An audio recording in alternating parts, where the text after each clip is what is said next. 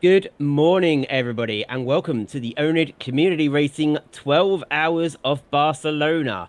Yes, we are in Barcelona, despite the weather that we've brought over from old Blighty. My name is Cammy Sturch, and I'm joined by Ben, who is working the cameras. You won't hear so much from him, Hello. but he is making this stream possible. He'll be here for the entire 12 hours.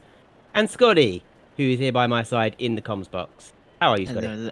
Hello, hello. Good morning, good morning. It is a very wet day here in Barcelona. We've got cool temperatures, 23 degrees on the track, but a lot of rain for everyone to deal with at the start of the race, and it's going to get heavier uh, getting into this race. Yeah, probably not what a lot of drivers were expecting. Most drivers do their practice in the dry, and given we're racing in Iberia, a nice dry region of the world, you'd think it would stay that way. So on pole, as we see, we've got Hanowitz in the 911, and it's been a while since I've seen a 911 on top. They're usually a bit slower down the straights, but the entire backside of Barcelona with the twists and turns why Formula One used to test here, probably suits the 911 very well. Alongside them is Belansky in the BMW number 81 in white and red. Then it is Ruot Sailanen in the Ferrari number 50, running the white sort of Chinese dragon red car. And in fourth place, it is Sakaski in the black and yellow BMW. In fifth place, it is Maya in the number 40 Audi just alongside Bakhtiar in the 404 Aston Martin. So good to see an Aston Martin up there. They're a comfortable car to drive, but I don't often see them beyond the midfield. Then it is Crowther and Swayze, two Ferraris in 7th and 8th, the 25 in sort of golf colours, and the 100 in a green, white, and black. Excuse me. Thorpe is in 9th in the first of the Lexuses in number 55 for Connexus Motorsports, alongside Blagov, the number 41. So what colour would you say that? A mauve Ferrari, a burgundy Ferrari? Yeah, Burgundy sounds about right. Then it is Waka in the first of the Lamborghinis. That could be the only Lamborghini in a sort of desert camo scheme with the Doge, the dog Dogecoin sort of Doge on the side. And it is Staples alongside them in 12th in the zebra sort of coloured Simhound Aston Martin, number 72. Then it is Bobar in the white Ferrari. When they're white, it always looks like they're a privateer team that just sort of, when a team's really running on a budget. Mhm. And then it is Moxo in 14th with a 5-second penalty already applied. So I don't know if something happened in qualifying there or Yeah, if they we've. had a couple of instances of impeding in qualifying. They got a warning for one, 5 seconds for the second, so they'll be looking to get a gap in the first stint. And it is second of the Whackers in 15th place, the second of the Camo Doge cars. Then it is Schlink, number 801 in the blue bathroom tiled BMW. Hearn, 17th in the Lexus 666 for oNiD Racing. And then it is Duarte in first of the Ford Mustangs that I've seen. It's been a while since I know it's been a while since I commentated, but first of the Mustangs. Number 95 in black and yellow. Then Cameron in dark red and black Ferrari. Wood in 20th in the number 51 BMW. Brown is 21st in the number 17 oNiD Racing Ferrari, alongside Fantozzi in the 777 BMW with a fantastic Liechtenstein sort of inspired livery there with sort of the comic dots, the half-tone dots. Barej is 23rd alongside them in the number 800 BMW. And then it is Sereski in the second of the Porsches. So we've got one on pole and then the other one not quite finding the car working for them, down in 24th place, number 22. Then it is Zombor in 25th in the white, black, and red trimmed Ferrari. And then Egger in 26th place in the M Sport colours, black with the light blue, dark blue, and red strip across. Bringing up our field for our 12-hour race today, and as you can see, race control just letting us know and letting all of us know the weather is wet as they head out. They are out on their parade lap at the moment, just trying to warm up their tyres. Are they going to have much luck in warming up their tyres, getting any pressure in these sort of conditions, Scotty? Well, it depends how they've set their pressures. As you can see in the top right, the weather is going to get a little heavier in 10 minutes, but will lighten off again in 30 minutes. So, do you go a little less pressure for the lighter parts, a little more for the heavier parts of the rain?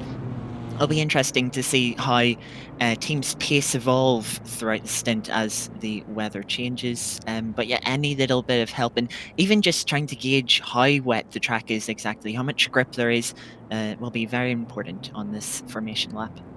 And it's always tricky when you're the lead car because you have to make a decision on where the braking point is. If you get through the corner successfully, it's quite easy for everybody to just do what you do, but you're the guinea pig out in front, as it were. But the As one benefit you have is you don't have the spray to contend with as it is really wet. You're going to see a lot of spray. When you're back in the pack, you're really going to be struggling to see the braking boards at turn one, for example. Let's hope everyone plays it safe so we can get a clean opening lap. Absolutely, it might do the drivers on the rear back couple of rows, might do them good just to hold back a little bit and just wait for. There could be some potential incidents ahead of them, and they could make up some places just keeping their nose clean as a Zombor almost coming together with a Porsche and BMW in front of them. We've already got cars going off the track trying to negotiate this tricky little chicane, but it looks like we're about to go green. The leader's coming up now to the line. Scotty, do you want to take us away? Yes, we have a car in pit lane, bit messy, coming up to the grid as everyone is bunching up. And we're green for the start already. A couple of cars in the grass. I think we might be having a restart. I seen someone noting that a setting was wrong. So I'm going to assume we're having a restart here with how messy it is at the back. So just give us a moment. And yes, we've lost connection to the server. We'll be having a restart start. So apologies for the delay. We'll hopefully be back up and away again shortly. Yeah, only looked like 7 cars got away there. Immediately, we saw 2 cars pull over to the left on the grass. It looked like a couple of cars didn't get away, and that caused a bit of a pile up with drivers behind having to take avoiding action and ending up on the grass themselves. And there was a spinner as well after some contact. Yes, So we're so I gonna can have, yeah, we're gonna have a few moments of inactivity as the server and everything is reset for a restart. So is there the possibility that the weather will change? absolutely. Server settings are variable, so we could see less rain, lighter conditions, which might help a bit at the start. But yeah, I mean, it's pretty much a fresh restart. We didn't really get going. No one got any practice, but yeah, hopefully we don't have to wait too long. And say 67 of you have joined just to watch that parade lap and 5 seconds of racing. Great to have you with us. We'll hope to get everything running again soon. Of course, if the weather does change, this means drivers will frantically be having to change their setups again and, well, revert back to what they know and love. I rather hope it does stay wet, actually, because I find the wet weather is always a great equalizer, and drivers in Mhm. cars that they're less familiar with or weaker cars for the conditions, or maybe cars with less top end speed like the 911 can shine a little bit. Yeah, it also gives drivers the opportunity to show how they can adapt to the conditions. Wet isn't just one condition, it's sort of constantly variable. You've got a range of grip that the track can have at any moment. And so the drivers are able to make use of the full grip that the track is offering at the time, have a lot of confidence in the track, and we'll start to shine over those that struggle a little bit, are a little bit timid in a way.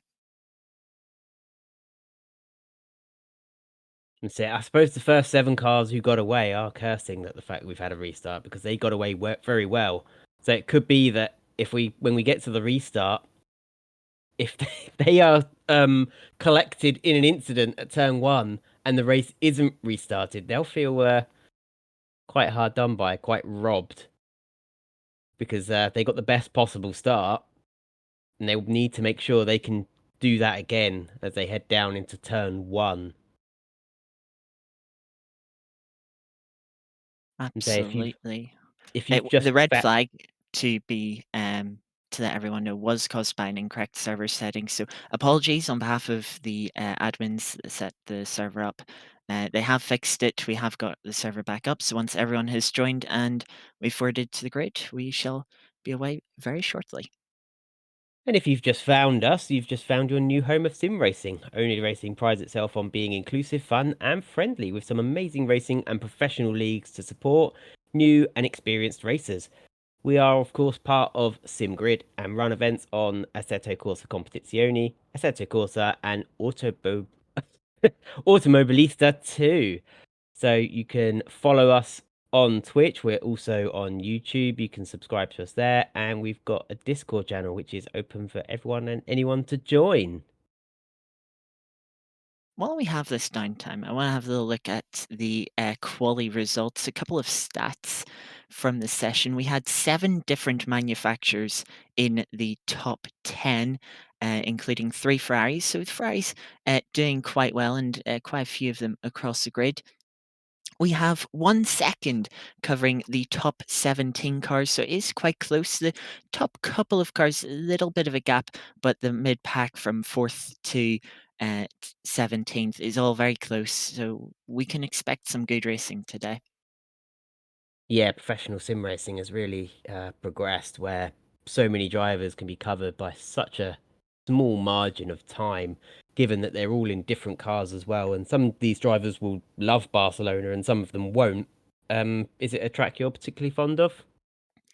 I wouldn't say there's ever a track I really hate, but Barcelona, definitely not one of my favorites. Of course, we've got the old chicane at the end of the lap and the old turn 10.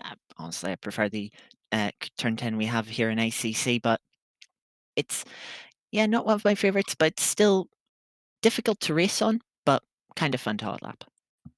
Yeah, I think some of these circuits on ACC are due for a bit of an update because Barcelona and Spa-Francorchamps are both circuits that have changed quite drastically with certain corners. With Spa-Francorchamps, they've completely remodeled Eau Rouge. They made the runoff area bigger, different grandstands, even some grandstands up over at La Source have long since been knocked down since they made it for ACC. And of course, the gravel traps around the circuit. Of course, gravel, a key big thing here in Barcelona as well. Quite a few corners where drivers can dip wheels into the gravel or run outside of track limits. Might see some drive-throughs over the course of this race.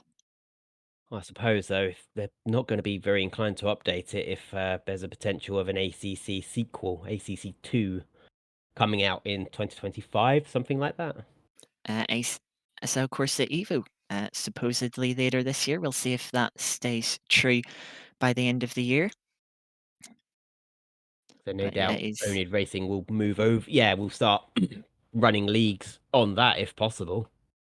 I did see a little bit of chatter as soon as the game is ready. I believe the plan is to get events up and running. Hopefully, it runs well. We'll see a little bit more variety in that game, much as we've seen with the original AC, of course.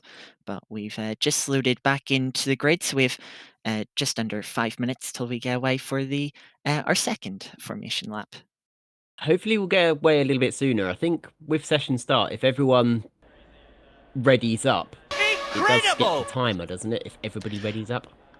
I don't think it does. I Does it don't not? think Am you I thinking can. of iRacing? You might be thinking of iRacing or Automobilista does that. It's a bit annoying in Automobilista because you're like, right, 20 seconds, then, oh, the final person readies up and you're going straight away. Um, so, yeah, we'll um, get going here in just over 4 minutes. Everyone just try and relax themselves again. Of course, things you can get a bit heated as you get up to start get maybe a bit nervous and anxious, especially in a tight track like Barcelona in those very wet conditions. As we've loaded back in, it is dry for our restart here, so a bit of adjusting for everyone. Yeah, no doubt this will be more of a comfort zone for people. They'll just revert back to setups that they've had for, long. They've had long held setups, tried and true. Whereas in the wet, it's always a bit more of a people just to sort of take a generic wet setup where they know they can handle the car. It's always a bit Mm. trickier handling a car in the wet, and some drivers can do it, and some of the fastest drivers you find suddenly get a bit swamped as they're not so used to it because most drivers do just practice in the dry, don't they? Yep, we're seeing confirmation there of the 5-second penalty from blocking in qualifying for the 921 down in 14th. Of course, it was wet for that sort of initial start, but we only seen what was going to be the first half an hour. The next 11 and a half hours, we have no idea what the weather was going to do. And it's the same again here. Dry for the start. It's going to be dry for at least 30 minutes, but we have no idea how that weather will change, how likely rain is to come. And if it does come, just how heavy, how quickly will it change? It'll be quite interesting to see. Yeah, as we see the 911 there come off the hydraulic jacks in a slightly comedical fashion. They really do bounce up and down quite drastically when they come off their jacks. In real life, it's a little bit more subtle than that. You've got a track temperature of 26, air temperature of 22, and the track condition is fast, so that should quickly get up to optimum conditions after a couple laps with this many cars on the circuit. Just over 2 minutes to go, and then we'll have one more warm-up lap, rolling start, and we'll be away. Just checking the chat, just people who had said black screen and Paja 81 hunger. I'm not sure I can understand what they're saying. While we wait for just over a minute now, something else I want to bring up, if the rain does come back, might get in a situation where we find ourselves with light rain. Tracks wet, too wet for dry tires, but not properly wet enough for wet tires. Of course, Barcelona, very technical track, does put quite a lot of heat and energy into the tires. If we get in that light rain situation, we'll definitely see wet tires overheating, and that'll be a real challenge for the drivers to try and manage the tires underneath them, as if they push too hard, they can wear the tires out too much and find themselves really struggling for pace in longer stints. Yeah, the rain can absolutely change the race because I think most drivers will change their tyres every other pit stop. They'll come into the pits, put as much fuel in the car as possible, but to save time, they'll try and make the tyres last two stints. But if it starts to rain, you'll have drivers who'll try to make the dry tyres last as long as possible, and some drivers who'll jump in the pits and get wets on straight away. And it throws out your strategy entirely, and you don't know what the weather's really going to do. We get an idea of it here, but you know, how long can you make dry tires last when it's just spitting? When will the spitting rain get harder? You just don't know, and Mm. it can throw the race wide open, get some unlikely competitors fighting for the win. As we just have about 15 seconds to go now, you can see some animated figures in the crowd really punching their fists quite aggressively, like they're trying to fling snot off the end of their hands. They're ready to get going as the formation lap begins here for the second time. You were talking about strategy. We should mention the stint timer for this race is 70 minutes, a little longer than the normal 65, which might make it a little bit more difficult to do a double stint on tires if you are going the full length. You'll only save with fuel about 7-8 seconds, and with Barcelona being that technical track, as I mentioned, the tire wear can be high. Putting the heavy fuel on a used tire tends to lose you quite a bit of time, by a second a lap maybe. So I doubt we'll see it. We maybe might see some teams, if they have to pit, they run out of stint timer 20 minutes before it starts to rain. We might see teams decide, yeah, we'll take a third of a tank and try and stretch the tires out to the rain, save themselves 20 seconds in the pit stop. They'll lose a bit of that time again, but overall, it'll be interesting to see how the strategies play out when the weather changes. Yeah, I am quite keen to see these overcast clouds actually develop into rain. I do love a wet race as we're watching Adrian lead the field now up towards the Repsol 180-degree right-hand curve. Nice and easy on this formation lap. At the end of this, they'll go back into a 2x2 formation for our rolling start as they come out the final corner. So they're working their way down towards Sayat. You can tell I've got the track map up with all the names, but it actually doesn't have the horrible little chicane at the end, which I really don't like. It doesn't suit F1 cars. It doesn't suit GT3 cars. I think it was only ideal for bikes, really, wasn't it? But the If bikes don't use it, do they? No, the bikes don't use it ever.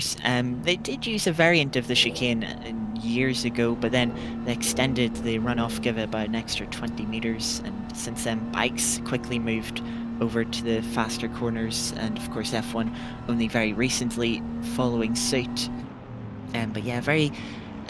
I would call it unnecessarily tight. I kind of get why, of course, to slow the corners down with the limited runoff, why they wanted it, but it was tighter than it needed to be. It really was. This is a bike TR. So I'm pretty sure that's the. Oh, I don't want to say Malaysia just in case it's not Malaysia, but Oman Racing with TF Sport, and I do wonder if that's an official link with TF Sport, who of course are a WEC team. We've got Crotha, SMTB Ferrari 296 GT3 in 7th place. And when these cars get up to speed, you'll see that windscreen wiper start to flap about a little bit in the wind. We're lining up 2 by 2 once more, so we look at the 777 Scuderia Fantozzi car with Bruno Fantozzi in the car at the moment.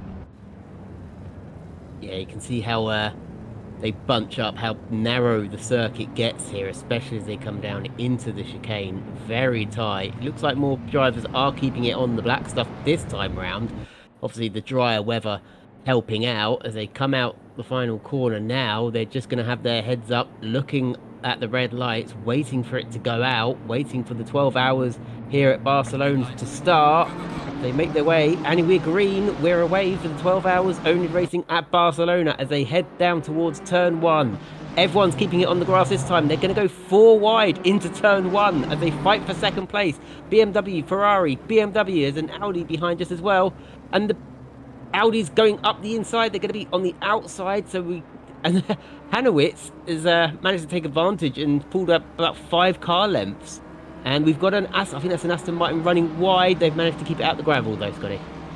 Yeah, the 81 BMW getting a very poor start from second place. They managed to hold on despite being 4 wide into turn 1 and have reclaimed second place. A little bit of chaos in the background. We've had a couple of cars spin, including the 51 BMW has dropped to the back of the field, but we're currently looking at the 55 car. Alex up into 4th place in the Lexus, making up 5 places off the start, and we have more chaos at turn 5. Yeah, we do. We've got one of the camouflage Doge cars, the BMW, that looked like it had come to a stop and everyone was having to go around it. Dave Woods I think that was a pit lane starter, and they're just coming back. And they will make up some places. They will make up some places as there was a bit of a pile up at turn 5. We will get a replay to you as soon as we can, and it just takes the system a little bit while to queue those up. But Hanowitz leading at the moment. They pulled out a gap as they're all fighting for second place as they come into the chicane for the first time under race conditions. Nice and clean there. Pierre Meyer in the D83 sports car for Audi. And Hanowitz sets fastest lap, comes across to complete lap 1 of... Well, how many laps are we going to get completed in 12 hours? It's going to be quite a few. The 911 already starting to pull out a gap a second to the cars behind. The 801's putting a bit of pressure on the 30 Ferrari as they come down to turn 1, but he isn't quite close enough to make a move. It is difficult to make a move around here as everyone's just starting to sell into the rhythm. We have a replay of the start. That's the 22 Porsche in the background has got a hit in the rear end. As we come through turn 3 now, 2 BMWs again very close. They tag each other, start spinning across the field. Well avoided initially, start spinning across the track. Well avoided once again by everyone as we come into turn 4. Replay will cut, but yeah, a couple of BMWs. That must have been the 667 and the 51 getting together as their last and second to last at the moment. Well, they've got a long time to make up those places again. I'd say it's a marathon, not a sprint, as we follow Dave Zarecki for off-pace racing. in the second of the Porsche 911s, running in 21st place, getting very close to the back of the BMW of Badej. And I wonder if we're going to see a move anytime soon, or whether they're happy to just follow suit. And always having a look down into the into Lacosia, the tightest left-hander on the circuit, as we jump forward to the top three, and the gap to the lead has really come down. It has come down a bit. Just to cover off another couple of cars that got caught up in lap one, the 224 Lamborghinis down in 24th place. They started 11th. And the 404 Aston is down to 25th. They started P6. So didn't quite see what happened to them off the start. Maybe they got caught up in a T5 incident. But yes, per starts for them. A couple of cars have made good ground. As I mentioned, the 55 Lexus up to 4th from 9th. The 777 BMW is up to 14th. They started 23rd. And the 28 BMW that started last on the grid is up to 19th. So it's all about keeping your nose clean in endurance races. It's so easy to just go in a bit hot-headed, take a little bit of damage on your splitter, front of the car, lose downforce, lose confidence in the corners, and then that's plaguing you until your first pit stop. And then it adds a lot of time onto your pit stop as well. So keeping the car in good condition is half the battle of an endurance race. And if you can keep your head whilst everyone around you is losing theirs, then you inevitably make up places. As we're on board with German now in 3rd place in the Audi, with the fastest lap of the race so far, closing down Hanowitz and Belansky. So he can absolutely, he's got a great chance of a victory, the D83 Motorsport team. And they'd be hoping for some clear track in front of them soon. But they definitely seem like the fastest car on the track at the moment. We've got to remember, of course, every team here has at least 2 up to 4 drivers in their field. We don't know how balanced they are on pace, so they might have faster drivers in at the moment trying to make places, to then later put in slower drivers that will be trying to hold on as they all come across the line now. Very even on the lap times. But the 40 Audi still holding on to the fastest lap of 44.9 in the second lap of the race. You see all the cars really move over onto the AstroTurf as they go to turn 1, just to open up that corner as much as possible. And that's something I learned from racing at oNiD Racing, because if I was just practicing on my own, I wouldn't have thought that I could use that much of the runoff.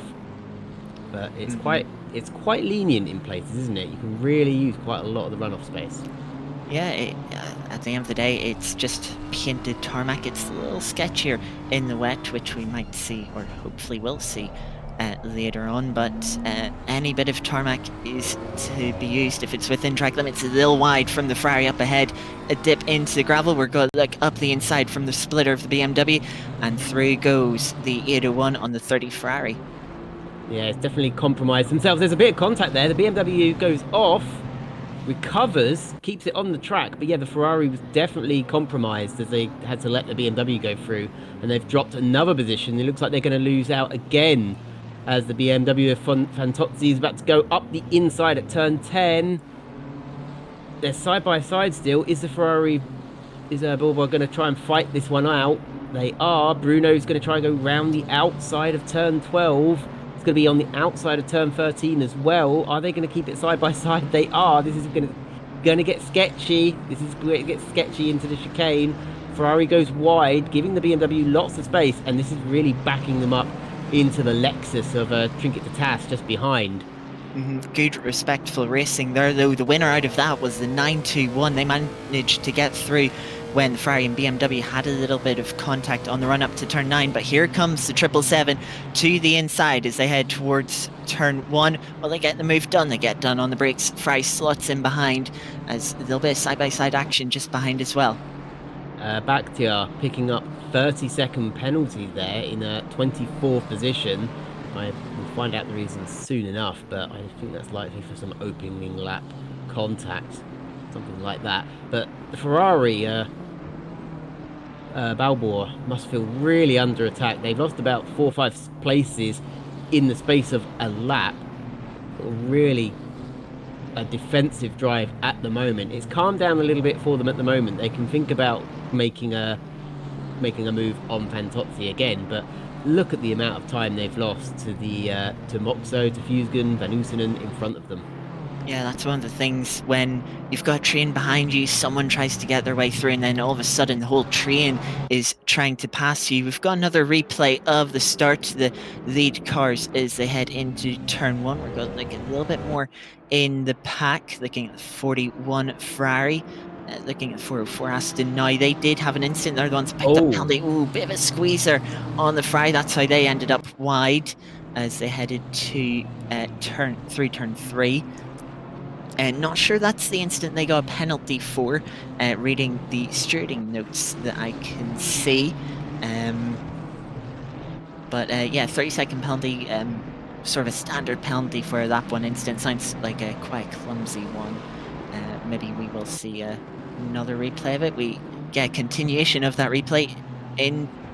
Oh, sorry, this is a different one with the 404. I think it's they're fighting the BMW. BMW having a look up the inside, tries to send it, but that's quite a messy move. They weren't really quite far enough alongside. The Aston tried to turn in, and yeah, a bit more clumsy contact through turn 5.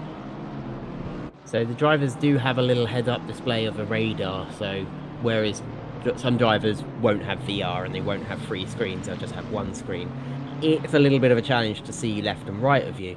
So ACC does give you, as you all know, I'm sure, the little radar, and some drivers do need to make sure they check up on that just to make sure when there's a car next to them. And Alex Shahabi is up in third place in the Lexus, really climbing up the ranks, up the positions, having recently made a move on Ruud Salainen, and now gunning down Belansky.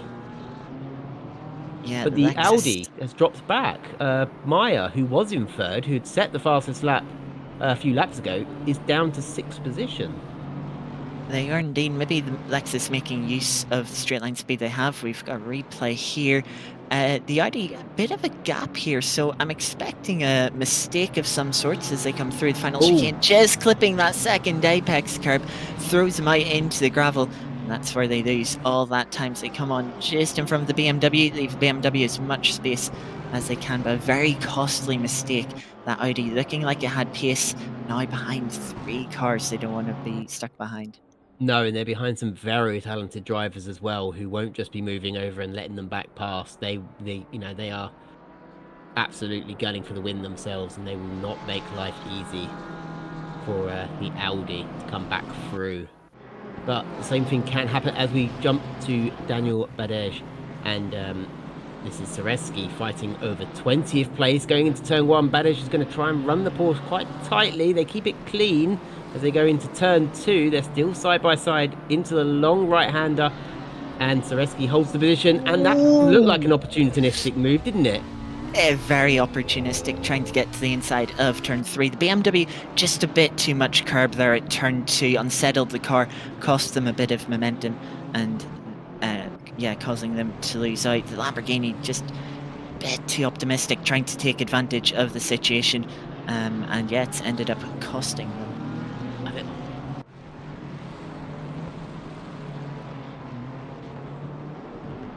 A skateboarder grinding, your wheels are slightly off the ground as the car just grounds out on the curb. You've got no control. But I can see what they were trying to do if the curb was a bit flatter, or if it was just a bit of flat runoff space, a bit of coloured tarmac. They could have made that work. As Patrick Swayze, not that one, is off the track, rejoining. They've dropped from, what it's saying, 13th, 14th, now down 16th. We'll see what happens. This is down into turn 10. A little tag from the 41 Ferrari, gets spun in the middle of the track, well avoided from everyone, and they get out of the way as quickly as possible. Clever use of using the smoothest tarmac available to rejoin the circuit, try to keep the tyres as clean as possible. Yeah, it has dropped them back a little bit. We look back at the 40 ID after that mistake, trying to make progress. Leading this train, the 55 Lexus. Looking at the stats, the 50 Ferrari does look like it might have a bit more pace than the Lexus, but it's really struggling in how it makes that pace. The Lexus has the highest top speed of everyone in this group of cars on the speed trap, 271 kilometers an hour. Ferrari only 267, possibly explaining how the Lexus got by in the first place. But yeah, the Lexus slightly holding this train up, 2 seconds separating second to third now. Scotty, is the Lexus still one of Ben's favourite cars to drive? Hell, Oh, if yep, absolutely. Hearing my ears, absolutely. Hell yeah. As we see, a 10-second time penalty for car 51 for that dive bomb that we seen a replay of a few minutes ago. We continue to watch this battle. The Audi getting a little deep on the brakes, had to pull out to avoid making contact with BMW. A little bit of wheel spin too out of the turn 10 hairpin. You can see pushing hard to try and reclaim that ground that they lost. so, what is the Lexus like through the corners for those who don't drive the Lexus? I would love to tell you, but I've I can tell actually you. Here never you go. driven I'm it. here. So Hello, hello. Can hello, everyone hear Ben. them? Morning. Bulky. Let's say bulky. It's not going to be great in the fast stuff, but it should be pretty handy in the slower stuff, and pretty sprightly down the straight as well. So, Alex will be able to defend down the straight pretty well as long as he gets to run out the chicane. But it'll be in the fast stuff that Ferrari's probably going to have the edge. Yeah, you could see down the start-finish straight, the Lexus just pulling out a little bit of a gap despite giving off the slipstream to the Ferrari. As we're getting into the 15-minute mark into the race, everyone has sort of settled down on the most part. Look at the 801 BMW trying to close up to the back of the 41 Ferrari for P9.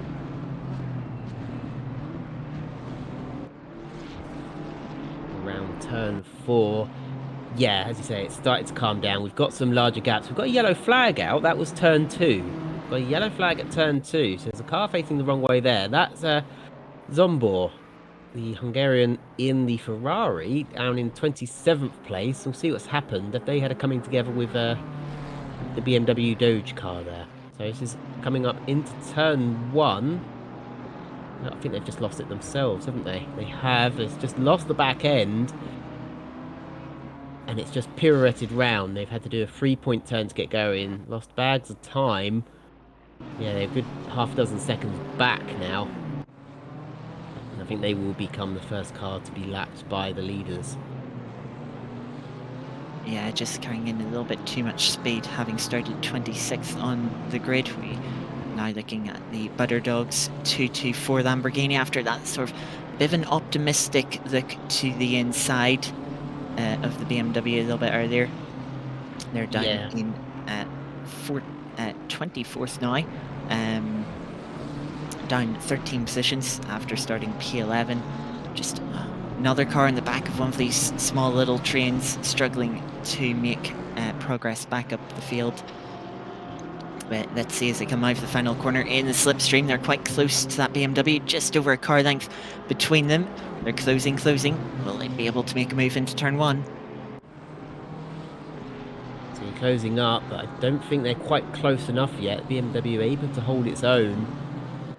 Maybe went a little bit deep into the corner. Lamborghini's closed right up now, almost going up the back of the BMW, and it's just trying to find a different line through turn 3. It's taking a slightly tighter line. It might be going for it into turn 4. Is it alongside? It's maybe got its front wheel alongside the back wheel. It's going up the inside, up on the curb again, and makes contact and spins the BMW. So that's wood spun out. Scotty, what do we think of that? Desperate move. You were right. The BMW a little deep into turn 1, tight on turn 2. And from there, the Lamborghini just trying to use that advantage it had of the line to get a run. It was just not quite alongside. Tried to have a look into turn 4, but ultimately, in getting alongside, had to come off the brakes and was running too much speed into the corner. Yeah, very clumsy move, and I will definitely expect a penalty for them from the stewards. Especially as that's the second overtake attempt that driver's made, and it's come off just as clumsily.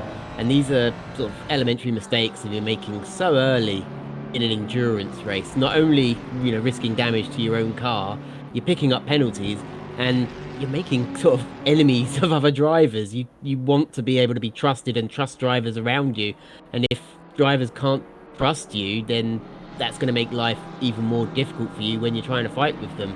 It's always preferential when you can have a great battle because you trust those you're racing alongside with. As we're watching Pete Ruotsalainen behind Alex Shahabi and in front of Maya, we jump into Blagov at the moment. We've got the group of 4 here with Blagov in the middle, and yeah, car 41 picking up a 10-second penalty. Yeah, you're not going to win this race being aggressive like that, because you'll just get caught up in little instance like that, lose a lot of time, not just from the incident itself, but having to repair damage in any penalties. You get a dive there from the Ferrari on the 41 Ferrari, as the BMW 801 trying to take advantage as well, and both of them getting past. I believe the 25 Ferrari is the one dropping down the order there. It is indeed. It looked like quite a neat little dive bomb, but I have a feeling they were helped by the fact that Crowther was sort of what's the word I want? Worked with them. You know, they sort of jumped out the way when they saw the dive bomb coming, and I think if they didn't and they just held their line, they would have been spun round and it would have been another clumsy overtake. And it's maybe sort of harking back to like Verstappen at Hungaroring. You need the driver you're overtaking to work with you, and if they keep taking the corner, then there's going to be contact. It's a frustrating situation to be when you're the driver on the outside. Someone's having this opportunistic lunge on you. You want to turn in because they're not really there, but you know if you do, you're just going to get spun round. It's going to be an awful time. Really awkward situation to be in. Yeah, the onus seems to become the onus becomes on the driver defending to not have an incident, whereas it feels like the car behind can just keep dive bombing and, well, you didn't jump out of my way. But obviously racing can't always be like that.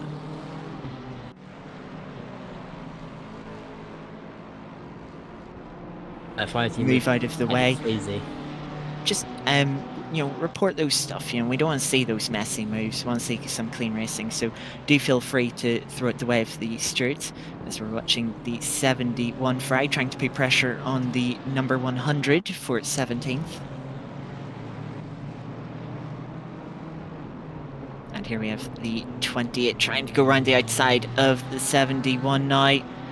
Try and go a long way around. It's too long though, looking to the inside a little bit, but they're not going to be close enough into turns 7 and 8. Just trying to take a little bit of a different line to get a run. They've just dropped back slightly in the end. Yeah, but you can't think of the drivers around you as sort of your direct competitors, your direct rivals, like you would in a short-term race, because in 12 hours' time, you might not even be fighting with those cars. As Crowther's got a bit of a happy tail end there, had a bit of a slide, was managed to hold it, but has definitely lost some time, and that's allowing Moxo, who's got a 5-second penalty hanging over them, which is the smallest penalty of those who have one at the moment. Crowther running a little bit wide. There's an apex there somewhere, and I think Moxo could have the run here. Gets the slipstream. They're in identical cars though. They're not really gaining on them, are they? They're closing up slightly as we get towards the end of the straight. The Ferraris just go a slightly defensive line to the inside for the 921. They'll get alongside. The 25 has no choice but to leave them space. 921 returns favour through turn 2, but will carry the momentum out of turn 2. And the BMW having a look on the 25, nearly getting into the rear bumper. But a good move from the 921. Gets them a bit of free air that they'll be looking to utilise as the BMW tries to follow them through as well. This is where we've seen clumsy moves before, where somebody just tries to follow through where the car passed in front. Fantozzi's going to try around the outside. That's never going to work. Never going to work around turn 6. It's actually going to leave them vulnerable to the 30, but they ran a little bit wide through turn 7, and yeah, don't get the move off. And the 30 was the Ferrari half a dozen laps ago, who was absolutely on the defensive and was fighting with the red Ferrari of Blagov just up ahead. So they've sort of managed to plug that leak of positions, and now they are back on the aggressive side with Fantozzi ahead, as Ben's going to line up a replay for us. This is going to be the number 50 Ferrari battling the Lexus for P3, looking to the outside of the turn 10 hairpin, trying to perform a cutback, get to what will be the inside of turn 11, then into turn 12. Oh, just a bit of side-by-side contact as they bounce off the turn 11 curb, and that'll put them to the back of this 4-car train for P3. Next up is the 40 Audi. They've got to pass the 922 BMW, and will be looking to reclaim that P3 they had before that mistake at the final chicane a few laps ago. What do you think? Racing incident there? Because I don't think it was. I mean, Yeah. a racing incident doesn't come down to whether there was intent or not, but I don't think they turned into the Ferrari. They were just trying to take their corner, and it was just two trajectories that were going to meet. Yeah, the Lexus left them the space. The Ferrari went over the curb, just bounced out a little bit. It's unfortunate racing instant as we see a battle here. Mustang trying to get past another Lexus down the field as we see a 10-second time penalty for car 224 from lap 10.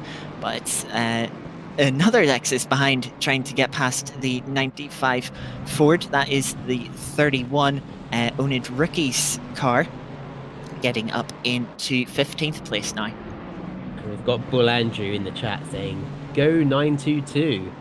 And that is Sakexi in 5th place in the BMW. Here we are, mate Sakexi. I'm not sure on the pronunciation, my apologies. Shakachi, maybe.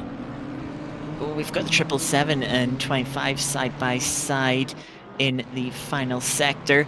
777 trying to go for a move for P11, hasn't quite pulled it off, but as they run into chicane, making sure not to run into the back of the Ferrari, very easily done with how slow the chicane is. But as they come around the final corner, they'll be in the slipstream. They might be able to make a move. The BMW significantly faster than the Ferrari in the speed trap, so we'll see them closing here as we get to turn 1. Any defense from Ferrari, it moves to the middle of the track. BMW still takes the inside. Back to the racing line. Who's in front? BMW slightly in front. Ferrari's trying to carry the momentum. A little bit of wheel-to-wheel contact. Ferrari just too tight on the turn 2 curb. Has to concede. 777 up to P11 now. It's a good move, a textbook move into turn 1, and it's still kicking off behind as well, as we've got the Lexus and the Ferrari banging wheels together as they go round the long right-hander at turn 4. And this is Trinket to Tass. He's got the move done, but they're coming under attack again from the white Ferrari. Almost contact there again. It makes me nervous just seeing these noses being poked into the little gaps up the inside.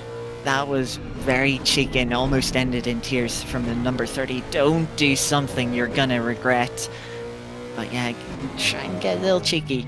Won't get past the Lexus this time as they head through turn 9. Lexus starting to use its straight line speed to open a little bit of breathing space out. Yeah, that's the case for Alex Shahabi especially. As Trinket has got a little bit squirrely there, and the white Ferrari of Bubble is going to come back at him. As they go into turn 12, the Ferrari's going to be on the outside. I don't think that's ever going to work. You're going to run out of space. And their cars all look like they're getting a little bit squirrely. They're either pushing very hard, but the track is dry and optimum, so there shouldn't be a lack of grip out there. I wonder if some cars just aren't running enough rear downforce, just in that hope of maybe carrying a bit more speed down the straights. Maybe also pushing a little bit too hard, overheating the tyres slightly at this phase of the race. As we cut to P3, the number 40 Audi has got past the 55 Lexus. So they'll be looking to catch up to the top 2 as they were doing before that mistake. But if we want to cut back to the 31 Lexus, has just had a dive on the 30 Ferrari, got themselves back up to 14th place. Let's head through turn 13. The Ferrari trying to come back for them. We just see a replay of the Lexus completing that move into turn 1. But this battle certainly won't be over. The Ferrari trying to come back through turn 4 now. Ferrari just trying to get a bit of clean air over their car for the downforce. Into turn 5, any defense from the Lexus? No, they just hold their line, having confidence in the white Ferrari. And the Ferrari will have to try another time to get past the Lexus, or is even coming under pressure from the Ford behind now. Yeah, I think the Romain Barbour of Raptor Virtual Racing they're slowly losing places, but they are making it difficult. But I have a feeling they're overdriving the Ferrari a little. So we've seen them getting a little bit squirrely with the back end, as you said, possibly overheating the rear tyres. You know, they were up with Blagov and Fusgen and Moxo and Fantozzi, but now they're down in 15th place. Duarte in the Ford is the next to sort of think about lining up a move on Roman. And I just wonder if Roman just needs to calm it a little bit, just get the tyres back into their optimum pressures and operating temperatures. And it's picking your battles. And unfortunately, I don't know if Roman has got the pace to keep with these drivers ahead of him now. I'm already picking up a theme for this race from the Ferraris. Talking about how cars make up lap time in different ways. The Ferrari making it up in the corners, losing the time down the straights. The speed trap, 267 for the 30 Ferrari. The car in front and behind them, the Lexus and Ford, 274. That's 7 kilometers an hour their rivals have on them. As we see the 25 Ferrari running out wide and losing a place there to the Lexus. 7 kilometers an hour. It's about 4 or 5 miles an hour for our American and British listeners and viewers in Old English. We ride on, well, watching back from Nick Mander's oNiD Simhound rookies, looking at the Ferraris of Protha and Barbour. We can just see in the background there the Ford having a look to the inside of the Ferrari. Ferrari running in a little bit deep from the aggression that the Ford was showing. They get through cleanly, Ford not making up the place. But as they head through turn 9, Ford's just dropped back again through the higher speed corners. They'll be looking to try and see if they can close up at all in the final sector. It'll be difficult in that Ford, but if they can get close enough, we know they have that straight line speed to make an easy move into turn 1.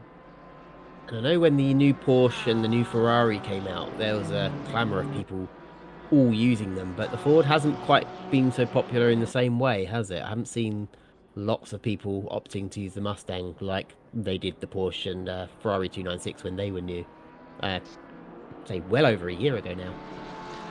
Yeah, the Ford is definitely a unique car. It is one of those cars that doesn't quite have the handling of the popular cars that we see in ACC. It does have the straight line speed, so maybe that speaks to why some people don't find it as their favorite. Of course, with the raceability it has with that top speed, maybe its ultimate pace is just a slight bit slower than the other cars up and down the grid. This is Daniel Blagov chasing down, well, looking for a way past the monotoned Aston Martin of Van Oostenen just in front of them. And then once they're past the Aston Martin, it is a 9.6 second gap up towards Ruotsalainen in the number 50 Ferrari. So there's quite a sizable gap growing from the top 6 to those behind. And we've 17 laps completed so far, just over half an hour in of this 12-hour endurance race at Barcelona, as we're jumping to Butterdogs and Eggy Racing BMW side by side through the chicane. And that looks like a clean... Was that a clean move from Butterdogs, or are Butterdogs on the defence? I think they're on the defence. The 28 obviously started last on the grid. They're trying to make up places. They're already up at 9 places, I think. As we head into the final sector, they're pushing on a bit, but yeah, weren't quite able. Sorry, I think that was the 224. They had that spin earlier on in the race, going for a couple of ambitious moves. So yeah, might have been them trying to get back through, which they've done so successfully. This is Romain Bourbour again. Again, we still got that Mustang right behind him. The Mustang looks closer now than it was before. Gaining. Barbour's starting to think about moving over to the right for a defence. Daniel goes right, and I think this is going to be... No, the Ferrari's going to really try and hold on to this. Goes deeper into the corner. I thought I saw a little bit of contact there, but Barbour stays ahead for another lap. I'm surprised the Ford wasn't able to get further alongside on the straight with the straight line speed that they have. Of course, just too far back, and with the sort of extra grip that the Ferrari has, they just had the confidence that they'd be able to hold on to that position through turns 1 and 2. But Ford, being cautiously, they know this is a long race and they don't want to get involved in an incident. As we see, the 224's a penalty has been reviewed, but the penalty has been upheld. That won't be what Portugal wants to hear at all. And this is Trinket Tash and Moxo. Lexus versus Ferrari. Moxo with the 5-second penalty for blocking in qualifying. They will serve all these penalties in their first round of pit stops. It will be added. The car will be stationary for the amount of time stated in the little red tabs. But when we expect to see the first pit stops, I suppose in about 20 minutes time. First pit stops, well, as mentioned, we have a 70-minute stint timer. We're only about halfway into that, so still a long way to go if drivers want to utilise the full extent of the available stint timer. Oh, we've got a car heading into the pits there. That is Moxo heading into the pits now. So I've got a crystal ball. They're heading into the pits on this lap. So they hit the speed limiter. That's the slowest we've seen a Ferrari going for a while now. Into their pit box, which looks like it's one of the first ones available. And we'll see if this is David just needing to get out the car for a while. Meanwhile, on track, the 95 Ford has got past the 25 Ferrari into turn 1. Using that overspeed, as we see, the number 40 Audi has caught up to P2, utilising that pace that they've shown with the fastest lap. To get you that lap, it's at 44.8. They gained 0.6 of a second on the BMW last time around. So they'll be looking to make a move down the main straight maybe in the coming lap. Yeah, that Audi's looking very racy. It's very late on the brakes. Into the hairpin. That was from a long way back. I wouldn't have called it a dive bomb, but it was from quite a long way back. Don't think the BMW of Belansky expected it at all. I hope we get a replay of that. Maybe like an aerial shot just to see how far back that was. But Pierre Meyer up into second position with a fantastic move into turn 10 and now sets off after the leader, the 911. Here we go. So there's a few car lengths back. Although, was the BMW anticipating it? Because they didn't really seem to ever turn in for the apex. I think they were maybe a little bit spooked that, yeah, this Audi's coming. I think they've seen it in the radar, and with the pace that the Audi is showing, they thought, not our fight. Let the Audi go. The Audi wants to chase the leader, the 911 Porsche, and they will see that. They'll know that Audi is coming. They better get a little bit of a move on. The gap to the lead, 2.8 seconds for that Audi. Showing their confidence, showing their determination. Clean, great move into turn 10. And this just shows the maturity of Belansky. They know which battles to pick. They know this is not our fight. For, it's lose the battle, but possibly to win the war. And so Meyer already has pulled out almost a second on Belansky in the BMW, but it just goes to show, yes, you've had to relinquish the position, but Belansky is very much still in the fight. The car absolutely undamaged, where you can imagine how much time they'd lose to Hanowitz had they started fighting over it and collecting each other. Absolutely. They're sort of trying to more secure third place than get caught in a battle for second that they're unlikely to win anyway and fall further down the pack. We're now looking at the 922 BMW, still stuck behind the 55 Lexus, holding on strong, which by itself isn't too slow. They're only 1.6 seconds behind the 81 BMW in front, so that Lexus doesn't have bad pace, but I think the drivers behind are maybe getting a little bit frustrated, feel like they have a little more to show, but that they're just not quite able to behind that Lexus. I'm just noticing as well, the white Ferrari has got back in front of the Ford Mustang, so that battle's not over yet. I believe I think that's the 25 Ferrari is still behind, but there's the second white Ferrari of the 30 conveniently next to each other on track, making things a little confusing. Oh, that could be what it is, yeah. If we've got two, yeah. Not ideal Paint for your us. cars, people. Even if it's a base in-game creation, anything will do. And if you need a livery, what better person to go to than Ben Brown B22R for all your livery needs. There you go, Ben. I advertised you. Now PayPal me that $5. As we watch Colin Cameron, this little gaggle of Edgar, Swayze, Cameron, and Zarecki. This is 17th, 18th, 19th, and 20th place. We have another taker to pit lane. The 17 oNiD Ricky's car has taken in. The 921 Ferrari, of course, had to serve that 5-second pit lane. They had a 39-second stop, so a little long, maybe a little bit of damage to repair, but probably looking to get a bit of clean air, try and use a bit of pace to make up some positions with sort of an undercut, getting fresh tires on the car. We'll see where they blend out as well with the 17 when everyone else makes their stops later on. Now, will Hanewitz in the lead be looking at the splits and feeling the pressure as Maya starts to close that gap? 2 seconds, now 1.8 seconds. Is this a bit of an alarm for Hanewitz to get a move on? Can they respond at all to this, or is that lead? Is the gap to the lead going to come down further and further as Alex goes a little bit deep into turn 1? Sakatsuki gets a slightly better line, closes up as they round the long right-hander. I mean, Alex Shahabi always seems to... They have a tradition of picking meme cars. Now, the Lexus isn't a meme car, but it's certainly not the easiest car out there. Yes, as Ben was mentioning earlier, it's not the greatest in the corners, which makes it a little harder to fight with.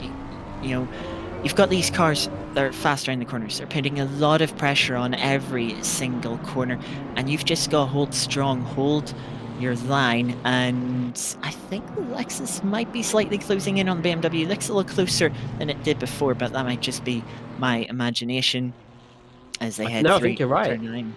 I think you're absolutely right, and Sakaxi's gonna see that, and either Sakaxi tries to fight with Shahabi, or like a good peloton, they just think, right, well, let's just follow Shahabi for now because we are making up ground on Belansky.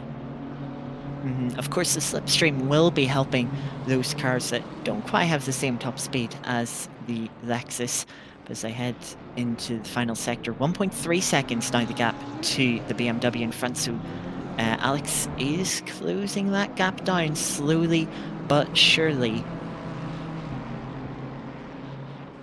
As I might have an answer for why that's happening. The previous lap was invalid for the 81. It was a 46, I think I saw just before it switched over.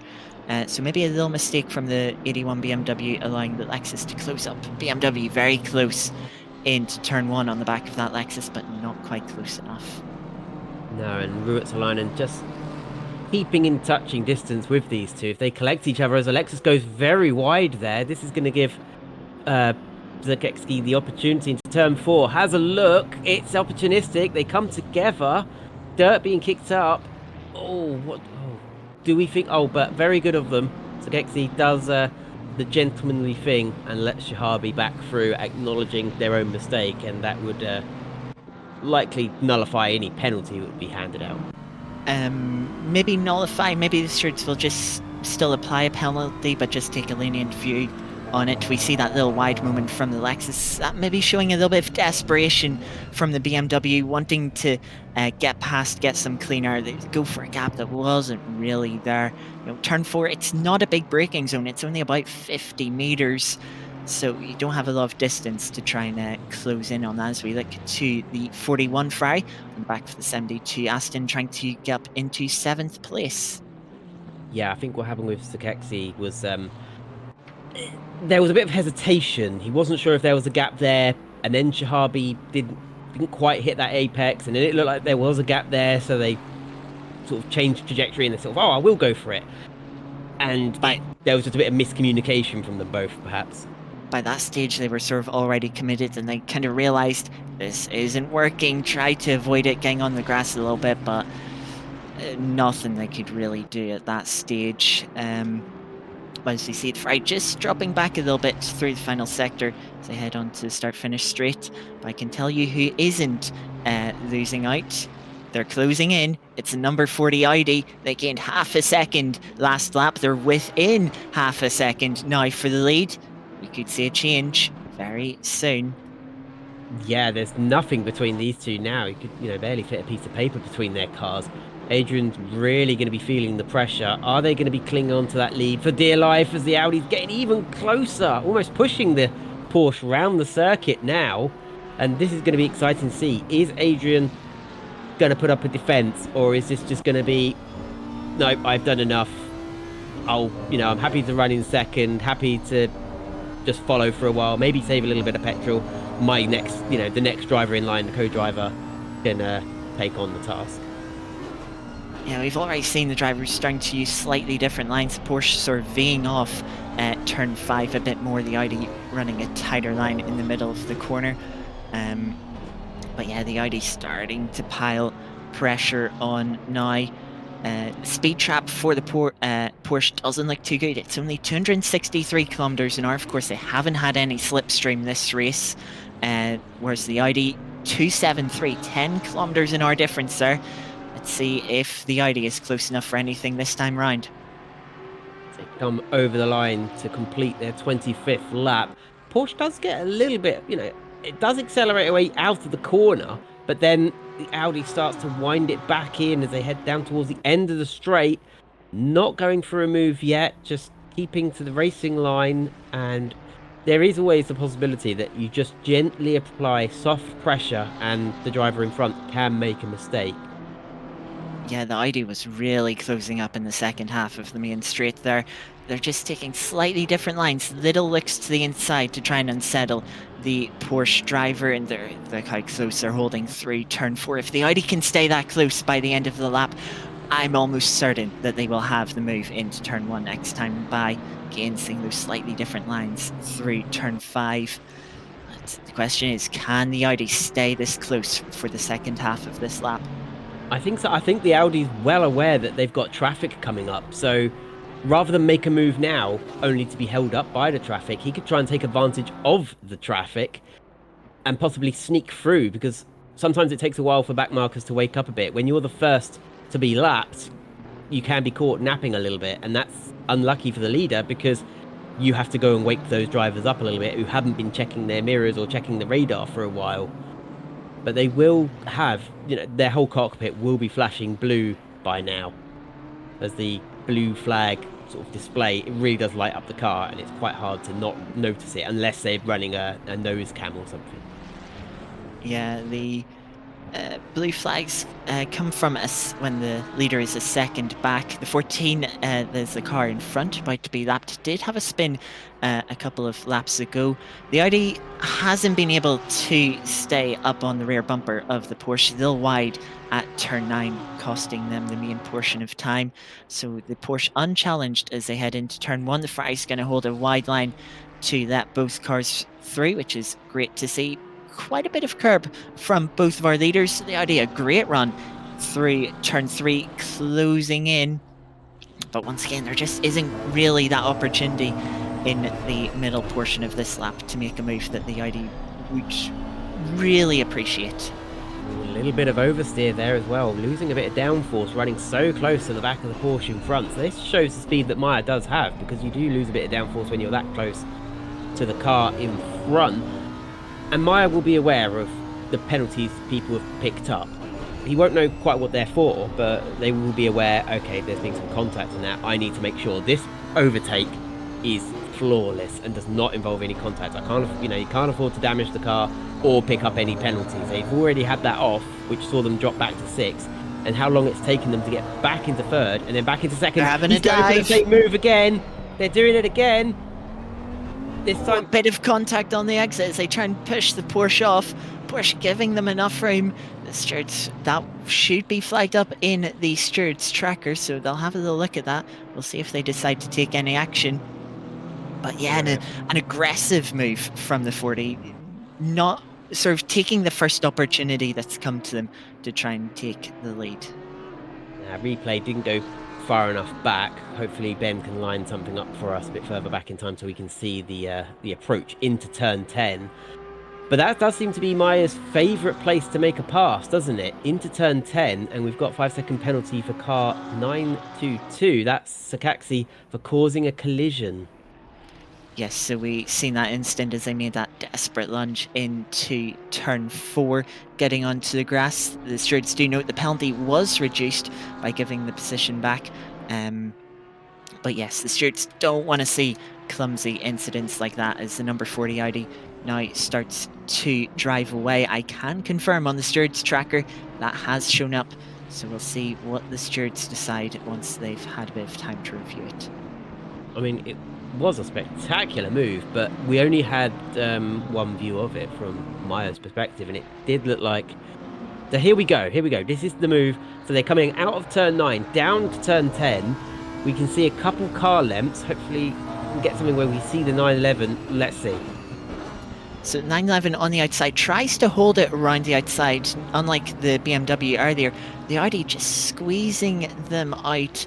It will all depend if the stewards see the Porsche being far enough alongside to be deserving of racing room on the exit. But yeah, that is their decision to make. A tough one. I'm glad I'm not the one making it.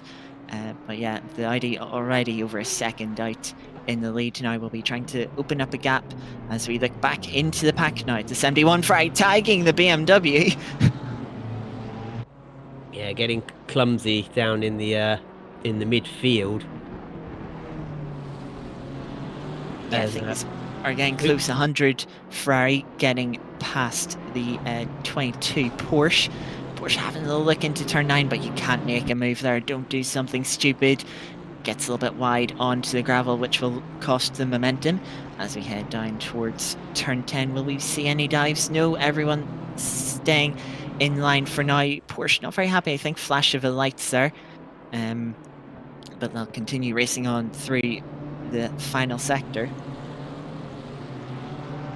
Yes, I think the lead for that change for the lead Audi will say, I got the move done. And the Porsche will be saying, hey, I was alongside, I was forced off the track. And Serezzi going for a yeah, Ben, we just heard Ben exclaim loudly. I just looked away when that happened, so I didn't quite see it, but have you ever seen Forza? Have you ever watched Forza Motorsport multiplayer? I have played private multiplayer, but yeah, I've seen the clips. So it does. Here's a replay of it, and it will put you. Just think, you're in a Forza lobby. Bang. In fairness, you could see the Porsche setting that move up through the right-hander of turn 13, carrying more speed, running out wider on the exit to try and get the inside for the chicane. Then they committed to a move. I'm not quite sure the Ferrari left them the space or if they just turned in as if they weren't there. So yeah, a bit of a clumsy incident, that one. And I have just had a little look to the stewarding sheet. News is coming. Is this news on our leaders? There may or may not be a penalty coming for the leader soon. I'll let it pop up before we confirm that. But yeah, here we see the 14 Ferrari currently holding off P26. Not last yet, but still yet to make a first pit stop. That's damning with fine praise. Not last yet. Like they're going to be. Well, the car behind them, the 17 Ferrari, has made a pit stop, so we'll likely see them jump in front at the next sequence of pit stops. I do like that there's a member of the crowd there just waving a purple flag. It doesn't have a brand name on it. It doesn't have nationality on it. It's just a purple flag. I just imagine turning up to a motorsport event with just a plain purple flag. Look, there's a plain green one. That's confusing for any fans just waving a red flag. That's got to confuse the drivers. And just to quickly cover off, there is the penalty, 5 seconds for our new leader, the number 40 Audi, for forcing a car off the track. The stewards deemed that the Porsche was deserving of space. As we see here, side by side into turn 1, the 404 Aston fighting the 800 BMW for 20th place, with that 404 carrying a 30-second time penalty from causing an incident on lap 1. Let's see, this might be devastating, but we had more viewers when we had a black screen. People don't know what they're missing out on. We that black screen was more exciting. What more do you people want from us? 60 of you watching though, thank you very much for joining. If you just joined us, we are 53 minutes into a 12-hour race at Barcelona. oNiD Racing Community Racing. We're on Twitch Live. If you haven't followed, follow us now. We've also got Discord you can join. You can follow us on Twitter or X, whatever it's called now. And you can join us on our Discord channel, and you can subscribe on YouTube. Yeah, so we just seen in the background while you were going through that, the 51 BMW getting in front of the 404 Aston. As we watch the 50 Ferrari trying to chase down the 81 BMW now. The BMW lost second to the Audi a while ago, and now the podium is being threatened from the 50 Audi. Having a look as they head in towards turn 7. Of course, very difficult to make a move this section of the track. But as we know, the Ferrari struggles for straight line speed a bit. It'll be difficult for them to make a move here. Will be as they head down towards turn 10, Maya's favourite overtaking spot. Haven't seen anybody else making dive bombs down into turn 10. As spectacular as it was, haven't seen anyone else doing it. As they come up towards turns 11 and 12, very difficult place to overtake here. But the Ferrari just trying to sort of... what you're trying to do here is just stay close. Oh, he's having a look, just trying to frighten them in the mirrors, but you just need to stick close through the chicane, get a good exit out of 15 and 16 to line yourself up for an overtake into turn 1. Ferrari, it's close enough. Can it carry the speed through the final corner is the question. It looks like they can. There are a couple of car lengths back in the slipstream. Will they close up? BMW moving towards the middle of the track early, quite early on. Moves back to the outside. They don't think Ferrari's quite close enough, and that proves to be the case as they break for turn 1. Ferrari still a car length back, closing in through turn 1 though. They will have to maybe get a bit aggressive to try and make a move here if that's what they want to do. Yeah, they did move over quite early, didn't they? Because, of course, you can only make one defensive manoeuvre. You can only move over once and move back across once. Otherwise, it's deemed that you're zigzagging, which isn't really allowed. But that was quite an early... quite early down the straight, they decided, I don't need to defend this. And yeah, it's important to know when you need to defend and when not to. Because if you go in corners defending thin air, then you're just compromising your corner, compromising your speed, and allowing your rivals to close up even more. Yeah, the BMW did correctly realise Ferrari wasn't quite close enough, took back to the racing line in the braking zone, but maybe just a sign that the BMW is feeling some pressure from the Ferrari. Moving out early, probably to break the toe a little bit, try and see how much the Ferrari wants to make a move, how much they want the position. But yeah, the Ferrari will have to keep piling on the pressure. They do have a slight straight line speed deficit. It's 1 kilometer an hour according to the speed trap data, that I have here. But yeah, we'll have to keep an eye on this one. Very much a circuit that seems to be suiting the mid-engined cars, those with the engine in the front. Are they suffering a little bit from oversteer with that heavy front end a little bit, as we've got a replay lined up? So we can see here Ferrari going to the inside of BMW into turn 1. This is the 100. The 800 leaving them space on the inside of turn 1. A little bit of door-to-door contact through turn 2. But this looks like a clean move so far from the... is that the 22 on the... the 100 on the 800. So yeah, clean move there. But yeah, I've also just seen that there is a penalty to be given to the 22 for contact with the 100. So yes, a good move there from the number 100. It was. We're still watching. This is the battle for 4th place. Pete Ruotsalainen defending 4th. They were in the podium positions. They dropped out of that when Maya stormed on through. Now defending again, Takashi and Shahabi. Shahabi running...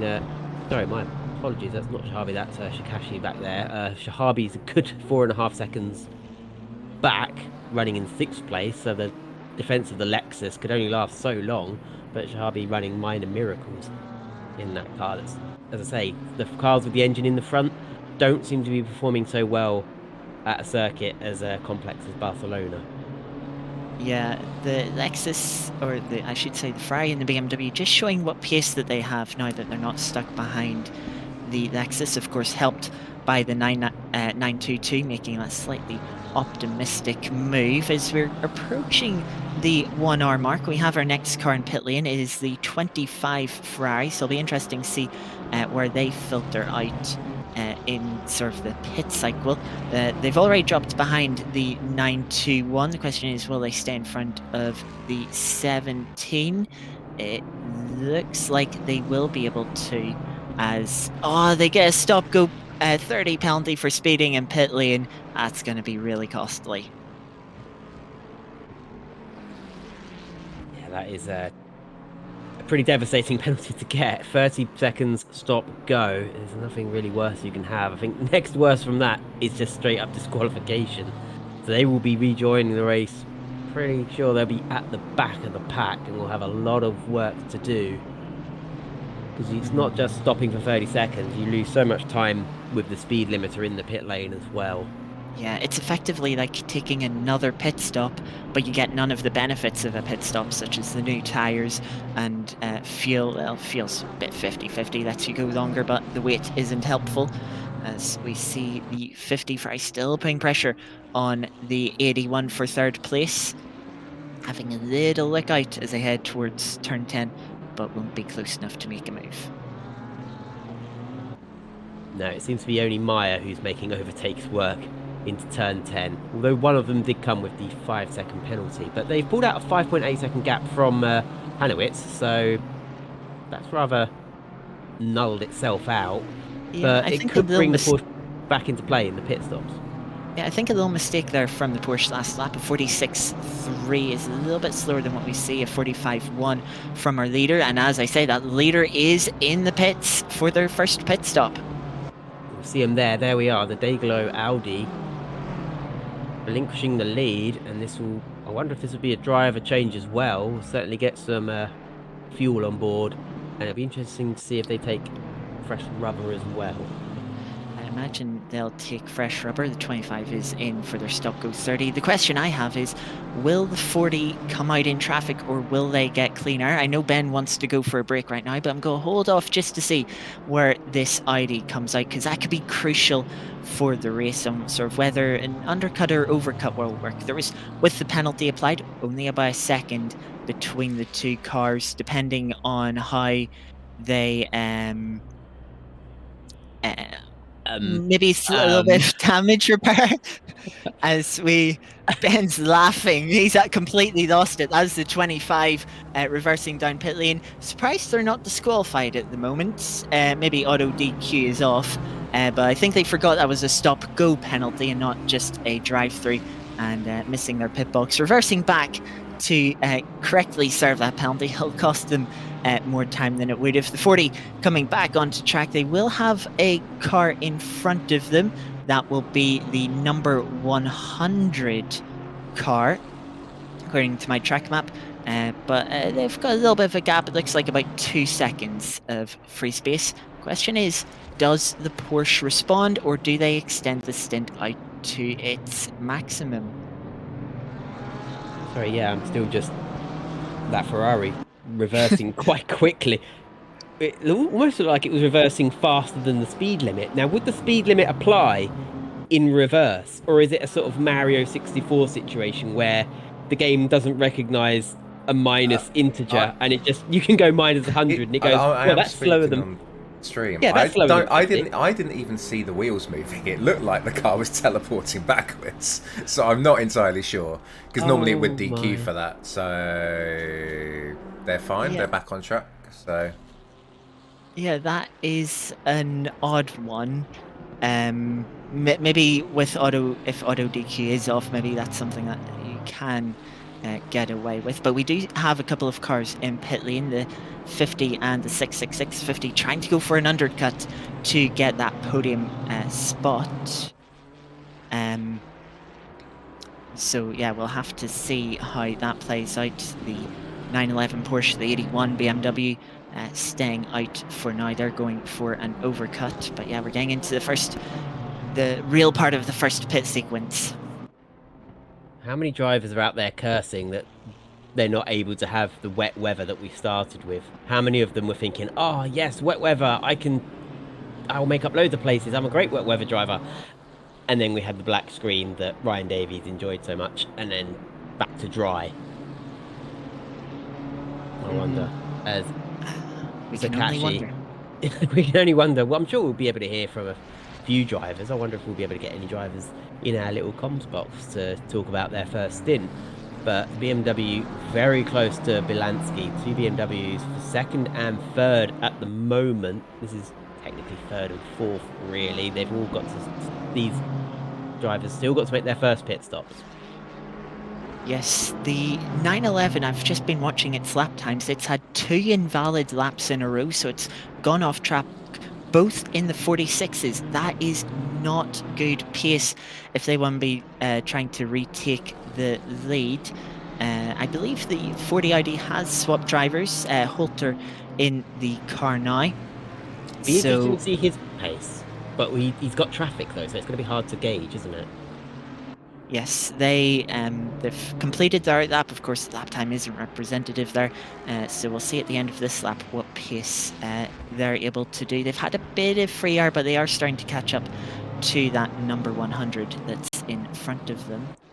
And we've got a change of position here. Sakashi ahead of Balansky now. That is for second place on track at the moment. That was that looked like it happened at turn 5 and well completed by turn 6. As a round turn 9 now, and they're just approaching our former leader. Indeed, they have closed up quite a bit Well, to that leader. Porsche. That Porsche does seem to be struggling at the end of this stint, maybe having quite a bit of tyre wear. Of course, the 2 BMWs won't want to lose too much time fighting in this stage of the race. It could cost them positions to those cars that went for the undercut. But yes, we currently have the top 3 all yet to pit, but they're within a second. Now, if you're one of the BMWs, are you going to jump into the pits? No, the 911's into the pits. So that is Hanowitz taking their first pit stop, which opens Sakashi and Balansky into some free space, and they take first and second. So it's BMW 1-2 at the moment in Barcelona. I'm not surprised by that. The Porsche did look like it was struggling, especially on the lap times. The first lap time through for the 40, a 1:45.3. It's been extending that gap with the undercut. And it was a good pit stop despite the 5-second time penalty. Whoa. So yeah, things are getting close here in turn 10. Trying to go side by side with the 100 Ferrari. I think 40 maybe trying to make a move. Of course, these cars, they're not fighting for net positions. The 40 is pitted, the cars around them have not. So the 40 is trying not to lose too much time on the new tyres behind these cars. Maybe we'll get a replay of that moment. It looked like 404 braked early and caught the Audi unaware. So coming down here, watch the 404 Aston Martin just in front of the Audi. It seems they brake hard, brake early. That catches them unaware, and they've had to veer to the right to avoid contact. And the number 100 just slipped on through. A little bit of door banging as the Audi's trying to get back on track. Yeah, that's right. Just not quite reading the situation. Gets into the door a little bit. Lets the Audi back through, knowing that they're not the same fight at this point. But yeah, worth noting too, the Aston car, a Porsche directly in front of it, so braking a little bit early just to make sure they didn't get into the back of that car, nearly catching the 40 Audi by surprise. Well, hold on. I'm just trying to work out the position of our... so Pika is taken over for the 911. The positions were still sorting themselves out on the timing screen there. So Pika, taken over for the number 911, is in 20th place, and the number 40 Audi is in 16th place. For a moment there, it was showing the number 911 as being in 14th place, and I thought it had gone wrong for the number 40 Audi, but 40 Audi still technically holds the lead of this race long term. Yeah, and and has, even with that penalty, has pulled out a gap about 6-7 seconds between the two, as we see 40 ID getting past the Aston. Once again, trying not to lose too much time with the traffic that is still yet to pit. The traffic making full use of the stint time, and the Ferrari is going to try and take an opportunity to get past the Aston as well. Down the inside of turn 13, the Aston will fall back in line, as they don't want to run side by side through the chicane. No, it's not been easy for the... oh, we've got some flashing lights here as well, but of course Chris Picker is not lapping these cars. This is fighting for position, even though we know they're not really battling for position. They technically are. So nobody has to move out the way for Picker, but it would, I suppose they would find it helpful if they do. The BMW moves over, and yeah, let's Picker go through for the Porsche team Schumi skins. BMW showing their understanding of the situation, not wanting to lose any time, but giving us a good example of the Porsche's speed down the straight. They nearly got back past the Porsche, were nearly completely in front, but of course slow down to let the Porsche through again. But yeah, showing how Porsche might struggle a little bit in racing situations, as we see side by side with the Lambo and Aston Martin in the background. Or sorry, Ferrari, that is, my apologies. So everyone's slightly out of position now. As they get their pit stops done, everyone's going to be a little bit jumbled up, a little out of position, especially as some of these drivers start to take penalties. So it's going to slightly become a little bit more difficult to find out who our sort of net leader is. Because at the moment, the on-track leader is Shikashi in the 922 BMW. I almost said Porsche there. But they are going to have to make their first pit stop. Belansky still yet to make a pit stop. Shahabi still yet to make a pit stop. So less than half the field has actually pitted yet, as we're 70 minutes in now. What was the stint limit? 70 minutes? Yes, I believe it is 70 minutes. So it might be... People are just about to hit the 70-minute mark, so it might be 75. But from what I read beforehand, it was 70. Only the drivers could tell us. They're the only ones that the game will tell the exact stint time. As people have just gone over the 70-minute mark, we don't see any penalties. So we'll have to assume it is 75. But an interesting thing I want to note, we know the 40, of course, had that 5-second time penalty. Their time in pit lane was 1 minute and 8 seconds. The 911 Porsche, no penalty. They should be about 5 seconds quicker. Spent 1 minute 9 seconds in pit lane. They were in pit lane 1 second longer. So bit of a slow stop there for the Porsche, and we can see how that's cost them time with how far back they are. Well, to save themselves times in the pit stops, some of the pro drivers will turn the engine off and roll into their box. And oh, we've got a BMW facing sideways. That's one of the only BMWs facing sideways. What's that, Wood? That was Wood. Got them going now. That was sort of sideways at turn 7. Did they just lose it by themselves? It's a bit of a... We'll see. In 5. Ferrari looks a bit too far back. That's the sort of one of our net... Oh yeah, a little bit of grass on the entry maybe. That's the sort of net lead Audi coming through, getting a little bit scared from the spun BMW. Not what they would have wanted to have seen through the corner.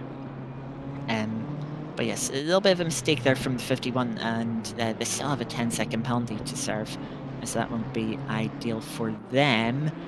As we've had a change of position, the number 50 Ferrari has got past the 40 Audi for the lead of those that have pitted already.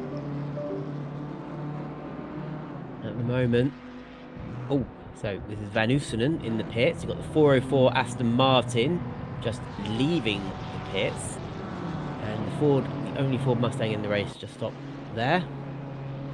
And this is Shikashi, Hungarian SF Endurance Team, leading, but surely they will have to pit soon if it is a 75-minute. Yeah, so it's a 75-minute timer. They could possibly eke out one more lap, but is the fuel tank going to hold on that long? They're going to go for an extra lap. They will indeed. They'll only have time for that one more lap, as we see oNiD on oNiD Lexus. Look, from the 31, it was just too far back. That looked like it could have been a clumsy incident. Luckily, well avoided from both of the oNiD drivers. Yeah, This is not the stage of you don't want to be making little moves like that just cause instant, especially on a team car. Ben, go on, get some team orders down there. You can't have your own drivers. Yeah, you can't have your own boys tripping over each other. And Alex Jahabi in the pits from 4th position. We'll see if there's a driver change, but they'll get some fuel in that car, so if they get some new tyres on. And Belansky as well. So looks like as that stint timer is about to expire, we're going to see a mad dash now as pretty much half the field still hasn't pitted. So it's going to be a bit of a mad dash. We have a very interesting situation for the lead of the race. As I mentioned earlier, the 50 Ferrari has got past the 40 Audi, and both of them have got caught behind the 71 Ferrari. 71's just pulled in to the pit lane, but that will have cost themselves both time to the 922 BMW that is currently in the actual lead of the race, but still yet to pit. We see car 22 has had a penalty removed from an appeal. The 40 Audi has just gone for a dive on the 50 Ferrari into turn 1, and they're racing side by side through turn 2 here. Ferrari just squeezing their nose into the inside of turn 3. Side by side once again. Audi not quite having the grip to stick it around the outside here, but good racing for what could be the lead of the race should they get past the 922 BMW, which should be in the pits at any moment now. And just like that, in the pits, yeah, Ruotsalainen and the Ferrari, great racing from the 50 Ferrari and the 40 Audi, really clean side-by-side stuff. And yeah, Pete Ruotsalainen is a direct rival for the lead of this race. He was running in 4th position before they all headed into the pits, and now could be our net leader. Did they just time their pit stops I think they've just gotten more lucky with the traffic, but that Audi is hot on its heels, and this is turn 10. We know the Audi likes a dive bomb down here, but this is Holter. What's Holter going to do? Not taking lessons from their teammate. They're not dive bombing into turn 10. Could we see something a little bit more orthodox into turn 1? I wonder. The 922 does have, or did have, a 5-second penalty to serve. They've technically served that as they're in the box getting serviced into the final chicane. I think they might get through here, the 50 and the 40. I think they will take 1st and 2nd in the race. BMW's off, it's Jax, and it's moving towards the pit exit now. The cars on track will have this. Let's see, 922 exit of pit lane. There go the 40 and the 50 Ferrari into turn 1. Will we see a move from the Audi this time? Not this time. The 922 coming out in what should be 3rd place, just in front of the 81 BMW, but the 81's trying to get through. The 922 struggling to get those tyres up to temperature through turn 3. 81 using those tyres already up to temperature and pressure, looking to the outside of turn 4. The BMW just shutting the door on them. And so he's kind of have to back out, looking for a bit of a cutback here. 922's wise to it, holds a tight line on the inside. See a move in turn 5. BMW being sensible, I would say, not going for a risky move, but a bit of a battle here on our hands. Yeah, as we're going into turn 7 now. Ooh, I thought there was going to be contact there, but you do find with the drivers who are at the sharp end of things, the faster drivers, they've got more experience. They know when to pull out, essentially, and not make contact. Absolutely. Down into turn 10, having a look, and you do find that drivers will just pull out, have a look, just try and distract the car in front, sort of fill up their mirrors with, and scare them into, well, maybe I will dive bomb you, and maybe put them off their line a little bit. But Belansky, who stayed in the car, really looking to get past Tamas. Indeed, of course, 922 with that penalty. If they didn't have that penalty, they would be in the lead of the race right now. They're just under 5 seconds from the lead, so they will be ruining that penalty they had, trying to get past the Lexus. Maybe they'll think getting past the Lexus was necessary, but BMW having a look to the inside. Will they commit to a move? Not quite this time. The 922 slotting in front for now, but this looks like it'll be a hot battle for the stint. I'm just noticing number 28 BMW was the fastest lap of the race, and they're in 16th position at the moment. They're trying to make a move for 15th at the moment on the 30 Ferrari. We pick them up here. BMW going round the outside. Love confidence. They'll get in front. The Ferrari not fighting it too hard. As you mentioned, fastest lap for the BMW as Oh we see a no! car off in gravel. That's the 922 now in the turn 4 gravel. We'll pick up a replay here. So this is in the fight with Belansky. Yeah, up into turn 4. Looking to the inside, he goes for the move. He looks like he got halfway alongside, a bit of contact. It's not a great angle to see how much room the 922 left. I kind of have a feeling the 922 closed down the door and might be deemed at fault there, but it's not a great angle. We see here the 922 having to defend once again, as we see a 10-second time penalty for car 100 for causing a collision. It was a difficult angle. I'm not even sure if there was contact between the SF Endurance team and Belansky. I'm not even... It was hard to tell if there was contact, and usually you'll see a car sort of shudder or bounce when there is contact. And I'm not sure if they just went wide and sort of lost the back end a little bit, or if they were actually pushed. It seemed a little odd if there wasn't contact. I heavily suspect there is contact. Maybe we can get another replay with another angle at some point. But yes, that has gone to the stewards, and they are having a look at that currently. So we'll see if what they decide. But here we have the replay once again. Can see the BMW. We have a different angle here. Oh, that's on the 81. That was That's a day late contact. and $1 short. That's not on, Ben says. Yeah, that was just when I said, you know, the drivers at the sharp end of things are more careful, and and then that happened. Oh, we've got Christian Buckley pointing the wrong way for Fry Guys, the monotone zebra car, the Aston Martin, and they've gone off in the same place. I wonder if we've had a similar incident there, or if they've dropped it themselves. So this is with The 922 again. This is with SF Endurance again, but it's SF. Oh no! Well, has it gone? Oh no! SF are cursed at the moment. Although they've gotten away with that, they've managed not to have been spun around. But they must be thinking, "What is there a target on the back of our car? Did my teammate stick a target on the back of the car in the pit stops, saying take me out at turn 4?" Yeah, the Aston did look to be a little closer than the 81 does. Got a little further alongside a little earlier, and just trying to pull the car up, trying to avoid contact, sort of spun in avoidance. I don't think the stewards might give them a warning for that, but we see the outcome of the 81's crash with the 922. 10-second penalty for the 81. No surprise there, having seen the second replay. Dave Calamari in the chat says how many are in the race. There are 27 cars in the race.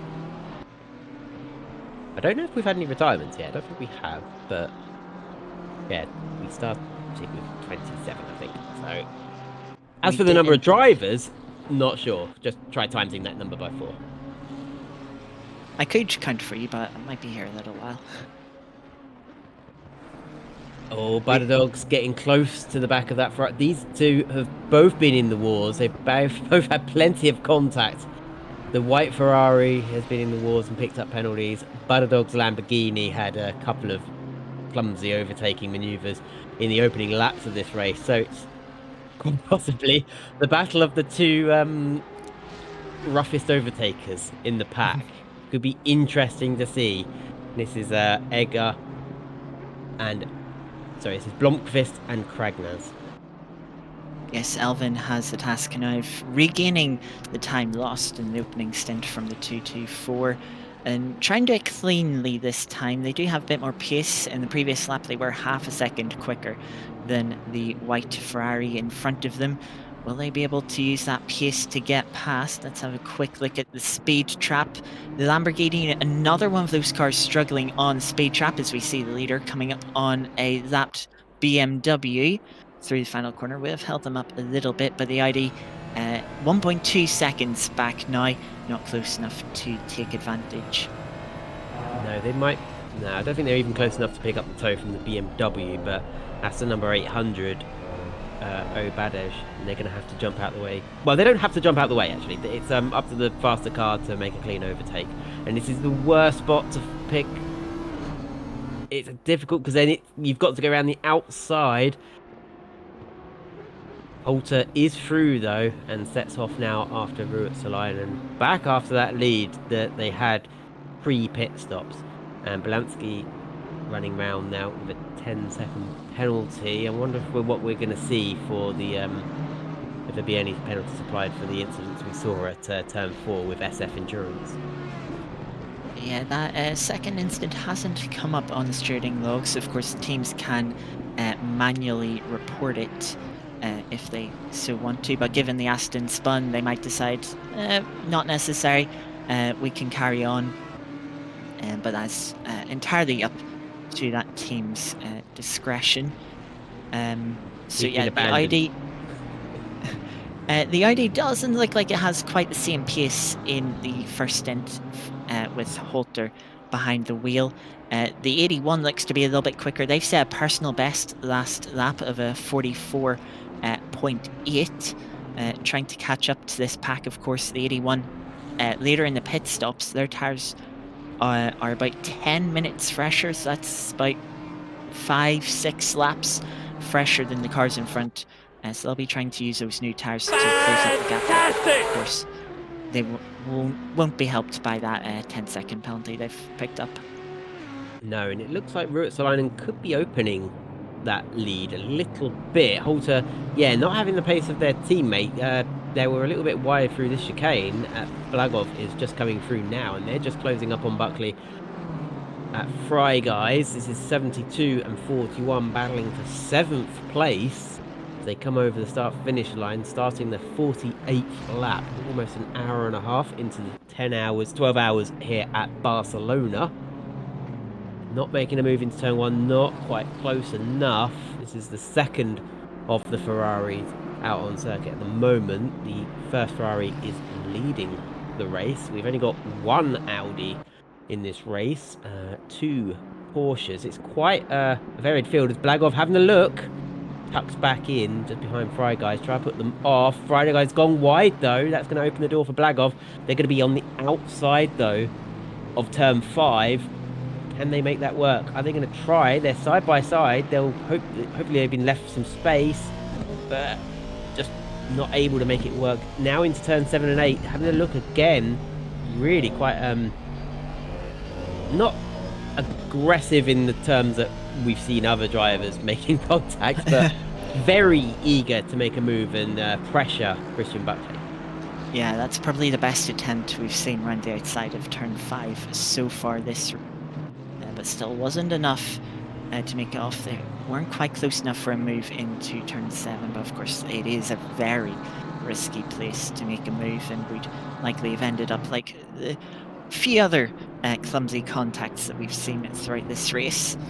These two, not too much of a difference in pace it seems like, so it doesn't look like it's going to be an easy move for the Fry, but they are coming onto the back of a lapped car. That's the 667 BMW in front as they pull onto the start-finish straight. Will the BMW tow the Aston down straight, or will they pull out to let them through? It looks like they're going to tow them for now, but things might get a little dicey in towards turn 1.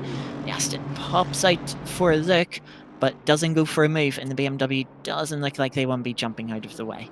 No, Blagov probably smiling there that there isn't a, that BMW isn't now in between their Ferrari and the Aston. It's held the Aston up a bit, and this is going to give Blagov their best opportunity to make a move. We could see them go 3 wide at some point. Is the Bulldogs got a semi-compliant back marker there? And Blagov has really closed up. The Aston knew it was going to have to go for a move to not get held up too much, to not present an opportunity to the Ferrari. Was lucky that the 667, seeing them coming, left the door open for them. Otherwise, that would have been another clumsy incident. The Ferrari's gone the grass and sliding into the gravel. Oh, they're lucky to slide. Yeah, they're lucky to hold on to the car, not have a full spin, but silly mistake there from the 41, trying to put pressure on the Aston.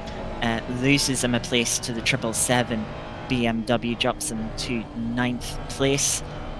So yeah, clumsy mistake there.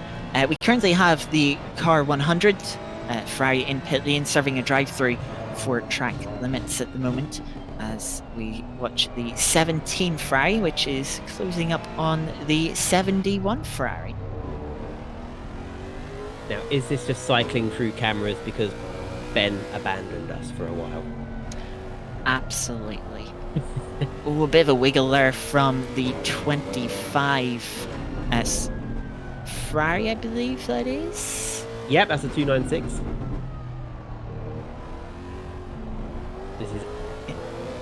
This is Andy Hearn's Lexus looking back at Moxo's Ferrari, 12th and 13th, as we jump to Bruno Fantozzi with Blagov behind. And Blagov has that BMW, that non-compliant back market back in front of them. I think that's, is that Badej?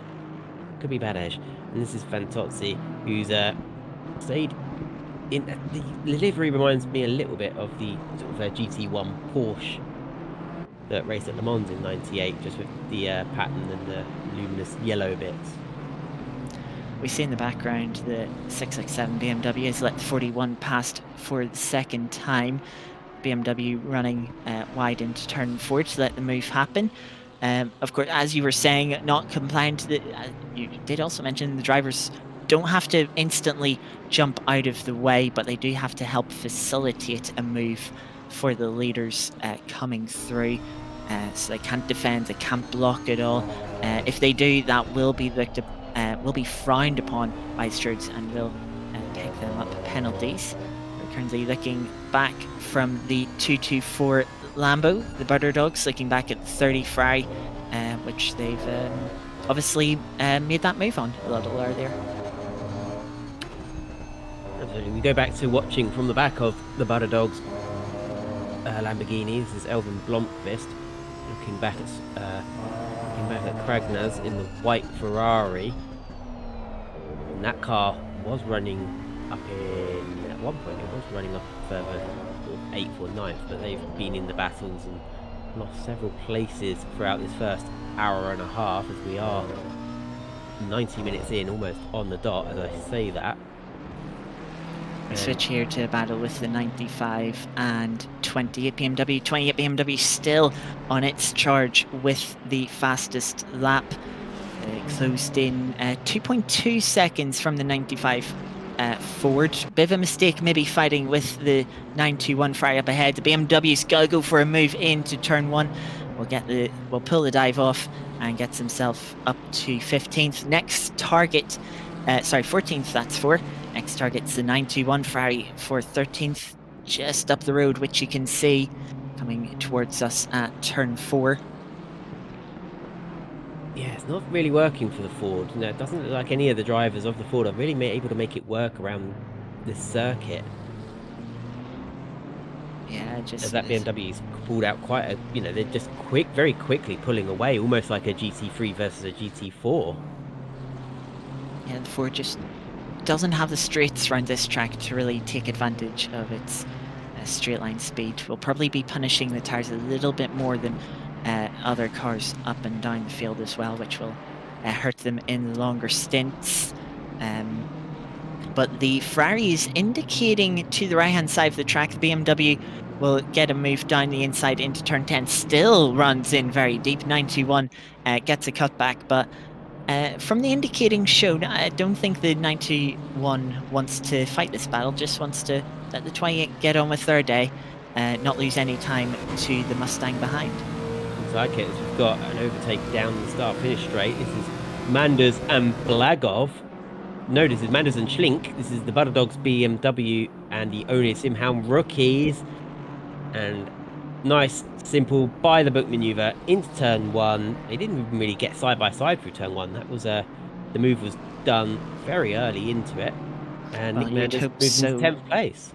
Well, you'd hope so, given that is the 31 lapping the 667. We've seen 667 not jumping out of the way immediately for other cars, but not fighting them sort of against the rules. But here we have the 41 Ferrari trying to find a way through the 777 BMW for P8, trying to look at different lines through turn 5 and turn 7 in it now. Will I be close enough to maybe think about a dive into turn 10? All depends on the run through turn 9 here. Yeah, they won't be looking to repeat what they did a few laps ago, where they possibly put a couple of flat spots on their tyres. They head down into turn 10, hard on the brakes, sharpest corner on the circuit, just tucks in behind, going to make it through turns 10 through to 11, 12, through the chicane, and set themselves up for a move on the start-finish straight. As I can hear Ben sort of, Ben, are you okay there?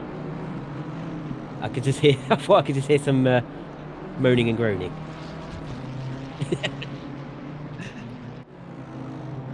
Yeah, the 41 Fry personal best on the previous lap before they closed in on the 777. Here we can see the 72 pound pressure on the 922 BMW, which hasn't had great times so far this stint. A couple of cars trying to make dives into turn 4 on them.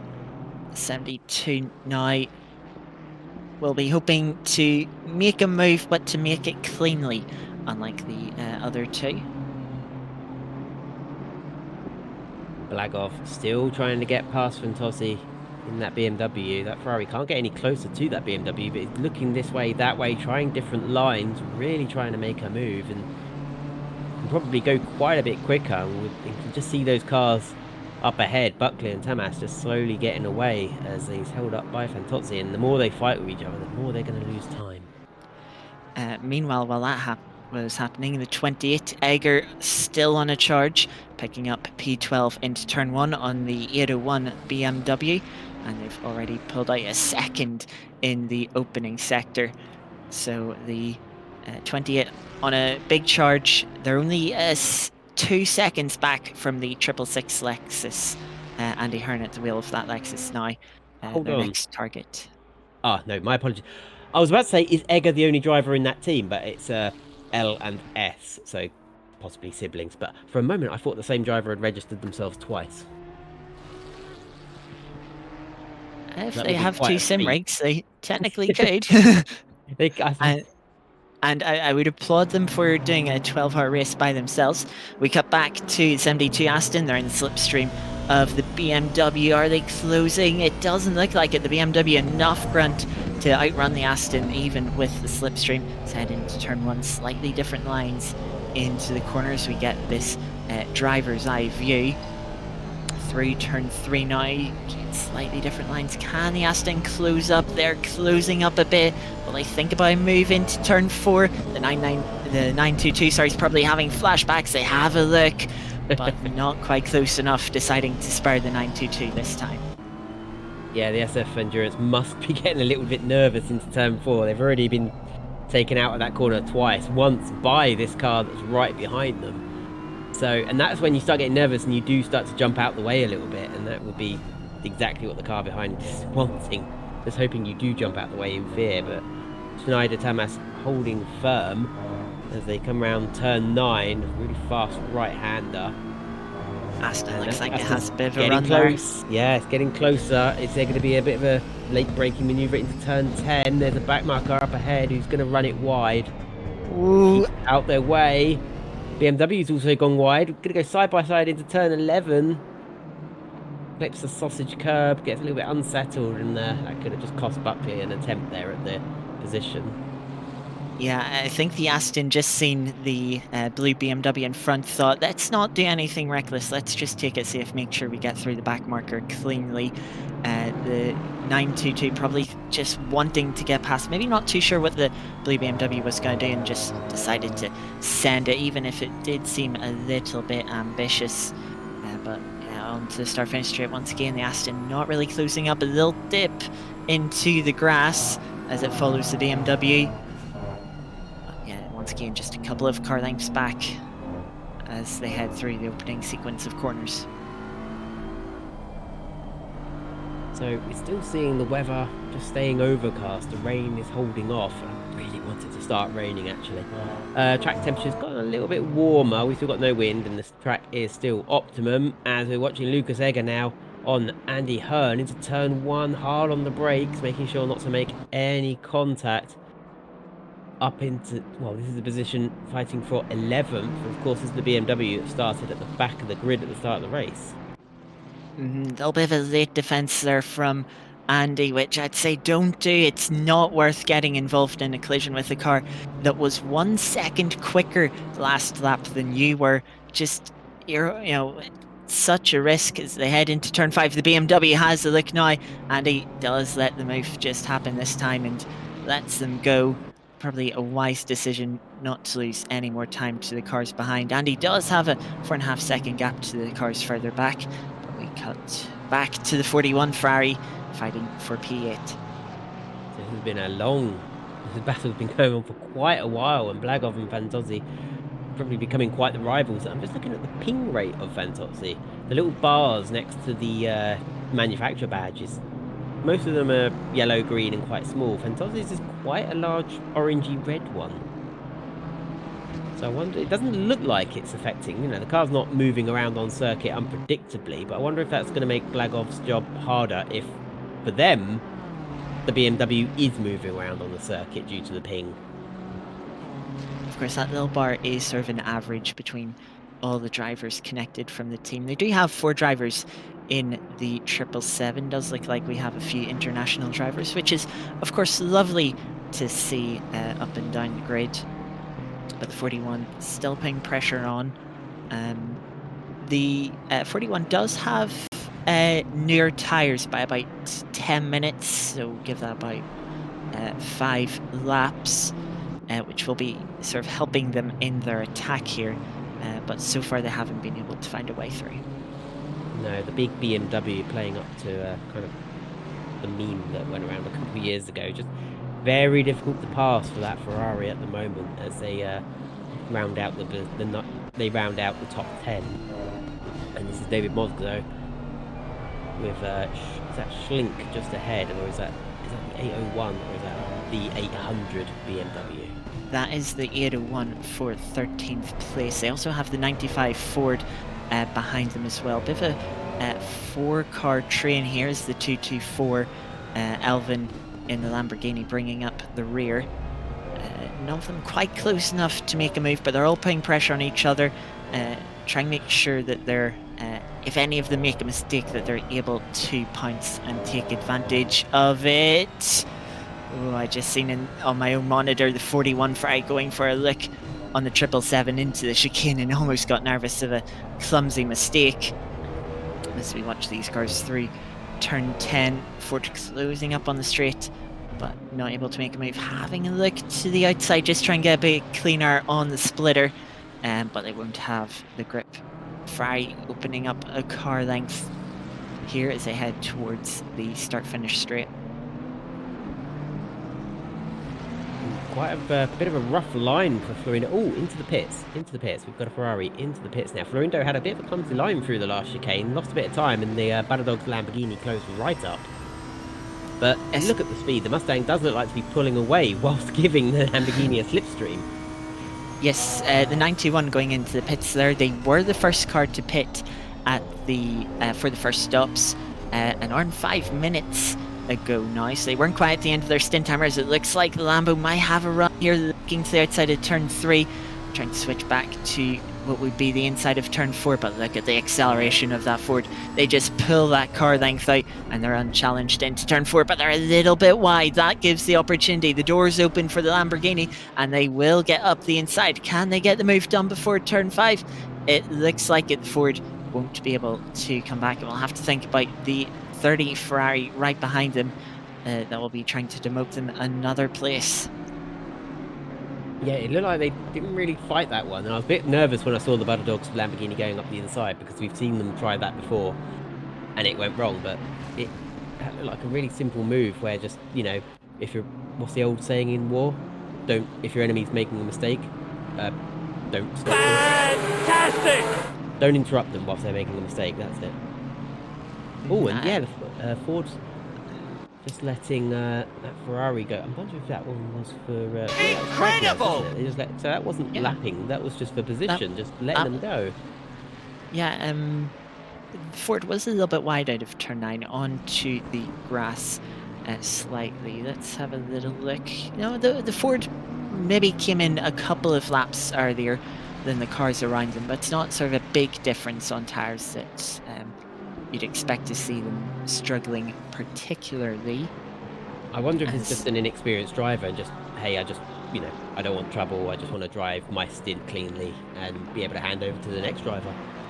it is certainly very plausible.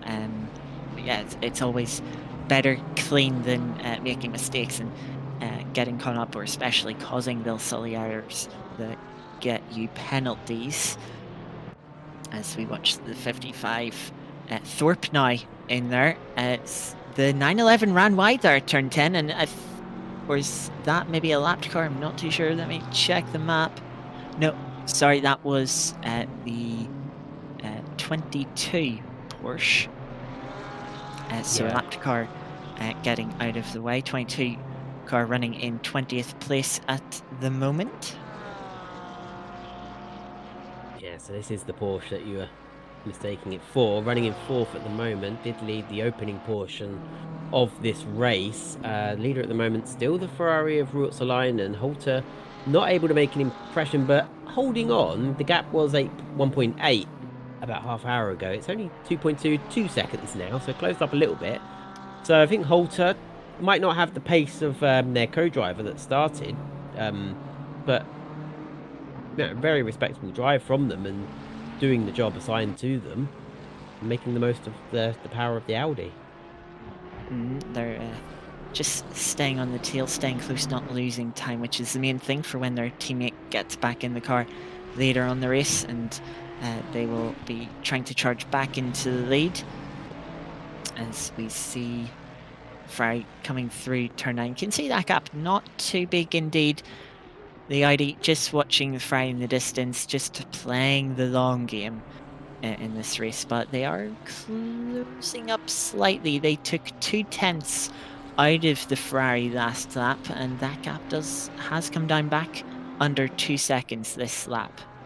I mean, it's been exciting seeing, we've had several different leaders of this race, and I just remember a year or two with oNiD Racing that if we'd had an endurance race, there was a team called Pulse, and they would just, Pulse are in the lead now, and they're in the lead, and there would be no change for the lead because it would just be Pulse out in the lead by 30 seconds, 60 seconds. But it is quite exciting seeing, different leaders, and it's still wide open for anyone to win. It's certainly anyone's race still. Yeah, absolutely. Just don't take yourself out of the lead battle with a silly move and picking up a penalty. Last time round, the 40 was 0.6 quicker than the Ferrari, so maybe a bit of a charge coming from Halter. They've just taken it easy for the first half of the stint, bringing the tyres in and then starting to push now that the tyres have sort of settled into the stint. That's it, and it's going to be the mature drivers who know when to push, when not to push, when their tyres are in their optimum, how not to overwork their tyres, because all the cars will work their tyres differently, and some cars will be easier on their tyres than others. I think the Porsches are notoriously difficult on their tyres, aren't they? Is it their rear tyres? They're quite good at... Oh, we've got a car off in the background there. That's, the 72 has just gone for a clumsy dive on the 922, and they've spun them round. It's happened for a third time. Hopefully we'll get a replay of that. Yeah, that wasn't what I was thinking. I saw a car off at turn 2. But yeah, this is coming up to turn 4. And it's almost a carbon copy. It really is. I was watching that in the background as you were talking. I was like, oh, this could be something. And then it happened. I couldn't believe it. You got to feel for the 922. They've been violated in a way this turn 4 this race. They absolutely have. It's happened again and again and again without consent. This is what I saw, I think. This is the Bulldogs BMW, and they just... No, that's not what I saw. I saw a car off at turn 1, sort of cutting the... I think they might have had a connection issue, and they just went straight on at turn 1. Yeah, we have dropped down to 26 teams, so hopefully the hopefully they'll be able to reconnect and carry on, so that we can see all 27 teams make the finish. So this is Matthias. Nope, we're jumping back to Fantozzi and Blagov still together. Blagov still hasn't made that move stick on the BMW, and they're still 7th and 8th. And I think that's Nick Manders who's closing up behind them in the second of the Lexus cars. And 5-second penalty for car 72. Car 72. So that seems like quite a light penalty for what happens. That's Buckley, the Aston Martin. That was from lap 45 a little while ago, at the time that they spun themselves. So I'm a little bit surprised there, the stewards giving them a penalty, maybe not just a warning, having spun themselves. But fair enough.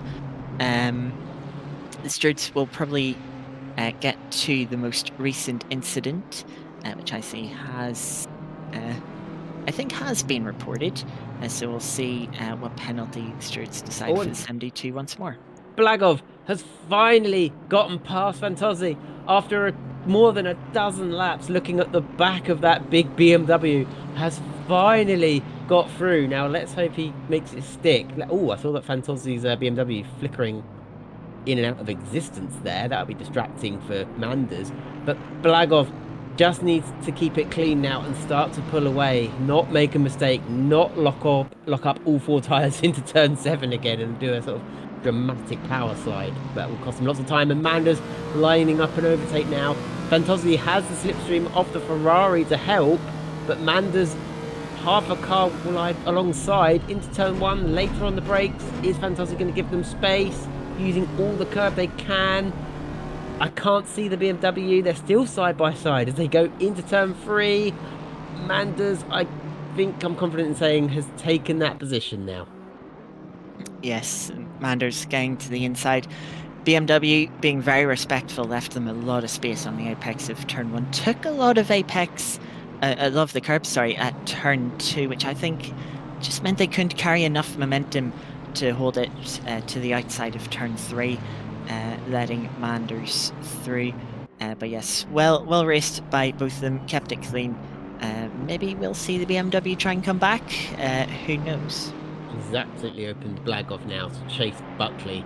Buckley with that 5-second penalty and possibly more coming. So everything's coming up Blagov at the moment. They could see themselves up into 6th position and chasing for 5th.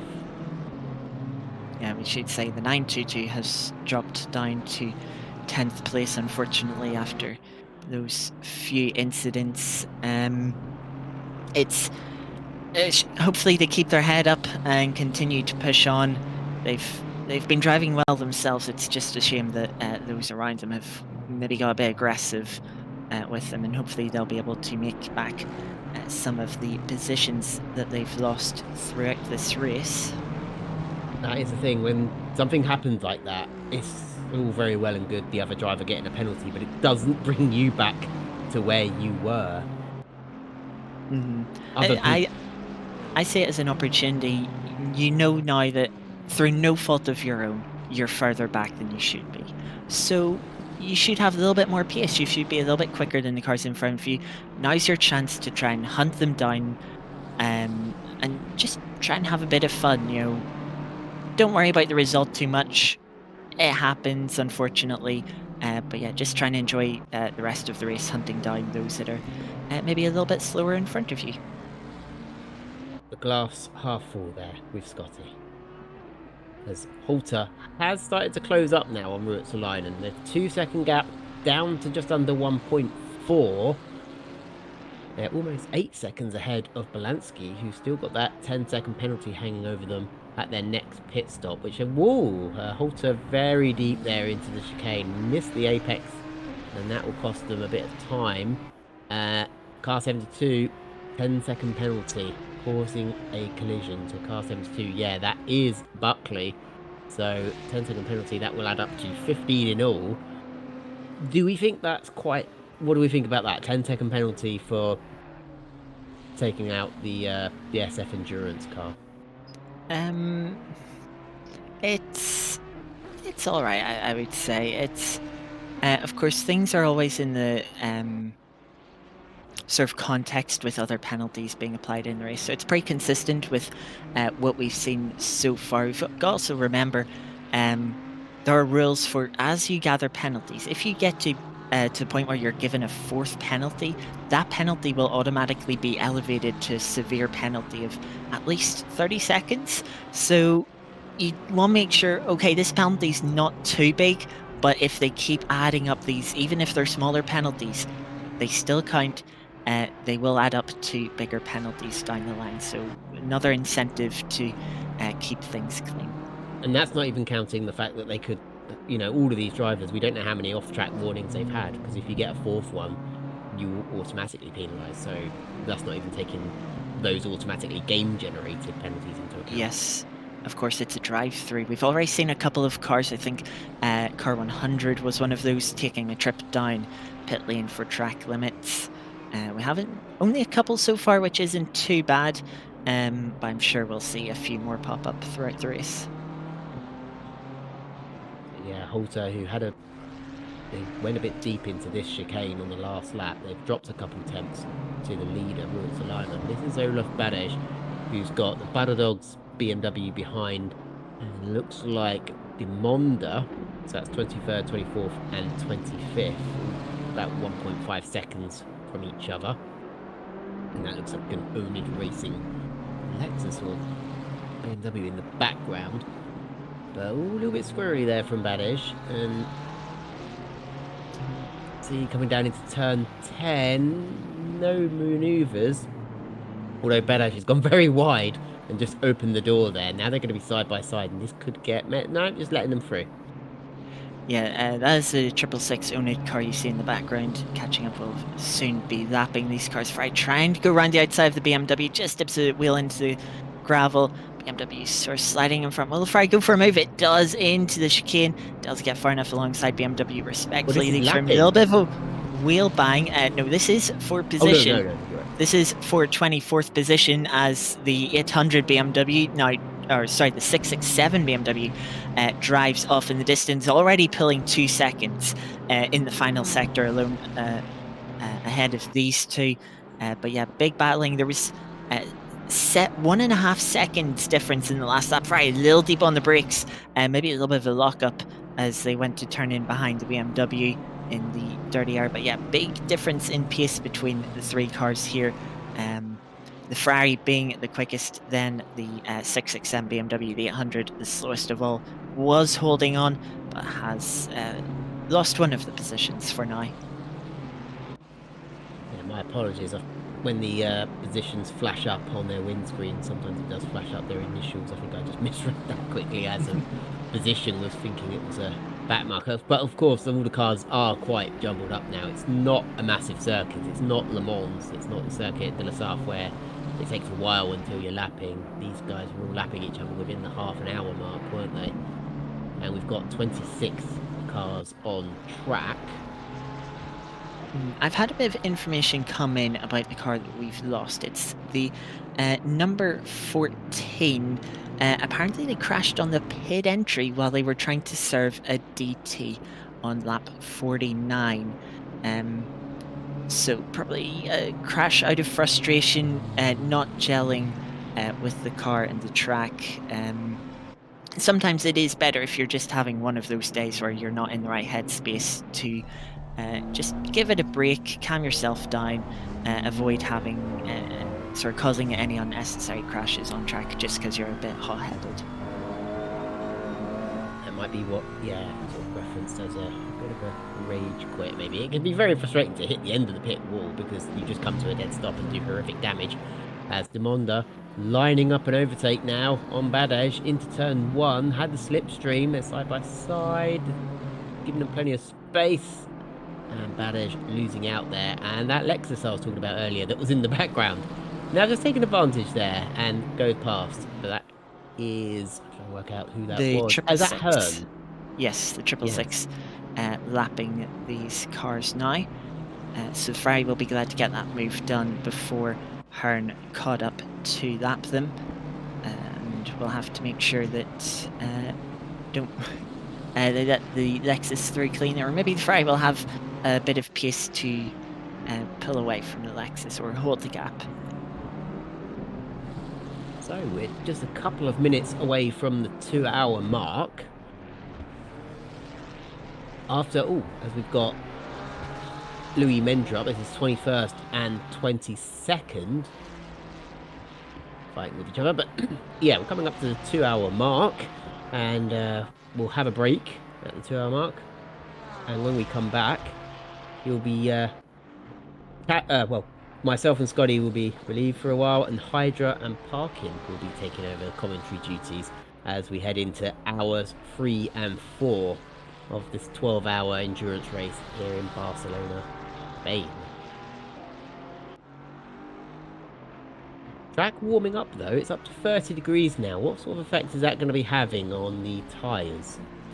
Well, I mean, the tires will be overheating a little bit more, which will cause the cars to slide a little bit more, will increase the tire wear and the likelihood that you damage the tire, cause it to grain slightly, which can be quite horrific for lap times, especially around here. You need the mechanical grip is very much needed, as we watch the 100 Ferrari trying to chase down the 22 Porsche, a little bit wide from the Ferrari into turn 7. The Porsche probably thankful that it's a Ferrari behind two of the slower cars in the straights, so it's not like the 22 is going to get past easily.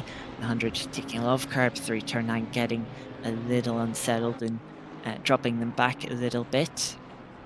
But yes, the 100 just trying to get up to 21st to demote car 22 into 22nd place. What is it they say in bingo? 2 swans, 22? I think that's it. It's like 2 fat ladies is 88. Hang on a minute, the lead gap has suddenly dropped to a few tenths. The 40 ID Holter gaining half a second on the 50 Ferrari last time round. So Holter's starting to put the pressure on the Ferrari. Will be picking up the slipstream down the streets now. All while we're about to go on a break. Perfectly timed.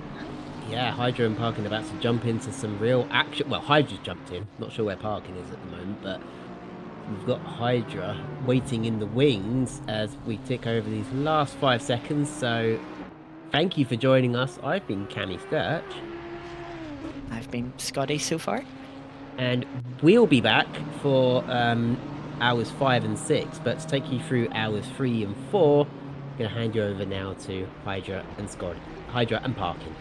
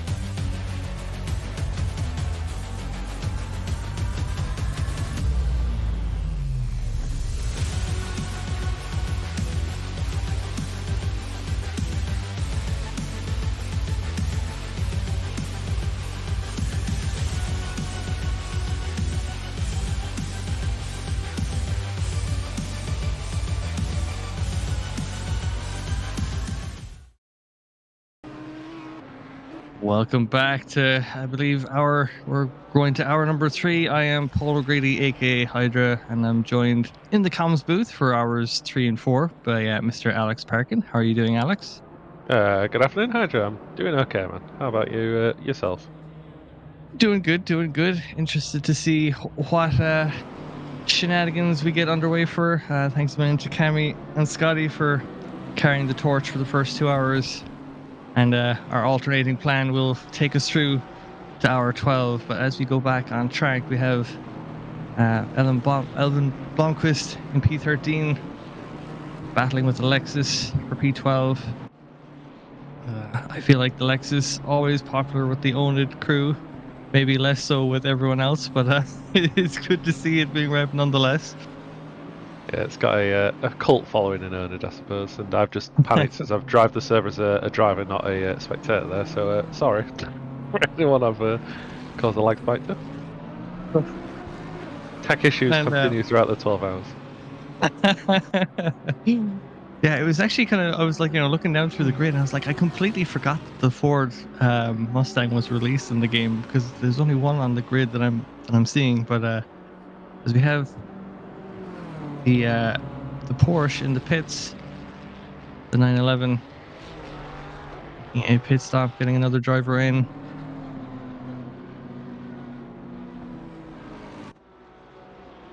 Yeah. Weather's quite warm in server, Hydra. No rain though, so I don't know if you noticed there was a restart at the start of the race. That was wet, and then it came back all dry. So hopefully that hasn't deprived us of some mixed weather. Yeah, we had to set the Johnny setting to 0, and I think that was.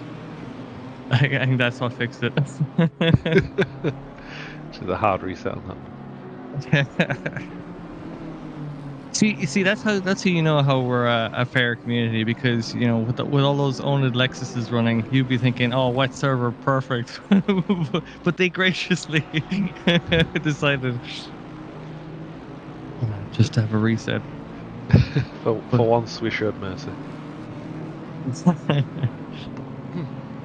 So Elvin still trying to get past, say Andy Hearn there in the Lexus, but a lap or two they've been still battling. As we see, just some post-race penalties being cleared by race control. I reckon race control have been kept on their toes. All the lovely stewards we have volunteering for us today. Just it's a thankless sport. Well, I was running a bit late, mostly because I was chatting to the stewards, and they didn't seem too stressed. Matt was off to get some dinner, so yeah, they're not too swamped with stuff to do at the minute. Not that that's an invitation for people to start giving them work to do, but yeah, good effort by all the drivers to keep things clean so far. There's confirmation on the screen that car 72, their penalty is being appealed, so that's why the penalties were cleared temporarily, and then we'll see how the stewards determine that, if they were successful with their appeal or not. Ooh, Petr Jelinek having a look down the inside. BMW on BMW contact. Ooh. Opts not to go for the lunge this time around. Sets himself up for perhaps a good. See, he's just taking that tighter line, gets on the inside. That's going to perhaps carry him through. Unless the car of Schlink is able to carry more speed. No, it looks like Petr Jelinek has gotten through with a lovely move. Either he got a much better run through turn 1 and 2, or he's on fresher tyres, because that was very easy for Jelinek to keep a tight line and more speed. So good move by them. Yeah, of course we are at the 2-hour mark.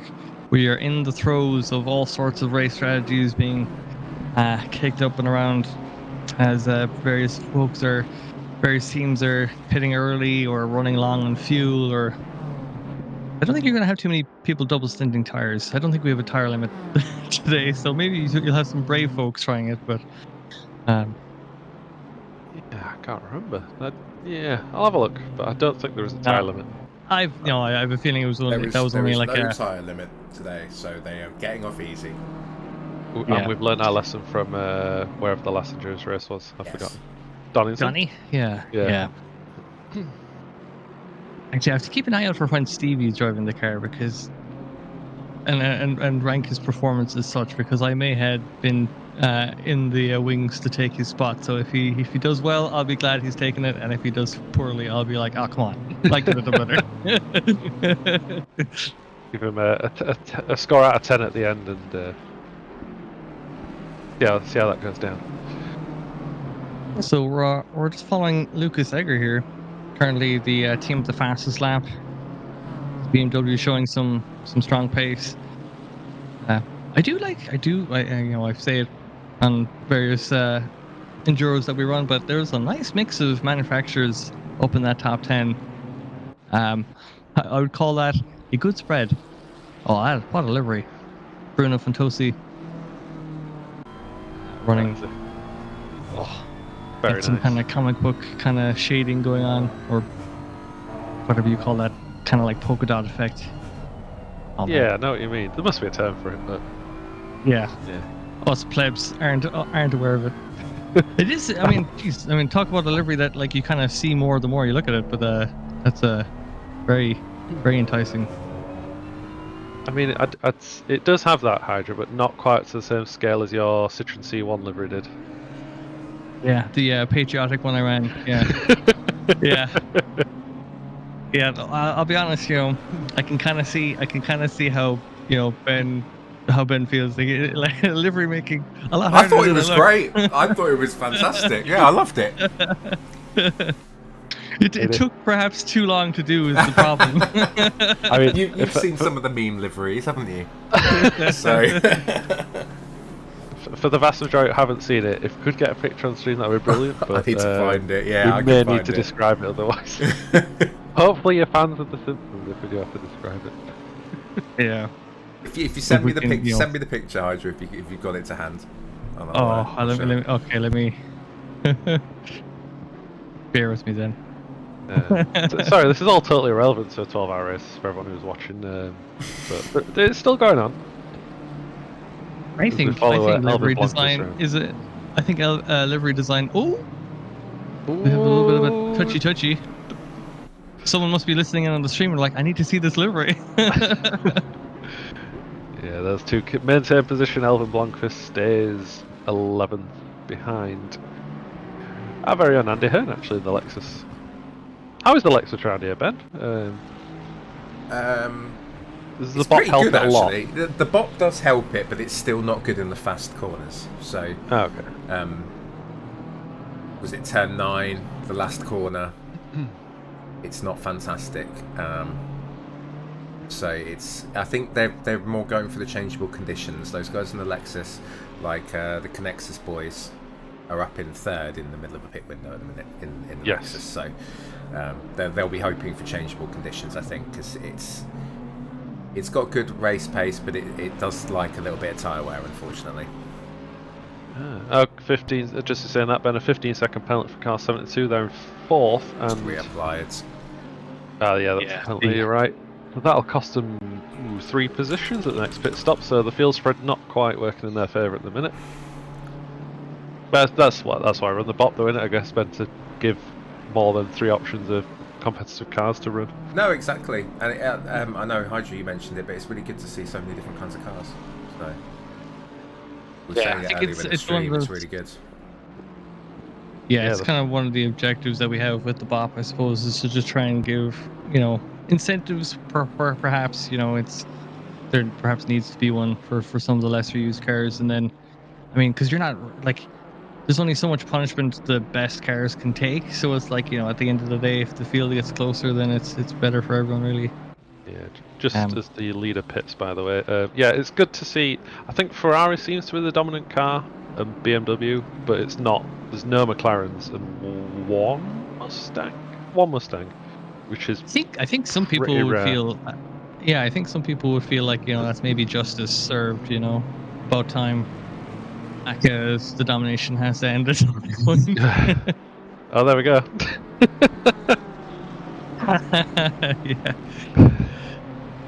Yeah.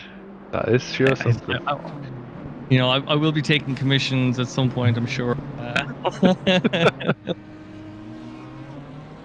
What I found out after the fact was that AC doesn't really have too many TV cameras that display the top of the car too well, so barely anyone got to see poor Sam's Gamgee up at the top. I was trying to figure was out what was on the roof. I'd forgotten, but yeah. It was Sam going potatoes, boil 'em, mash 'em, stick 'em in the stew. Oh dear. Bender Armour in chat's keeping that skin for his own purposes. Hopefully means car skin, not. Yeah, we don't shame here. Flash of lights as the car gets lapped on track. Dan Stevens down 25th, letting a Ferrari through.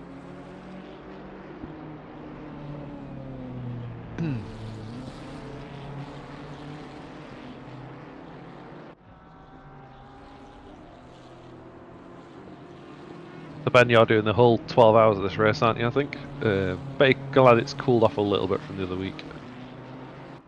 Yeah, definitely glad it's a bit cooler.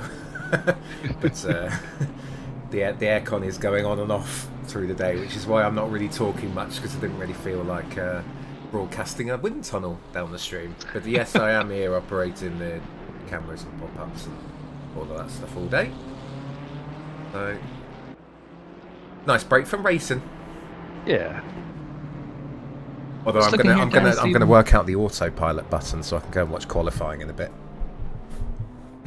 Oh, very nice. Oh, do you have one of those for commentary? What time is qualifying? 2, 3, something like that. I can't remember. Go on, Hydra. Oh, I was just gonna say I wasn't sure who which car Dan Stevens was battling here. There's is it just this BMW? Oh, okay, it's the one that's directly in front. Okay, that was the Ferrari that was lapping. Good to know. Good to know. Yeah, I feel like in traditional endurance fashion, there's just like little pockets of battles happening throughout the grid, and it's you'd have to imagine, especially if you're in the likes of who was it that was Blomqvist still behind Andy Hearn. You know, it's like you sure, you know, it's an endurance race. It's like, oh, we've got 12 hours to get this move to happen, but at the same time, it's like you're thinking, how far could I have been ahead had I just we haven't moved on the inside. Oh, we would call that reminiscent of Hungary 2024. Luckily, closed wheel racing means that both cars are able to take that turn fine. Dan Stevens falling back into that one position again. So Lucas Egger coming out of the pits. Still got the fastest lap to hand, but does find themselves down in 17th place. Yeah, so has something happened to that car? Because obviously fastest lap down 18th is probably not what you'd expect to see after 2 and a bit hours. Have they had problems? Have they had technical issues or anything? They started further back, so yeah, it might be a case of different drivers having different pace or something like that. The main thing to note right now is the mixture of strategies, because of the 75-minute limit. You've got the team Schumi-Skins Porsche here in 10th, but that's because they're pitted earlier. They're running hour stints, and other cars around them are running 75-minute stints. So, just something to be aware of, really. Yeah, the chess Interesting if match. the rain. I think some cars might not want it to rain, so they can keep doing these longer stints. Save themselves a few stops. Some cars might not want it to rain. What a statement for an oNiD endurance race. At least. Some stewards as well won't want it to rain. So. No, Matt's gonna have a great time if it rains. Right, to say, Matt's. Yeah. Looks like these two as they go side by side through this corner. I think Andy will probably just let him go here anyway, because Andy's gonna just let him go. So, but yeah, just to shout out Matt, who's doing all the head steward stuff today for 12 hours, and then a raft of people assisting throughout the 12 hours as well. So, massive shout out. Who's two of oNiD stewards? Exactly. What's the collective noun for a group of oNiD stewards? Is the one? oNidians. oNidians. We've had this discussion before. Yeah, I think it was about 2 in the morning in a 24-hour race. Okay. when we looked over and there was 7 stewards in the stewarding box at 2 a.m. We were like, 2 what the a.m. hell? Man. Dear me. Yeah, I'd rather too many than too few. Yeah. Car 81 has its penalty upheld, so that's appeal was unsuccessful. So that's car 81, the current leader. They've got a 10-second time penalty, so that will give Martin Thorpe in that Lexus the overall lead, all being well before after the next pit stop. Yeah, I'm not sure if I'm a fan of the subtle approach that Butterdogs have taken with their livery on the Lambo. It's not really popping as much. Like, you can see the Doge on, but it's I feel like because of all the black that's on the Lambo anyway, it just feels like a more subdued. Oh, okay, never mind. Hold on. It was camouflage, you could tell. Yeah, there's a method to the madness. Okay, I'm back on track, and we've got the roof logo. That's okay. I stand corrected. I apologize to the Butterdogs livery designers. The trouble is that one doesn't quite have the massive back bumper space to have the Doge on its butt like the BMW usually does. Yeah, I think in a kind of similar color scheme and yet very different design, we've got the Ford Mustang of Scuderia Fostes. I'm guessing. My Portuguese is a bit rusty. But that is a nice kind of. I do like the country flags on the rear wing. I've not noticed that's been Were a you side surprised to see? Were you surprised to see just the one Ford in the lineup? Yeah, I think so. It's not totally overpowered like the McLaren Evo was when it came out, but it's still a good car. So I'm guessing I'm missing something about tyre wear or fuel consumption. What? Or the bops nerfed it. I'm not too sure. Yeah, I'm surprised there's only one. Let's put it that way. Yeah. There are as many Audis as there are Mustangs, which is a surprise. I mean, what an Audi it is, running up in 7th place at the moment. 40 car driven by Pierre at the moment. I'm going to say, is DB3 Motorsport, is that just an in-game livery? See, that's like, because we're running into, like, this is where we run into the case where livery designers are either so good at making realistic looking liveries, or else the teams have opted not to use the livery and are using a base in-game one, and it's like the line between the two is so blurry that I'm like, It looks a lot like the Skechers default livery for that car. oh, okay, in that's my fair. mind. Oh, okay, but they've changed the team name maybe. I feel like it's a custom one, yeah. I would say, good effort,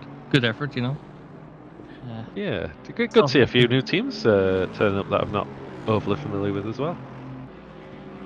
Yeah, it's yeah. For as many familiar faces as you see, there's like completely new drivers who you have no idea what their pace is and what their general racecraft is going to be like. So I think it's one of the things, like, over the course of 12 hours, these teams will begin to intimately know each other, or rather know the teams that are kind of close by on pace. Find even, like, when you see just one team swapping out drivers, it can make for a different complexion if that battle was, like, still ongoing when they come out of the pits. Like, maybe when Blomqvist goes into the pits and, like, if it's still Andy Hernandez in front of him, like, oh no. Still, for the last 20 minutes, still just tucked in right behind, waiting for her to make any kind of a mistake. But Martin Thorpe up in 2nd place, only about just shy of 5 seconds back from the lead. And this team, Connexus Motorsports, doesn't have a penalties hanging over them, so you're looking at Alexis on, we'll say, perhaps the overall lead, unless there's some 4-dimensional strategy taking place further down the grid that I'm not aware of that'll surface. Oh, well, there you go. Yeah, I think the Audi's probably still the overall leader, because they're doing hour stints. They've done an extra stop, but it's pulling the Lexus in here because they're obviously doing 75-minute stints. So yeah, they're doing longer stints, and the longer it stays dry and they can keep on this strategy, the better. or even if it rained now, for instance, you know, then they'd have an advantage because they'd have done one less stop. So Yeah, I absolutely. can say over 12 hours, that's 2 less, possibly even Yes. 3 less stops. So Yep. that massive advantage to do 75, if you can do 75 minutes. And that Yeah. feels like, I know I've only been in here half an hour or so, there's no wind, it's been fully overcast and not to track for 2 and a bit hours now. I don't think we'll get much rain, personally. It doesn't feel very changeable. Well, the thing is, when it rained, I don't know if you both saw the start. It wasn't the start, but it was very wet. So if it does rain, there is a good chance that it's going to have a sizable amount of rain. Standard oNiD.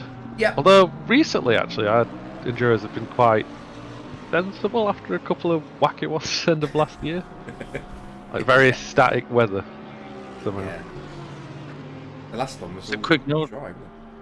Yeah. Yeah, just a quick note on that battle, that raging battle between Blomqvist and Hearn. Blomqvist did a naughty and has received a 10-second penalty for causing a collision. I'm going to guess that was causing a collision against Hearn. I don't think there's been any other car. Oh, he just runs a little bit sketchy on the exit of turn 2. Saying I don't think they've been around other cars unless it was when that Porsche was coming out of the pits to get through them. Yeah, looking at Well the steering held. log, Hydra, that is exactly what it's for. 10-second penalty for bumping the rear of 666. The commentator well censored description of the event. And yeah, Matt's Hudrich in chat. Bathurst wasn't sensible, let's be honest. Racing at Bathurst is never sensible regardless of the weather. As fun as it is. Yeah, I mean, yeah, I don't have enough hours in this game to confidently say I could do an hour-long stint at Bathurst without causing.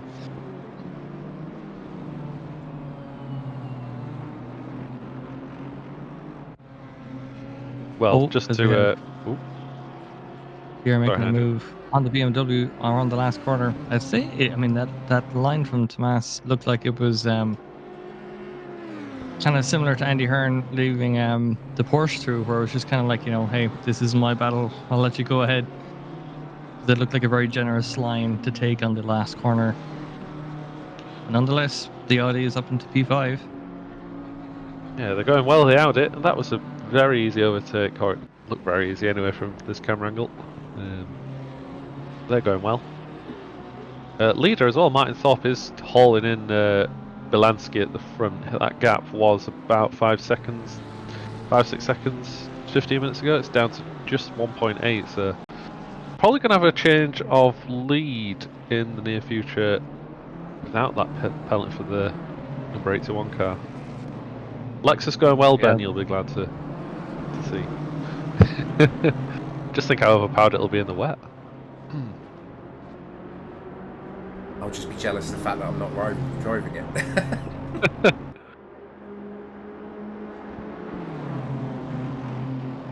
As we have Lucas Egger then in a battle for P14 against Schlink. And then it looks like Van Oostenen is joined in for the battle as well in an Aston. Is that the leading Aston on the grid at the moment on the field? Yes, Unless there's it one up in the is. P3. Yeah. Wow. Oh wait, hang on. Have we had someone drop out then? Because there was one on the podium. You're right. I feel like there's one near the front, or did I just imagine that? It's just confirmation bias. You just wanted to see it. Just ignore me. I'll continue ranting on my own. Oh dear. Bigger than managing to get ahead. And yeah, Van Oostenen then would fancy a shot at passing Schlenk as well. Yeah, Scott in chat, car 71 has disconnected. So if we can figure out where they were in track, then Ooh, we yeah, just we might had have the had a leader. BMW going very deep into the inside line of that hairpin.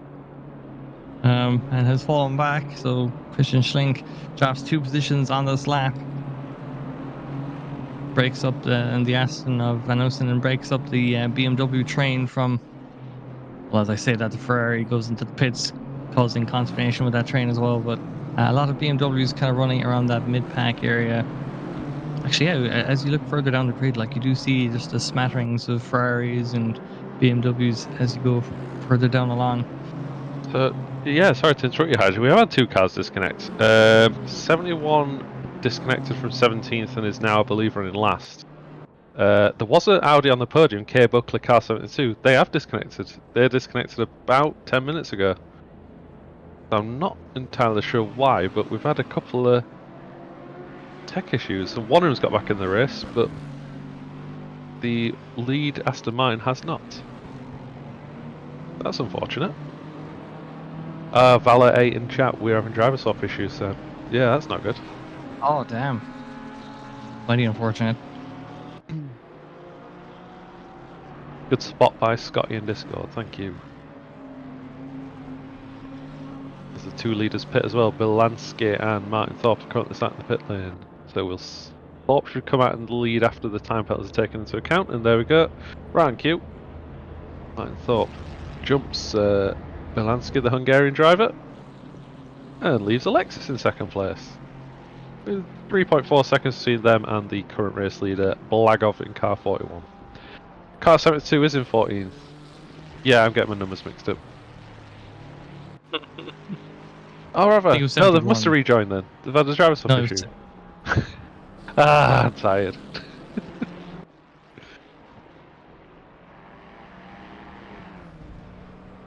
Yeah. I was wondering, like, I don't know if Martin Thorpe is still in the car. They immediately rejoined. Gotcha. It's just lost ground. Gotcha. Thank you very much. Wait, that was showing a 71 in the pits. Unless 72 also had issues? The mystery is just completely unravel. So when I looked in the replay, Scotty said 71 disconnected, and they were like 17th, 16th, and now they're dead last by a long way, by at least a lap. So I think they both had issues at a similar time, and both got in.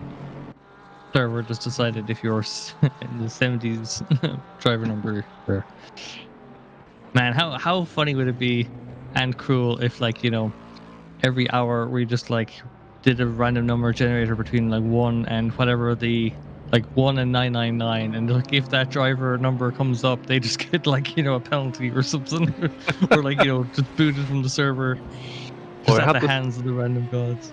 we had the 3 hours of Silverstone. That was absolute chaos with the safety car. Oh, Stevie Bain's in the car. So having stewarded that event, Hydra, I'd rather not recreate that. Let's be honest.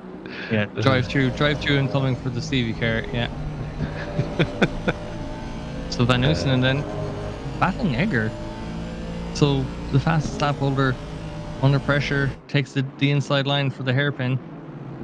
Of course, this is the old layout of Barcelona. Oh, and Egger runs really wide there.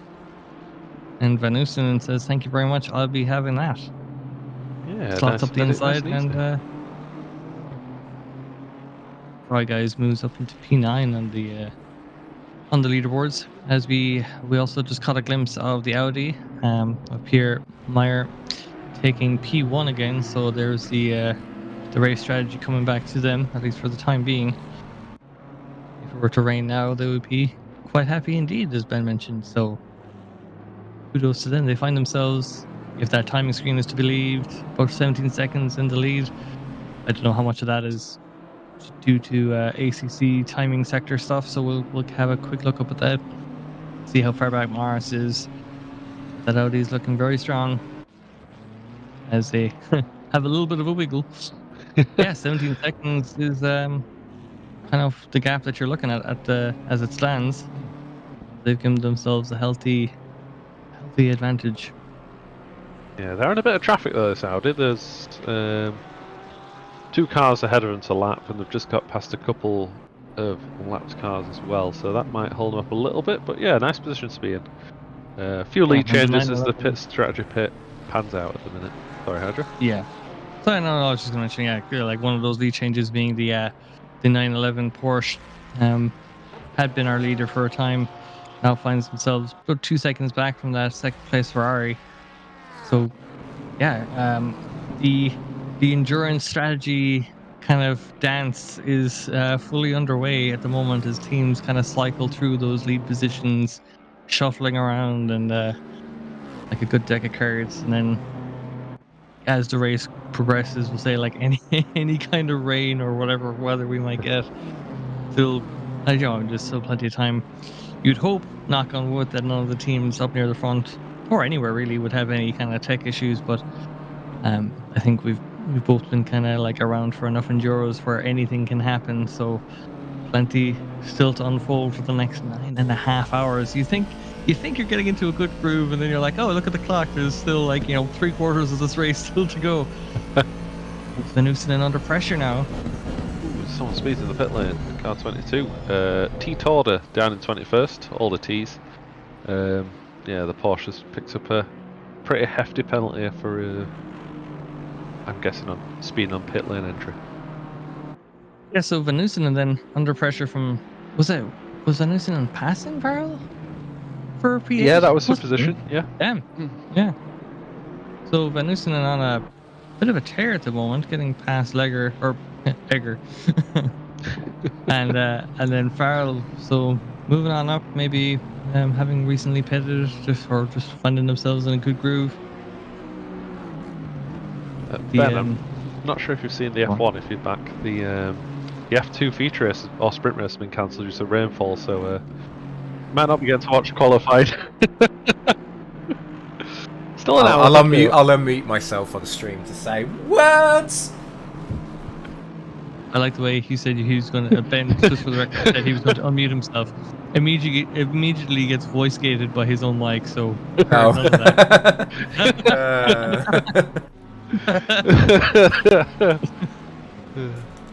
Probably for the best.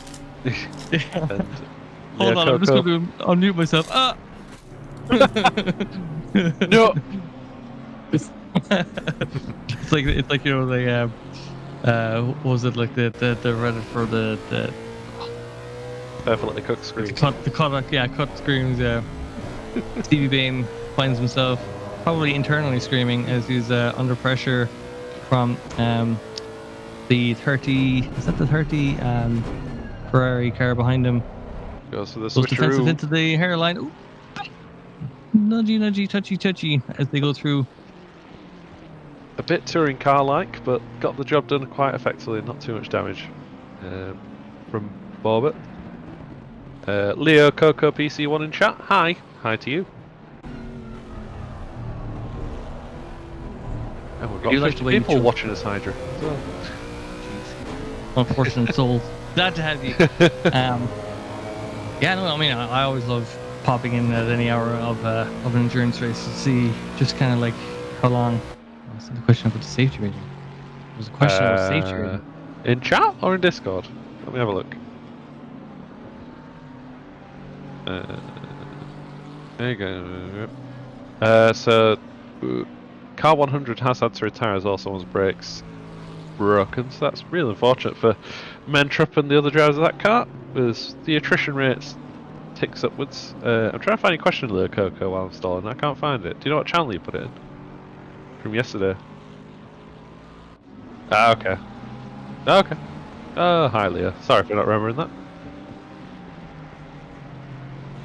Okay, the Ferrari had or Stephen Bain had gotten past that Ferrari, but now two are tussling again. Tussling? There we go. Jocelyn? Jostling even. No, they're in a tussle. There we go. That's what I was Yeah. thinking. That Right, old Ferrari ding just dong. Ferrari's going to have another good look in for the hairpin again. So, deja vu to last lap. Yeah, sorry, all in all, just having to flick spin it at the chicane in the middle of the track. Car 51 lost, I think, a couple of positions there. Just that spin. Got underway there. I was wondering why. I was like, are you looking at a different feed than I am? Because I was like, is my feed being delayed somehow? No. I was wincing at him trying to get the car going again. Olinell's going very defensive into the hairpin, keeps the inside line. The switchback, though, almost an option in the Mustang. It's not a Mustang, is it? No, it's not. Yes, it is. Aston? Is it? Yeah, it's a Mustang. Yeah, you're right. Yeah, it's just ACC leaderboards, just not a. Oh, so we have the bit of contact there in the background. There was that the two. Is that another Butter Dogs team in the background in the BMW having a bit of a sketchy moment as Jan Wacker moves on? It looked a bit interesting as we have Torda down in P22 serving their stop go 30 for speeding in the pit lane. Of course, the only thing more embarrassing than speeding in the pit lane is speeding again once you go back in to serve that penalty. As we have Kaxana getting through two cars just as one car was coming out of the pits. And does well. Gorgeous orange, black and white livery for oMan Racing with TF Sport. I think that is I'm going to say that's the default livery. Only because oMan Racing sounds like a... But now that I've said it out loud, I feel like I've committed to something I don't know for certain. It does sound like an in-game livery, but if you are the oMani Race team, hi. If you're not the oMani Race team, hi. Yami, or Yamamamamamamami in chat. Driver swap for car set 1 bugged, so that cost him time, and he also won't be able to take part in the race, so that's really unfortunate. Unlucky. Hopefully your team doesn't have too bad of a race. The car in force in trouble. They've had a massive spin, I think, at the middle chicane. They're underway, and I think it's going to cost them positions, but I don't think they've got too much damage at least. So that's the lead Lexus in a bit of trouble. Yeah, they're down to 5th already. As the time chart updates. 6, I think. 6 have just overtaken them. Yeah, and Wade in having a bit of spot of bother. Great to see it.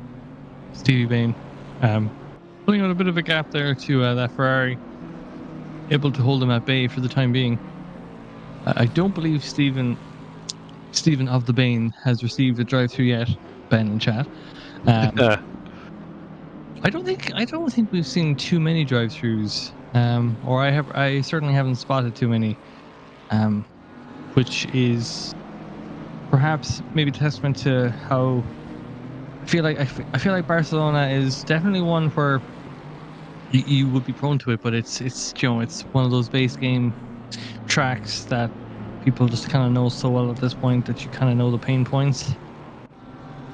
Yeah, and I think most of the problem areas are slow speed corners as well, because you've got the hairpin after the back straight, the little slow chicane, and some of the long corners in the first sector are...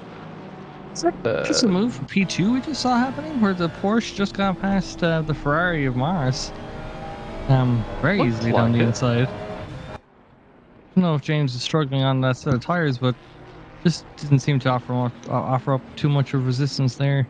As the Porsche moves up into P2, now 18, almost 19 seconds back from the lead Audi.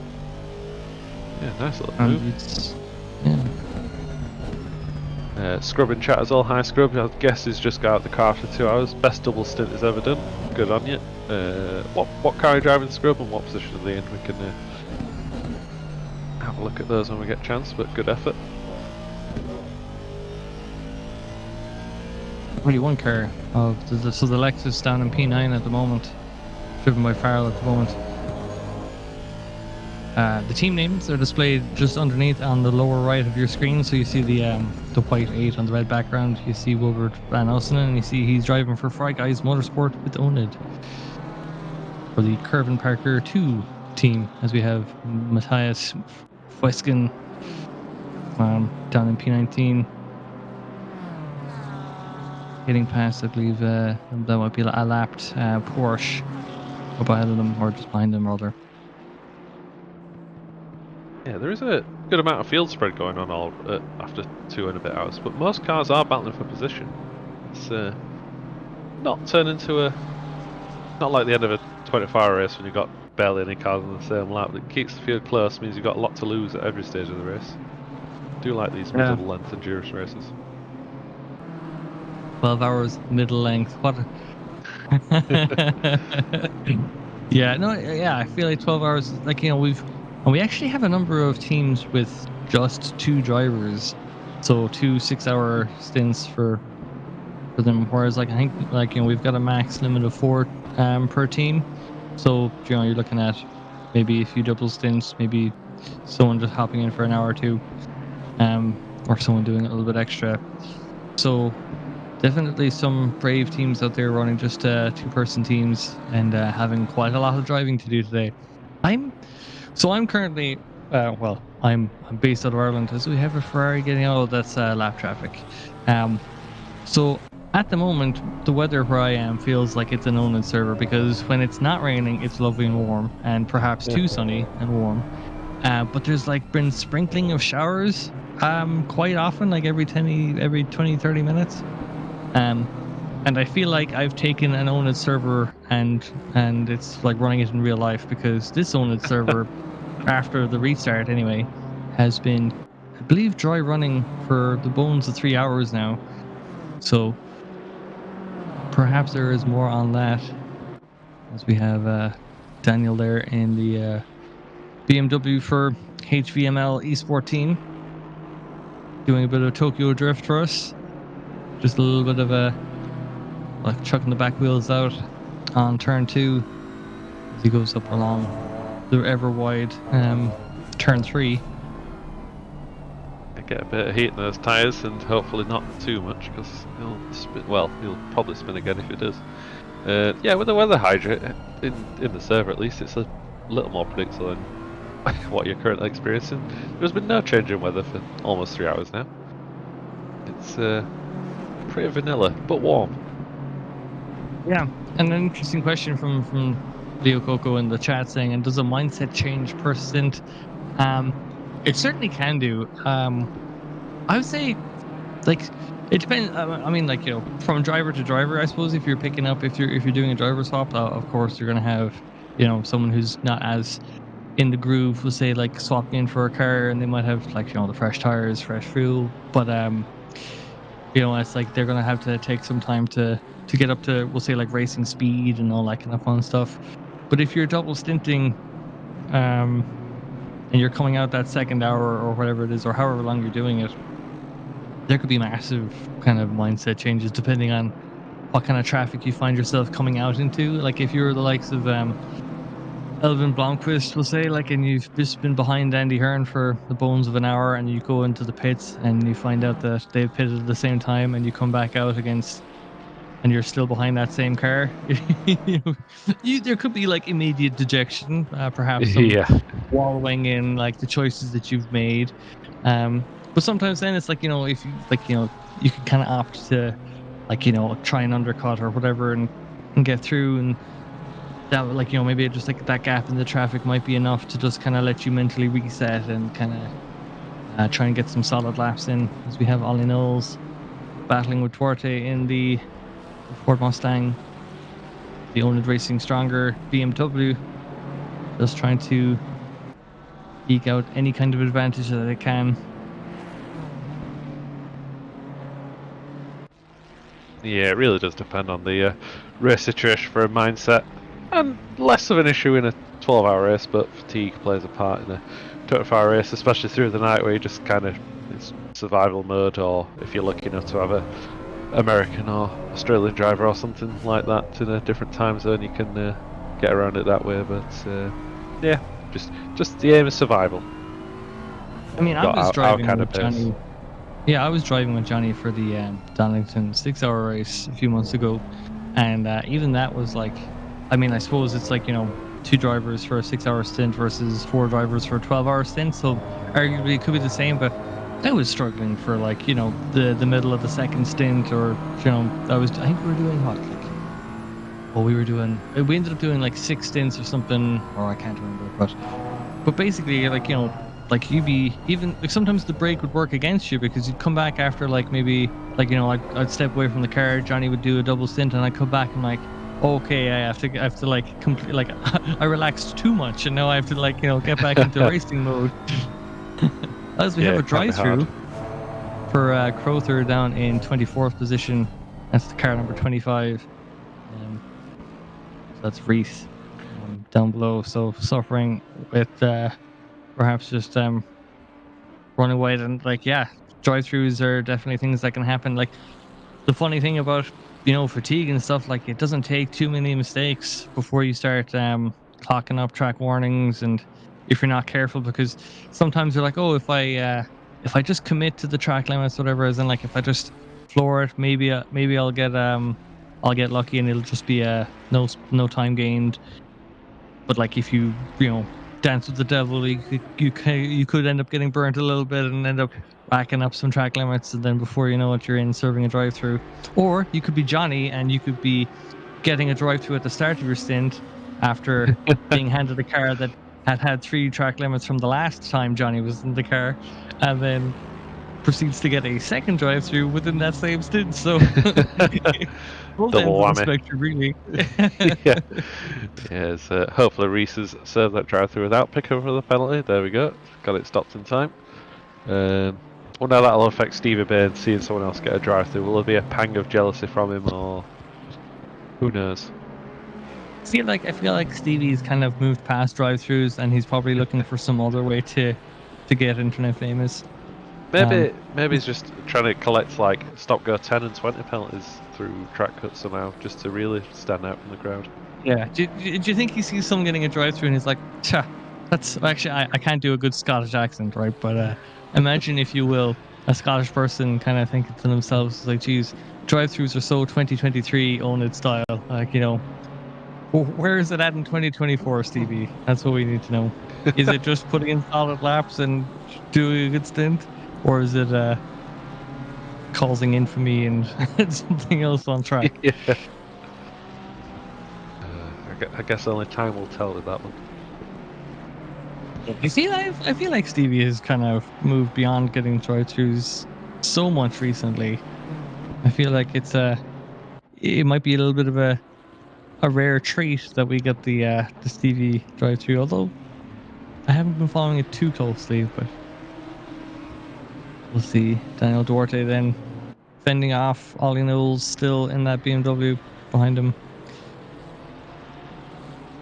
Cammy and Scotty, when they were mentioning earlier that the Ford kind of struggles a little bit with the top speed and isn't quite as nimble through the corners, if I caught the gist that well. So yeah, always kind of interesting when, like, Kunas or whoever releases content into a game that's meant to reflect real life. But it'd be like, if the writer wasn't in the base game, and then they're like, okay, we're gonna release the writer as DLC, and it's like, oh, we're releasing this car as DLC. The people we're gonna want to pay for this. But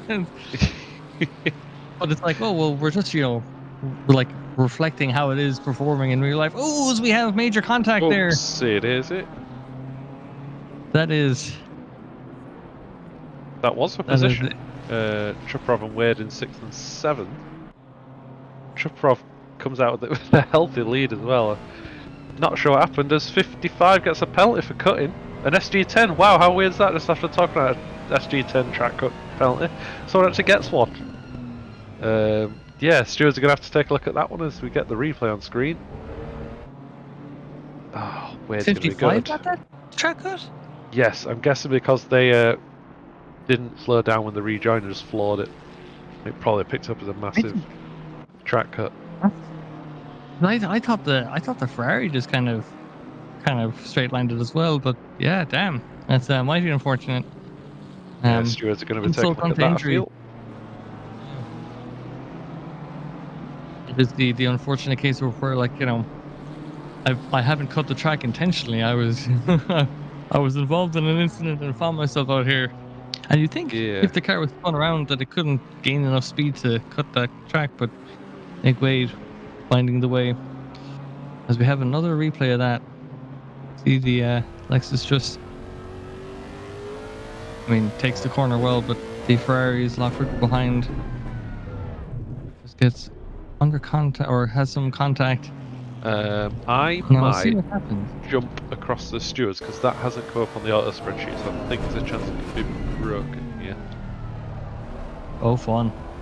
Cool. I'll be back in a minute. You get me for a minute then. Sorry, guys. One door closes, another one opens. Hello, Ben. Hello. Well, this is entertaining. There's lots going on. Anyway, it's actually very competitive. it's just like Donington. We don't need rain to make an interesting race happen for an endurance. It turns out that when you just have the same dry conditions, okay, as we have that warning coming up for the 55, they have one lap remaining on the stop go. We're looking to do whatever they can as we have Babur still find themselves behind Stevie Bain. Ferrari on Lexus action. Raptor Virtual Racing Team do have a 5-second penalty to serve on their next pit stop, but for the time being, they're just battling it out on track. We've got 7 minutes down to the hour before we enter hour number 4. This race is tipping along very nicely. Yeah, it's interesting how it's with the split strategies. I'm interested to find out if it's going to rain, to be honest. Yeah. It's like, it's kind of like one of those things where it's like, oh, it's been dry for the first 3 hours. You could extrapolate and think that it's not going to rain for the next 9 hours, but at the same time, you'd be like, oh, that would be somewhat foolish. And because I suppose when you think back to some previous kind of endurance races and stuff, it's like the rain might be less frequent, but it might be like, who's to say that it will be like a very strong shower, as we have Lucas Egger going fairly wide, and we just see that the race control cleared that SG for the 55 Lexus, breathing a sigh of relief, no doubt. Welcome Yes. back, Alex. Hello. So I'll give you a quick update on that one. Looking at the replay of that incident, it was a big old netcode between 55 and 41 because it was, the replay was weird. They basically just morphed into each other randomly midway through a little tap, and that's why they got rid of the SG10. Very nice. All our fops in the chat saying don't jinx it now. Yeah, I mean, yeah, it is like, wind is set to, like, still about 0. The clouds remain unchanged, so it's not even getting cloudier or less cloudy than it had been. Lulling the teams into a false sense of security before the torrential rain of the monsoon season kicks in at hours 6 and 7. Oh, okay, like, yeah, on the wish list for AC Evo, surely would be hey, give us like a more granular level at which we can alter the weather settings, a la perhaps Project Cars or iRacing or something like that. Because, like, could you imagine giving Johnny the keys to a server where you could say, okay, you pick when the rain arrives, you pick how strong it's going to be. Okay, every 15 minutes we go from dry, we go straight to rain. Heavy rain and fog, bright sunshine, heavy rain and fog. It would be interesting, but the randomness is fun. Let's recreate the 2024 Nürburgring 24 hours by just having way too much fog. Man. Yeah, that would be scary trying to race in fog on some of these tracks. Bathurst especially. Yeah, Silent Hill server settings. As we have Jan Marker there getting is that a pass for position on the 921? It was, yeah, damn. It was, yeah. So the Ferrari just kind of losing ground a little bit, finds themselves being passed by the Butterdog's car.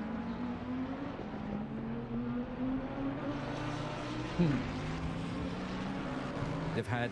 Oh, okay, yeah, the 921 was coming in on an in lap. So perhaps at the end of their tire life, as they approach the hour mark. That is one good thing about these long stint timers. It's really opening up an even wider range of strategies than we normally see, because it feels like most of the overtakes are one car and tyres that run out of life being passed by someone that's just pitted. It's good. It's giving us plenty to talk about. Interesting psychological thing I just want to note here about Ben Brown, right? He's opted to show a battle between two BMWs when up ahead on track there are two Lexi battling for position. Call myself a they both fanboy of the shitbox. So the top 10 position, yeah, like, and then so the two BMWs and the two Lexuses are battling away. Very little in both battles. Both cars performing arguably very equally I was doing, as we have. because Johnny's in the oNiD car in the other Lexus, and so I was on last night, just doing a bit of practice with him while he was practicing, and I was just so jealous. I was just so jealous. I was just like, I could drive this round for the full 12 hours. It's an absolute joy. I love it so much. It's Max Farrell. You just caught some gravel at the end of at the beginning of the straight, so that dropped him back from his battle with Wade. Speaking of Lexus, indeed, that gap between. That was a very hopeful. That was a hopeful maneuver into the chicane.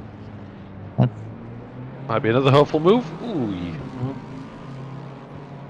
That's putting it very diplomatically, Nigel, as we get a replay of that one.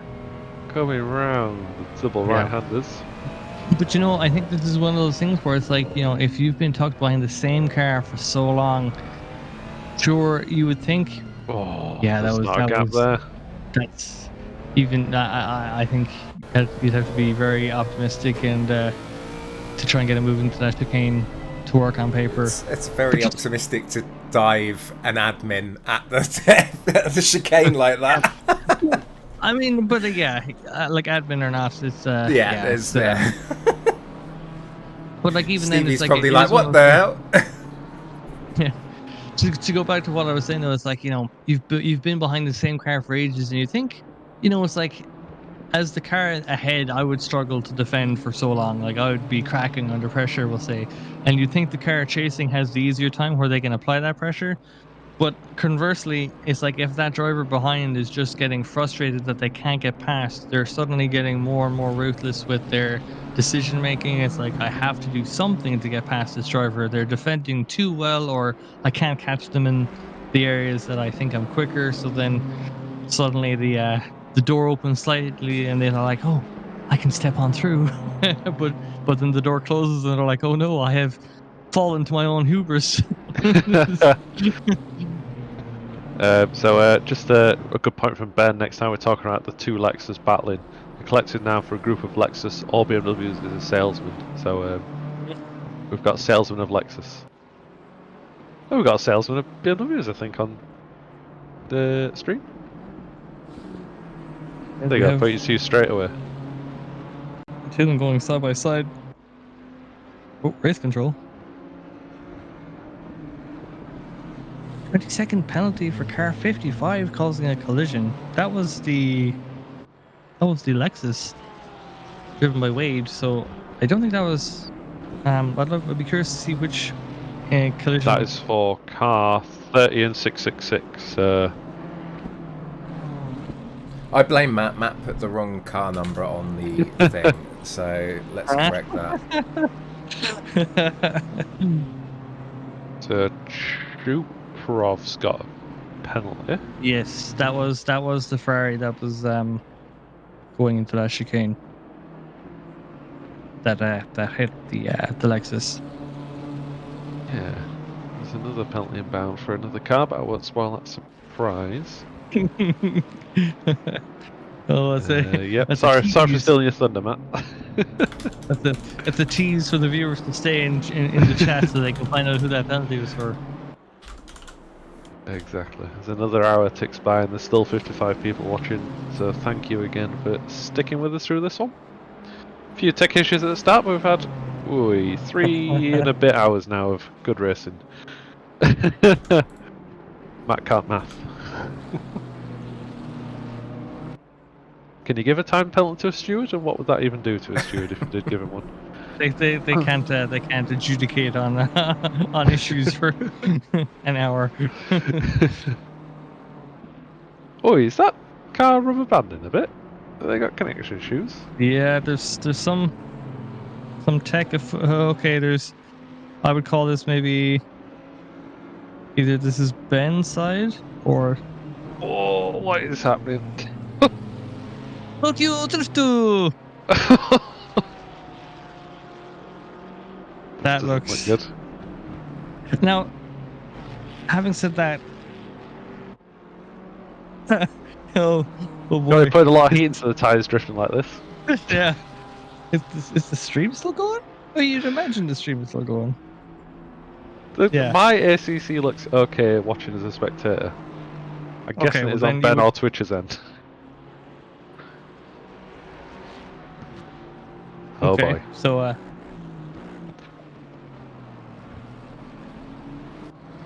Noel Doige, keep clawing back up the board. Car 51, Team Racing Stronger. Yeah. Good recovery drive. You're in the top 20. Nearly in the top you're half.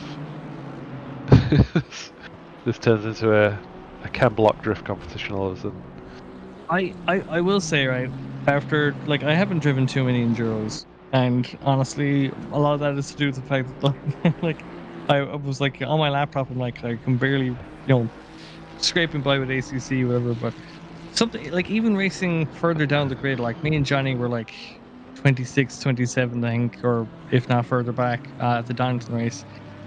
And I was like, I wanted nothing more than to just finish up as high as we could, like whatever that meant. Like by the end of the 6 hours. So I always like fair play to like all the teams still in it.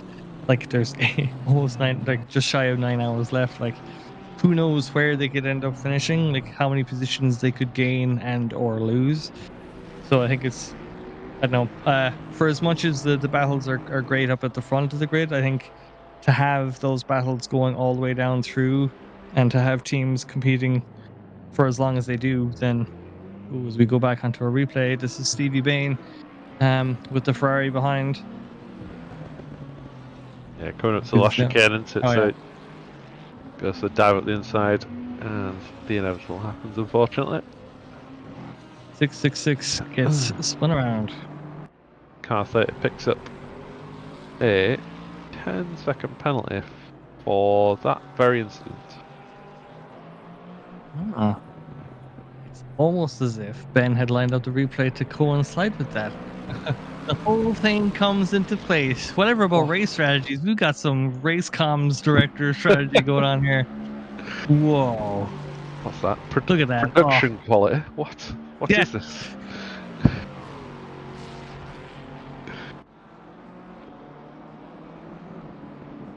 There you go. There's the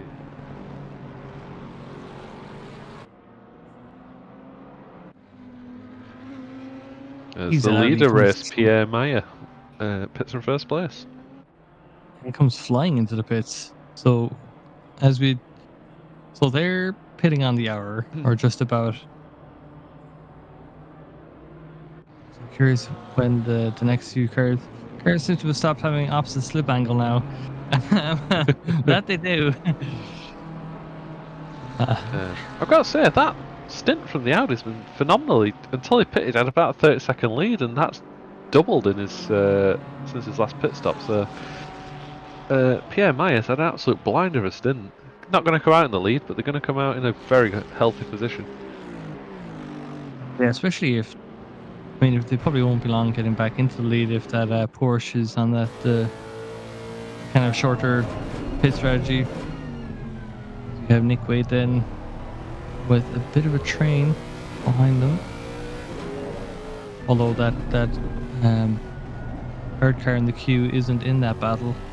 That looks to be lap traffic. I'm guessing that might be Mars. No, Mars is in a red Ferrari, so I don't know which Ferrari that is. I'm not too sure either, Hydra, but yeah. The important thing is I've stopped drifting around the tracks, and that's a positive, as Matt says in chat.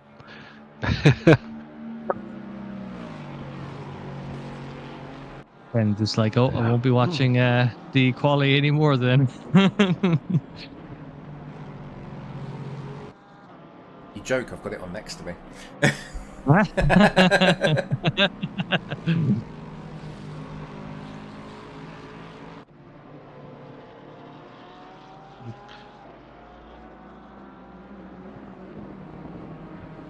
Yeah, we've flown Lexus- past the hour mark, haven't we? Actually. Yeah, that Lexus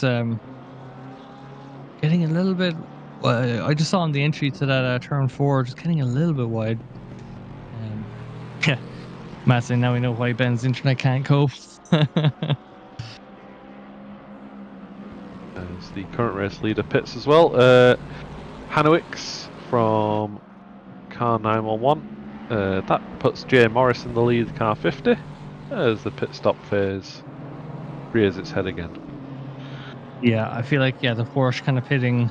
I think it was the Porsche pitting on the hour mark, or like on the 60-minute mark, rather than the 75 that the other cars are going for. I think it might just be a symptom of that.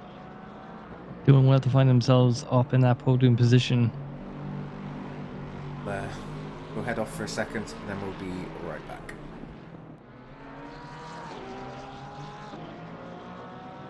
In case we can't hear Ben, there's no.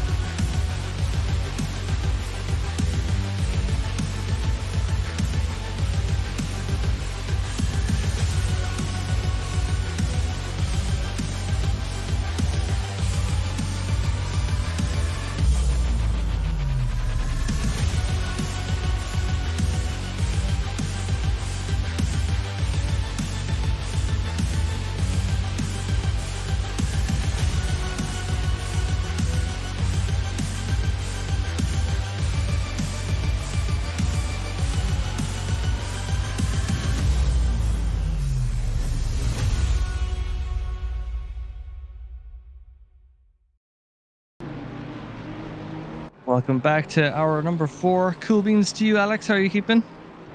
Cool beans. Yeah. Holding up all right. We're over halfway through the St. Hydra. How are you holding up? I thought you were about to say we're halfway through this race, and I was like, hold on a minute. How long was that break? Yeah, holding up. Curious to see. Curious to hear how the teams are getting on. Because I wonder at this stage, there's probably a few teams with drivers who have yet to have any stints. Or maybe some of the 2-person teams are like, swapping over. So just kind of getting into the thick of it. As we are on board with Daniel down in P22 for the Curvin Parker team.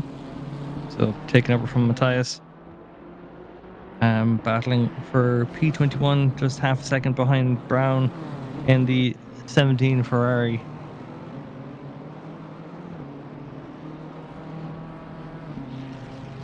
Little flash of a yellow flag on the top of the screen there, so maybe someone having an issue somewhere on track. Yeah, Hour sorry, that's 4 what underway. distracted me. It was Max Farrell in 8th, one of the oNiD cars of Lexus. Having a little spin, losing a bit of time, but doesn't seem to have cost them too much. That being said, there is only about, between 4th and 9th, there's probably about 15 seconds time gap, which is They really went good deep. going after so long. There was contact. Ah, I missed that. There Double was contact. car. Oh. Yeah. And then facing against the wall, so a big moment there for that battle with the 2 Lexuses and the Ferrari in tow. That was the 91 Ferrari. We'll go on board and have a look. So Max Farrell, I believe, in the middle of the sandwich there, goes for the inside.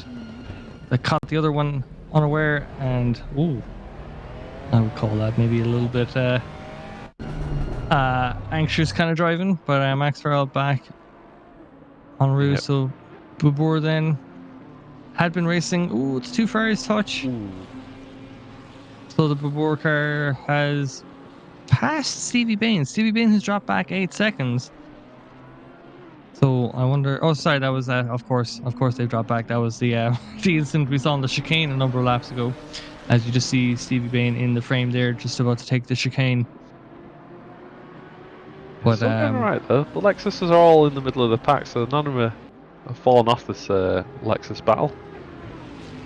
yeah, so Raptor Virtual Racing have 15 seconds, so I think they got an extra 10 seconds added on. They had a 5-second penalty previously, as the two of them they both kind of, it almost looked like they both kind of hesitated going into that corner, have a little bit of a touch. But the positions are as they were. I don't know if you're at the cameras, Ben, or you can hear me, but there's a good 3-0 battle for third place at the minute. WVO Will Van Assen has just lost third to B Halter. And that battle's just about to get interrupted because Chuprov in 5th has got a 10-second penalty being applied by someone in game. So that's unfortunate for them. But yeah, we've got that battle on screen. WVO just been overtaken by Halter just before we join this battle. Yeah, that Audi working its way through their own strategy now as well. James Morris up in the lead, 108 laps on the clock. Reduce penalty to 10 seconds. Oh, okay. That was for that contact with the Lexus going into the last sector. Ooh, Jan Wacker taking the new layout. Will that be a track cut if he just comes back on track? I believe it would just be a no time gained. I don't think unless they're able to take it at speed. I don't believe it's quicker. Yeah, Well, actually, no, it probably would be quicker, but what happened guessing here? there's Wacker being followed, and oi, that Ferrari outbreaks That was- itself, sends him round, Yeah. and collects him again So for good measure. that was the same Ferrari that had that optimistic into the chicane. So maybe it's that frustration peaking up again. Maybe it's the nerves of being on the main stages. So Stevie Bain has a look down the inside, turns into the outside, and is more compact. Oh, that was a big impact on the exit, but it affects Barber only. I think Stevie Bain got through that unscathed, and Barber keeps out the wall at least. Bit of an awkward Yeah, spot I to think- rejoin, but they're gonna get it going. Yeah. Yeah, when I think this touches back to our earlier conversation. Stevie is no longer concerned about getting drive-throughs. Stevie is now just like battling other cars on track. So maybe that'll probably go over to the stewards. A bit of contact there. Looked like the two of them just looking to occupy the same piece of track. So maybe deemed a racing incident. There may be deemed someone more at fault than the other. Nikita Chuprov in for Team More Esports. Finds themselves a second back from Wilbert Van Ossenen in the Aston Martin 72 up ahead of them. Yeah, with the first hour of comms, Hydra felt like a bit of a holding pattern, like not a huge amount of door banging or racing incidents going on, but since come back from the break in 5 minutes, we've had quite a few, and just before we went on the break, in fact, we've had quite a few coming together, haven't we? Competitiveness ramps up again as we go on board with. Never seen that surname before, Hydra. I'm going to let you take a go at it. Erdeli? Yeah, Erdeli. Erdeli. Yeah, hard to say. But Nick Wade just kind of run out on the wide line there, and the BMW tucks it up on the inside, goes for a good pass to 55. Did kind of they took a very kind of wide entrance into turn 3, which just allowed the BMW with perhaps a little bit more grip, able to kind of carry more speed up through the inside, and then that just kind of had let them wedge in their way through. Yeah. So a lot of shuffling happening, like these top few teams, the top kind of like top half of the grid, they're like very similar pace as you were saying, like about 15 seconds separating. Let's say between 7th and about we'll say like 11th, we'll say. So they're all kind of similar enough on pace and just kind of battling their way through it now. Still no change in the weather radar. No, it's You go literally up. not changed at all in an hour and 15 minutes, has it? It's fairly static.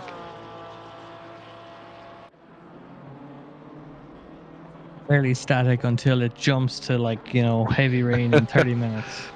That's the dream.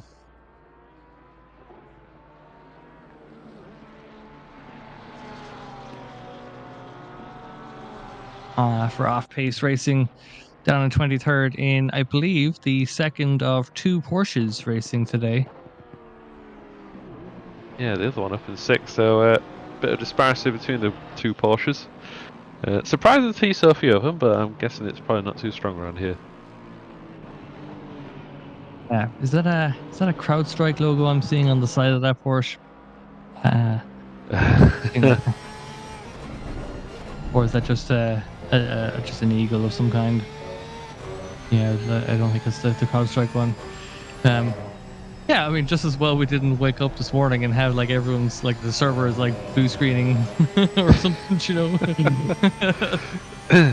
That was so weird to see that pan out in real time the other week, because we were at work at 6 AM and it was like an Australian software glitch is causing issues for travel. Like, and then as it kind of spread or whatever, a just virus is shut spreading everything from down. Chinese servers. Yeah, the Wuhan blue screen of death. It's just like, ooh. Not this again. Yeah. Yeah, CrowdStrike logo on the Porsche explaining the lag burst, says Ben in chat. Definitely one plausible explanation.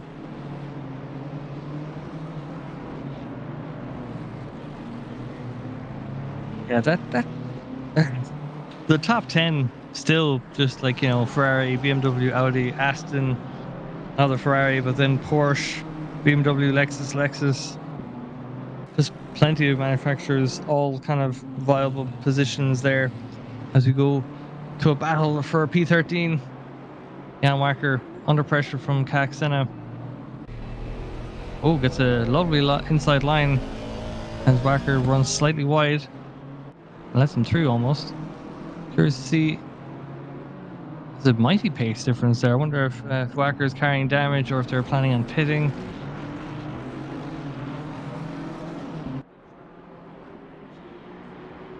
Well, they stay out. Do you feel like they've been out for a while? Because I don't remember seeing them in the pits recently, but we'll have to see how it goes.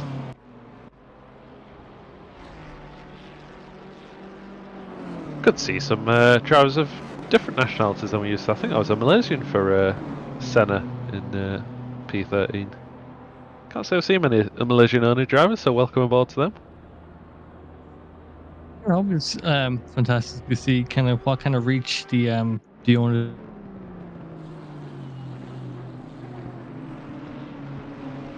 we're on SimGrid, if that's kind of allowed us to tap into a different market, so to speak. Yeah. I don't know if it was your internet or mine, Hydra, but you lagged out there in the middle of your sentence. I think that was Ben's internet. Ah, okay. Catching strays over there. I think CrowdStrike are onto me. We will not permit you to denounce our name. Dear.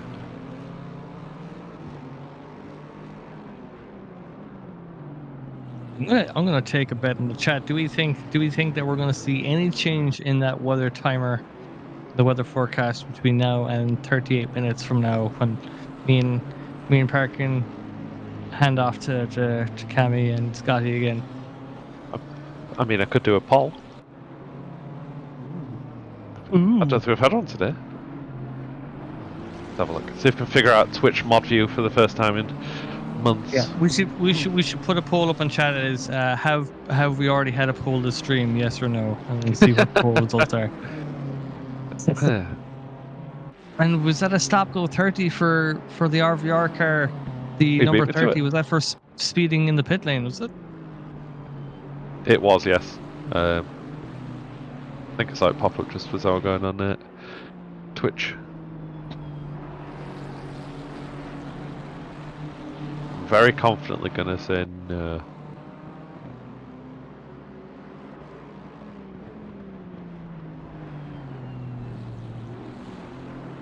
I am participating as a moderator. The streamer created this prediction. If you participate, you won't be able to choose the outcome. I still want to participate.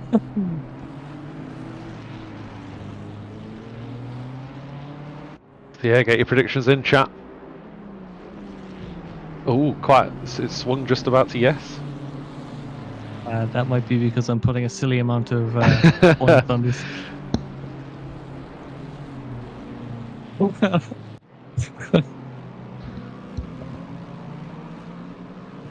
yes, winning. 52,000 yes, 31,000 no.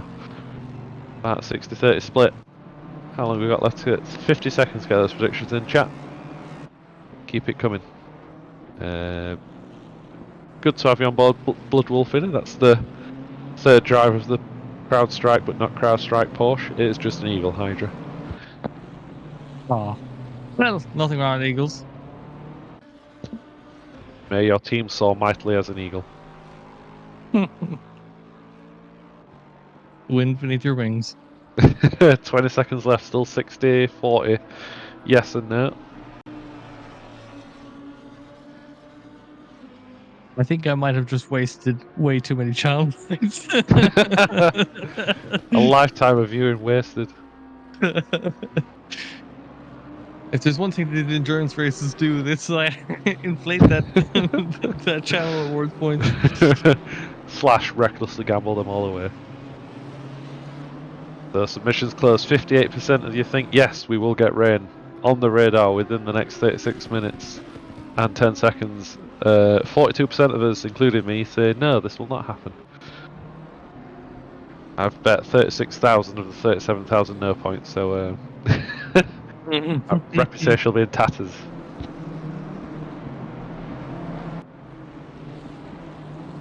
We'll see how that pans out. Oh, sorry, I had made a mistake earlier. There was two Curvin Parker teams, and Matthias is still driving for the other one. I mistakenly said that we had a driver further down. I think that was in the other Curvin Parker team. So apologies. I am human. Blood Wolf in it. That the Eagle logo Hydra is a Ben creation, so good. Another Ben 22 livery creation.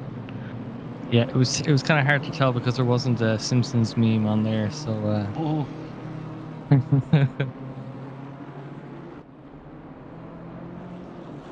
So that Mustang finds themselves defending now. There'll be brake lights in full view. They both go to the chicane. There's different lines been taken. A nice exit there from Matthias in the BMW. They look to be pretty evenly matched on the way out. The Mustang pulling away slightly. Doesn't look like there's going to be much of a move on as they just tuck in for turns 1 and 2. So we go to a replay now of the Connexus Motorsport Lexus. They look to be on their own. Something has happened. Yeah. Oh! Just have a bit of a moment. Just got a bit squirrely under braking. The car just seemed to throw the back wheels a little bit and they went off track. That's going to cost them some time. We go back to Matthias with that battle. Yeah, so that Lexus, the three Lexus in the race are now running 8th, 9th and 10th. So they are one after the other. Stevie Bain's doing a great job, I think, to get his team into the top 10 because they were about 15th or 16th when he took over the car an hour or so ago. So they probably are due to pit soon. There is a big gap between 8th and 10th, about 30 seconds. So they can't see each other yet, but the three Lexus are running together on track, consecutive positions. And Stevie, of course, did take that big knock into the chicane, so doing well to keep that car in contention for the top 10 positions. As we saw Matthias just running very deep into that hairpin. Yeah, really unfortunate for the oNiD car. Is that the 28 BMW BMW directly behind him. Is that a three-way fight? What tape No. do? Let me No, try and find out. No. that's the P2 81 car, just kind of very respectfully leaving these two cars having their battle, not exactly looking to get through. So you'd call that very fair. And then, yeah, when that gap opens up to like, hey, I would like to get passed through, and Matthias obliges. Oh, it's a P1. Oh, sorry, yeah, James Morris has gone into the pits, so our new leader has we just witnessed him going into turn 1 there. So James into the pits now for Team Shumi Skins. But the Audi now overtaking them to go into P2. So you can see that little triangle icon on the track map there. It would be your leader, so not too far back between P1 and P2.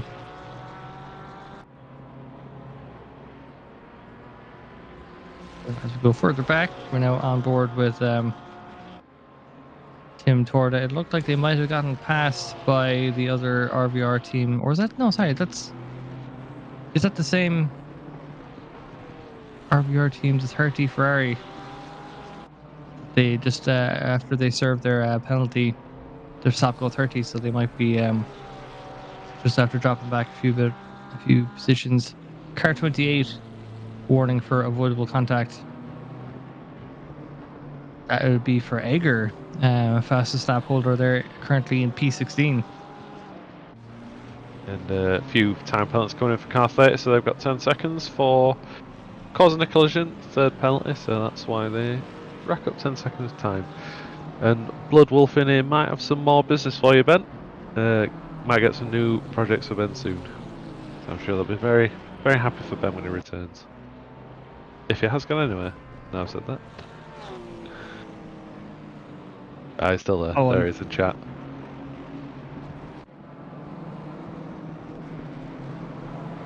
You've been then about 10 seconds off of Nick Wade in P9, so just trucking along.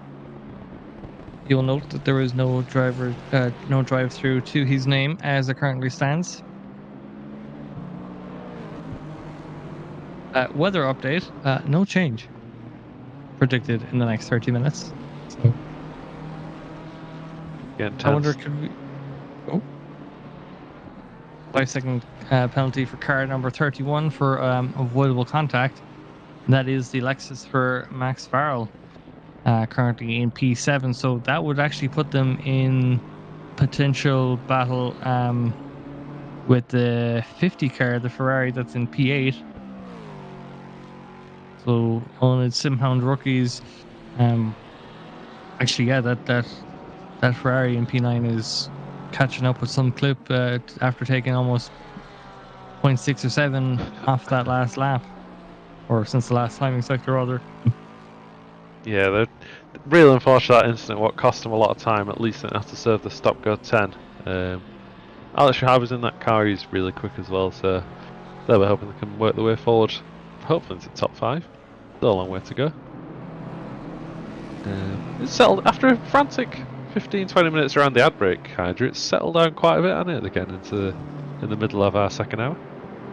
Challenge accepted, I hear the drivers say. Well, the weather's not helping us with that one, so hopefully the drivers will spice things up a little bit.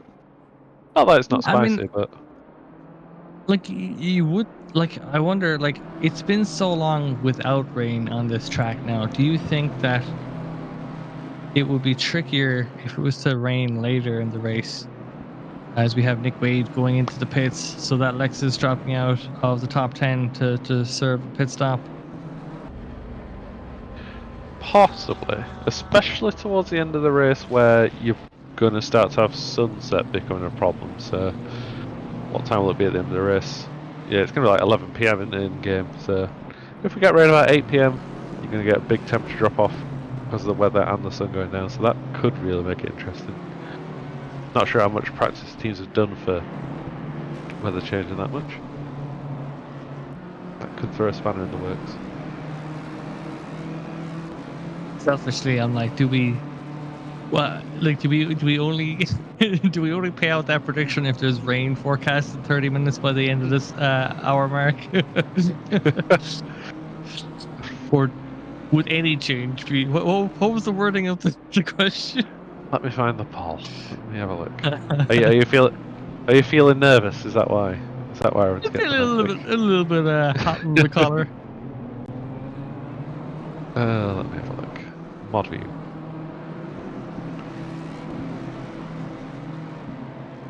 Predictions. Will rain appear on the radar before 8 hours? Ah, okay. Yeah, hasta luego, my channel points. Sayonara. We'll Yeah. meet again in the future after like another 24 hours stream or something. That's like really tempting fate to lose that my bet now, but the weather has literally not changed. Even the temperature is exactly the same as it was 90 minutes ago when we started commentating hydrogen. Nothing whatsoever has changed.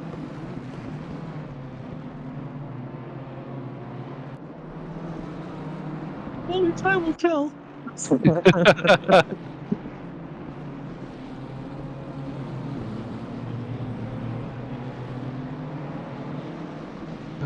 Dear me. So yeah, 90 minutes. This is commentary stint. Who's our race leader? It is car number 81, the Hanyos. One of many BMWs. Yeah, literally just in front of that Ford Mustang that we were on board with 2 minutes ago. So we saw them a few laps ago, just trying to negotiate those two as they were having a battle for P13. So yeah, so they're just there's that comic book styling shading dot matrix thing happening again. As you go from There we go. the white to the red. Yeah. Very nice livery.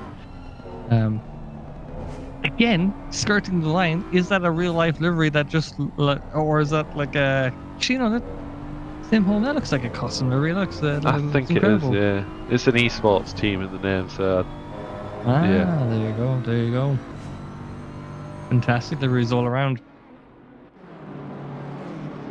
Always great to see just outlets for different kinds of creativity. Like you've got you've got people racing, um you've got people behind the teams, let's say like doing liveries or providing coaching or whatever. You've got like say like the staff, we've got stewards, we've got all sorts of folks helping out. So a nice mix of like it's not just racers that we have helping out, people just passionate about all sorts of things that surround motorsport and whatnot. So always fun to have. Yeah, definitely. First time chat from Money is Happiness 007.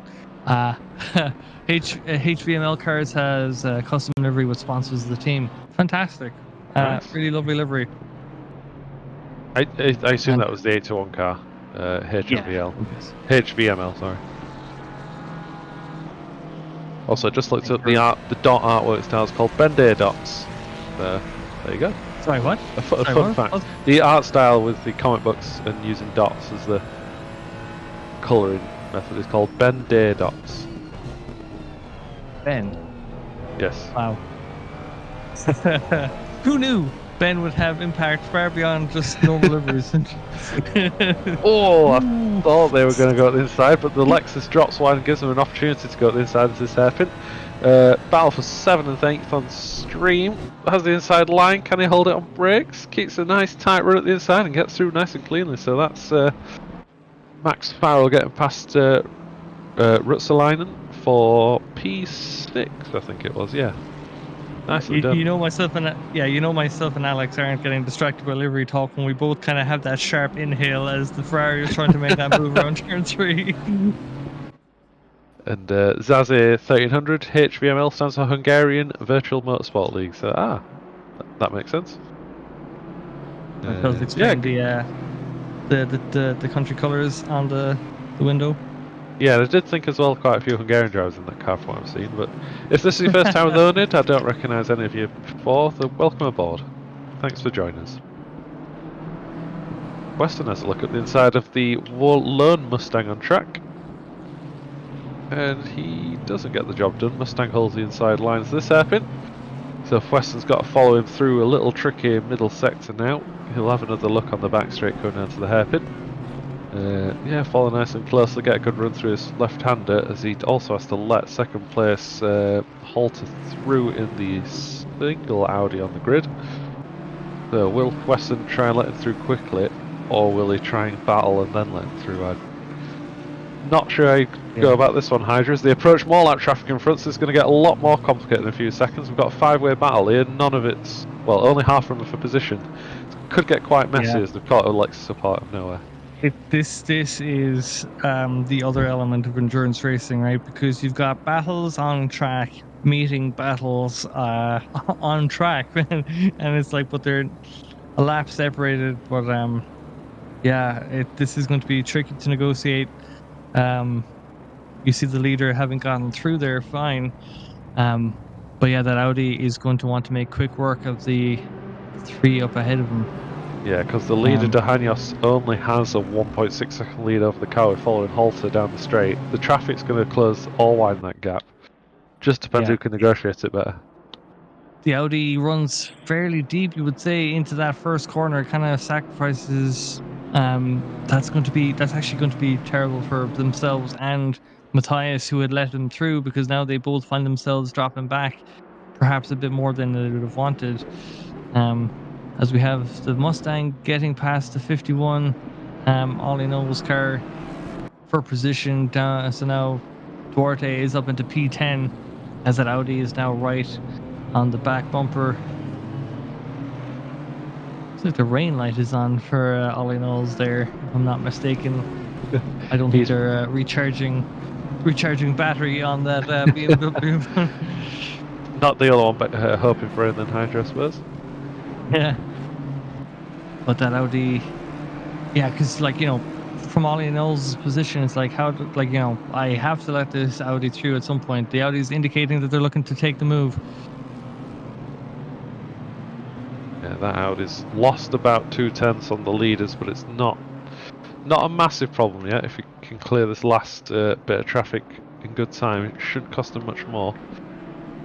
Gonna have a healthy lead after the pit stops as Chuprov in third has a 10-second penalty and a 20-second gap to second. So they've got a bit of time to play with here.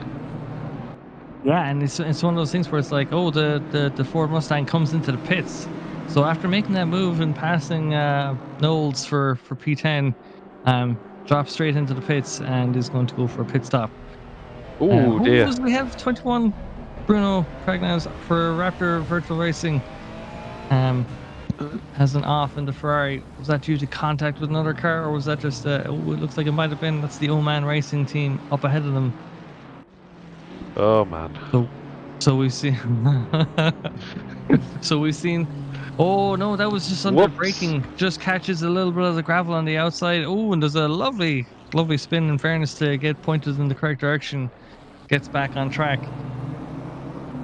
So just dipping, it's just such a tricky. I find that's one of the trickier corners to actually brake for, because you want to be as wide as you can, but if you play with it too much and you're braking on the grass, you're just going to throw the car out. And unfortunately, that's what happened to that Ferrari. Found themselves spinning. Luckily not to take any damage. Yeah, if you brake too late as well, the car will just not like it and do that as well. So, but yeah, plenty of ways it can go wrong. Gap at the front, by the way. The Halter's gained a 10th as a cut to the next timing line.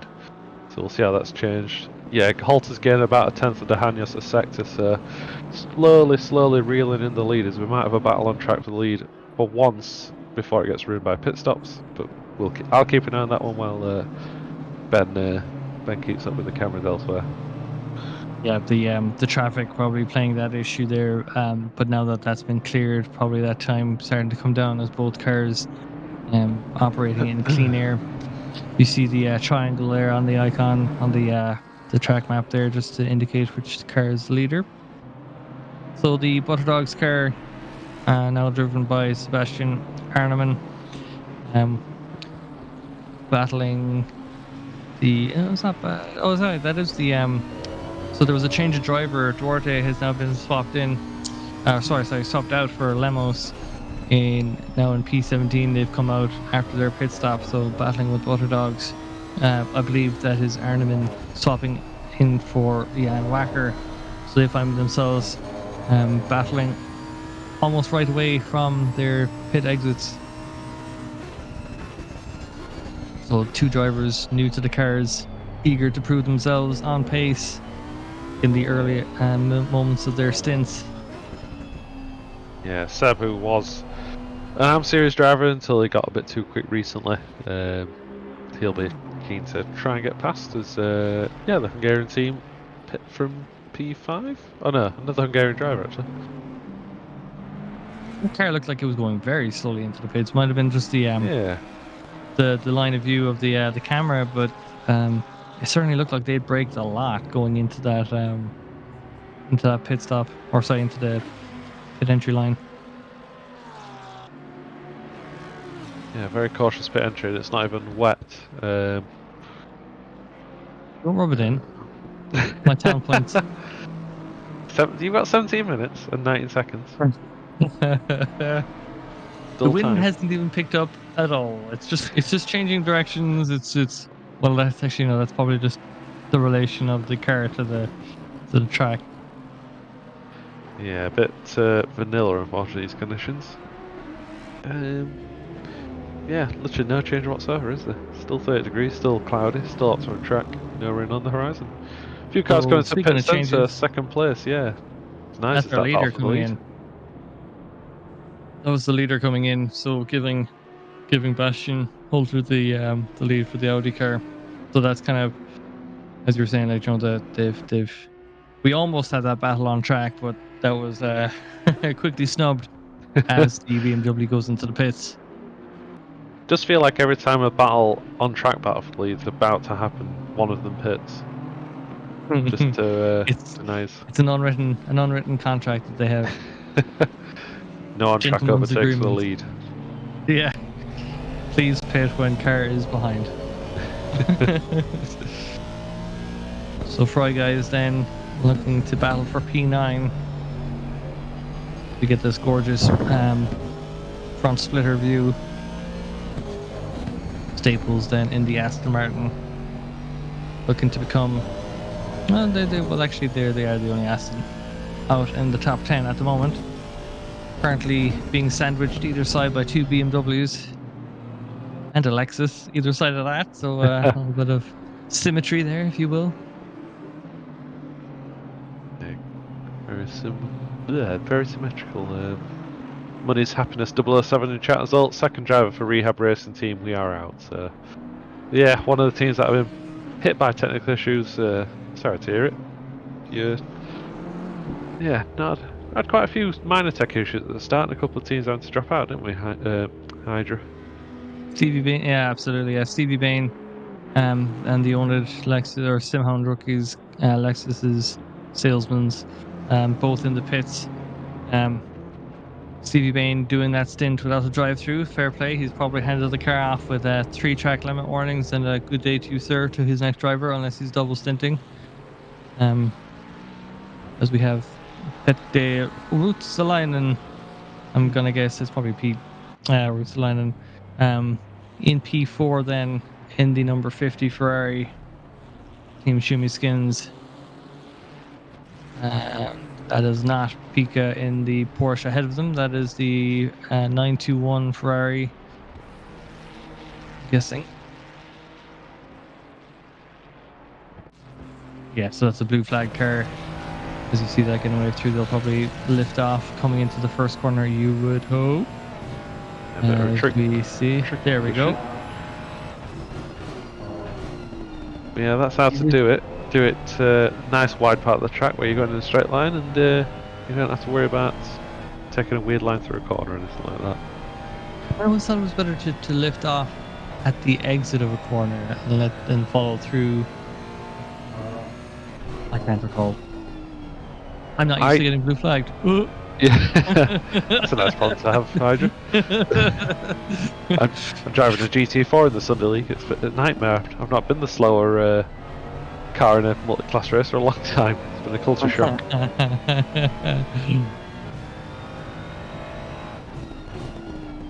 Yeah, even slower than I normally am.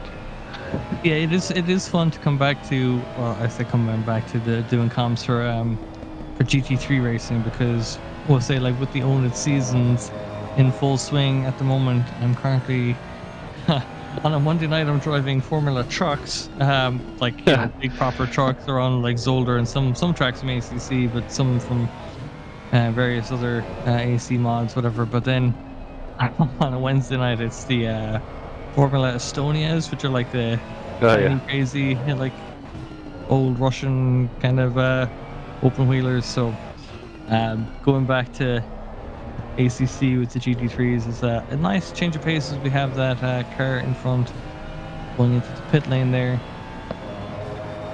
So Rutsalainen finds himself with a nice clean bit of track in front of them. Yeah, it's car 71, a car that had technical issues, pits from last place there. A lap down from the nearest competitor, but good to see him still going despite problems and not currently having an into battle. Hopefully they can make some positions up in the next 8 or so hours. Yeah, As we I mean, it's one of the follow... things. Ooh. Oh, sorry, I was just gonna say it's like it's one of those things where it's like if this was your first endurance race, it would be absolutely sickening. We'll say like to have tech issues and stuff. But it's one of those things where it's like if you're able to commit to doing like a few enduros over the course of the year, then what you find is well, there's actually a benefit to us kind of still running and kind of getting some laps in, getting familiar with what it's like to run a 12-hour race, so that hey, if there's a 6 hours, if there's a 24 hours down the line, it's like, oh, we're better suited. As the Ford Mustang wasn't suited to taking that corner first, the first and second corner there, just getting really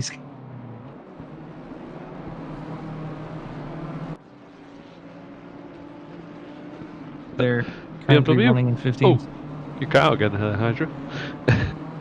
Oh, was I gone for a bit? Oh, man. The F1 qualifying start, he'll be distracted. Mm.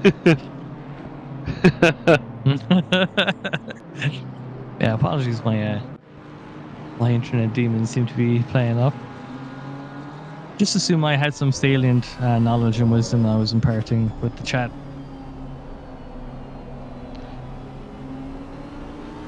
Yeah, we'll see. Yeah, the internet pans out. Blood Wolf NI, our driver has no force feedback.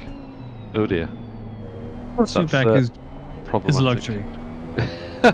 Who needs it? Power steering out the window. That sounds like, yeah, that's like, it's one of those things where it's like, oh, it's like when you turn on, it's like if your audio was to just go off, it's like, then at that point you realize, oh, I actually was relying on hearing my tires and hearing the car a lot more than I thought I had been. We almost have a look down in the inside for Matthias. Has a bit of a switchback now. He's going to take the inside line, but the Butterdog's car, Sebastian, just able to hold the speed around the outside. So good effort from both. And the braking just tucks in behind. No change, no deviation in lines between the two of them. Just following single file. Oh, Matthias filling the mirrors there. Made it look like they were thinking of having a dive down the inside of that hairpin. He'd be very brave. Hoping to just force a mistake from the car out in front. As they go through the middle of the sector 2 now. Very quick right-hander onto the back straight. He's able to carry speed. You see Matthias just taking a little bit of the curve on the inside. Yes, he's on the back of Arneman, who has lost a bit of ground to the Mustang in front of him, and this battle here will probably make him lose a bit more if Weston can keep the pressure on. Take his focus off moving forward briefly. Yeah, you can see how close it's getting through the entrance to that corner, but then as it opens up again, the Lambo just pulling away slightly. Gets very close at the end of the chicane, but again that Lambo is just going to pull off ahead. Great shot now as we get a good view of the Butterdog's livery from behind. Yes, got a bit of straight line speed, and the thing goes around the outside in the draft. Ooh, Arneman keeps him just about behind on the inside line, and Weston has to fall in behind again.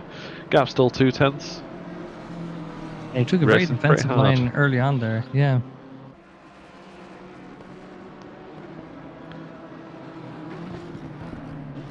Yeah, did well there. No contact made between either of them. Arnaud keeps Wesson behind. Does lose more ground to Lemos in 15th there, so he'll. Don't know how this was going to pan out. They seem pretty matched on pace, Hydra. I'd say no one's like. Wesson's not all over the back of Arnaud all the time, but Arnaud can't pull away from him. Yeah. Absolutely. As we have just slightly different lines between the two of them, just how they approach the track, which might just suit each driver differently. This time around, Matthias taking much less curb, might be able to carry a little bit more speed as a result. What it looks like is a similar distance as they come under braking for the hairpin. The two of them go around. Nothing yet happening. Both are just applying the brakes, getting around, getting the turn in. Good exits from both cars. Into the chicane now. Always interesting to see how the cars choose. Some of them take a very shallow line in. Two of them look to have very similar exits this time. The BMW might be able to benefit from the slipstream here now. Yeah, it does look a lot closer than last lap. Yeah, we'll see if that forces. There's the defensive line taken.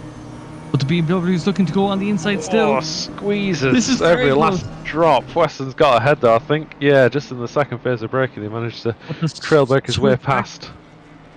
Wow, what a move.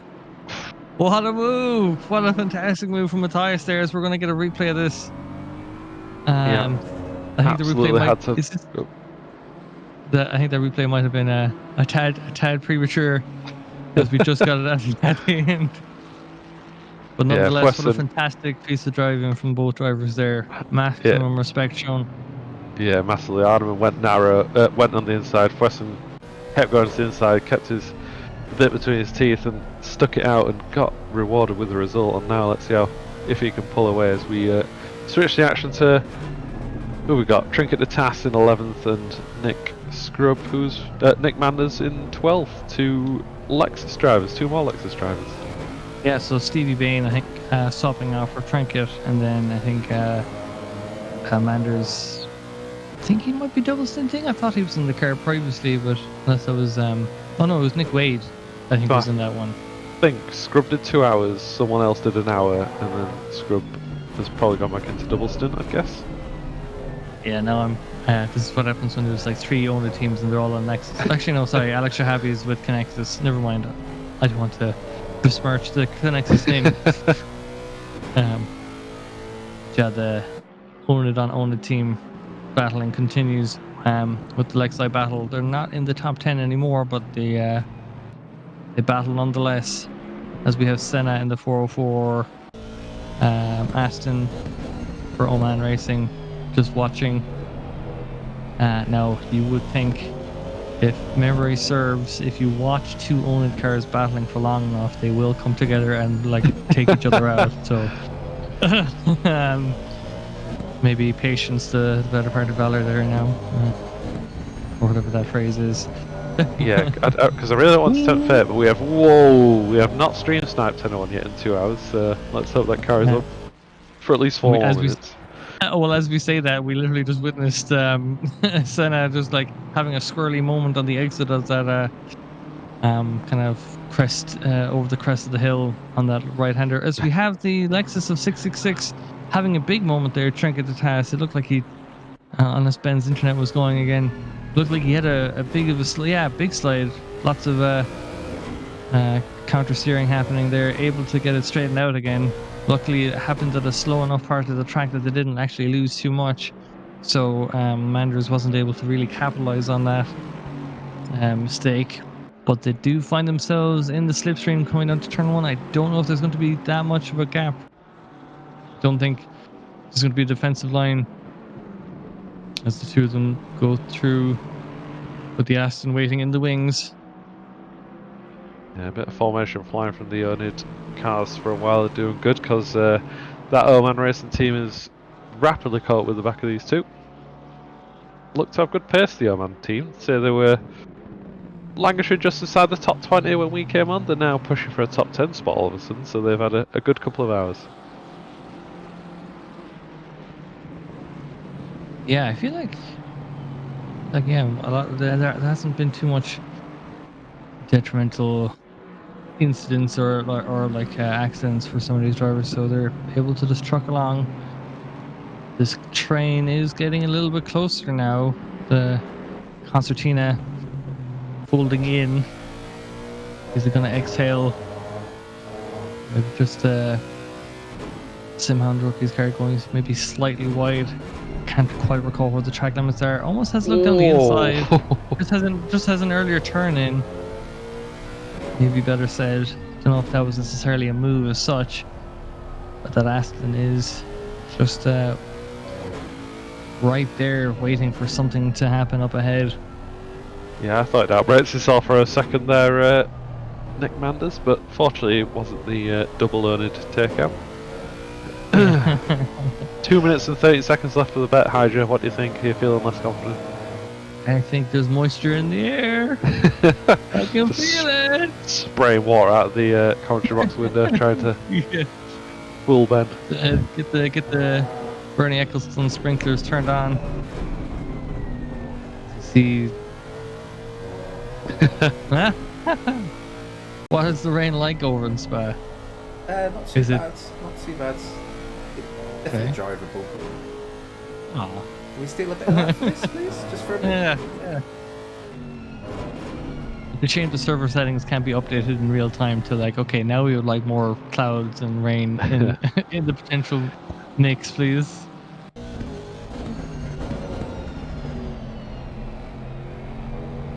Yeah. An hour and 59 minutes into our Compton. It's still 23 degrees. It's still 30 degrees on track. It's still cloudy and there is still no wind. Still a minute left, so don't count your eggs just yet. Could you imagine if it popped up a second look? Luke Sherlock for oNiD Racing Stronger coming into the pits. The 51 car having a good old time, I'd say, in the middle of the field there, running solidly. Luke Manders then in the middle of a sandwich. Find it's a tricky place to be because you're like, I'm trying to attack the car in front. Need to keep an eye on the car behind in case they get restless and try to make a dive on the inside somewhere. But so far, it looks like the gaps are just enough that they can all just kind of race to the quickest of their abilities. 3 of them still on track. No one diving into the pits just yet. We're about to enter. Is that entering hour number 5? Yeah, I guess the start of hour 5. Damn. Well, we're gonna zip away for a little break, and on our return, we'll be handing over to Cammy and Scotty to take you through for the next 2 hours. So myself and Parkin will bid you adieu until hour number 7, I guess. Yeah, we'll keep on trucking.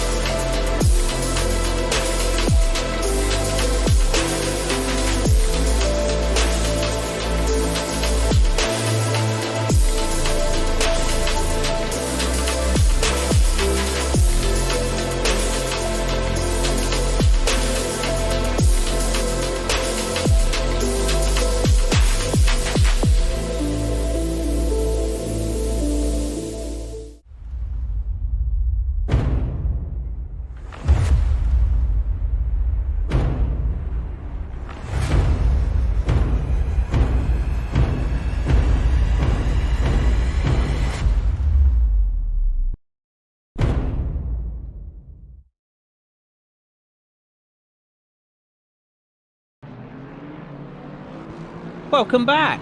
It's Cammy along with Scotty in the comms booth, and we're here to bring you the next 2 hours here at the 12 Hours of Barcelona, brought to you by oNiD Community Racing.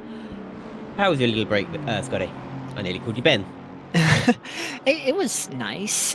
Shame the rain hasn't returned after its trip to Spa. Seems like it's still spitting it down there after putting Lance Stroll into a wall and postponing an F2 race. But we will wait it out. Hopefully it will return at some point.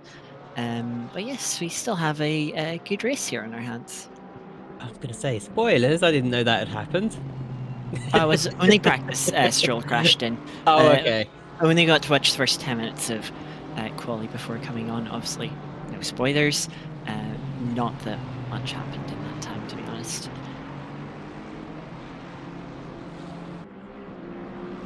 So we're going to have automatic control cameras for a while. Ben's just going to get himself a late lunch.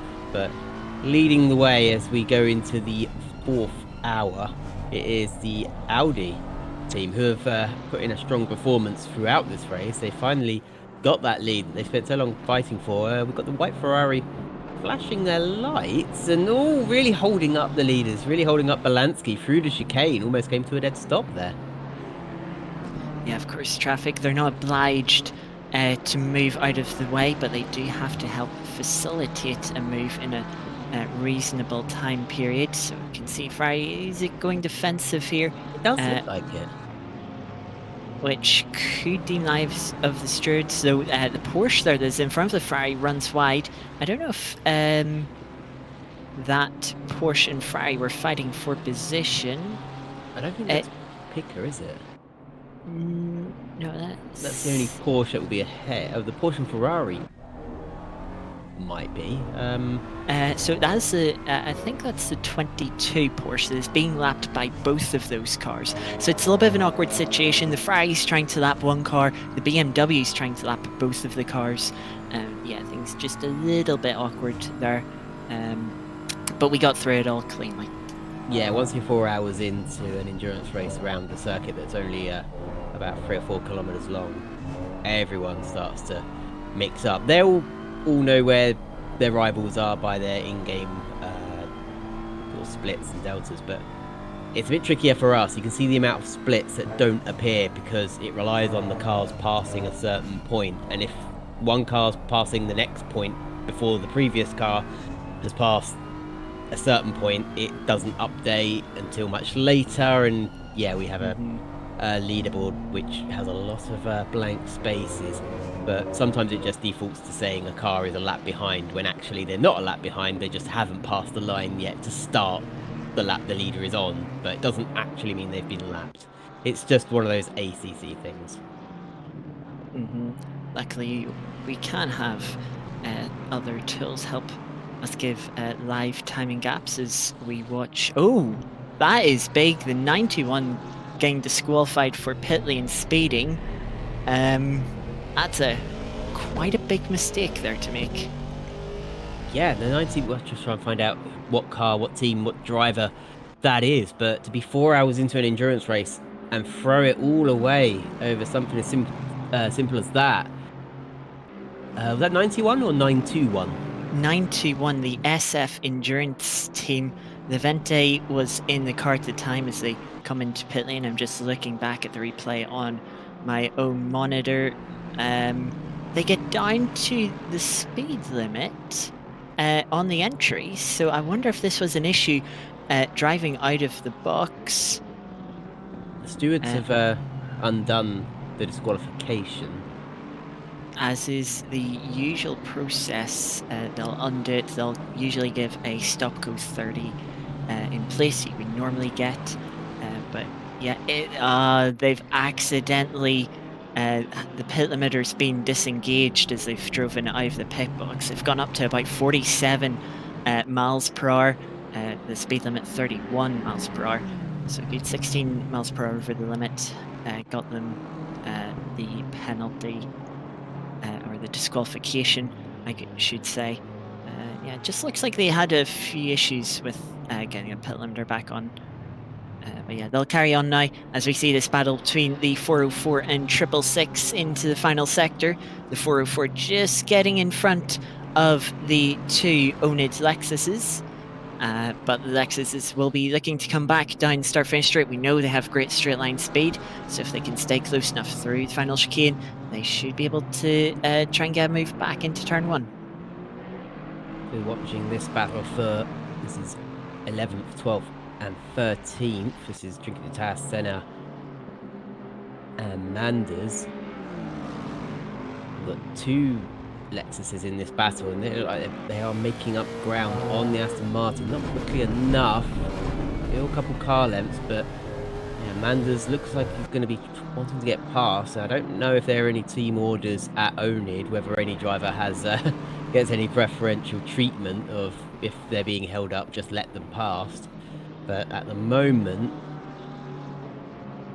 yeah, Tatas staying ahead of Manders as we're jumping to, is that Bruno Finozzi? No, it's that, well, we've got Mate Sasaki and Staples, so is that lapped traffic? No, that's Borges and Sakashi. Now the 922 just getting a move done on the 777. I think it was a move up the inside into turn 10.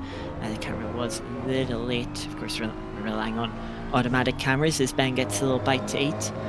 But the 922 getting a crucial position, and we'll be looking to make some good progress here in the next lap as we cut to the 95, trying to fend off the 801 BMW. Yeah, so without Ben's expert hand, we're relying on a very basic form of AI, just jumping around with the cameras. I have a bit, there must be a bit of wisdom to the madness. I'm assuming it jumps to cars that are close to each other. Yes, it is certainly that way as they come on to sort of the back straight towards turn 10. BMW in the slipstream doesn't quite have enough straight line speed, as cut to a couple of cars quite close together through the turn 10 hairpin. Looks like the 921 having got back out of the pits from their disqualification, or temporary disqualification I should say. They'll still have to serve that SG30. As in the background we'll see the 801 BMW's got to the inside of the 95 Ford and being able to take P14 from them. See the 91 coming into the pits to serve that stop-go penalty.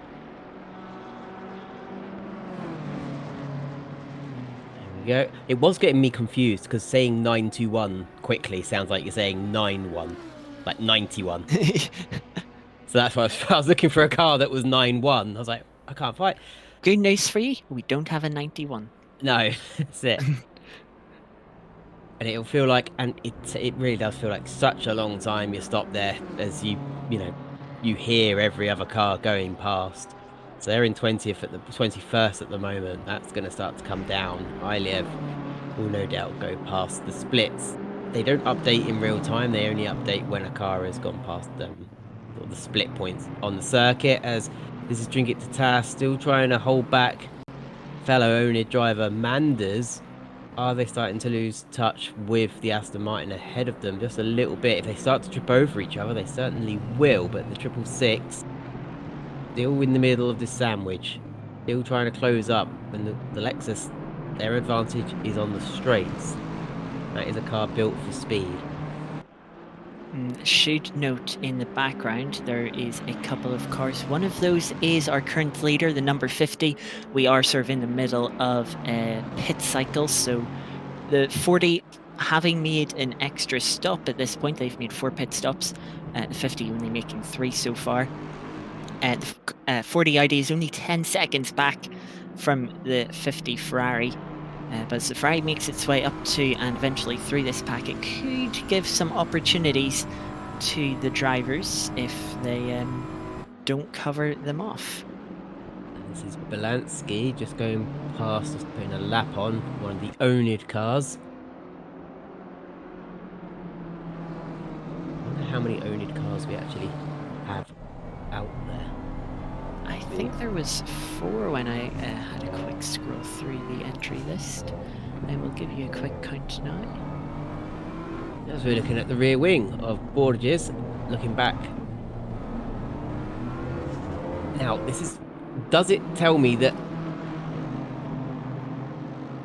So it's a bit, that was a bit confusing. So now we're watching Borges. Ooh, he's got BMW going around the outside. He tries to squeeze him to the grass a little bit. This is Borges and Egger.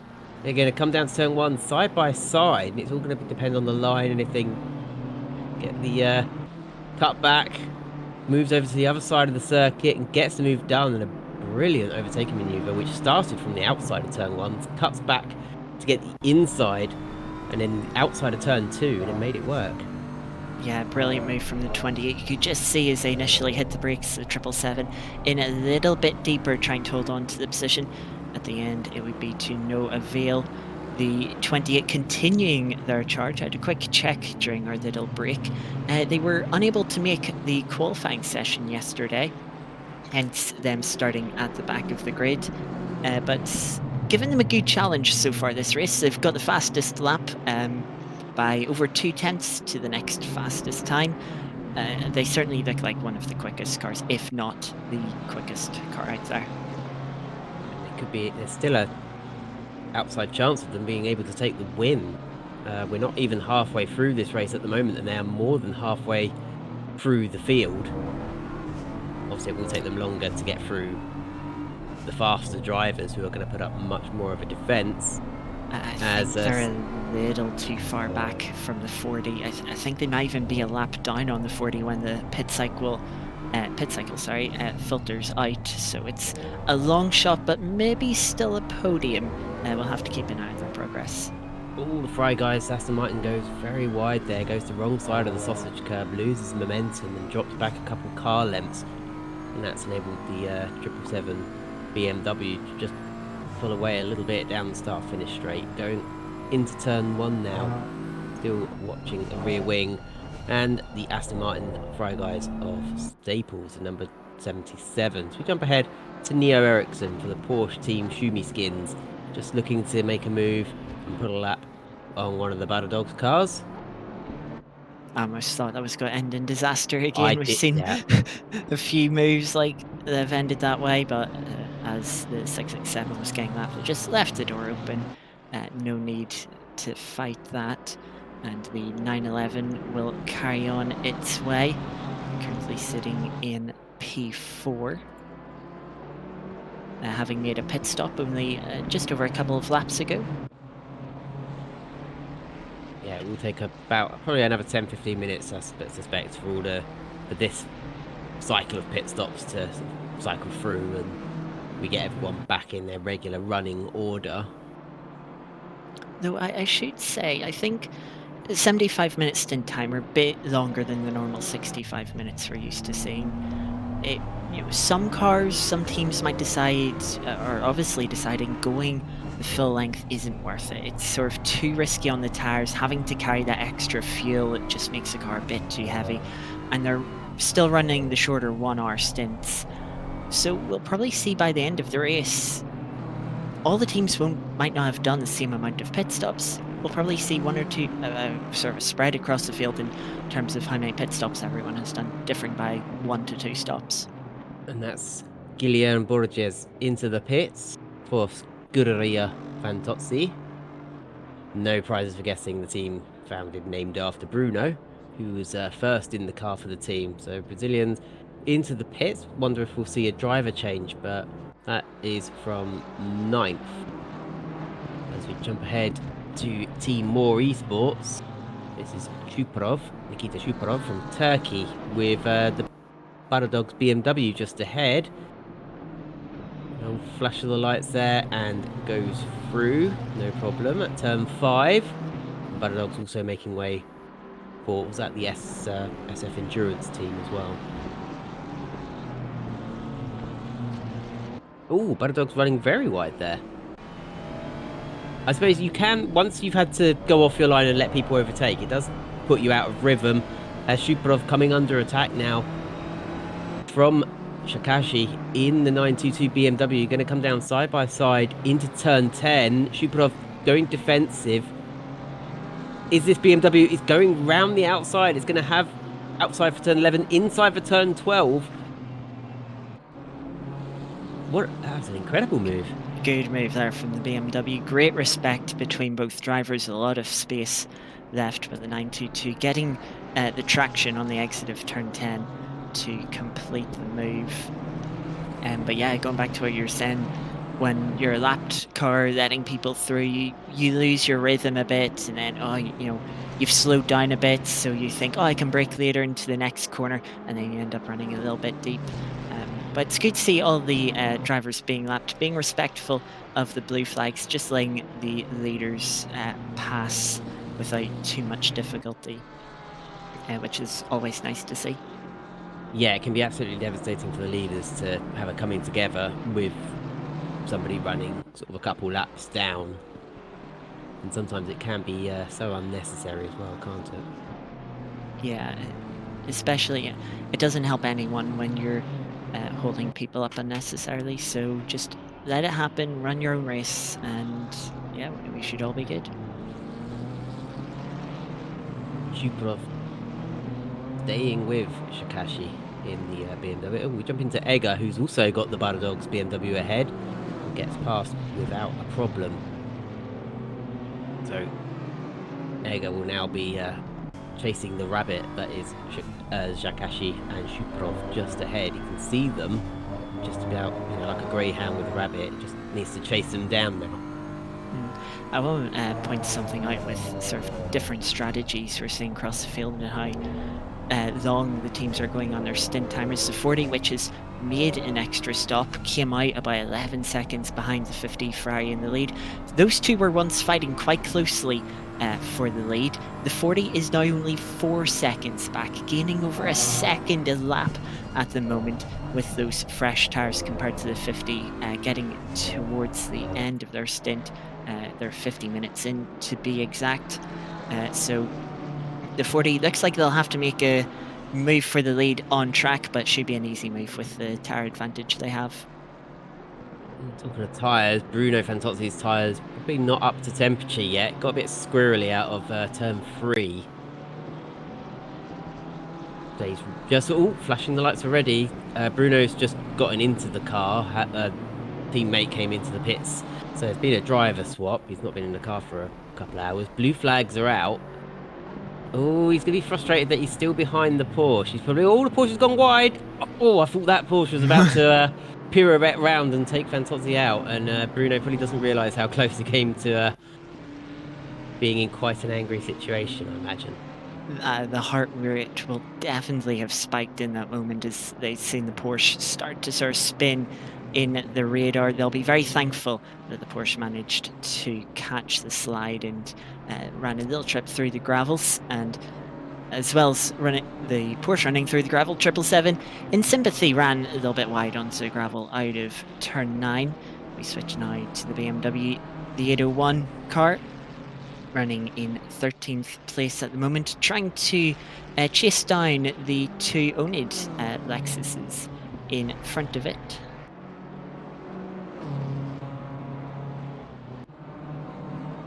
Down into turn 1. So when you're in a situation like Matthias is here, just not sure what happened there. But awkward when you're not off the curb. Yeah, when you're not directly with someone, you're racing and you're sort of out on your own a little bit. It can be I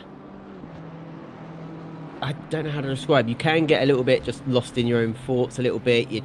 Your concentration can drop a little because you haven't got that rabbit to chase and you're not actively defending from someone, so you're just sort of almost doing practice laps just out on your own a little bit.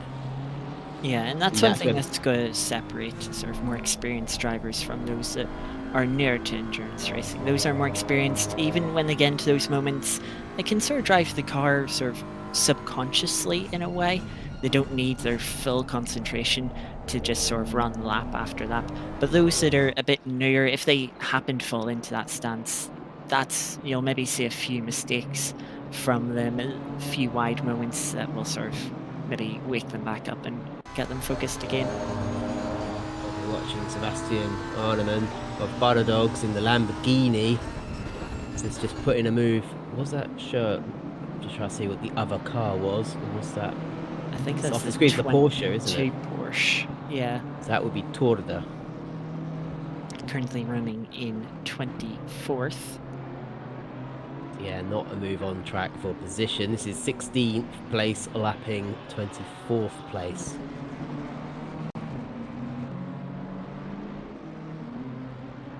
Just seeing an odd moment on my own screen. The 28 BMW Eiger still on a charge cut up to the back of the 41 Ferrari going into turn 10. Ferrari just seemingly not turning into the corner just to let the BMW through. It was a bit odd. BMW was running about a second a lap quicker than the Ferrari, but could have ended up, was a bit close to an instant, the BMW not knowing exactly what the Ferrari was going to do. Yeah, we just need our automatic camera thing to move to it. It seems to really like the Butterdog's Lamborghini at the moment.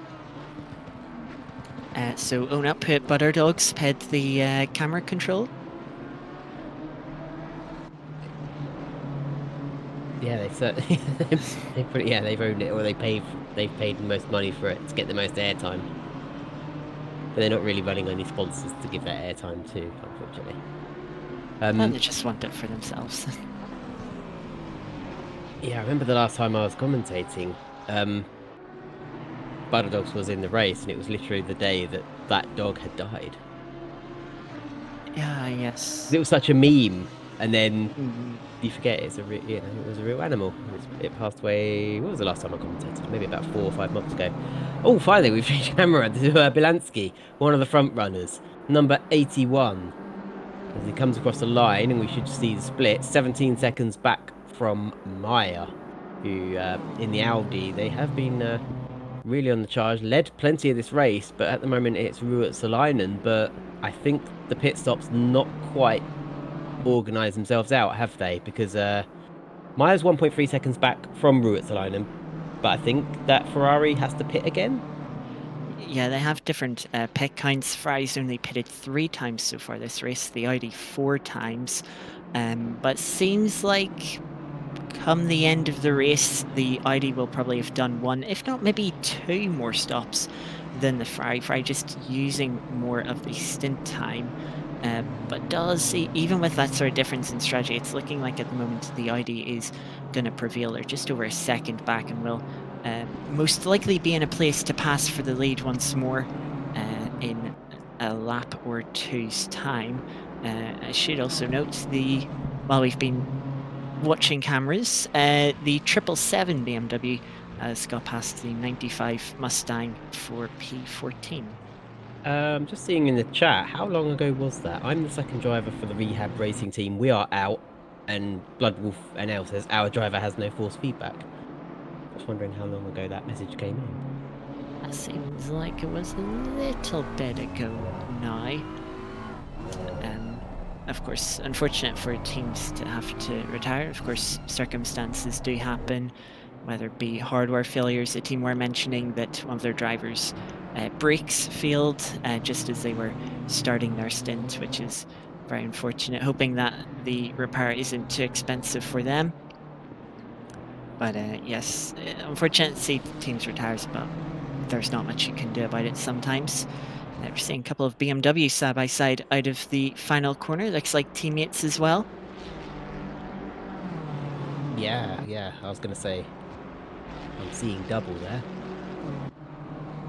Kragnaz for Raptor Virtual Racing, they've still got a 10-second penalty hanging over them at the moment, but they're kind of out on their own a little bit. They're not directly under threat from anybody, and we can't see what the split actually is to Sherlock, but just having a look at the map, you can see how much road is free up ahead of them. So Bruno and the Raptor Virtual Racing team, they were in the wars earlier in the race, and they were running much higher up, but running 18th at the moment, and maybe now have settled down a little bit. I'll tell you why they're running 18th. They've had 3 penalties in the span of about 50 minutes. Not too long ago, 5 seconds for a bump pass, 10 seconds for a punt, and another 10 seconds for contact. As we see the 2 leaders, the 50 trying to fend off the 40 Audi as they come on to the main straight. The Audi will be in the slipstream. Will they be able to get the move done into turn 1, or will they have to wait a little bit longer? Looking back from the Ferrari, over the rear wing. The ID is closing. They're going to look to the inside now, and they'll get the move done under braking the fray, having to slot back into second, knowing that, yeah, they just don't have the tyres to hold up to that Audi.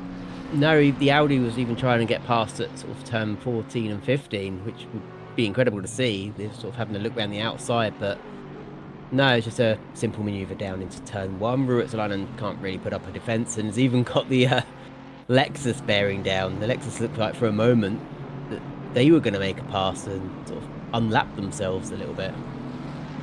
Yeah, that is the 51, which, if I just check, is only 27 minutes into their stint, so they're on quite a bit nearer tyres than the second place Fry. But to just finish up the point on the number 30 car, they've had those 3 penalties. A 4th penalty is when they start getting more severe. You're looking at more of a minimum of 30 seconds, so they'll be doing whatever they can to avoid getting further penalties. Maybe thinking about how they're scheduling the rest of the race with their drivers. I mentioned those 3 penalties came within a single stint from the same driver, so maybe see if you can just avoid putting them into the car to help keep their race as clean as possible. Just kick them out the tits. Yeah, we don't want you to drive anymore. No, you're a liability. And you can see how much pace the Audi's got. That's just 1 lap. It's really starting to pull away into the comfortable lead as they complete lap number 150 now. But it's still Egger with the fastest lap of the race. The number 40 ID has got closer. It's within a tenth now. 44.135 from one of the Eggers. 44.210 from the 40 ID. So maybe the ID will be able to claim fastest lap later in this race. The track conditions should improve for optimal lap time as it cools down later. We saw a peak of 30 degrees track temp. It's cooled down to just 29 now as we're getting later into the afternoon at 3:37 p.m. here at sort of virtual Barcelona. But yeah, if we don't see any rain, I would expect faster lap times later on in the race when we get towards the evening and the dark period of the race. Also known as night. But yeah, the temperatures will come down. They'll get faster. I'm really hoping rain comes still. I'm really hoping just a bit of drizzle. Yeah, it still just says overcast, which is really, for commentators and spectators, it's not the most exciting weather. It's just teasing us. The clouds are here. Just when will the rain come? From what was Ben was saying earlier, it doesn't seem like it's going to be a light little shower that comes. It seems like if the rain comes, it will come heavy, which would make a very interesting strategy calls.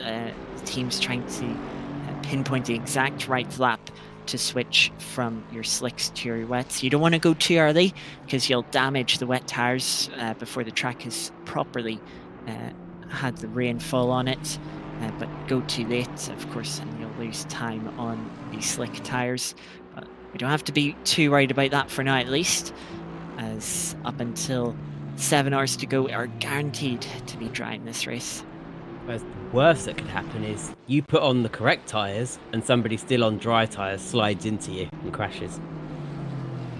How devastating would that be?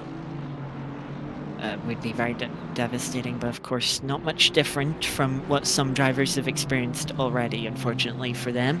Thinking to that 922, wasn't it, that had a few visits in the door at turn 4.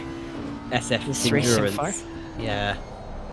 They're just, Fry guys going into them twice, and then, they've just had a target on their back at turn 4 specifically. They were, they must have been fit. Whoa.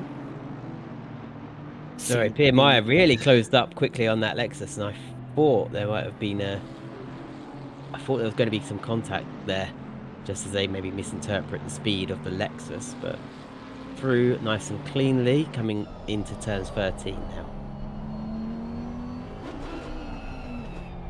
Yeah, and just to finish on that point, the 922 up to 5th place now. Of course, we don't know how the strategies are going to play out. It's actually been very difficult this race to read into the strategies, just with how much variance there is between the strategies and the pit stops. So not too sure. I have just noticed the 20 at BMW's fallen back behind the 41. I think they've made a mistake.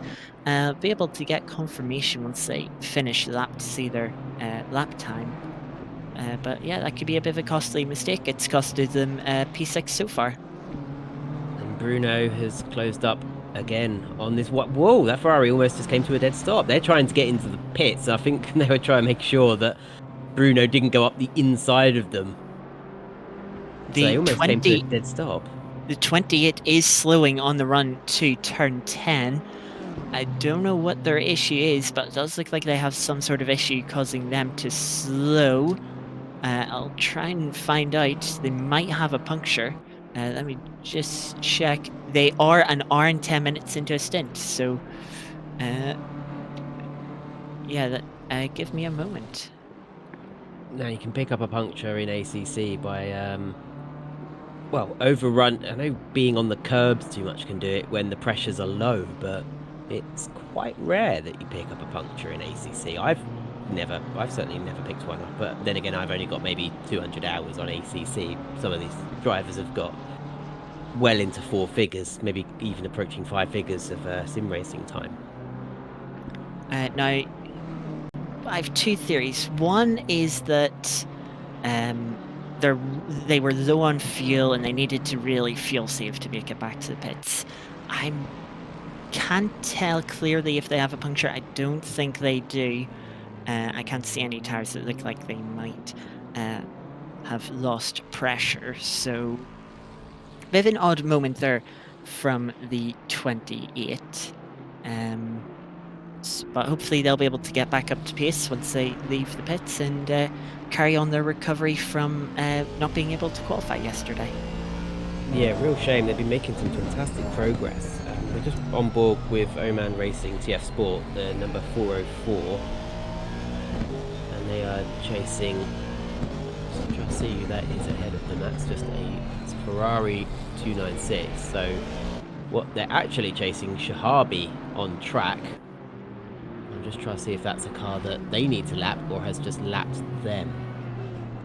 I think they try to get past it and they just force their way through the chicane. Nicely done. Yeah, it's always a bit tricky to try and figure out with the motion blur and everything. Try and view another car's number. And we're on board with Neo Eriksson, the Porsche team Schumi Skins. The Swede carrying a lot of speed through turn 3, and that is one of the bathroom tiled BMWs, a couple laps down, I believe. We have CPT Danger in chat. They've got their fingers crossed for the rain, but only if it fixes their offset pit stop cycle. They had an issue with their VR headset not charging properly in the number 17 and had to call a shorter stint at 45 minutes. But I wouldn't be too worried with that. We're seeing a range of pit strategies across the board on how long people are running stints. So you should, even if you do have to call a stint a little short, you should be able to make it up in some way over the course of the race. Yeah, that's right.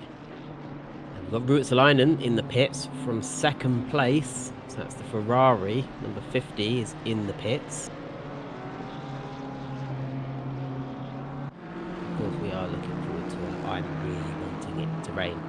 But it will fix a lot of the problems where drivers have got out of sequence as the Battle Dogs were moving over to let Fry Guys past, and Fry Guys had to avert direction just at the last minute, and that's a little wiggle to say thank you. I don't know if that was a wiggle of thank you or sort of dissatisfied. Maybe. The BMW slowing down, The Aston looked like it was just trying to pick up the slipstream from the BMW, then the BMW starts suddenly slowing. They're trying to do the right thing in getting out of the way as the Aston clobbering both of the apex curbs through the final chicane. quite messy through there. But yeah, the Aston just having to take avoiding action late on, and is another wave of dissatisfaction.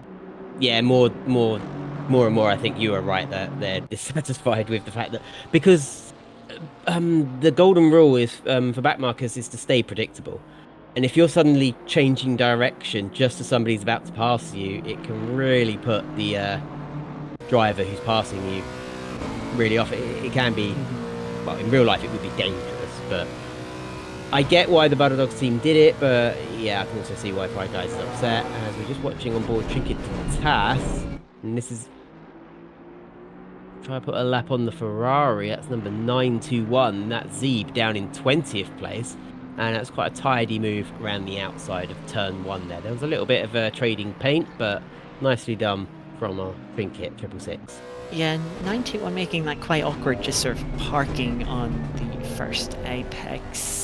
Not an ideal way. We've cost them both a bit of time as we're sort of talking about lapped cars moving out of the way.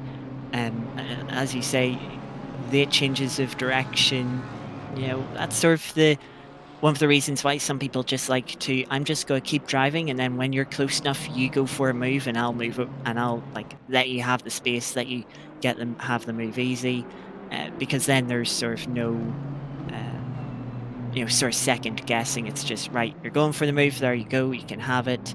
But of course, some drivers do prefer not to have to force a driver to make a move and just, yeah, I'll slow down to let you through. Others don't like it. It's, yeah, a bit of mixed opinions on that one across drivers. I mean, when I used to come up to being lapped, what I liked to do was just run it wide at a corner. I felt I lost less time than if I was to slow down on a straight. If I'm going wide at a corner, then the racing line's wide open for the person passing, and I can just quickly slot in back behind them. Or Yeah. it would depend on what corner it was, but I just felt like that was the simplest way Yeah. to do it. In that situation, the driver behind might just be like, oh, to make sure I don't rear end this person, I'm going to take it a little bit cautiously in this corner. I'm going to wait for a later opportunity. And then that person runs wide, slows down to let you through, but you weren't ready for it, so you don't take advantage of it. It's one of these things. That can happen, yeah, there's no right answer to it. It's just, you could go either way with it. Some drivers are very mindful, and they'll have the indicators mapped to their steering wheel, so they'll start indicating, saying, you know, I'm going left, I'm going right. But not every driver will have that mapped to their steering wheel. Hence, you saw the driver earlier zigzagging to voice dissatisfaction. And we've got Zakashi closing up on Limos, who's in the Ford Mustang. And that was did I see a couple of flashes of the lights there? Yes, there was. Going up the inside, and Ford taking my advice of just running deep into the corner, and it makes it quite simple. So the Moser Racing BMW moves through unimpeded as we're jumping to Trinket to Tass's rear wing. The 667 has picked up a 10-second stop-go penalty for cutting what I would assume is the final chicane. I'm just going to try and see if I can view it on my own replay, just to get an idea of what might have happened. So while we might not be able to show you what happened, I can at least try and describe it to you. 667 just losing the rear end as they turned into turn 13. Went for a quick spin, and then before, cutting the chicane, full throttle back onto the track, and the game was not satisfied with their failure to make that chicane. We did see a stop-go 10 for was it the 55 after they got spun by another car. The stewards ultimately decided it wasn't necessary and removed it. The 667 might have to try and put a little word into the steward, see if they can get removed before the game forces them to serve it. But that's purely on the discretion of the stewards. Yeah, they'll essentially argue that we've not gained an advantage. We were just rejoining the track in the safest, most efficient way, which would have been just to rather than rejoining at an awkward angle and then having to take the chicane, just skipping it and doing the old style circuit. So hopefully, I can't see why. There, I think we've just seen it. Yeah, 667 stop and go cleared. So that's all taken care of by a very capable stewards team. Yeah, sort of a little word for warning, getting confirmation. Yeah, stewards removed it, no time gained. But thankfully for our drivers, the stewards are sort of being lenient. Some places might say any game applied penalty goes; they won't do anything about it. But yeah, just if you are having to miss out the chicane, just take it a little bit slower coming back onto the track. Make sure you're not full throttle. And also, of course, making sure you're rejoining safely if any cars are coming through, as we see a Ferrari running a bit wide out of that chicane. Yeah, it did go deep into the chicane as well, didn't it? Some people, you can tell the drivers that don't like that chicane. It just doesn't have any flow to it. You just sort of come to a dead stop, and it's like trying to drive your car round the parking lot. You're just going very slowly, taking very tight turns, and there's no sense of speed or urgency to it. It's just a horrible little piece of the circuit that they have to get over and done with every 1 minute, 40 seconds or so. Yeah, just making sure you pinpoint precision the car up to, but not clipping the two apex curbs. Quite fiddly corner, trying to get the exact right line. But yeah, and those sausage curbs are huge. I've been taken out on circuit in Dan Hyde's BMW. He had a BMW, and we were able to do a lap of Silverstone National Circuit at Motorsport Days Live. Those sausage curbs are big. Like, if you hit one with your car at 40 miles an hour, it hurts. It will hurt the suspension. It will hurt your wheels. And I can absolutely see why one of the W Series drivers broke their... Well, yeah, they did break their spine. Abby, yes. I was Circuit of the Americas. That's it, thank you. I was thinking Abby, and in my head kept wanting to say pulling. I was like, no, that's not right. That's not right. But I know it's Abby. It doesn't help. They're all such close, good friends as well. So they are usually sort of together if they're in the same race event. But yeah, Abby Eaton now in Porsche 911 Sprint Challenge, and Abby Pulling doing British Formula 4 and the Formula One support, the Support Series Academy, and doing quite well at that too. Has won a race in the British F4 and multiple in F1 Academy so far. I think she might be leading that championship as well, which is very well done. Of course, Alpine supported driver in the series. Yeah, and they've got a strong esports team as well. I have actually got to drive with Abby Pulling on sim racing, so that's been quite fun. She is quick. I would imagine so. We see the 801 getting up the inside of the 51 BMW. Indeed.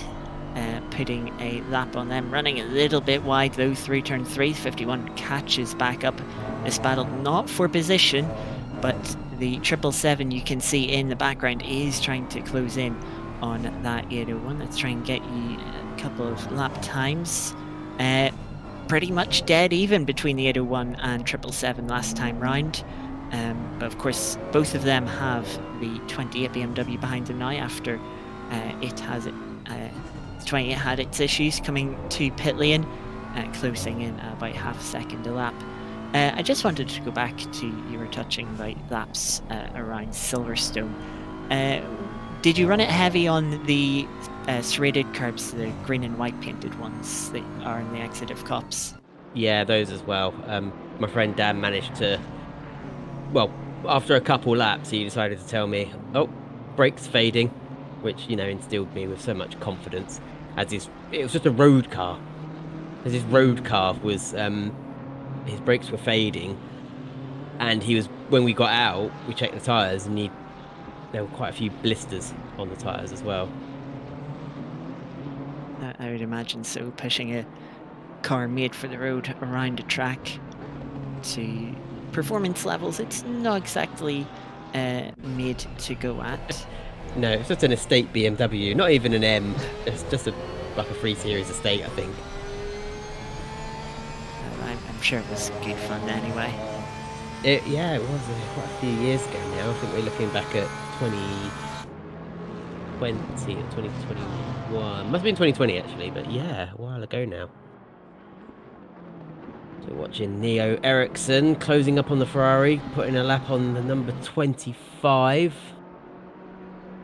They are running in the podium, last of the podium places. Third, chasing Balansky and Maya. I think Maya are quite safely out in front at the moment. The only thing that could probably stop them is a technical fault or a glitch, but I hope that doesn't come anybody's way at the moment. Hope that doesn't come anybody's way. We've had that happen to one team, haven't we? And they've had to drop out. Yes, I think a couple at this point. We're down to 25 teams of 27 that started. So there's a couple dropping out, unfortunately. We're coming up to a sort of pit window for a majority of the field. I can see quite a few people have stint timers over an hour and will be needing to pit very, very shortly.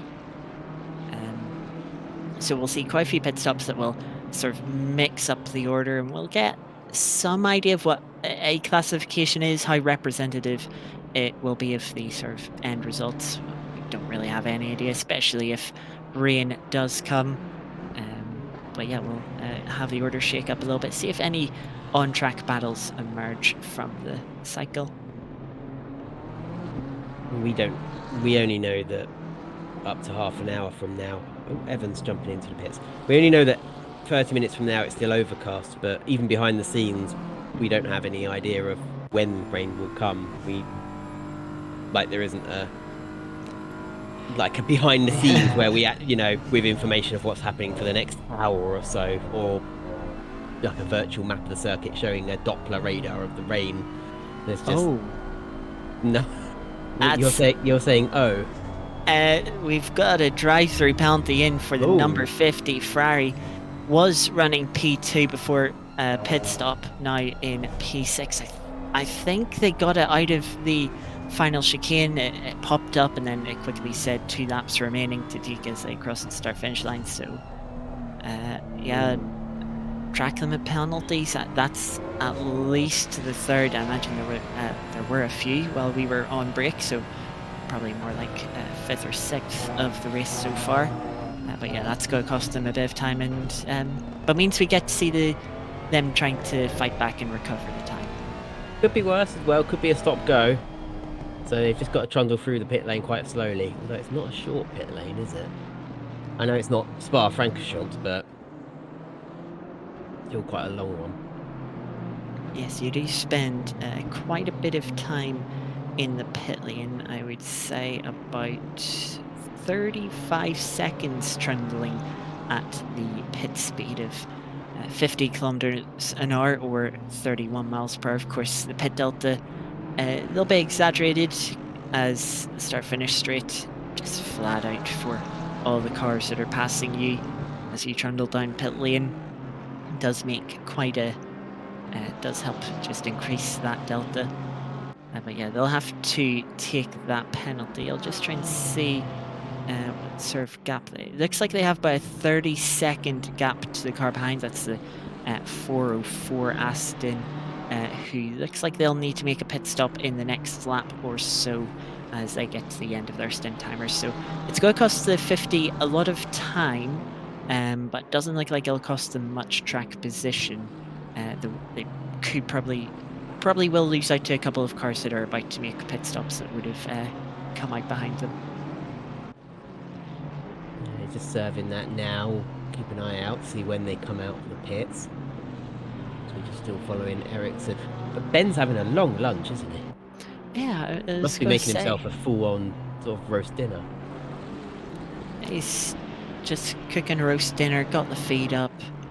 Completely forgotten there's a race on, or he's possibly fallen back asleep again. He was a little bit late waking up for the race today.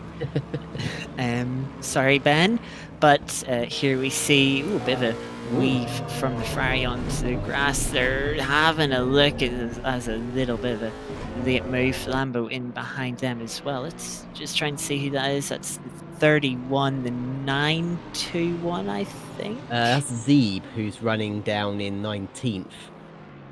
19th, yes, and the 91, and the 224. Butterdog's Lamborghini getting past that Lamborghini. They are not trying to chase down the Lexus, or are they? Ominous question, or are they? No, the 224 is trying to chase down a Lexus, but it's not the Lexus that is in front of them. It is a Lexus that's approximately a minute up the road. That Lexus is in front of them. 31 is a lap ahead of them, so 31 not obliged to get out of the way, not under blue flags at all. But the Lamborghini having a look, trying to have a dive into turn 10. The Lexus sees it coming, opens the steering wheel, and has no choice but to let them through to avoid a collision there. Not sure how Manders felt about that one, but they didn't seem too keen on just moving out of the way. I've just heard the arrival of a Mr. Brown.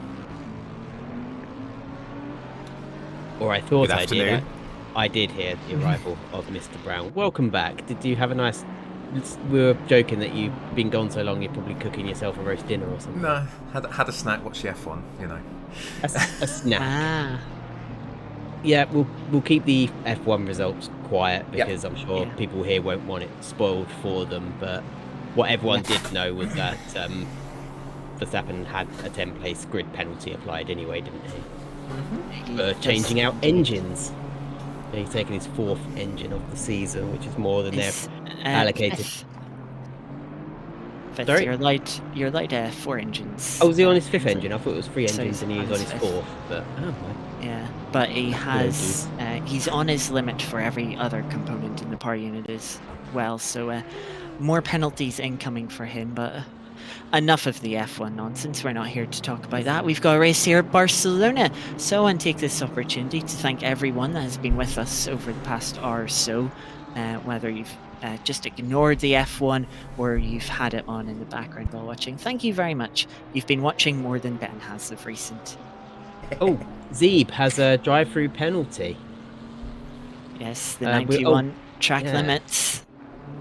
All those cheeky track limits will get you. It looks like it came on the exit of turn 9, judging by where they are on track. But yes, another one to fall victim after the 50 picked one up a few laps ago. As we're only a few minutes away from the 7 hours remaining mark. Yeah, I'll go get myself a cup of tea on the hour mark, if you don't mind. As Joseph Zeeb jumps into the pits to serve their drive-through penalty. Make sure they don't speed in the pit lane. Get on those brakes. I wondered if it was getting on those brakes a little bit late there. Oh, well, we'll soon find out if they've sped in the pit lane, won't we? As we've been talking about rain a little bit, of course, we expected at some point, we were teased with it before we had to restart the server, and the clouds just waiting, teasing us throughout the race so far. As a driver, do you prefer wet races or do you prefer when they stay dry? Was that to myself or Ben? Because I haven't raced for a long time. On ACC, I preferred the wet weather. I just found I was... Whereas in dry, I would be in the midfield. When it was when it was wet, I found I was able to make a lot of time up on drivers, and I had a confidence that a lot of the drivers didn't, in just being able to get the car to slide, but not overdo it and have it just, it's sort of dancing around on the water, but still going the right way. Whereas, it was games like Gran Turismo 6, Gran Turismo Sport, Gran Turismo 7, where I had a lot more... I was much quicker in GT3 cars, whereas ACC, I never really gelled with ACC very well. Even compared to Automobilista 2, I just never gelled with ACC terribly well. I'm not very good at trail braking, as we're just watching Pierre Meyer putting another lap on, and that is Torda. So yeah, I was never able to quite gel with doing the trail braking and everything. I'm somebody who likes to V off a corner and be really hard on the brakes, which is more Formula racing style. And Lewis Hamilton said that's what he does, and he can't get used to the new downforce cars where they have to round out a corner and they have to be softer on the brakes, which is what they have to do in GT racing. And it's just something I've never really gotten to terms with. So Ben will know when we're at Simply Race, if there's a Formula race, when we've had like the classics on Sunday, I'll suddenly be right at the front because I can just be really hard on the brakes, and sort of it's all about reaction time, just how late do I brake, and just sort of the last one to blink essentially. Yeah, and sort it out in the corner when you get there. yeah, just I'll sort it out when I get there. But yeah, those sort of cars, and it's a different sim as well. It's R Factor 2. Yeah, just something about ACC. I have to turn some of the sound.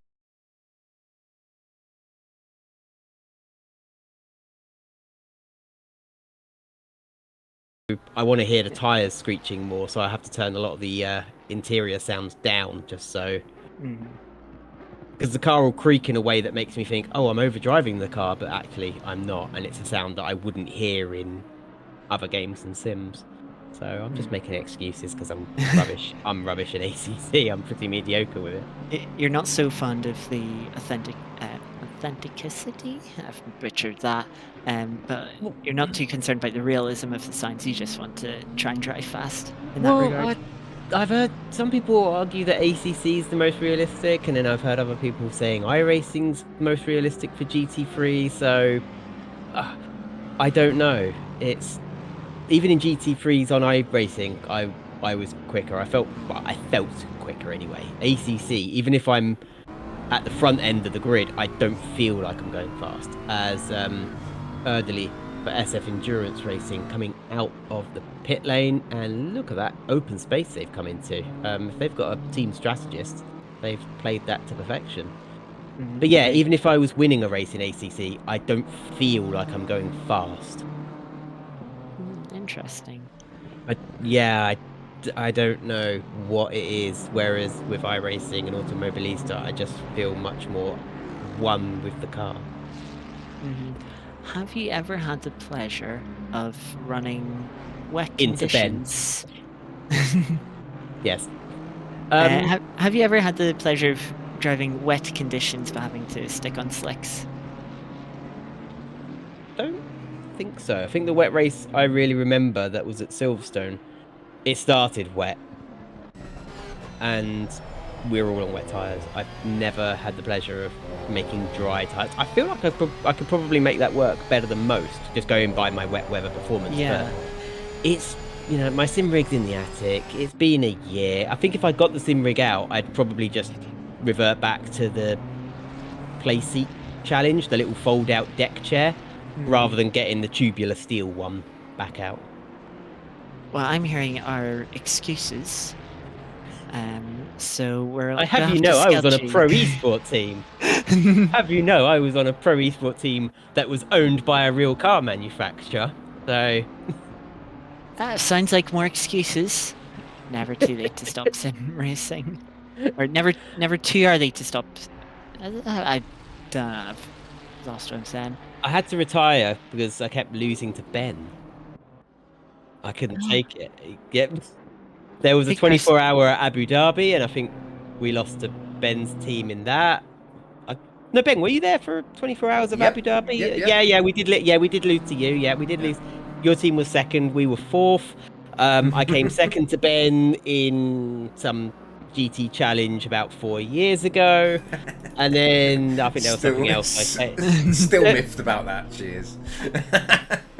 Ben won an iPhone. I won some gloves.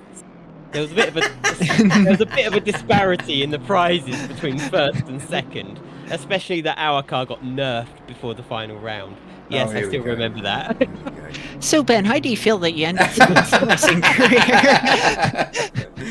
You know.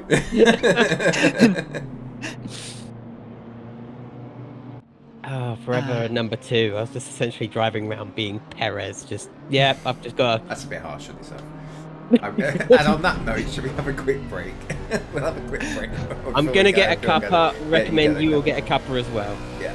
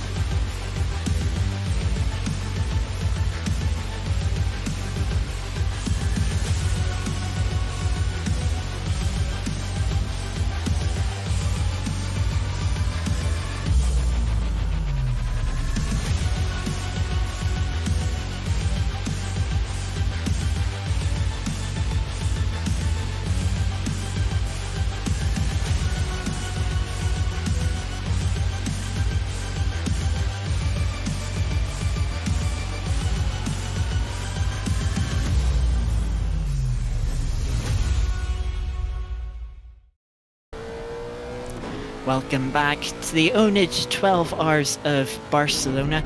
We're watching the 666 oNiD racing car with Stephen being at the wheel, currently sitting in P12 by 9 seconds off of the 404 Aston in P11. While we were on a break, the number 22 Porsche got a drive-through for track limits. They're still yet to serve it, sitting in 24th at the moment.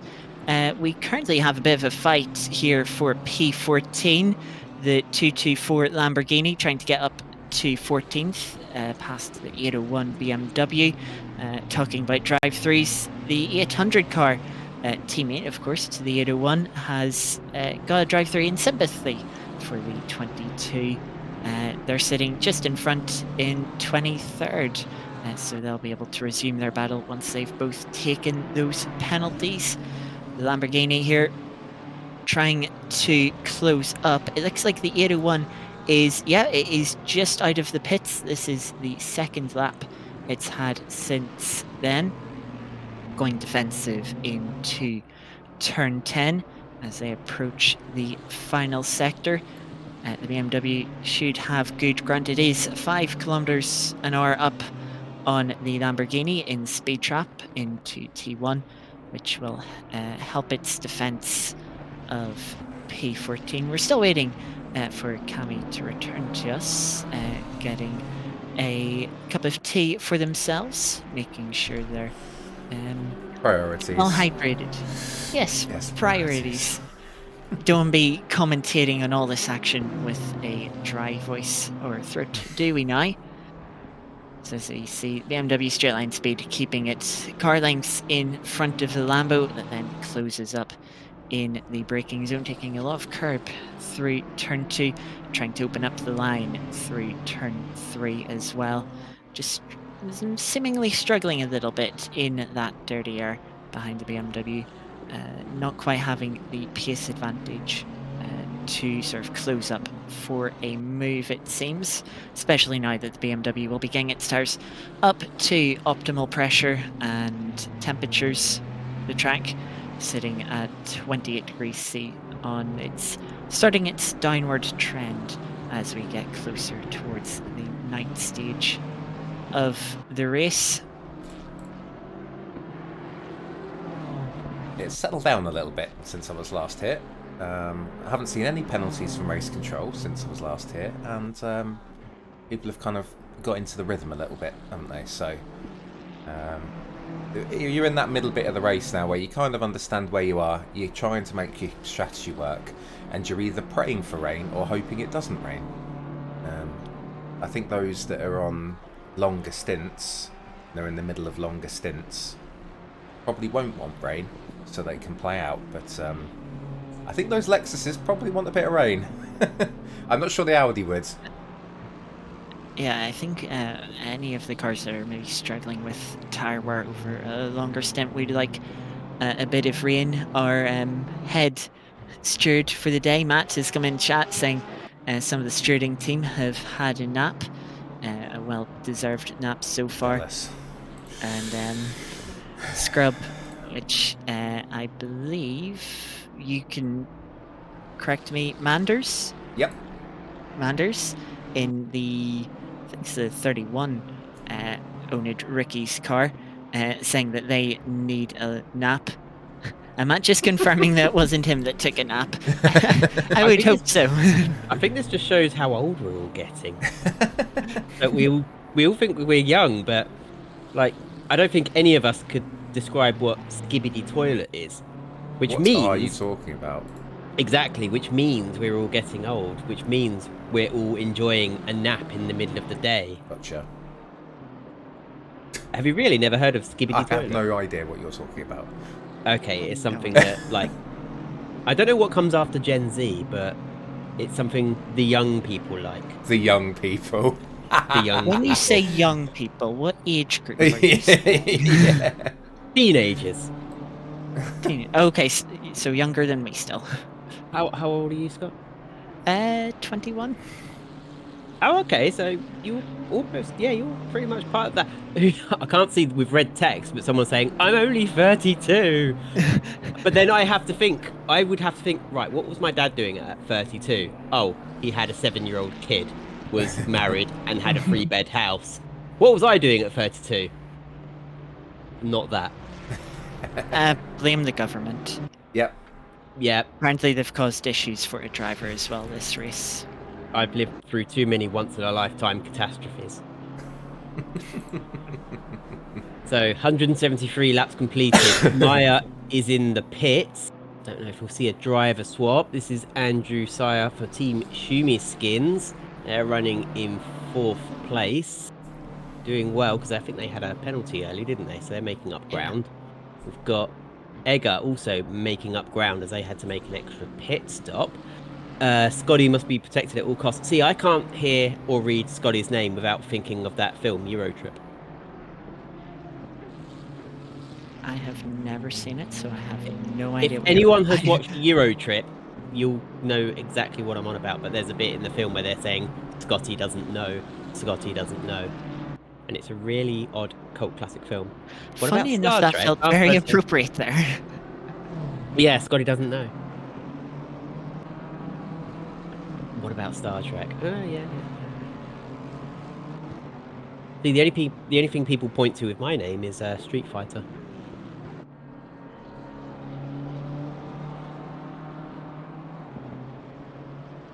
Yeah, Scotty's like, As you can What's tell, a- I am what's a- definitely very cultured. Yes. what's a Street Fighter? It's Kylie Minogue. I know of the Street Fighter series, but I've never been into it. I thought you were just going to say the Street Fighters. without the word say, I know the Street Fighters. Like they're a band. Band coming to somewhere near you soon, TM. Oh, SF has a driver called Cammy. They also do it in heels. Don't at Simply Race, yeah, I didn't take my boots off for one of the races, came second, and then literally 2 guys sat next to me were like, can I borrow them? I was like, no. No, they're my lucky boots. Yeah, mine. You're just crap. No, I didn't say that. I didn't say that. you just whispered over into him, said, skill issue. I only came second. I think Ben probably won the race. I will assume so. Well done, Ben. Well done. Thanks. I don't remember at all. Oh, yeah, it's happened so many times you don't remember. Yeah, I need to get back remember up the to time she thrashed me in single seaters. That's the only time I remember. Or times. Ben, also in heels. I don't all sizes. Oh man, that would be interesting, wouldn't it? I would be a bit tall though. I mean, you already have to crouch for some doors in I know. older places, don't I'd you? be as tall as Matt GS for War Heels. Anyway, let's not get down this slippery slope of. Next Christmas do sorted. Yeah. Yeah, we currently have second place driver, the 911 Ericsson, in the pits. They had taken the lead for a brief moment after the number 40 ID pitted. The ID coming out just about 2 seconds behind the Porsche. But of course now the Porsche in the pits have relinquished that lead.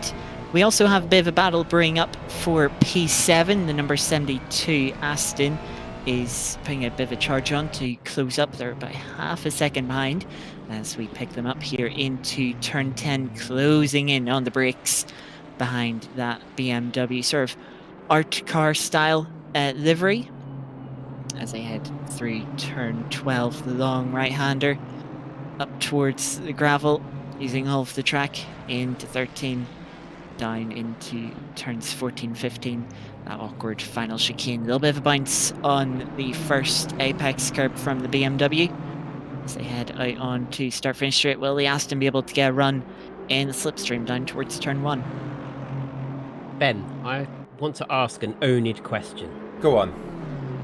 Do you do Le Mans Ultimate? Not yet. They don't do custom servers. You. What? What do you mean, what? No, I was like, no, I just said, you what? Like, as in, incredulous that they don't do custom servers. Absolutely shocking. We did talk about it on the podcast yesterday. We'd love to do some stuff on LMU, but yeah, at the minute they only have their normal kind of quick race and ranked and things. They don't have custom servers that we can set up. Therefore, we haven't done anything. No, it's been Yet. out a while now, hasn't it? Yes, it has, but well, hopefully something will get sorted because yeah, I've tried it a little bit. Quite a few of the team have. We obviously like RF2. A large collection of us really enjoyed that, even with its issues trying to set up servers. It was a nice sim. Apart from it was technically challenging. So LMU, yeah, really good. And I've seen a lot of good things, a lot of good racing on there on streams and stuff. So hopefully they'll sort that out because then we can get some stuff on there. I'd love to race the hypercars and GTE/GT3 cars more. Yeah. We did a series with them recently on AMS2. That was Yep, you did. Yeah. some good fun, minus some technical issues on my behalf. We entered the Prismatic charity race in one of the cars. I was in one of the hypercars on iRacing, and I've never really done hypercars before, and I loved it. It was awesome fun. So yeah, I think they're a sweet more of spot that. for me. Yeah, because you've got that speed with the reaction time that you need. The downforce driving, yeah. Yeah. And then also the hybrid energy, of course, that you have to manage, which can help make the racing a bit more interesting depending on how you use it and the strategy. But I'm just going to we have a bit of a race here for P10. Uncommonly for this race, the 28 is being challenged and is having to defend from the 404 Aston into turn 1. They got a little bit squirrely out of the final chicane, allowing the Aston to close in. Yeah, 2 Astons currently on a charge trying to get past BMWs. Thank you, Tim LP 2018, for the follow. Yeah, so we've got 2 Astons following 2 BMWs. So just in case you're all thinking, what? But that's number 72. It was an off-screen battle that Scotty was describing there. This is Fantozzi with John Lloyd. Fantozzi is doing well to keep him behind. He keeps looking this way and that way to find a way past. This is the 404 car that can be found. Is facing BMW 28 that started at the back of the grid. The number 28 with the M Sport livery. They're making up ground from problem earlier? Was it an extra pit stop they had to take? The 28, Was they it them were. we thought had a puncture? They had some issue having when they were on their When in lap. Ben was I'm- away. Oh, I missed it. Yeah, Yeah. yeah, they were running really slowly and sort of by half speed down straight to turn 10. My best guess was they were running low on fuel and they really had to crawl it round to the line. But yeah, a bit of a mistake there from the Aston, running a little bit wide through the chicane. That's lost them quite a chunk of time and will give the 20 some breathing room as they've had to defend for what feels like the first time this race. Having not been able to qualify yesterday, they've been on a big charge. As you can see, their fastest lap of the race, and they've shown to be one, if not one of the fastest cars on track at any given moment, but just seem to be struggling in this stint a little bit more. Yeah, they've been doing a brilliant job, and I dare say that the Audi team are quite happy that BMW number 28 started from the back, because if they'd started alongside the Audi, they could be fighting for the lead or even well up the road from the Audis. As we're watching Bruno still holding off this charging John Lloyd in the monotone Zebra Aston Martin. Are we going to see a move down into turn 10? Not many people have tried it. It's only been the number 40 Audi. And just as I say that, Fantozzi goes a little bit wide. They're getting close. Squeaky bum time, but Fantozzi's held it together. Got to hold him back through the chicane, and then be able to use the power of the BMW to pull away. He's wide there. He's all flustered. Once you've made a mistake into one corner, it sort of follows you, and he's trying to get to the pit. I think he was just mindful of John Lloyd going up the inside, because if you've got a car on your right, you want to turn right to go into the pits. That would have been all sorts of awkward. It's definitely a little bit awkward there. We've switched back to the 404 Aston, but this time it's under huge pressure from being in the 666 oNiD Lexus. A 44.9 from being on the last lap against a 47.3 of the Aston. So you can see Stevie gaining a lot of time on both cars in front of him. Let's see if he will be able to make any moves or if he's going to have to be patient while piling on some pressure. It'll be alright. Bane will get a drive through at some point. I think it's Ben, isn't that the law? Yes, him and Dave are the two drive-through machines. Yeah, they just, yeah. You know, they'll drive really well. He'll get past the 404, start charging, and then drive through. It's the law with Stevie. God bless him, but it will come. Hydronox doing a Braveheart meme in the chat with lots of banned emojis. Speaking of penalties, I should point out the 921 picked up a stop-go 30 for speeding in the pit lane. They're currently sitting P20, but I don't think they'll be there for much longer when they come in to serve that penalty. CPT Danger had to drive using the monitor on my desk across the room. That's a weird sensation. I wonder how far away that was from. As Lucas Egger holding back the Aston Martin and the Lexus. I'm surprised. I thought Egg would be pulling away from these two. They've been going very quickly, but yeah, this so, just a little noise you made, maybe. Yeah, I'm as surprised as you are. The Aston, after that little mistake through the chicane, losing about a second, has caught the gap back up, as find themselves in this awkward position of they want to attack the BMW in front, but they've got to be careful of the Lexus behind. Going for a move to try and gain one place could end up costing them to fall to the back of this three-car train at the moment. The Lexus was gaining down the start-finish straight, not quite close enough for a move this time through, as we see slightly different lines through turn 2 into turn 3. The Aston closing up now as they start to head down towards turn 4. Will we see a move into 4? The Aston is having a look, isn't quite close enough, but they've practically scared the 28 wide into turn 4. They just about keep it off the grass. The 404 will be on the outside into turn 5, trying to hold the BMW to a tight line. They'll be in front. Will they be able to carry the momentum off the corner, get the power down? They just about to, but they'll be side by side into turn 7. The BMW's going to stick it in there. Aston leaving plenty of space. They get close on the exit through turn 8, but still leaving each other enough room. Stevie's got to be loving this battle in front. I'm wondering how he can profit of it. A little bit of bumper-to-bumper contact as they head through turn 9. The Aston will pull in front, and Stevie will be able to follow through. Looking back from the rear wing of the 404 Aston, the BMW back up the inside. Stevie going for a cutback out of turn 10 towards turn 11, side by side. Can they keep it clean? Yes, they do, but Stevie has to back out of it in the end. We know how good that Lexus is in straight line speed, but the BMW isn't much worse off. We'll also have the slipstream from the Aston to help out. Into the final chicane now, slightly tighter line from the BMW, hits that first apex curb, compromises their line through the second part, and Stevie is all over the bumper there, round the final corner in the slipstream. Will he get the run? Let's find out as they cross over to start another lap. He's gaining, he's got pulled to the inside, no defence offered from the BMW.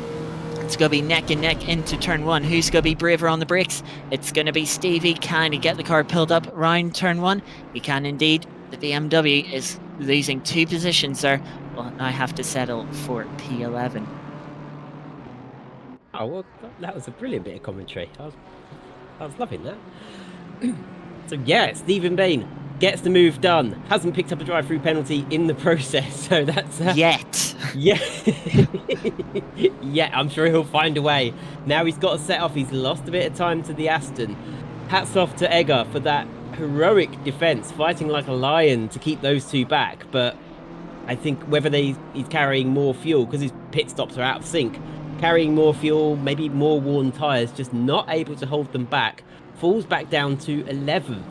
And we're watching now Alexander Ortegan for Butterdogs trying to make a move. It is Fusgen in the 801 BMW, what I've been affectionately referring to as the bathroom tile BMW, just sniffing away. That dog's just trying to sniff, try to find a way through, not able to yet. These BMWs proving to be very wide cars, aren't they? They're very difficult to pass.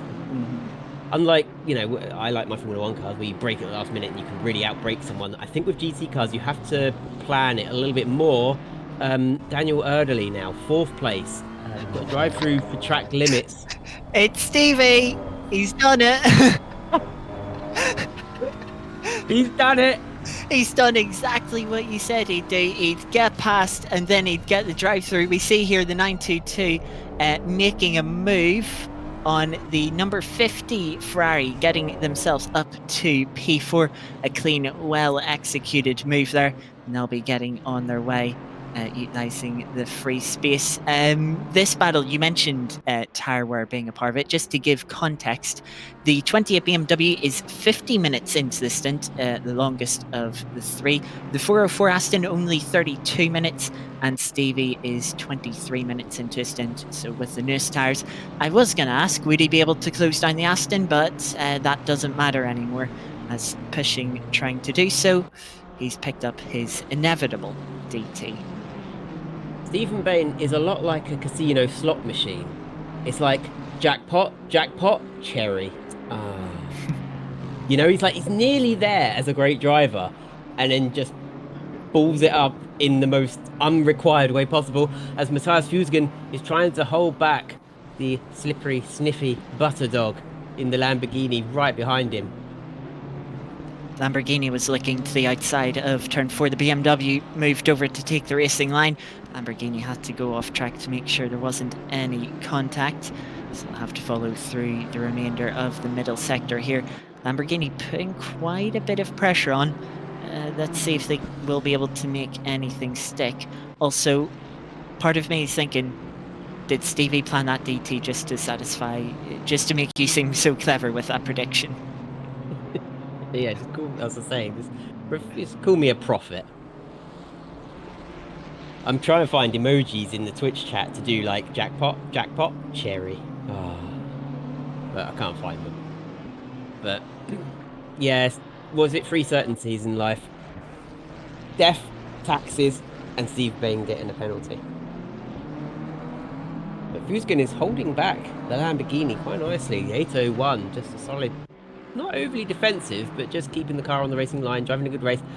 Stevie Bain's not going to let that penalty deter him from having a go at 404. And the 404 is probably thinking, now you're going to slow me down because I've got to drive defensive, but I'm going to pass you again anyway when you take your drive-through penalty. Why are you bothering to hassle my rear end like this? I mean, really, there's no reason for the 404 to defend this. If Stevie wants to make a move, let him go. He's going to be taking an extra trip through pit lane. For Stevie, it's probably a matter of bragging rights, saying, yeah, I could have been ahead of that Aston if he didn't run too wide a couple of corners, pushing track limits once again there on the exit of turn 9. I think he was just in that time. Doesn't really matter anymore. He's already picked up the DT as he heads through turn 10. Obviously, don't want to do anything too stupid at this stage when you're going to be taking the drive-through anyway, but still thinking that sort of racing driver instinct, you want to get past, you want to show what you can do, whether it means anything or not. Steve's just thinking, anyone can win, but, I try to do it whilst picking up. He's coming into the pits now, so there is a little bump. Look at there. The car's really hit a nasty little bump on the pit lane entry, and I'm convinced that I'm going to see a car hit that bump, lose control, and hit the barrier. It is a very scary thing. It feels like you're gonna run wide from the bumps every time. You've just got to be a bit careful. As we see, the Birder Dogs Lamborghini has got past the 801 BMW for P13.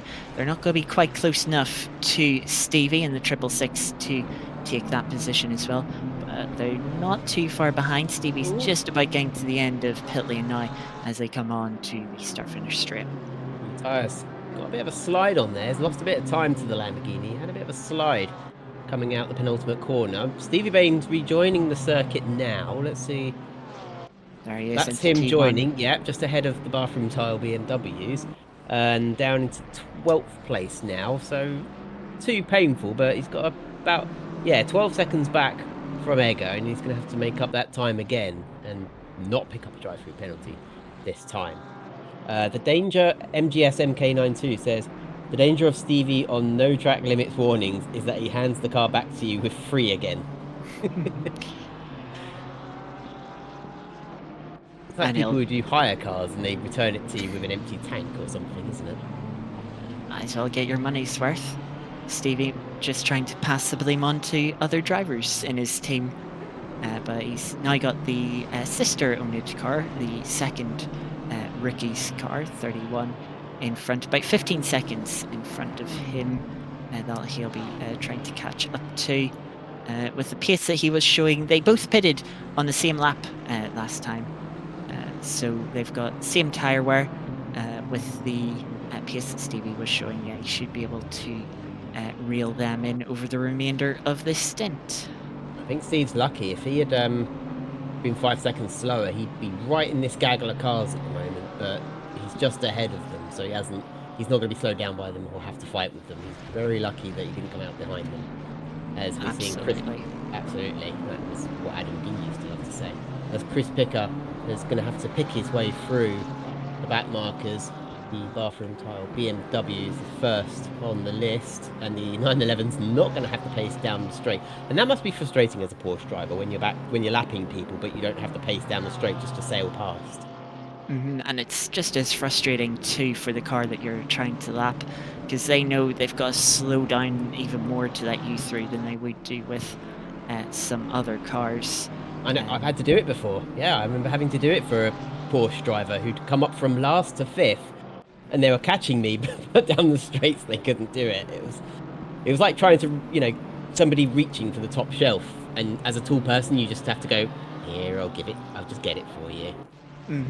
I was stewarding a race at the Red Bull Ring a couple of weeks ago, and sort of had a situation like this as the Porsche does make a move on the BMW into turn 5, where the car trying to lap would close up in the middle and final sector, but then in the first sector it was a Ferrari in front. We just pull away, and they were complaining, blue flags, they need to go out of the way, but the way the rules were, Ferrari didn't have to move, and that was a fun experience, having to watch multiple laps to see if someone had committed a blue flag infringement.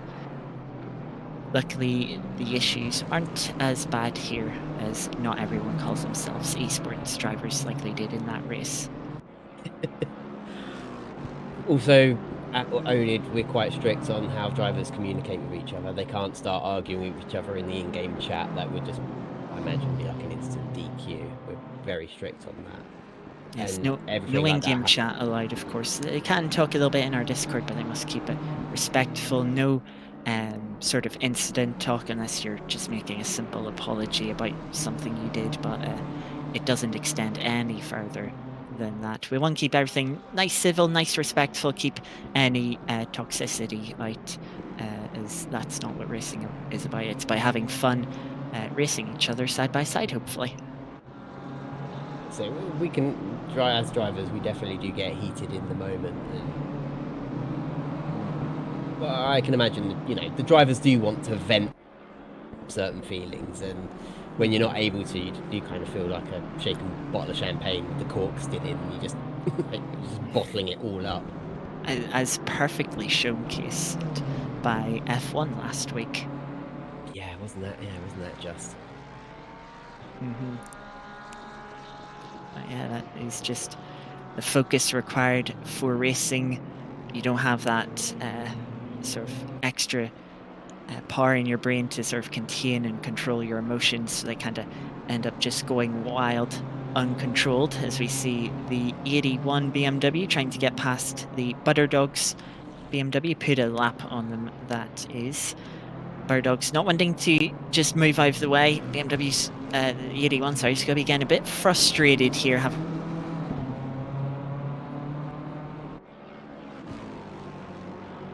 As they come on to start-finish straight, they should hopefully be able to get a slipstream and get past into turn 1. I think your microphone cut out for a while there. I thought you just stopped talking and then you came back mid-sentence. I think your microphone cut out for about 5 seconds there. I've had that happen with you, so I don't know if that's you. Blame Ben. It's easy. It's easy, and you're running the whole server, aren't you?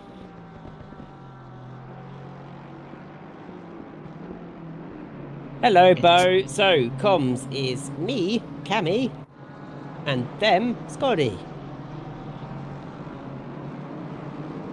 It happened on the stream as well. Okay. Yeah, it's definitely a Ben issue. Yeah, definitely Ben.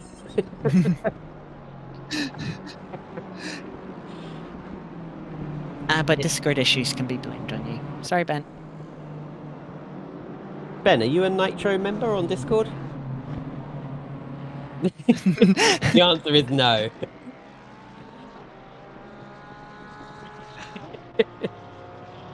You see, Ben, if you were a Nitro member, you could boost the server to give us better quality. Who's Max? Anyway, we're following Berthold Limber in the HVML eSport team. So this is a team that do call themselves eSport drivers. They are running in second at the moment, very comfortably. They're a dozen seconds ahead of the Porsche, which is piloted at the moment by Pika. Stevie Bain, I wonder if he's making ground. I think he's catching the Lexus of Farrell. Oh, the Lexus is back behind. So Egger has gotten back past both Lexus now. So Bain took a penalty, and Egger has done it on track against Farrell. No, Egger was always ahead of the 31 Lexus. It's the 404 Aston that you're probably confusing. Oh yeah, I think I am. They got past the BMW before Stevie fought his way through as well. The gap is coming down at 46.8, played a 45.7 from Stevie, so 1.1 seconds gained from Stevie in the last lap.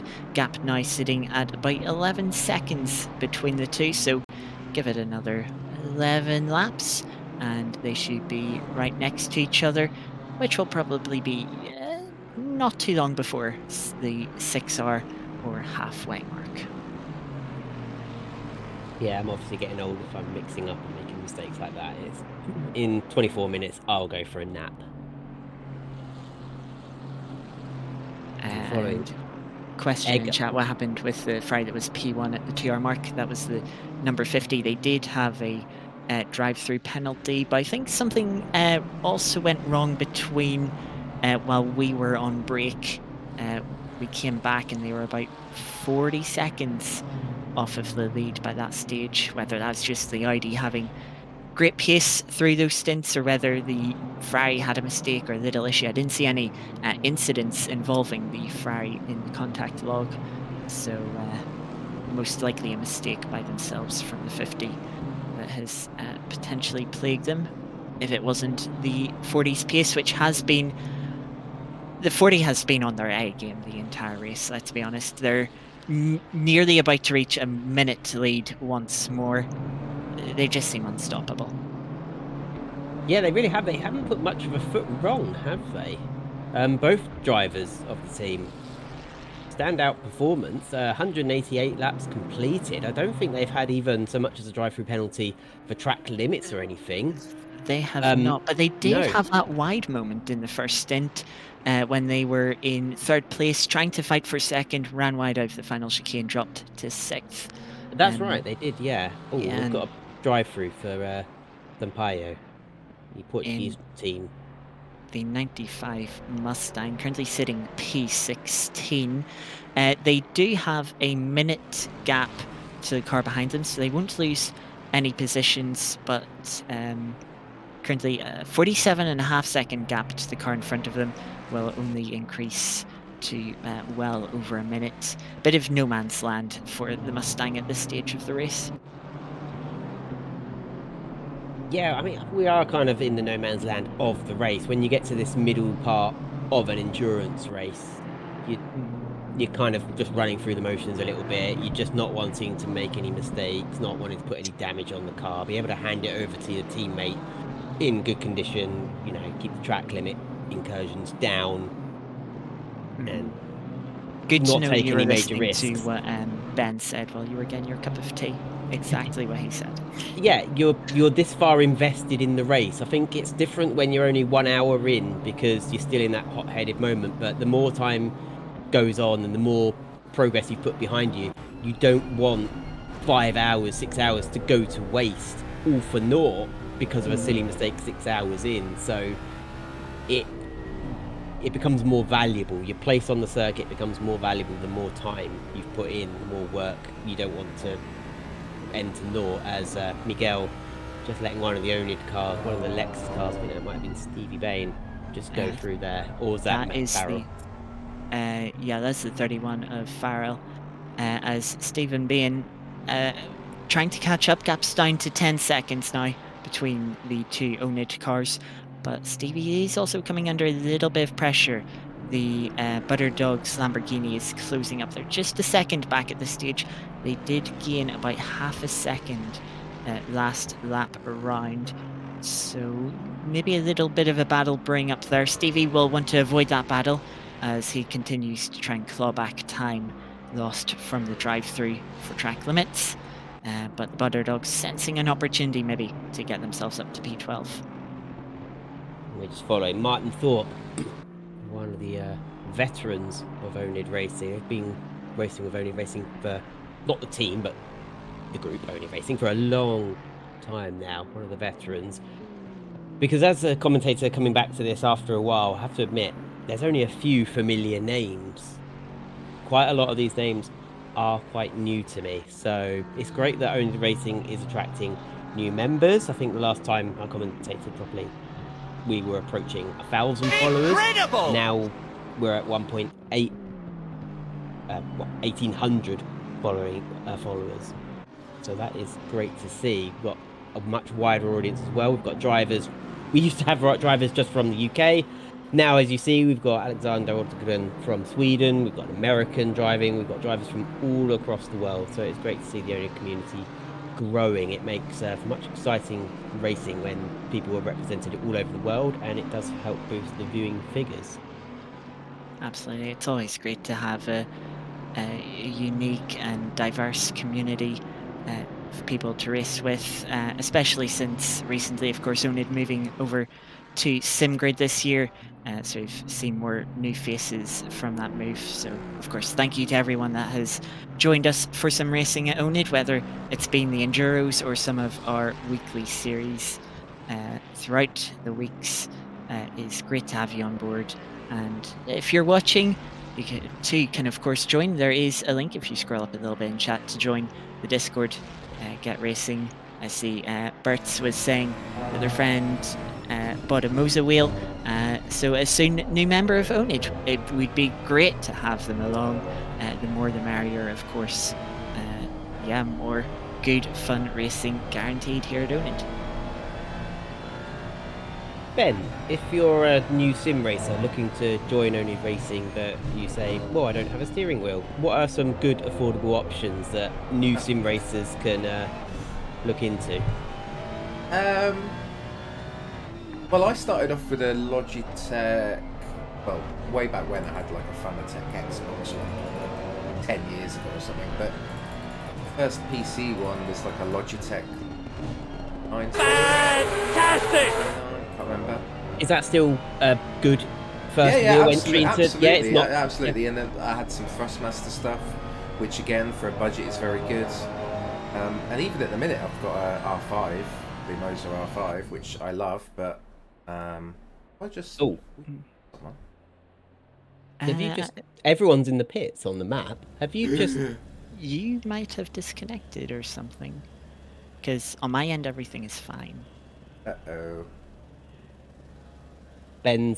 We might have lost Ben's internet connection because all the cars jumped back to the. Well, no, he can't have. He's still talking to us. Yeah. What's going on? Just give this a little reboot. Yeah, well, continue on with the chat. Yeah, another great thing is direct drive wheels are becoming more and more affordable. Moza with their R3, R5s, Fanatec with the CSL DD that's been out for almost 2 years now. Can you believe it? Time surely does fly by. But yeah, more and more options, which is great for people looking to get into sim racing. There's a bit of action on track. Stevie has got a couple of lapped cars, which are slightly holding him up, allowing the Butterdogs Lamborghini to close up. They're heading through the final sector at the moment. They've got the 95 Mustang in front of them as they head up towards the chicane. The Lambo not quite close enough to take advantage of it just yet. But yeah, the Mustang compromising Stevie's run onto the start-finish straight. Lexus should have good straight line speed, but he is down on a little bit of momentum.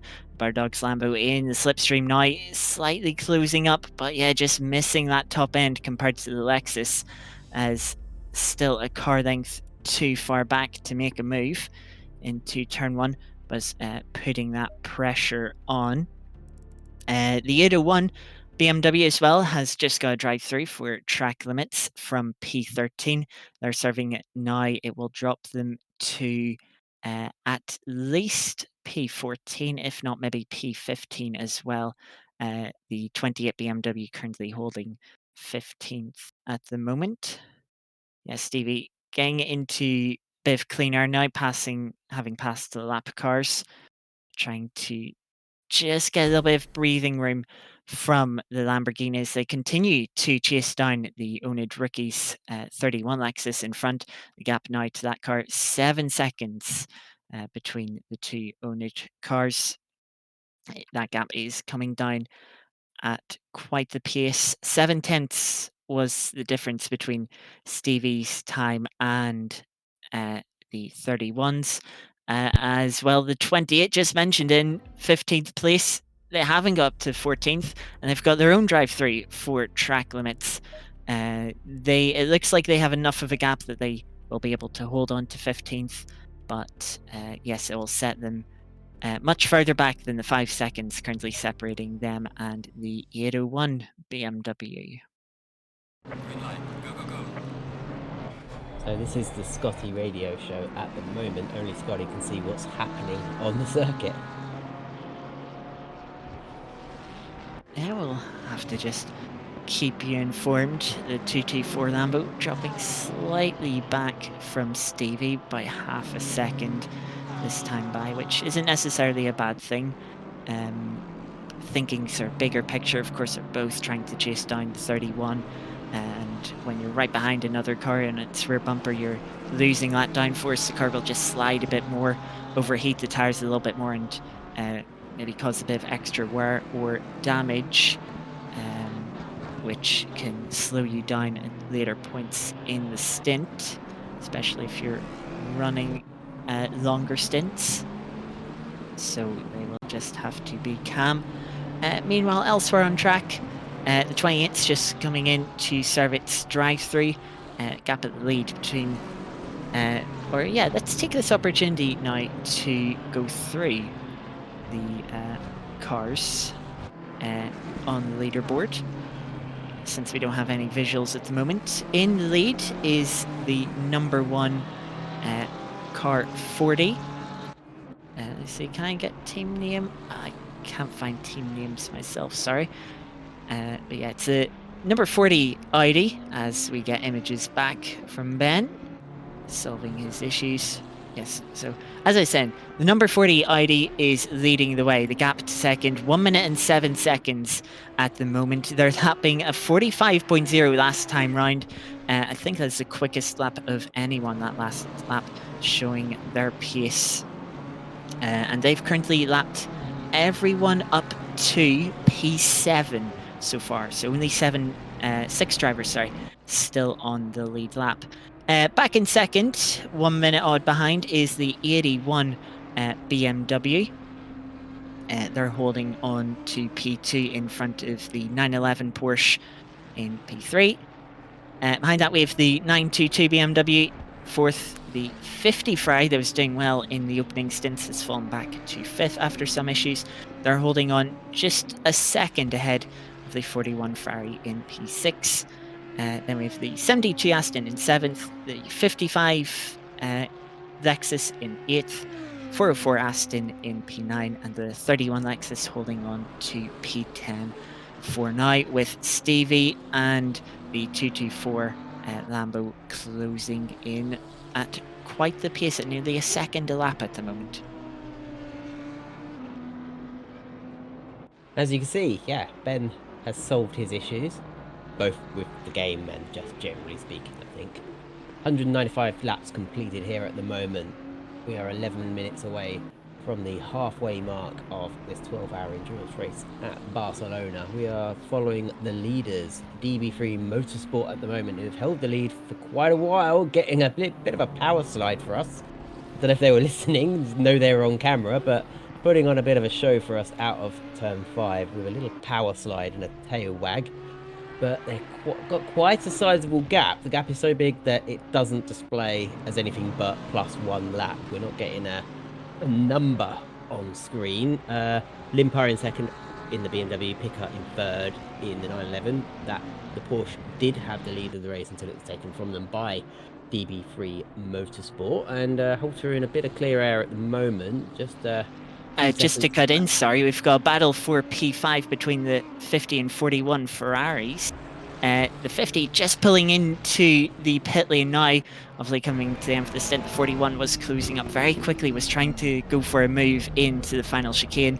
Wasn't quite able to pull it off, but it wouldn't matter as the 50 pulls into pit lane. That was about to maybe get a little bit spicy there. But yeah, sorry to cut across you. By the way, the gap for the lead is 1 minute 8 seconds. I do have a bit of data for that.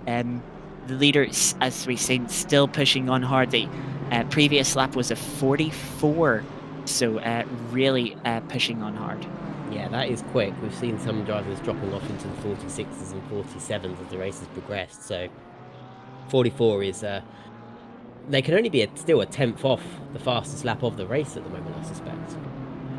We've also got a side-by-side battle for P18 between the 667 BMW and the 30 Ferrari.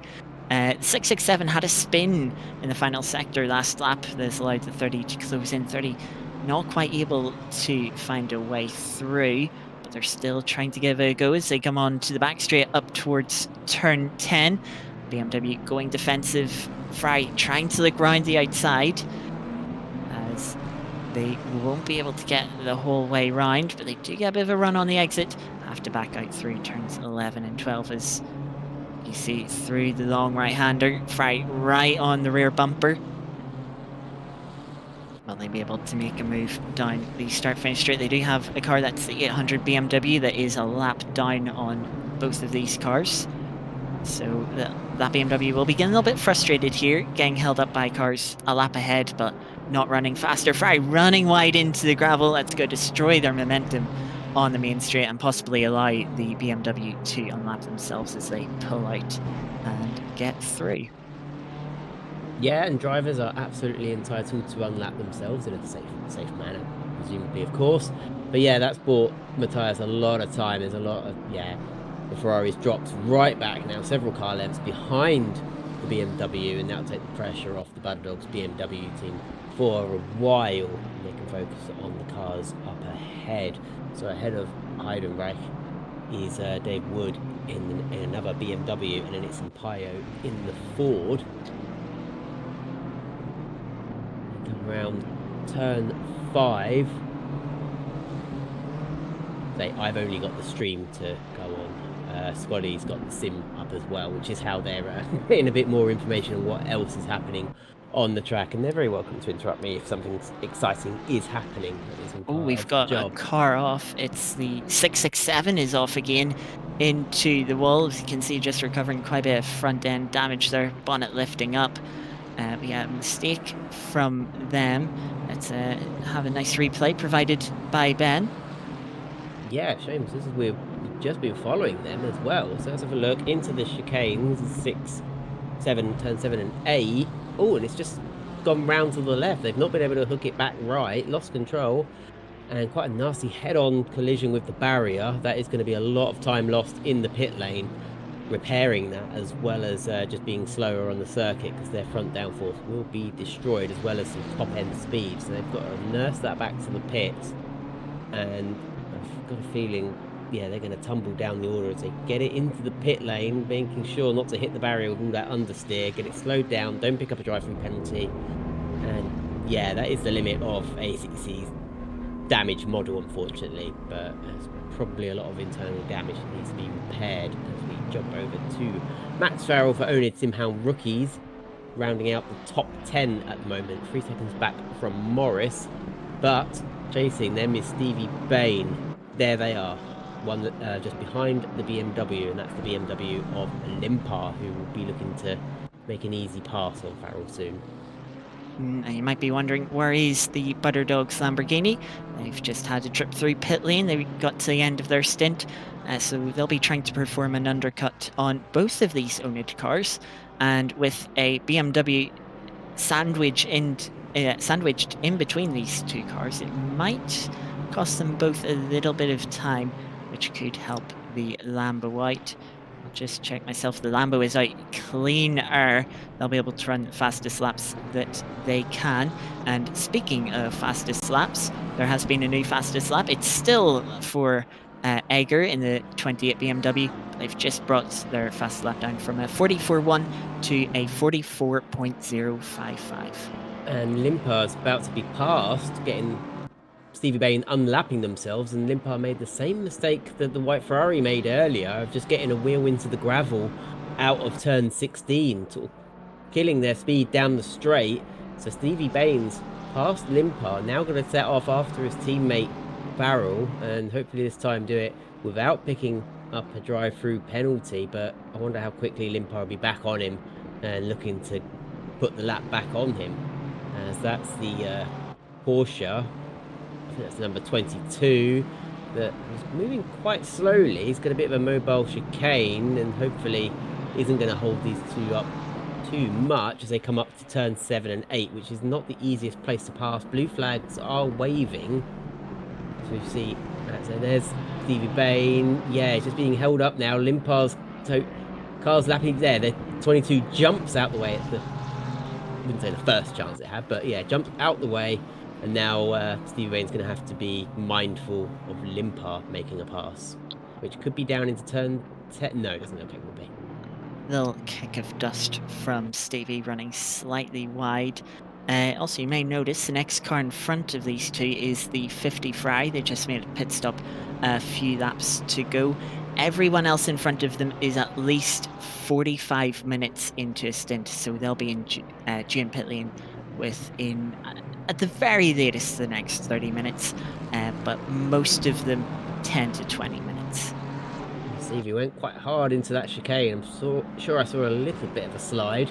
Managing to stay ahead of Limpard. This would be probably quite frustrating for Limpard. Running in second place, knows that the Audi's getting further and further away, but not able to make any impression on the lap traffic. And how long can these blue flags wave before the game thinks that Stevie Bain's ignoring blue flags? Well, the game will never give a penalty out for blue flags, but Oh, that's good. if the team do think that Stevie is committing a blue flag infringement, they can manually report it to the stewards to investigate. I'm sure the stewards would greatly appreciate a report right now to wake them up, especially a blue flag one. But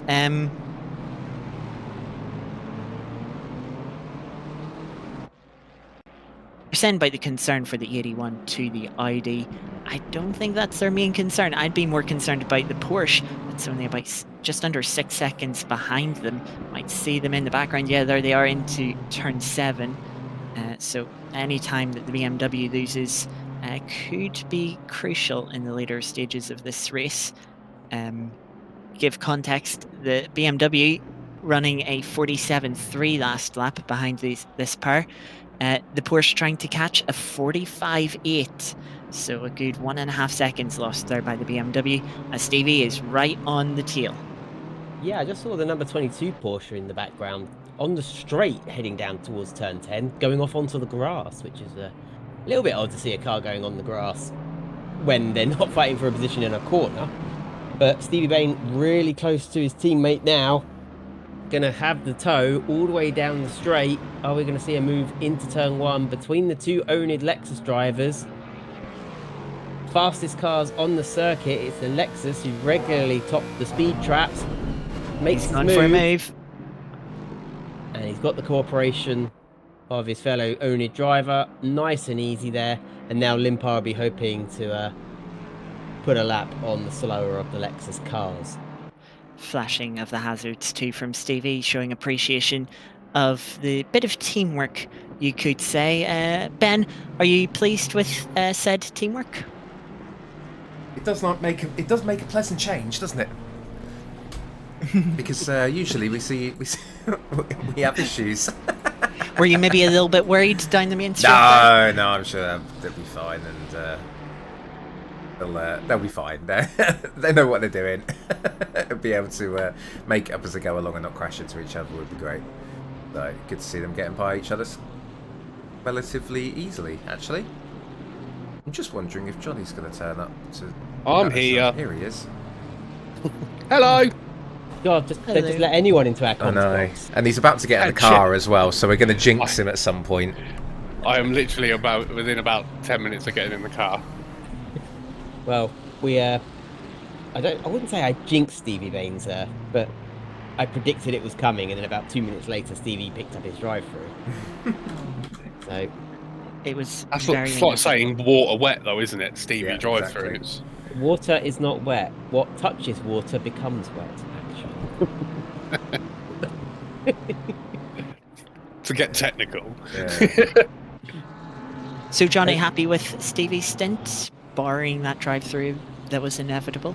Yeah, to be fair, I've been out most of the day, but I've been checking in with the lads, and they seem to be doing really, really good stuff. So, to start 17th, I'm up into 9th at the minute, so happy with that. Obviously, we've got a pit stop to come, and I think the top 10 we'd be quite happy with, to be honest.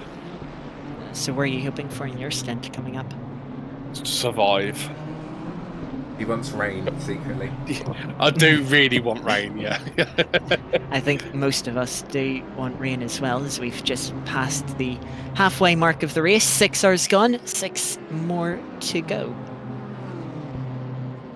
I think it's time for a little break. No. Johnny, Yes. chat. Are you ready?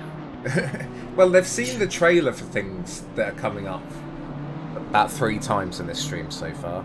So They have. Yeah, it's time to actually open up registration for something. It is. Do you want to announce it while I'm sorting the background stuff out? Yes, certainly. So, on the trailer, we've got 3 Enduros coming up over the next 4 months. And so, we are opening the registrations for the 8 hours of Watkins, which will be in September. Now is the time to get signed up, because we're sure that, as ever, we'll have a lot of entries, etc. GT3s at Watkins for 8 hours. Although Johnny's on the track again, I think, so we'll have to avoid that one. But yeah, so we're opening up that one. The next one will be Nordschleife for 6 hours, and that's in October, and that will be opened up when we get to the 8 hours of Watkins, or maybe a little bit before if we're feeling generous. So yes, that's what we've got coming up. We're very excited about this one because we do love Watkins, and we've never done an endurance race there. We've never done anything longer than an hour there, I don't think. So. No, we do love Watkins, absolutely. It's one of my favourite tracks. I know we really enjoy racing there. I am going to be on the track again. In the Ferrari this time. That can never go well. Oh, you'll be alright. So, yeah, for those that don't know, our head steward today is Matt, and Johnny and Matt are entering a Ferrari around Watkins, which should be eventful. Question: is that Watkins with a bus stop chicane or without? With. Oh, Unfortunately. Yeah, they don't have on ACC. Unfortunately, we don't have the version without the bus stop on it, because I do like that version. Because you arrive at the really fast right-hander very, very quickly, and so it can be a bit spicy. Perfect for endurance racing without the chicane, but Yeah, the bus stop's just awkward for racing. Struggled to go side by side through there. Absolutely. Well, it'll be 8 hours of surviving.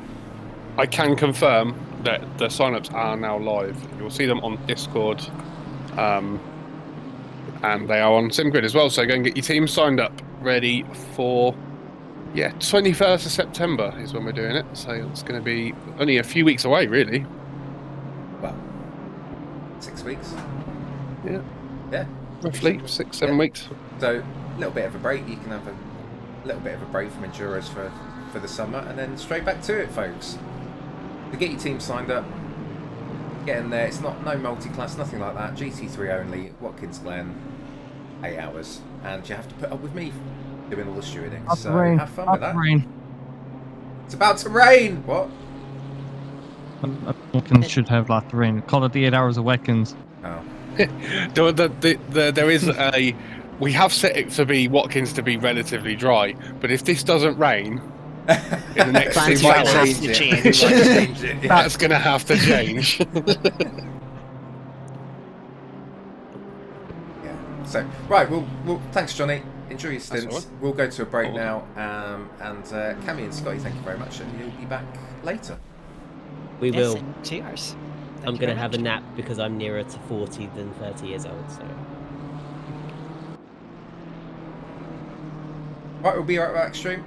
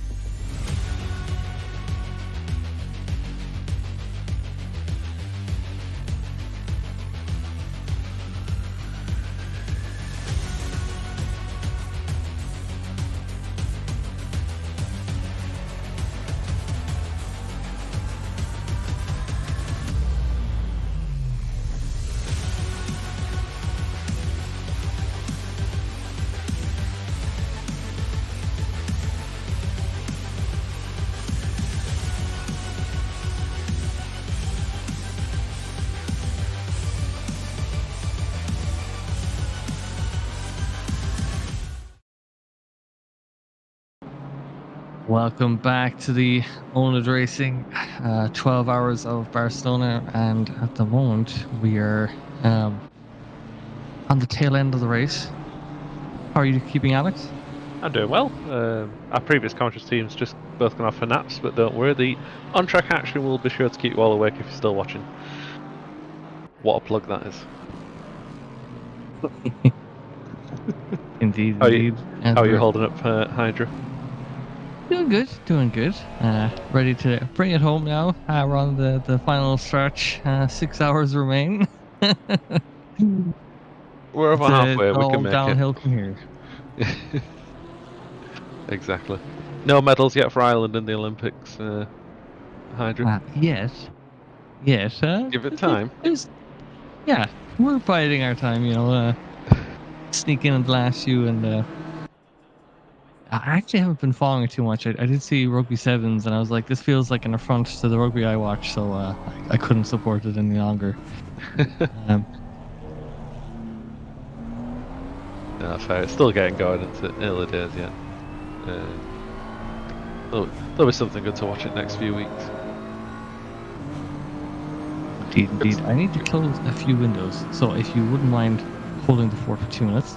Yeah, of course. Well, so yeah, in the 2 hours since we've been gone, no change in the weather. We've got a yellow flag out at turn 1, so we might see on screen actually. Yathoras is just getting going in the number 22 Porsche, who is sitting in 23rd. So we follow Matthias Fuessen in 12th place. That is not a move for position, that is a lapped car is going past. And he's got through that traffic quite nicely, but there's a BMW off in the background. That is car 667, Chris Wacker, and 21st. Don't cause a position to our point of view car there. So how are you all doing, chat? Have some of you been with us for just over 6 hours now? Or some of you just joining in? Or some of you driving? Pop up if you are any of those, fall into any of those categories, or if you're just watching and not interacting, thank you for coming along as well. Current race leader is Bastian Halter in the DB3 Motorsport Audi, the only Audi on the grid actually, which is slightly unusual, but the Audi's been nerfed over the last few months in ACC, so a less popular car than it once was. P3 actually, the car 911 is just serving a drive-through. Didn't quite pick up what that was for, as our race leader pits as well. Still should actually come out in the lead. Yeah, so Hydra? They're just pitting in solidarity with the other teams getting a drive-through, so I think it's valiant. Very commendable behaviour.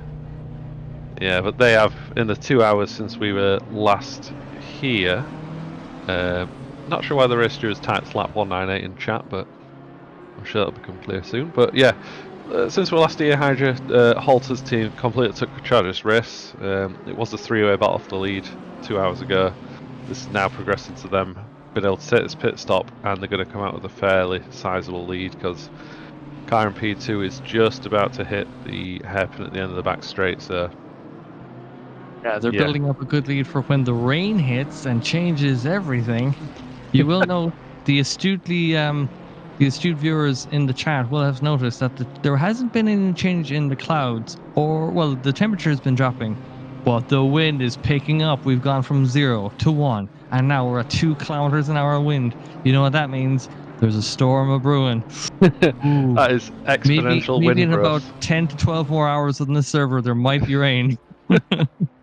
Or just a quick restart, and it'll be a torrential downpour with begging for dry conditions. Yeah, I think we're in the operating window to have a restart of the server. They won't mind. They signed up for 18 hours of racing. 1,000 Hounds is a regular lurker who has never played the game. Hey, thanks for watching. Good game. Maybe not good if you've never played sim racing games. Not the best to dip your toe in as the first one. It's very unforgiving at first, but hey, thanks for watching anyway.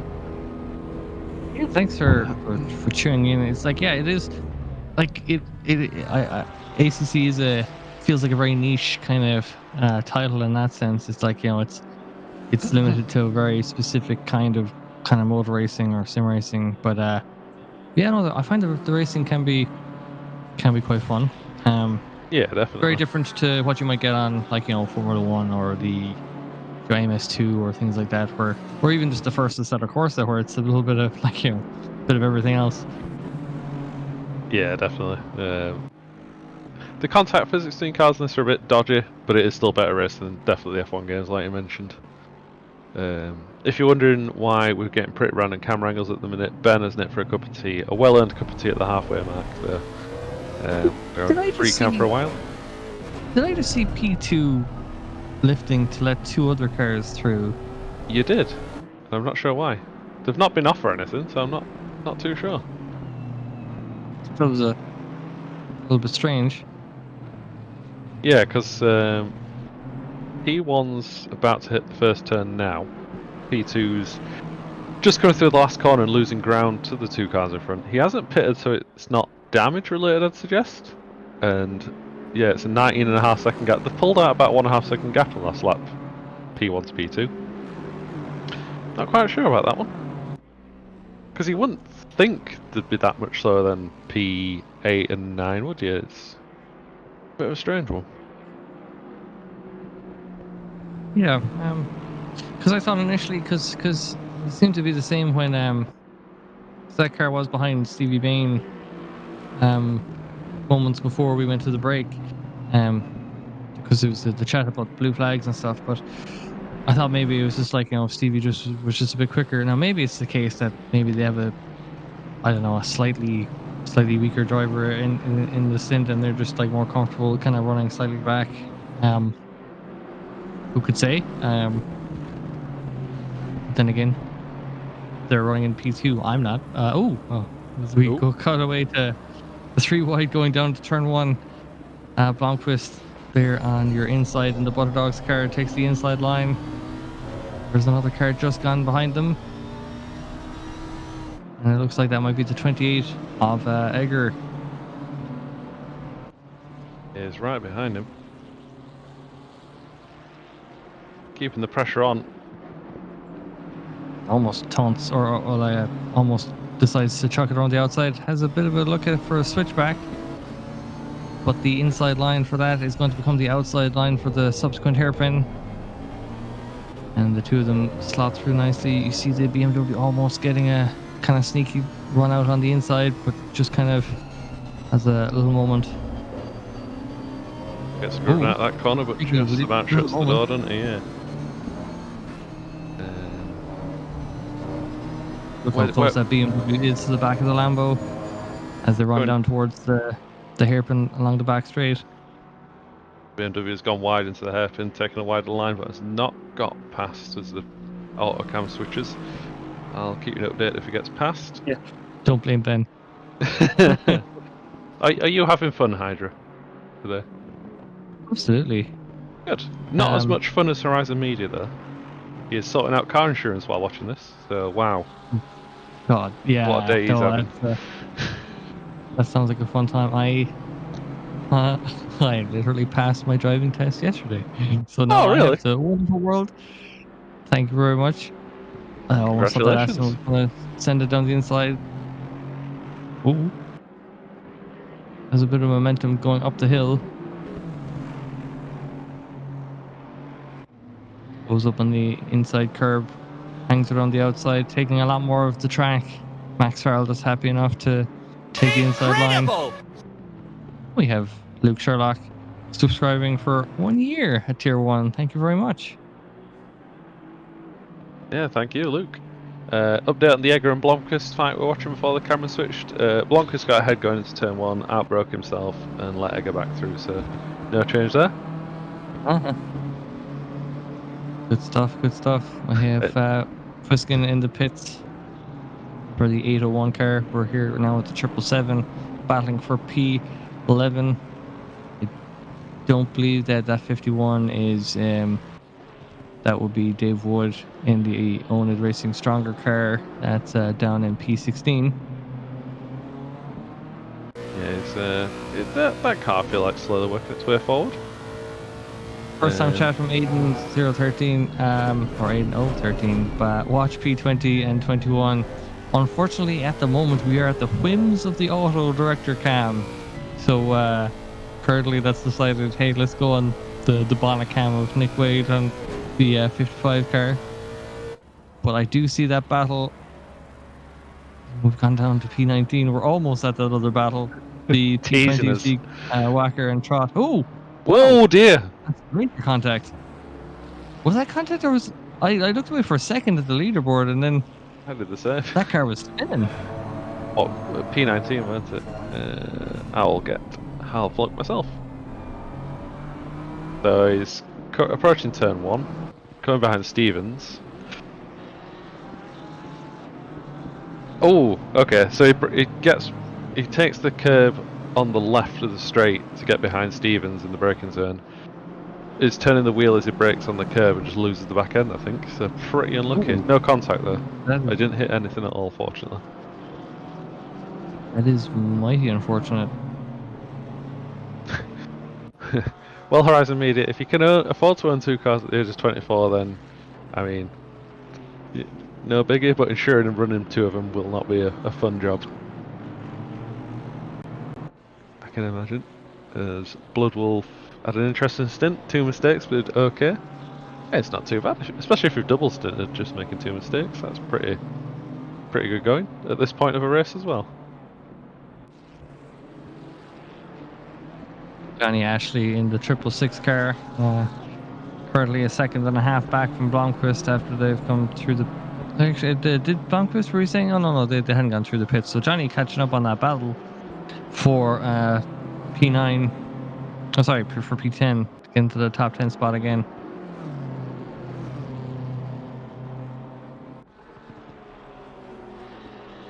Yeah, he's picked that car up in a good spot. There's a few cars have worked their way forwards, aren't there, since we were last year. That oMani Motorsports car's still in P13. Johnny Ashley's, that car's worked its way forward a bit.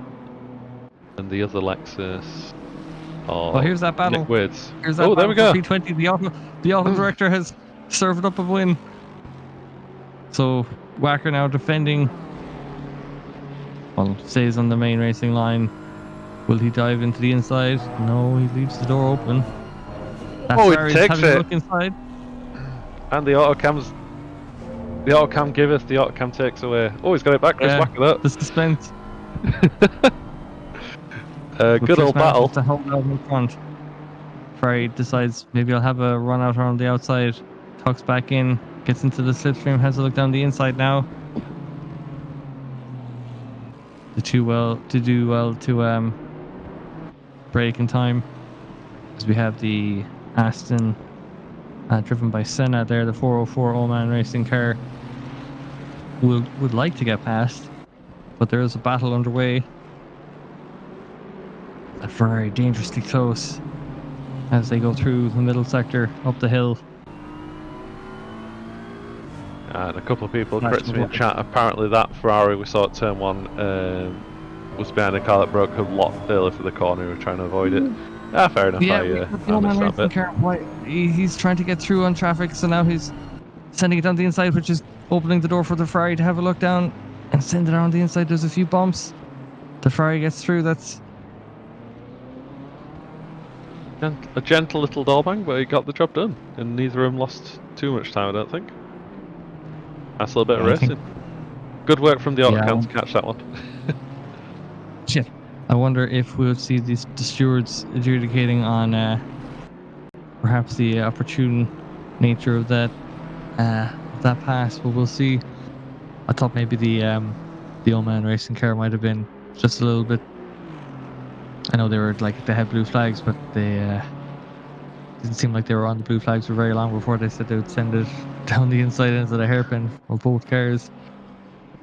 Yeah, it could have got a bit messy, but I think all 3 of them did quite well to trouble there. They lived to race another lap, so could have been a lot worse. Okay, Mr. Autocam, thank you for taking us to Christian Schlenk, who's currently, I believe, is this a battle with this Lexus to Connexus? Farrell isn't in the Connexus one, is it? No, that's a different Lexus. I'm trying to figure out who it is. Car 55, so it is P8 is behind. That's Wade. Yeah, that's Wade up in P8. the lead Lexus.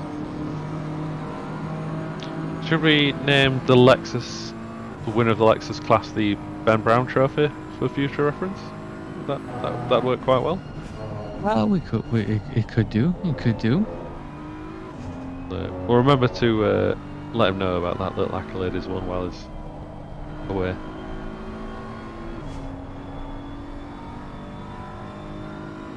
Ah, nice, Aiden. Done his stint in the number 25 car without crashing, so that is P20 currently, driven by C Trot. Yeah, good going. Always satisfying to get out of the car after a long stint when you know you've not let the team down or anything like that. Always feels a lot better.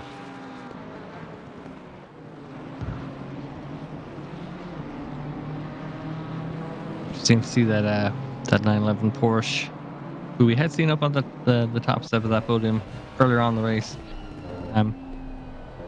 That battle for P4 as we go looking back from James Morris onto Chuprov, the two Ferraris dishing it out as they take it through to the beginning of the next lap. P2 then making their way past some butter dogs. Very generous on that long right-hander. Yeah, not too comfortable position for the Hungarian racing team because they're P2, but P3 is only 5.5 seconds behind, both in BMWs. I think I just saw a butter dog's car that just got lapped there. I think they just took a spin onto the inside of that hairpin on the was it turn 4? I'm trying to have a look now.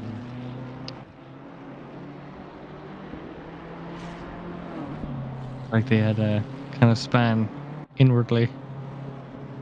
Okay, maybe they got it going pretty quick. I never saw a yellow flag pop up, but didn't affect anyone else. That's the main thing, I guess.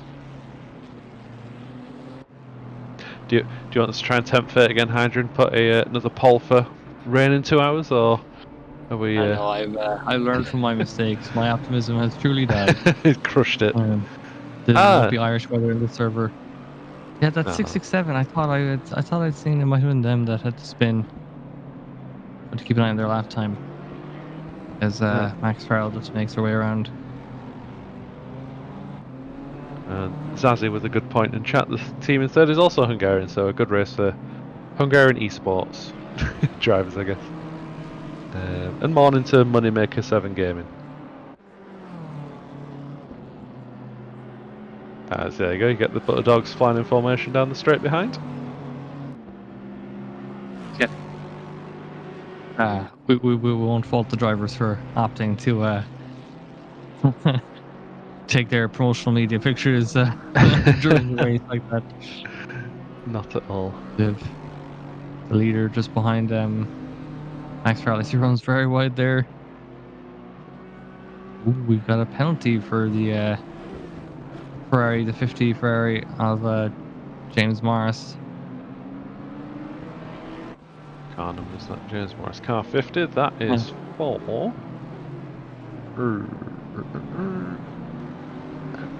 Hitting a car that was in front of him in a crash with car 224.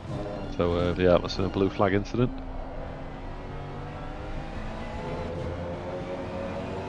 Cam has picked that up though, and there's that battle now to hold on to 4th place has become a lot trickier now that they have a 10-second penalty on their next pit stop. So definitely curious to see where that top Ferrari position will go to. Audi currently in the lead, 2 BMWs on the remaining podium spots.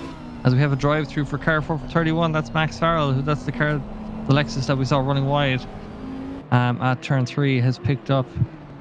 And it's just there left, or sorry, on the bottom of your screen. The Lexus in view has picked up a drive-through. Probably. Oh, I wonder if it was trying to leave the Audi through the leader. Just went off track and ended up picking up a drive-through. Yeah, so the feed is getting a little bit choppy. Max takes that penalty straight away. However, the car behind him on track, Floriano, is coming through the last chicane now, so it's going to be pretty touch and go if they get out in front. In fact, I think Floriano's going to get through pretty comfortably. I'll keep an eye on that for you as the cameras switch to the leader. speaking of touch and goes, there might be a little bit of stuttering on the stream. I'm not 100%. It looks to have maybe rectified itself. And that's confirmation on the lower right that Max Farrell has cleared his drive-through. So it comes out, quite a distance behind, maybe I think. dropping that position as you're saying to Floriano. Yeah, I think it's going to be about 15 to 20 seconds by the time this settles down the gap. The timeline now, Max Farrell, and he will have lost 8 seconds. Not too bad. But yeah, good 35 seconds time loss there. Cost him a position. Got time to make up for it there. Or pick up more drive-throughs. Could go either way.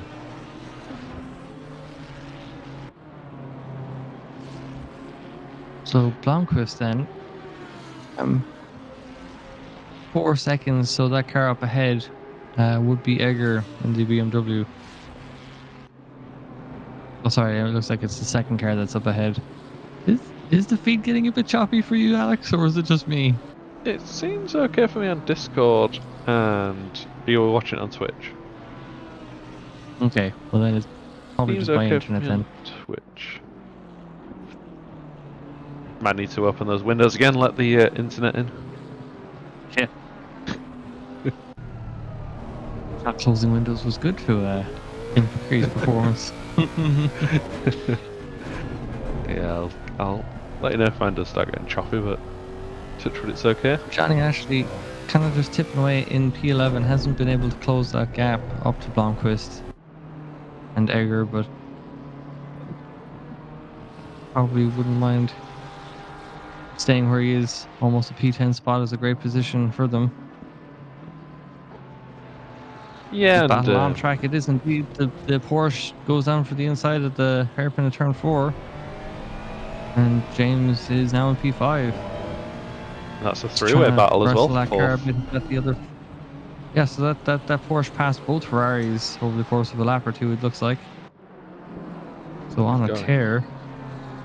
And Morris looks under threat to be down in 6th place all of a sudden with that other Ferrari of Triprov all over the back of him. Triprov, who was running the top 3 a few hours ago. Bit on the comeback trail, looks like. Yeah, track temps just dropping another little bit, 22 and 25. So as we near 5:30 in game time, it's we're starting to see. Well, I think a lot of cars are running with their lights on now anyway, but maybe in the next hour or two we might see the low light conditions really kind of kicking up. Yeah, it's disappointing there's not changeable weather, but at least changing temperatures gives them something to think about at last. No, maybe the rain is waiting for the nighttime to roll in so that no one will see the rain coming. Maybe. Just sneak up on the track like that. I can't think of the last time I'd seen a night race with rain. Good point. Indy was that one? Or maybe. I think we had a rain shower overnight, but good Do you know what? I'll settle for no rain if at least we get like less clouds or more clouds or whatever the other weather settings on a set of course the competizione might be. Yeah, only so much you can do, unfortunately. Totally at the hands of randomness. So we've got that Porsche looking to get through this battle between Chris Wacker, P20, as we have the 25 Ferrari of Trot up ahead as well. So Wacker gets out of the way, lets the Porsche through. Oh, we've a drive-through for car 30. That's the Raptor Virtual Racing Ferrari down in P18. So that's going to hamper their chances for climbing back up again. They were just about half a minute behind P17, the Soul Mustang. Oh, as we go to Johnny Ashley in a battle to hold on to P11. So we'd seen him kind of like, there's a bit of contact there. Was that? Yeah. That was the Porsche hitting the 25 car. Correct, yeah. Trot's round and he's got it going again, but shouldn't. No, it actually did cost him a position. There's only one other car in the same lap as him, and it's got past. So Wacker's up into 20th, Trot struck down to 21st. Pretty unlucky there. It was Was that contact or was it just under braking or? Looked like contact. Okay. Yeah, just got a bit close going through that little pinch point. I'll pop over to the stewards, no doubt. Yeah, hopefully. Hey, no yawning. This is a Oh.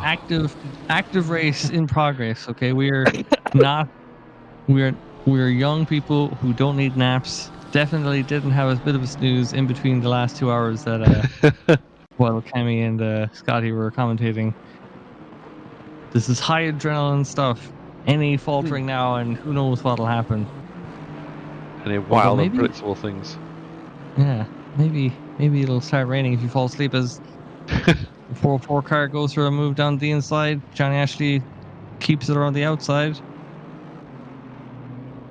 Long way around the outside to keep the position. Oh, and Johnny Ooh, says, yes. "I'll hold on to that. Thank you very much."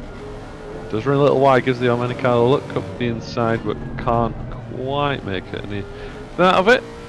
John will be hoping to stay back through the chicane because it's not an overtaking opportunity. Yeah, the And two of them now- are dropping further back from Blomqvist in that top 10 spot. Oh, a replay. Does that mean the return of Director Cam? Hello, Oh, Ben. hello. So as we go back to that 25 car, so that's being lapped by the Porsche. Oh, and that's just unfortunate placement. Yeah, that's unlucky. It looked less intentional from either party. The leader, or sorry, the Porsche wanted to get through, but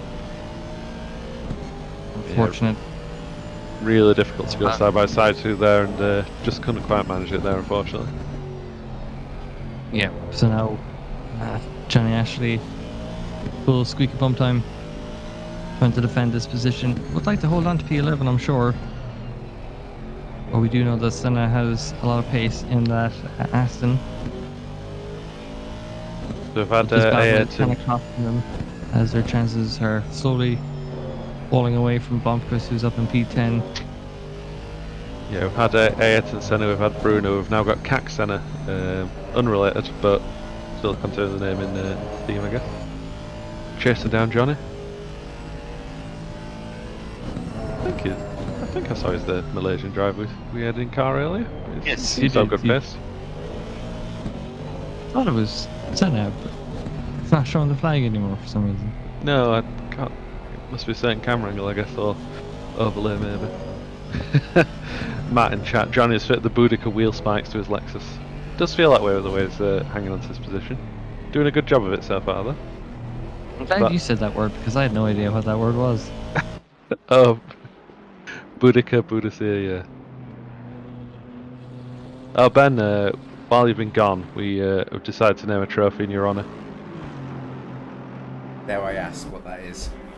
The That lead. tall driver. The lead Lexus Awards. Yes, the Ben Brown trophy. Odysseia. Okay. Bike in the wheels hubs. Oh, okay, there we go. I was almost about to say they were like bodacious, and I was like, no, that's not it. That's not the word. Gonna Google bodacious wheels now and see what comes up.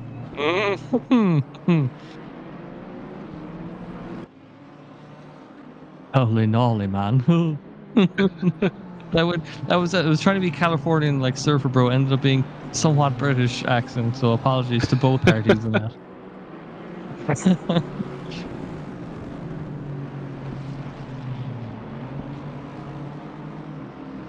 So the top result.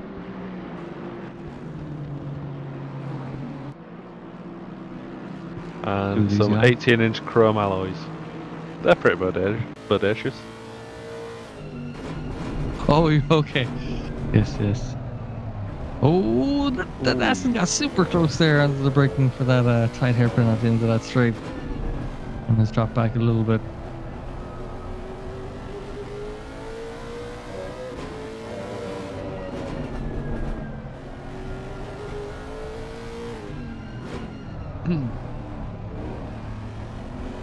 Yeah, Johnny is losing time to Blomqvist in front, gaps up to about 8 seconds. But he'll have to keep Senna just behind him this whole time because Bossman has been Very good under defence, as usual.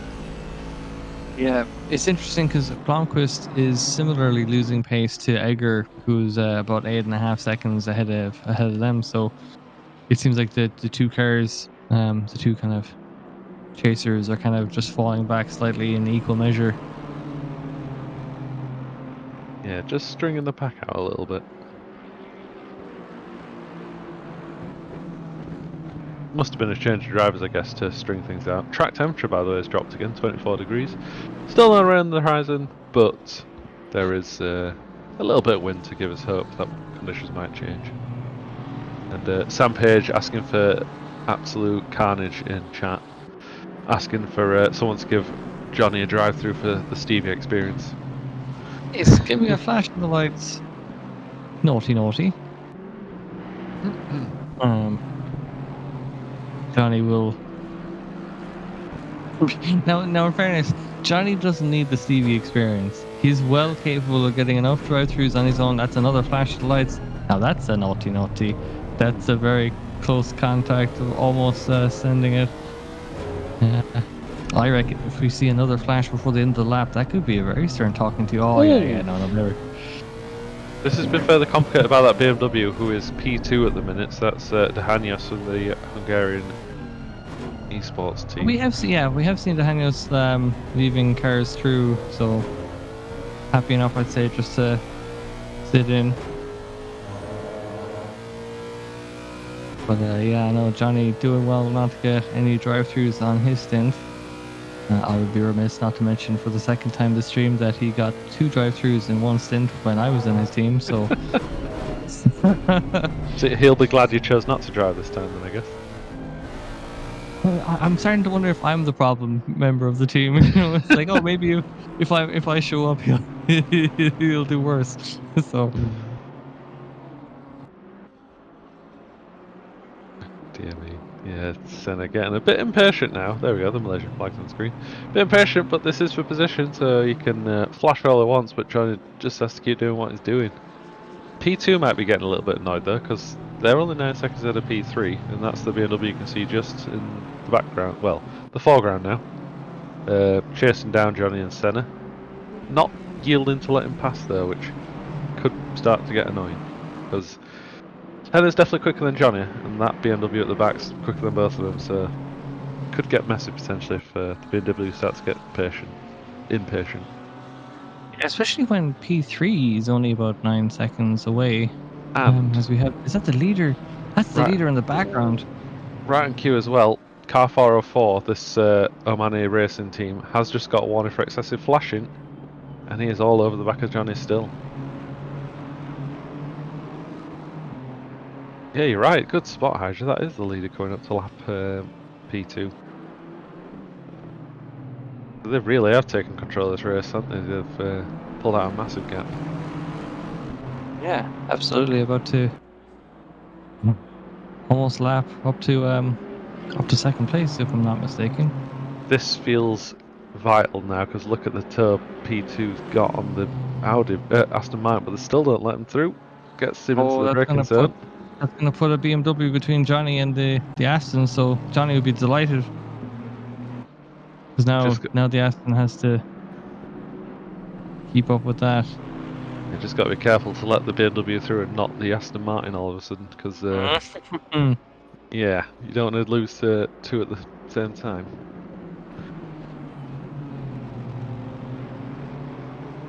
This battle feels like it's rumbled on for ages, but it's probably only been about 3 laps. It's been gripping. Yeah, no, it's like, I'm curious to see how Johnny lets that move happen.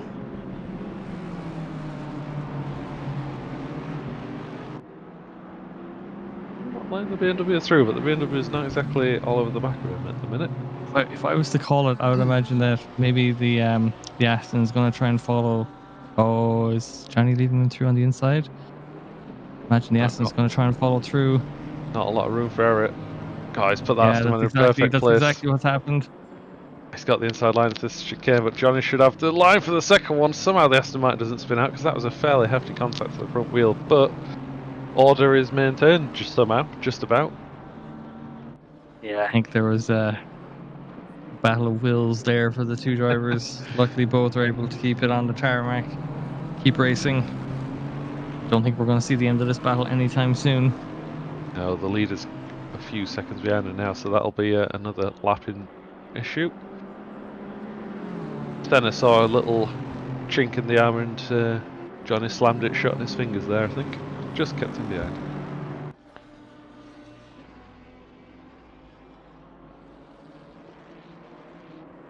Still 25 cars in the race, so we've not had any dropouts in the last 2 hours, so that's good. I think the only dropouts we've had are due to technical issues. As Johnny runs wide, oNiD Race is going to have a big run into this next corner. Can Johnny get back in front?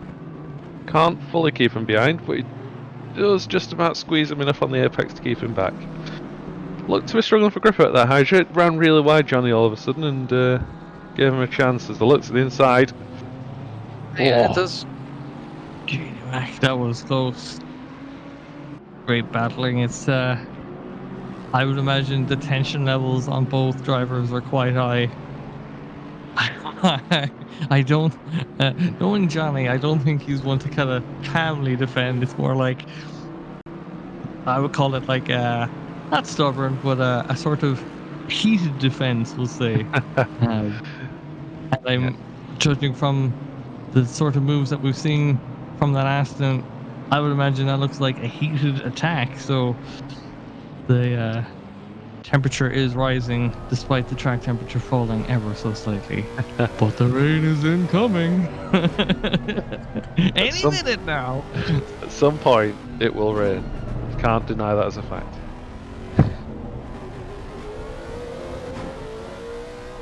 The server might not be live when the rain happens, but it'll happen. We can promise you that much. We can't.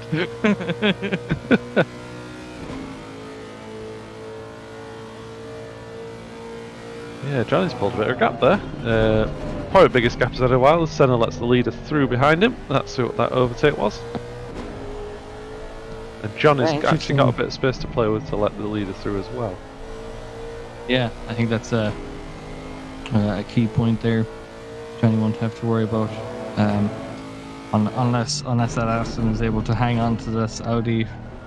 But even then, you see going into the hairpin, just the Audi just carrying a little bit more speed. That's probably why they're up in the top spot even.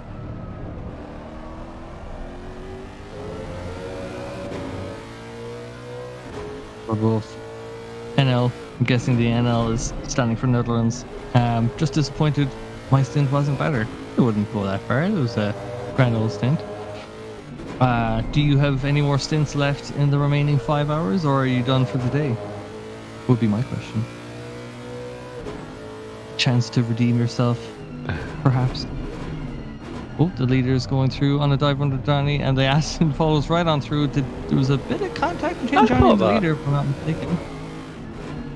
Yeah, there was a little bit of weird movement on Johnny's car, weren't they? But desperately keen not to let Senna through. Here we go, let's get a look at it. No, never mind.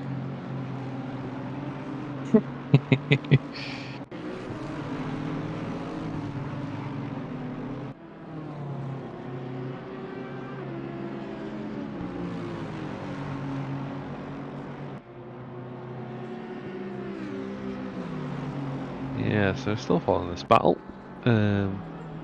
Senna with the pace advantage, but not enough to get past Johnny. And this looks to be one of the closer battles on track. We do have a battle for P25 and Chris Wacker. So after that leading Porsche, saying P4 had contact with the 25 car, it looks like they've caught back up to Wacker. So that battle that you're saying they're both on the same lead or on the same lap, they're pretty much very close on track to boot. It's good to see so far into a race.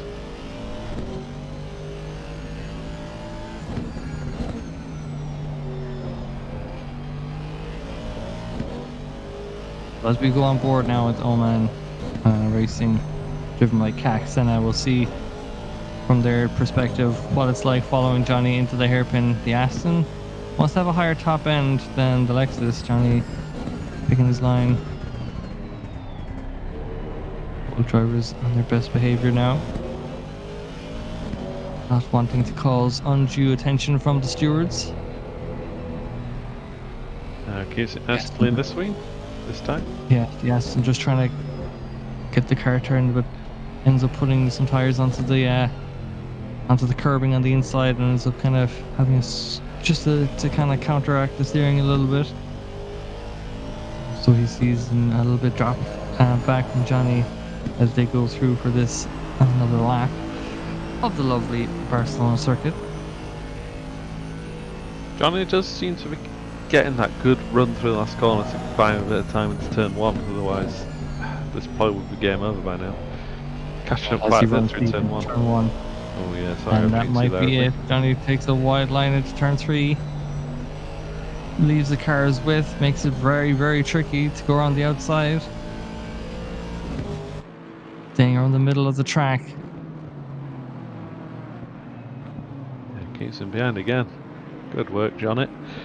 Doing wonders for oNiD's marketing, because he has been on screen for about 15 minutes now.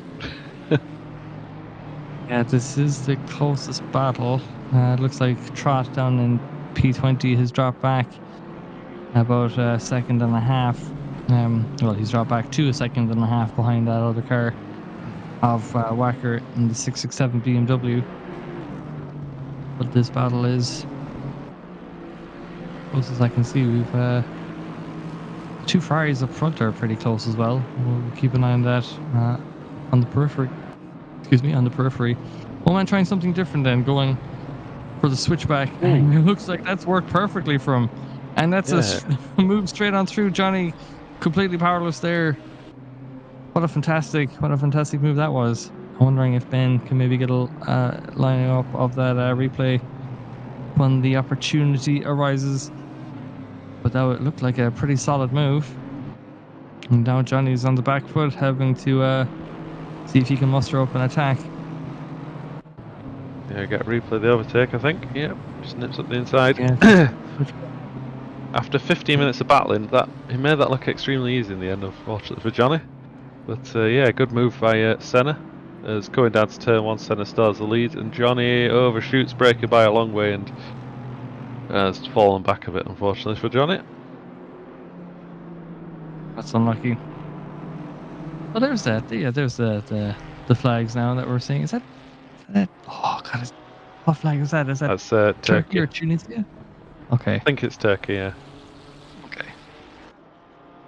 I shouldn't have said anything. No, the chat knows I'm a fool. Yeah, Tunisia's also got heard the rain I got promised from people from chat. The rain is coming, I'm sure. You'll get your rain. Any minute now. So we have this battle for P5. The esteemed title of leading Ferrari in the Barcelona 12 hours. Nearest other Barcelona, or the nearest other Ferrari on track is down in P18, driven by the Raptor Virtual Racing team. But these two giving very close fight between the two of them. Of course, the Morris does have a 10-second penalty. Ooh, runs very wide there. I wonder if that might have been a track cut. I feel like that's one of the corners where it's very easy to pick them up because you're carrying a lot of speed. And if you're carrying more speed than you normally do, you're gonna run the risk of getting a track cut warning at that point. So I might have added to a tally. Maybe they're sitting on 0. They might be up to 1 or 2 now at that point. Yeah, and the worst case point with that corner running wide as well, you don't want to scrub off too much speed because you just sit and duck down the straight then as well, just to add insult to injury. Yeah. So we have Egger coming into the pits then, as we jump over to them. Senna now was 20 seconds behind Blomqvist, so you'd recall at the start of that battle, it looked like Johnny was only about 5 seconds back, so really dropping back, that battle costing both drivers a lot of time there. So curious to see how that'll pan out. Do have just over 5 hours left of this race to go. plenties that could happen. I mean, that lead that Meyer has up in the Audi in P1 looks majestic and dominant. But we've Definitely a seen, good way to describe it. yeah, like tech issues come for one, they come for all. Like no one's immune. As 25 car just runs a little bit deep there in their battle to try and catch up with Chris Wacker here, who's currently holding on to P19. As a flurry of cars, traffic kind of getting through with the Mustang there just up in the front of your picture. Currently in 17th place, so it looks like they're like a lap or two ahead of this Butterdog's car.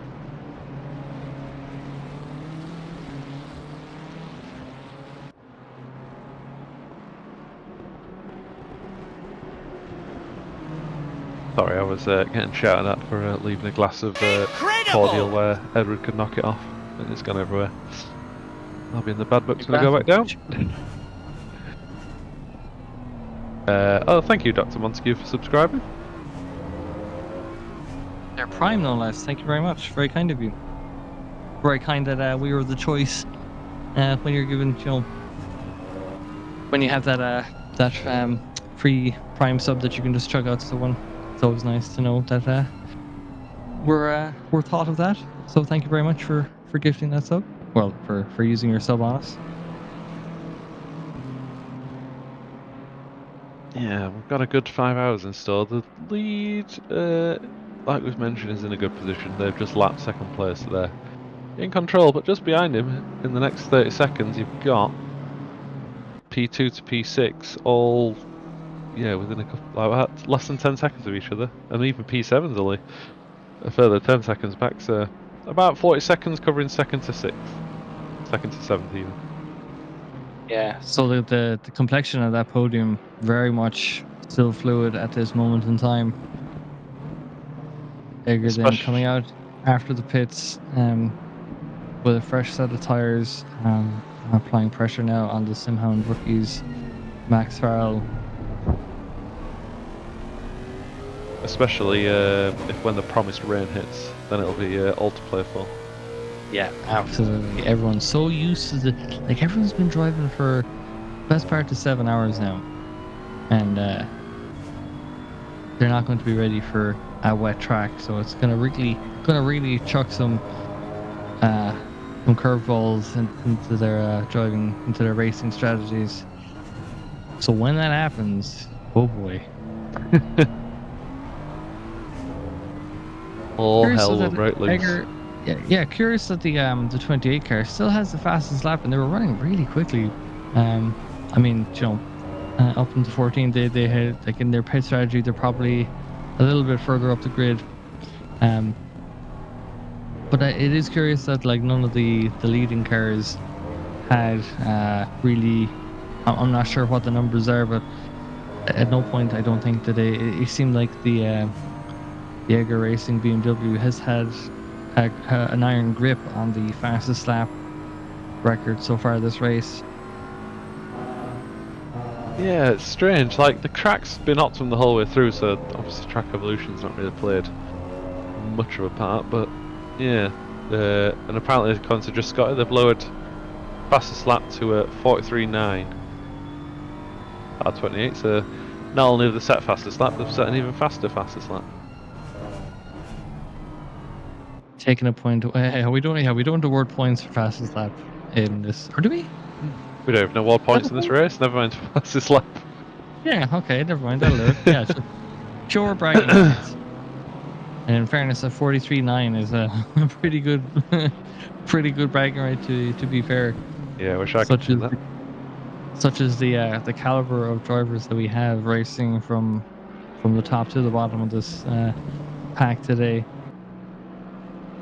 It's kind of one of those things that you realize. It's like, any one of these drivers could probably go onto a public lobby and rinse the competition. It's like, I feel like when you're so ingrained in the community, you often forget just how quick you've probably gotten over the course of being racing for however long it's been.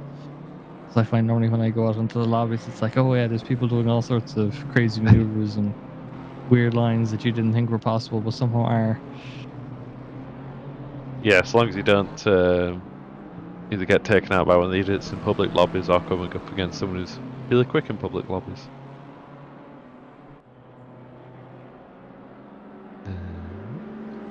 Yeah, closest on-track battle is on screen. That's Max Farrell and Lucas Egger for 13th. Max Farrell in an oNiD Lexus. Egger in a BMW. Familiar sight, really, an oNiD Lexus having a car over the back of it. Definitely been a theme of the last half hour. Yeah, indeed. Like I feel like our previous sins commentating were the Lexuses battling each other, and now it's other people trying to get past the Lexuses. Exactly.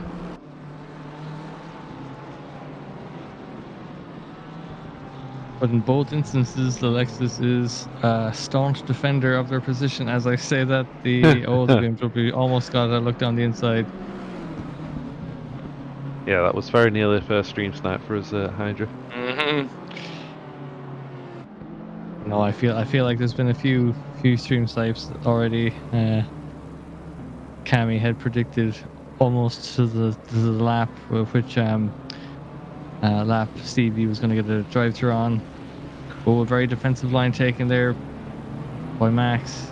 Forces the BMW on the outside, and the positions remain as they were. We have this lovely sweeping camera shot up the hill in the last sector of the track as they come down in towards the chicane.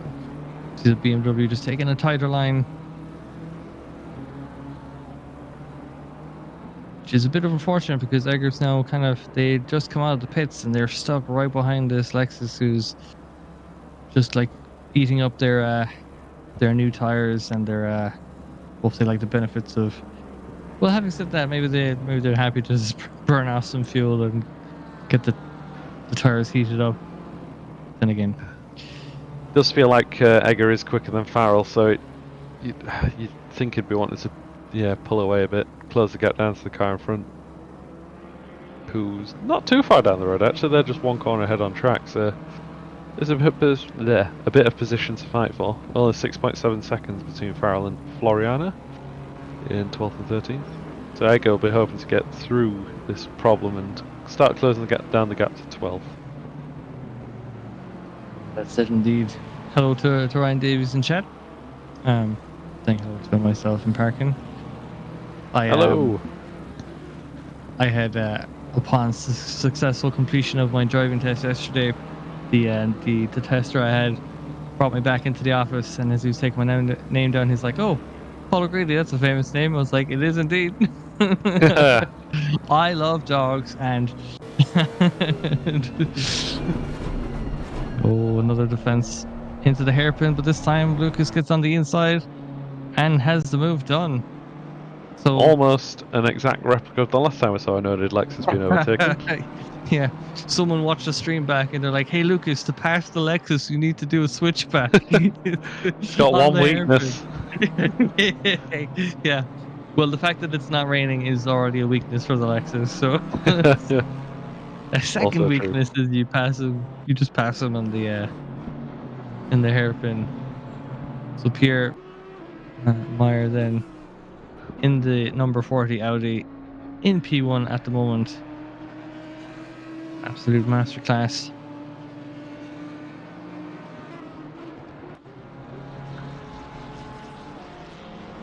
Ryan Davis, how's the weather been so far?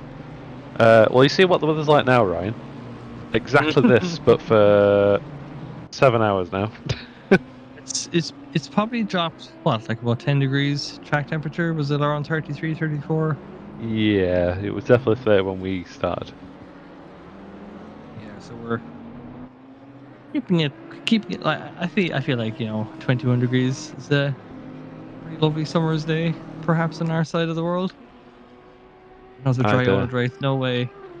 Hey, there's 5 hours remaining as we've ticked over into the next hour mark. How do you just turn the lights on, or did they know that we were watching? It was coincidental timing if it wasn't intentional. 22 then. They're a lap back. That is the battle for the lead as it stands, with the car ahead on track being the leader, but they'd have to pass them and catch up again with the whole lap. If we get no rain, we riot. I wouldn't go that far. Although I might riot. Oh, a stop go for speeding in the pit lane for P22. That was Trot in the 25 Ferrari. In their battle to try and catch up with Chris Wacker, ended up speeding in the pit lane and catching a stop go 30. That is unfortunate.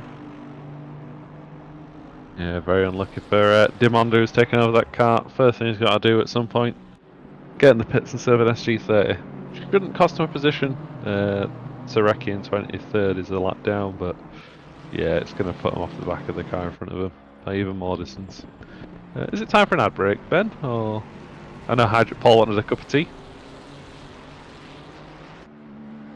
Let's Oh, do I'll be that right back, indeed folks. then. We'll to the other side.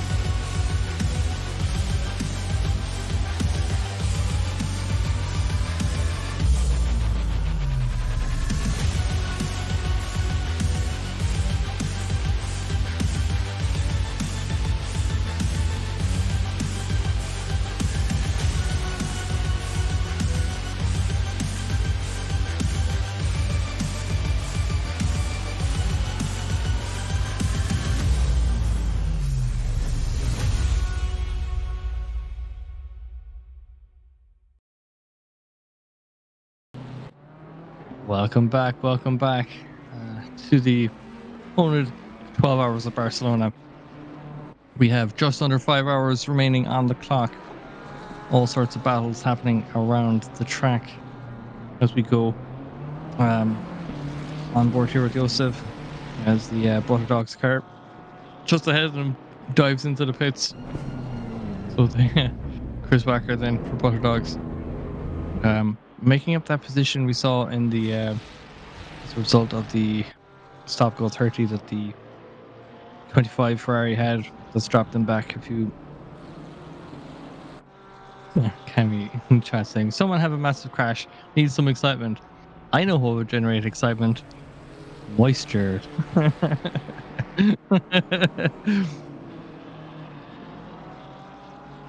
you know what the worst part is? I think we're going to get to like hour 12 or like, into the last hour. And then with like 20 minutes left on the server, we're going to see the weather radar change to like Don't say just that. have. Now look what you've done. Watkins Glen.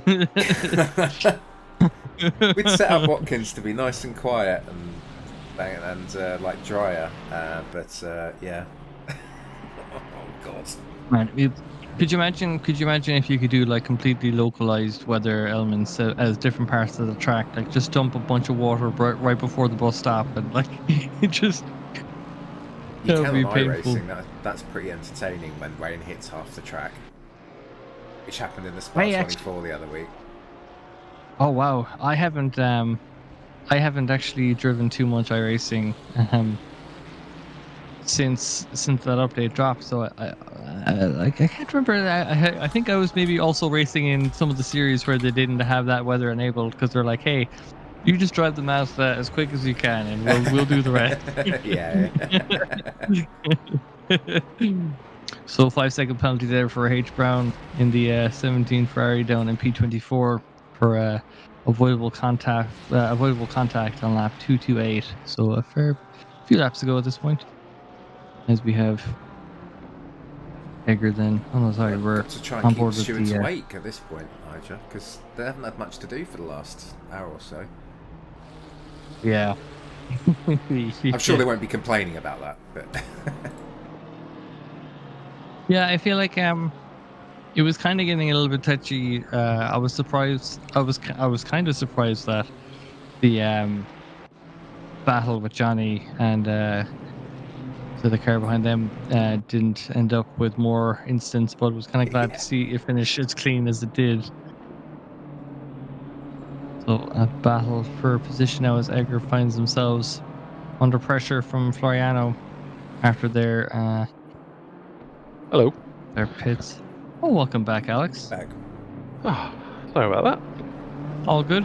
And that teacher's meant to leave knockable over items in reach of a baby. What did you say it was? It was a glass of Dilute juice. Yeah. Pop. Okay. My buddy.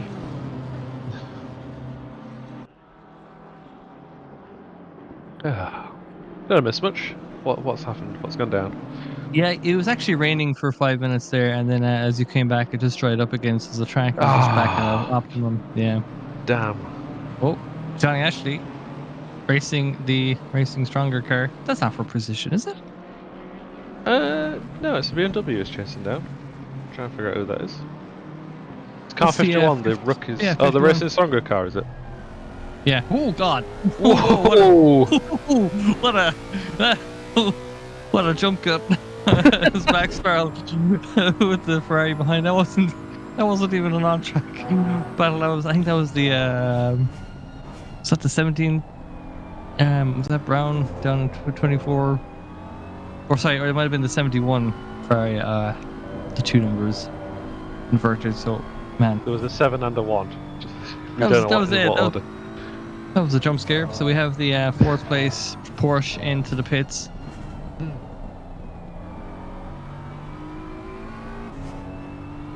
Yeah, my heart rate did elevate slightly after that. Yeah, after a bit of a steady phase, it's that came out of nowhere, didn't it? The drivers have elected to a maximum chaos for this approaching the 3/4 mark, slowly but surely. So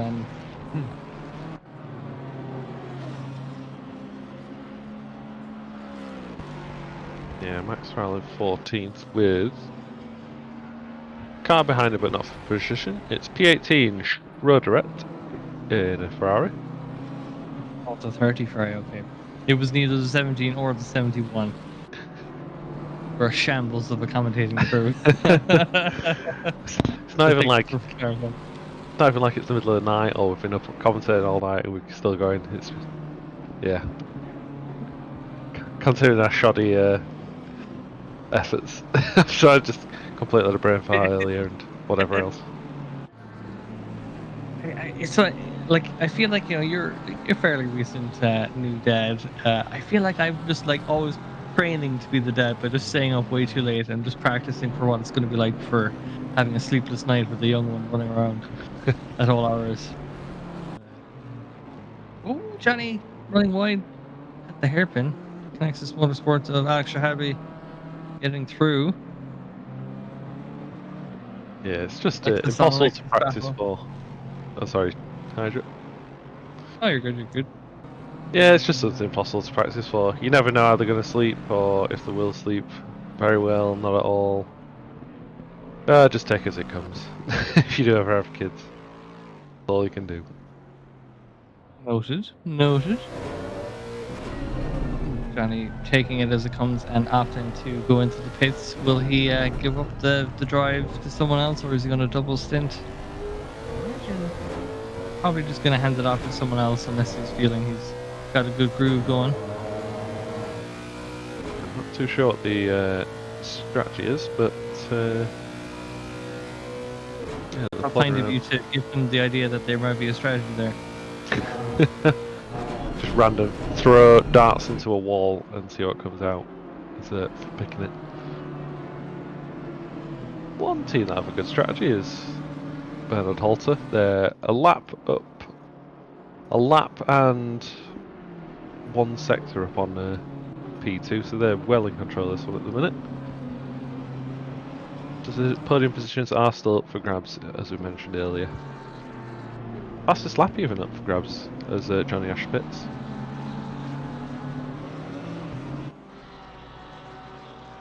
Ooh, Very fair close. break contact there, yeah. 91.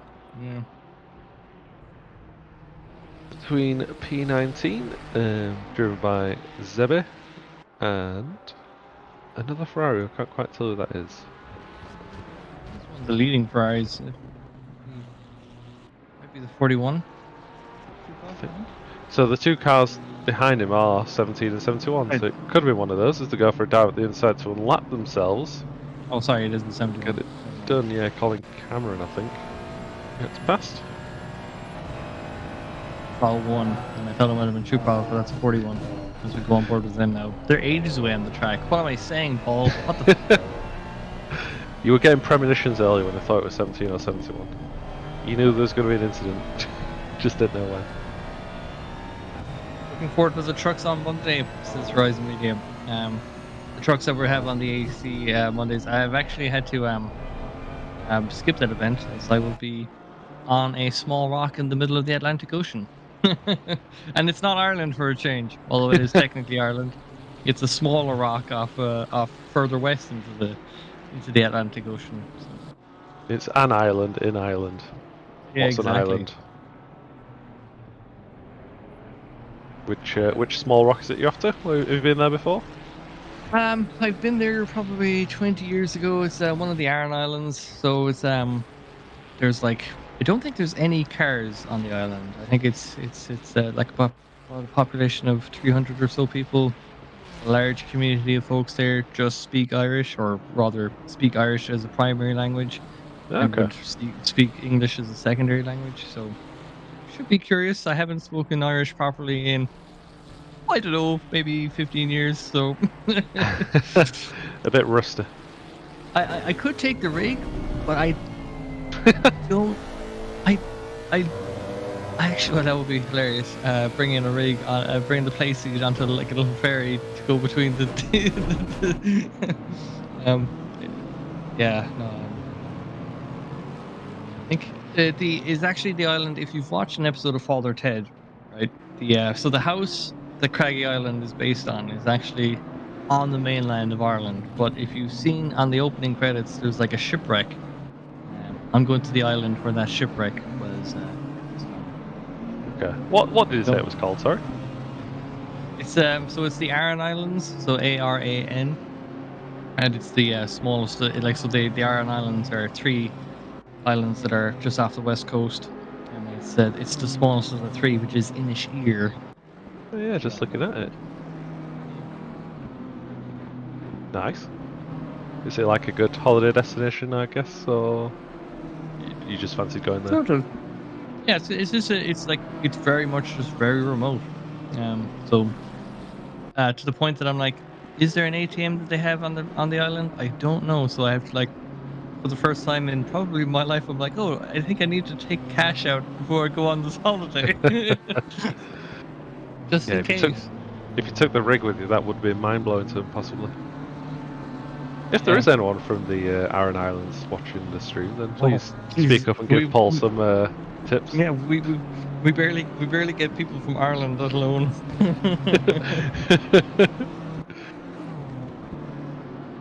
I mean, the biggest island's got the best Irish name of them all.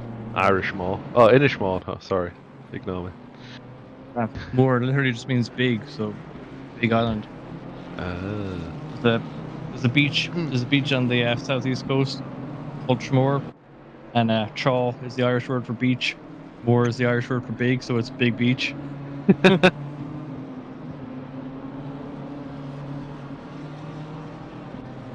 Well, at least you know what it is if you speak Irish. Very descriptive. Yeah, I can accurately describe where I am on the island. It is kind of funny though. Like when you go to rent a bike there, they're like, "Oh yeah, we'll give you a helmet. There's no need to give you a lock because what are you going to do? Rob a bike on an island where you can't get off it unless you get on a boat or a plane?" It's like, oh yeah, because I think on some of the islands they have like a shared car system where like there's just a set of keys, and if you need to drive somewhere, oh, drive through for 921. Thank you for the race. Something happening in the race though. You take me off topic. Yeah, Zebby. In P19 with the drive-through won't cost enough position, I don't think. Got enough for a gap to 20th, but yeah, we really have entered a holding pattern in the race, haven't we? Right way to serve that drive-through.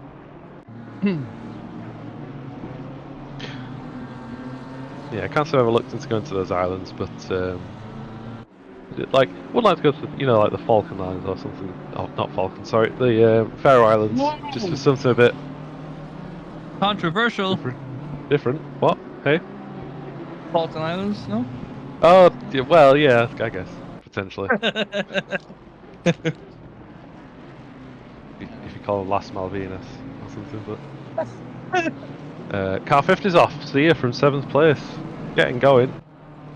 Hasn't lost a position, but Shahab is catching up, so that could develop into a battle. See if we can get a look at what happened there, possibly.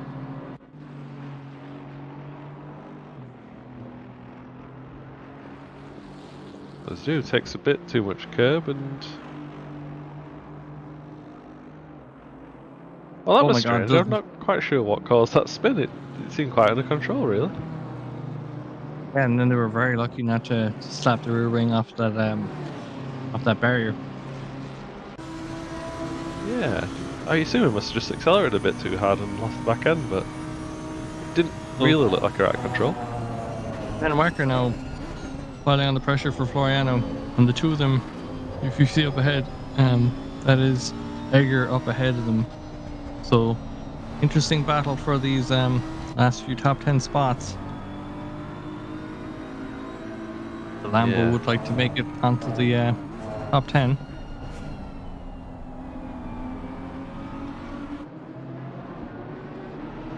Yeah, good competitive top 10. If you take the lead off.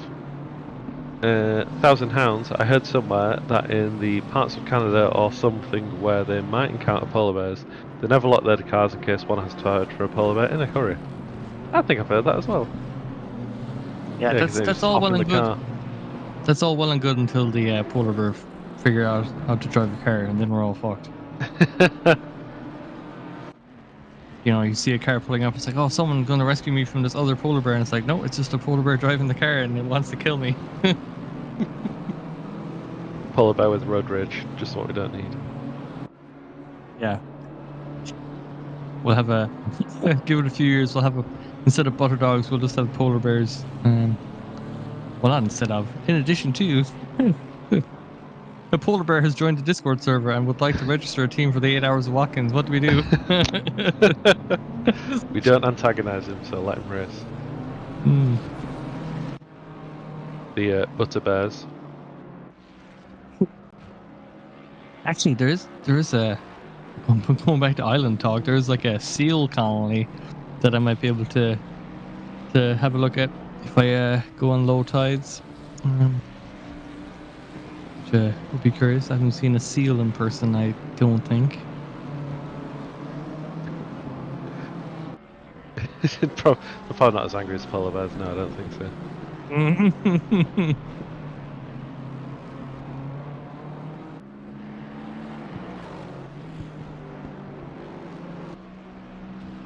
Yeah, the trucks on a Monday night are an absolutely crazy experience. It's just, put it this way, it's like I found that I haven't been able to reverse safely in those trucks without like absolutely destroying my gearbox, because you used to like rev in neutral so high to get any kind of like power out of the, like when you like shift up the first gear or whatever. Otherwise it just takes for ages, or it just takes ages. And similarly, if you want to reverse, you have to like pump a lot into the throttle, get the revs going, and then shift it into reverse. But then like the gearbox just goes, you hurt me. No, thank you. Yeah. I have driven them a bit on AMS2, but it just seems so floaty. Is it AMS2 it's on that league, or AC? It's on AC, and they just carry a lot of inertia into the corners and stuff. So it's fairly tricky. They're kind of cool to drive though. We raced on Zolder. I think we had like a mod for the ACC track, whatever. So it was similar layout, but the chicanes just become a bit of a doddle, because you're just like chucking your truck through over the top of the curbs. It's gravel, like, so yeah, like, because we did Brands Hatch the week prior, and like grass means nothing to the trucks, but it's the gravel that will absolutely sap all kinds of speed out of the truck. So it's kind of, I think it's kind of fascinating how big the swings are in oNiD in terms of variety, because you've got your staples like your ACC on a Sunday and all the kind of like competitive stuff like that, but then you get some weird series. Got the touring cars in the AMS2, and then you've got trucks, and then you got like the Ford is it the Ford Estonias, or is it the Formula Estonias? I think it is. But like they're like a super slow, but like really kind of like plan out your moves and like not sacrifice any speed whatsoever through the corners. So Okay, that sounds fun.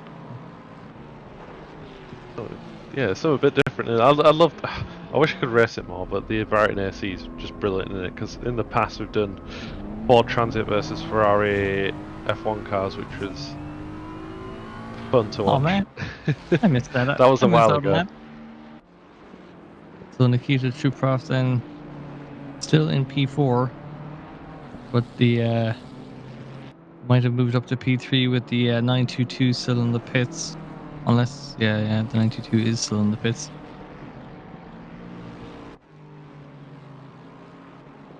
Might be a bit of a change. Position. It does feel like it's been a long stop, but P5's coming through the last chicane now, so probably shouldn't lose another position unless this is a real long stop. Nope, just as I say that. Got going again. Nida Tamas in the car now. Gonna come out in. It's gonna be quite close in the pit exit if they come out. Car 922 is still in 4th position, but 911's gonna get him into turn 1, so that could be a battle to keep an eye on for the next little bit of the race. Yeah, the racing trucks, if you've played AMS2, the racing trucks are just not fun to drive. They just don't feel like they've got any grip, and they just kind of drift, like slide across the track and wallow everywhere. They aren't fun at all from the little bit I've done with them. I feel like that's my impression of AMS2 though.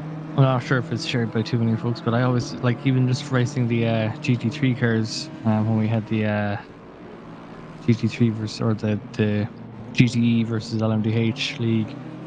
The cars just feel floatier in a way that maybe I'm just used to ACC, where it feels very planted, very kind of intentional that way. as we have Olaf just making way through for the leading Audi.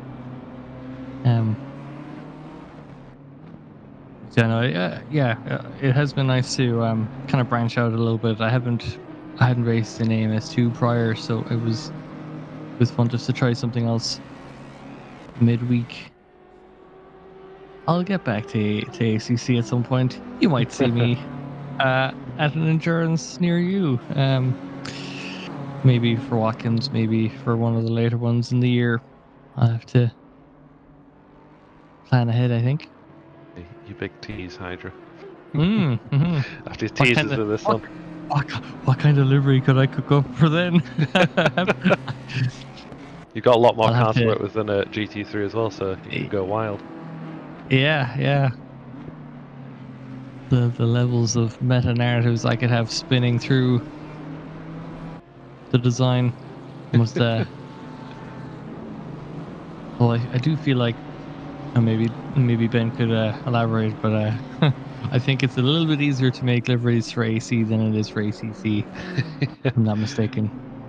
I've never tried to make one for AC, but yeah, there is a few steps to make one for AC. But you know, you can make fun ones nice and well. P2's pitted, by the way, so that could be a change in P2 on the podium. I feel like I really fell forward with the livery I had made for AC because I didn't quite understand the template I was using or how to save the file properly, because you'd get it in layers, and then as I saved it, all the layers crunched down to one thing, so then I lost all the layers showing me where everything was. I was like, oh, okay. But hey, welcome Can't to my argue with tech results. talk. Mm-hmm. Ooh, coming up to the last half hour, our commentary stint, Hydra. We're together for the last 2 hours as well, I think. We are indeed. Yeah, we've had a nice alternating strategy between ourselves and Cammy and Scotty. So, as they brought us through the beginning of the race, we'll bring you all the way to the end. Track We temperatures have the dropped battle. again. Yeah, Wacker now looking to make a move, catching up to Egger. Alex should have you a little bit up ahead again. These two are probably the closest battle we have on track, and Water Dogs would like to get on past if they can.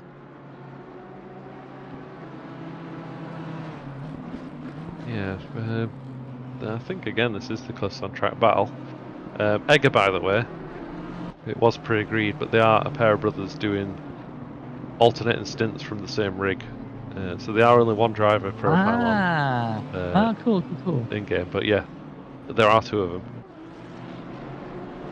Very nice. Yeah, that chair will be a bit sweaty by the end probably, but at least it's not peak summer temperatures.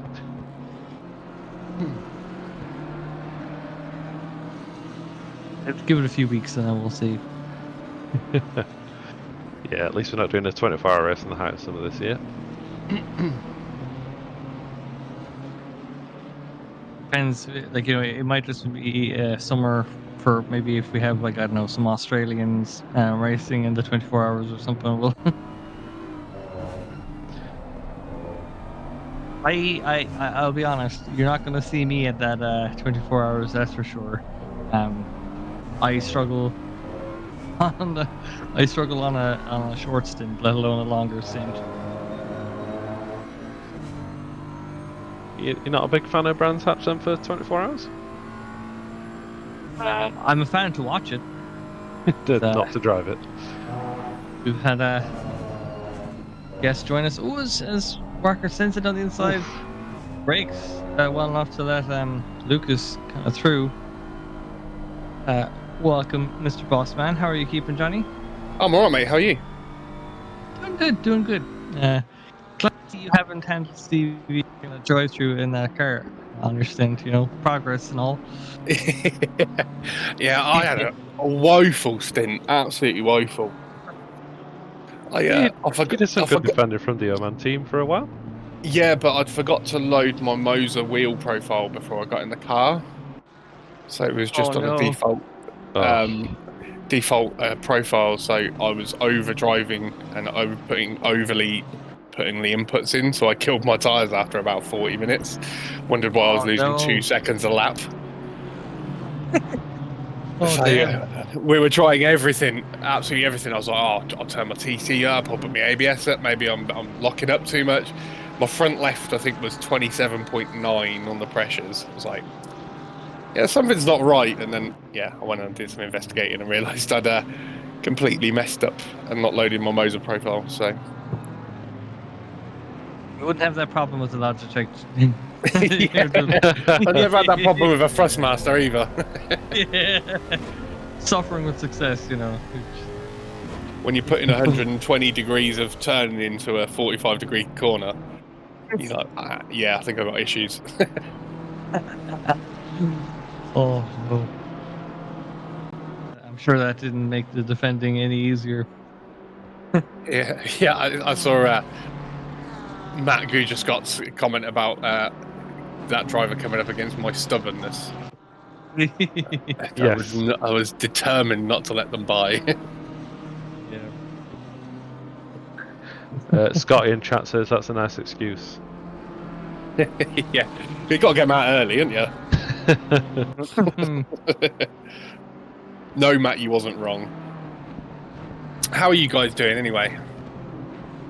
Doing good. We're doing good. The race is kind of say like it's kind of quieting down a little bit. I feel like the gaps are a little bit further between.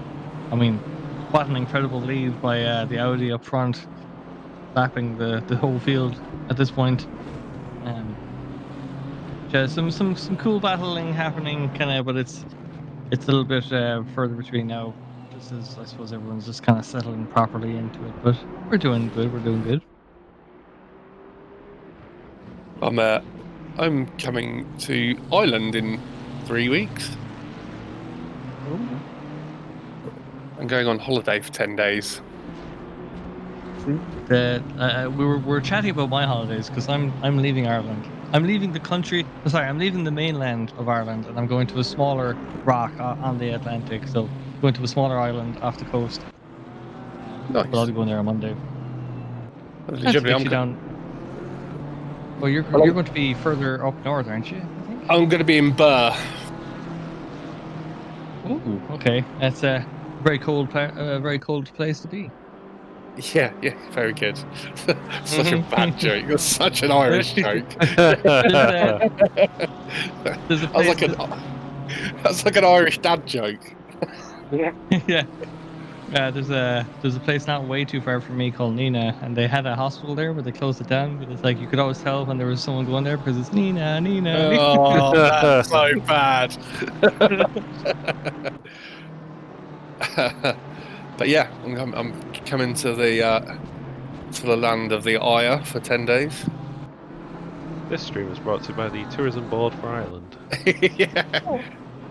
Actually, I was at a wedding about 20 minutes away from Burr about a month ago. Have you know? It's actually Burr isn't actually that far from Nina. So if I get a cold, I can go to Nina, the hospital in Nina. Right, okay. Oh no, they closed it down. They closed down the A&E there. Okay, let me.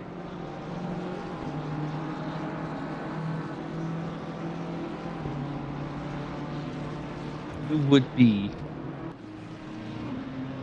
an hour's drive for me. There you go.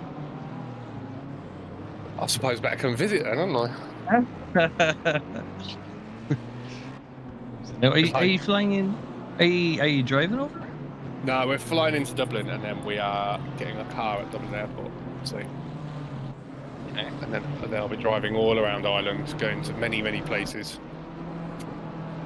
Very nice, very nice.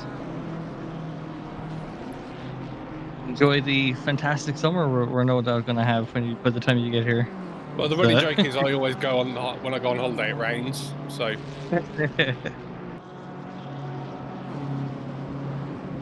Go on holiday to the oNiD server, please.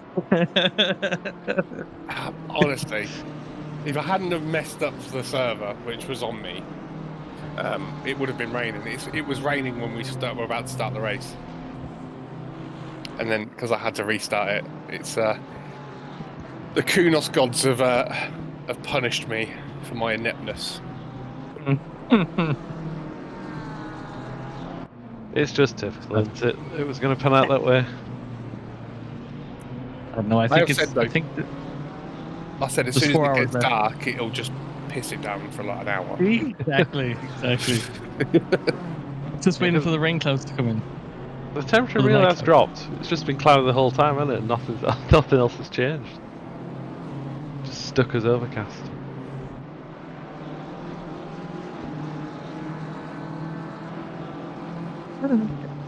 Battle for second place now. As we see, we're kind of like at the back of a 3-car train here. So Limpar is up in P2 in the 81 car that you just see on the right of your screens, and then Ericsson is in the middle of the sandwich. So that Porsche has kind of moved up a fair few places now. We saw them kind of trying to claw their positions back in the last few hours, and then Tomas is in P4, second and a half back. So watch this space. No doubt pit stop will probably happen before we see any on track battling. But That is the such way has it's been our gone, luck. isn't it? So how much more driving you got to do in the next 4.5-ish hours, Johnny? Oh, I've just got one more stint. Ah, not too bad. So yeah, just a full stint to do. So I'll get that out of the way, and then I'll let the competent drivers finish it off. Were you hoping to finish inside the top 10? Is that achievable? I think it was. I think it probably still is. I think if we have a good couple of stints now, I think we've got a chance. I think Andy's only. There's a couple of guys in front of him that need to pit. Obviously, we're a little bit off cycle now because I pitted early. We can still make our strategy work. So it'd be nice to get a top 10, at least battling for 10th would be nice. Yeah, I think once the rain kicks in, the Lexus will really kind of stand to you, so you'll probably claw your way back up, no doubt. If the rain comes. Wacker getting very close to Egger there on the turn in for the hairpin, ends up dropping a position to another car on track. Just remember to load the wheel profile though. I've done it now. And I've been into the practice server to check. So would I be right in saying that you didn't get any track warnings because you were just so slow on the wrong profile? I went plenty wide. I just wasn't going quick enough to actually get any track warnings.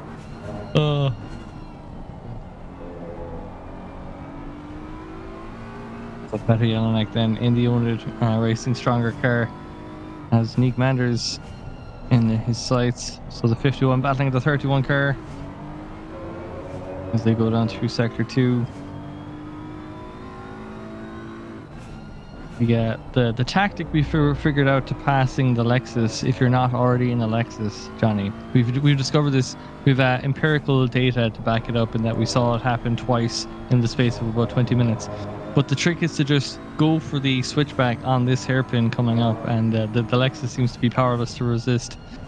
We saw yourself getting passed in that manner, and then we also saw, I think it was, who was it? Was it Nick Wade that got passed in the Simhound Rookies car in a very similar fashion by another car? Yes, I think it was. It's really easy in the Lexus going into that corner to lock up. That's what happened with me. I completely locked up, and then once you drift wide, you can't get on the power quick enough to. The thing with the Lexus is you have to very much drive it quite like a GT4, whereas you need to carry the speed through the corners like you would a GT4 car, because if it gets too low on revs, it just bogs. Yes. So if you lock up and then you get past the point with the revs that it just bogs, you can't get the speed back up quick enough to be able to defend. Like most cars would be able, if you went a little bit wide into that corner, you would be able to defend, or at least try your best to defend. But the Lexus is just you can't do anything. You sit and duck if you lock up and bog down. It's game over. Had a battle heating up for P3. Thank you for, or sorry, for P2 even. Thanks for swapping over to it just as I was about to mention it. It looks like there's some traffic from a Lambo up ahead. The Butterdog's Lambo is giving an opening to the Porsche to move on the inside of the 81 car, and it looks like that's exactly what's going to happen. Going to get messed into the braking zone. Yeah. There's not a lot of room to play with it. Yeah, Porsche the looks like Porsche it's is going to kinda- hold it. Gets boxed in by Lambo's Butterdogs, still who in the bails way. deep and gets him through. Yeah, there we go. Cleared it, but the Porsche is through in second. Limper might be down to fourth in a minute if we don't get his line right through this corner. Tamas goes around the outside. Going to be a drag race into the chicane in the middle of the track. Not sure who's better placed here because they're both in an awkward spot for one reason or another. Side by side, got to help each other out to get through. And that Porsche is absolutely loving the fact that the two of them are battling in the midfield behind them, or just say in the middle of the circuit, because now that's kind of given them a little bit of breathing space as we go up into the next timing sector. You see that they've dropped back by just over a second. The two BMWs now kind of scrapping for that third place on the podium. Yeah, as I think Limpar's dropped from second to fourth in half a lap there, so he'll be feeling a bit sorry for himself. Yeah, it was unfortunate with how they had approached the Waterdogs lap traffic, because I think they kind of unfortunately kind of boxed themselves into kind of opening the door for Ericsson to make a move. They're still in it with a chance. See a battle for P2 involving 3 cars so far into this race. Go on board then, we're told. Stick with this battle. It is a cheeky three-way that's across about nowhere. Keeping us going into the last third of the race. Sarazeki's out of the car as well for, I think, must be 50. Sarazeki 54's out of the car. Happy with his last stint, and Tim's wheels working again, so they're at so full complement of drivers. Well, I think that might be the 22 car? That Tim Torda going on 23rd? Ah, maybe. The only driver with a T for a first name, so I think I'm that's a cup of tea right Hydra. now. Yeah. It's also perfect. Anyway, I'm going to leave you guys to it. Have a good rest of the race. Pray for rain. Start dancing. Let's go. Yeah. Actually, yeah, I think do I have a rain-related emote to pop in chat? Must I be do zoned. do have this one with a castle with some rain happening on it. Oh, we've got rain. Okay, yeah. I'm trying to figure out. I'm glad you said that was a castle. I was wondering what on earth it was. I think a little towery thing, yeah. All right, guys, have a good one. See you later, Johnny. Take care, Johnny. Bye. Enjoy Bye. your last time. Thanks, man. Bye. It's gonna happen to mess it up, isn't he? Something to keep an eye on if we're in the country box while he's in the car. Yeah. Oh, what's he gonna say when he comes in? It's like, oh, the driver profile was right, but the car didn't have any fuel in the tank. Oh, so we have the. Is that the 922 kind of goes a bit slow through turns 1 and 2.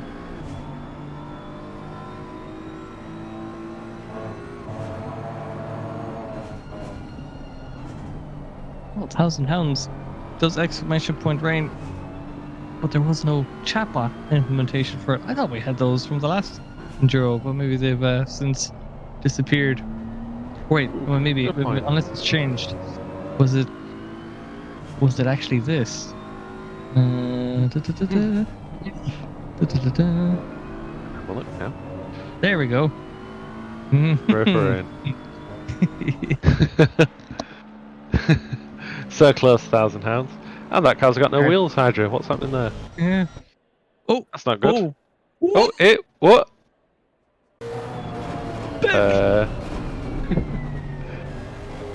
That's all normal, guys. Don't worry.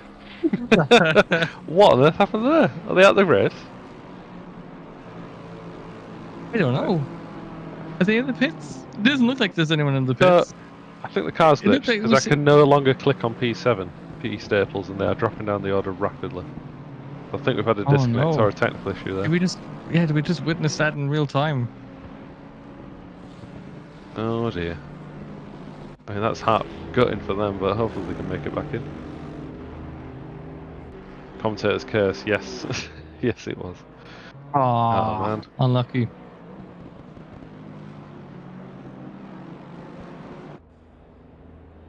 Oh.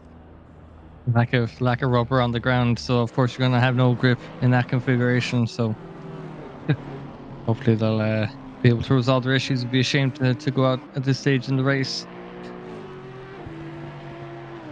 You're right. Track temperature. Oh, the wind's picking up 3 kilometers. Storms are brewing. Gale force winds. Hold, Temperature's hold 21. on, hold on to your hats, because with the 3 kilometer wind, they might be lightly blowing away. Not so fast that you won't be able to catch them, but they might blow off. Yeah. If you're not careful, unless you have it nice and snug.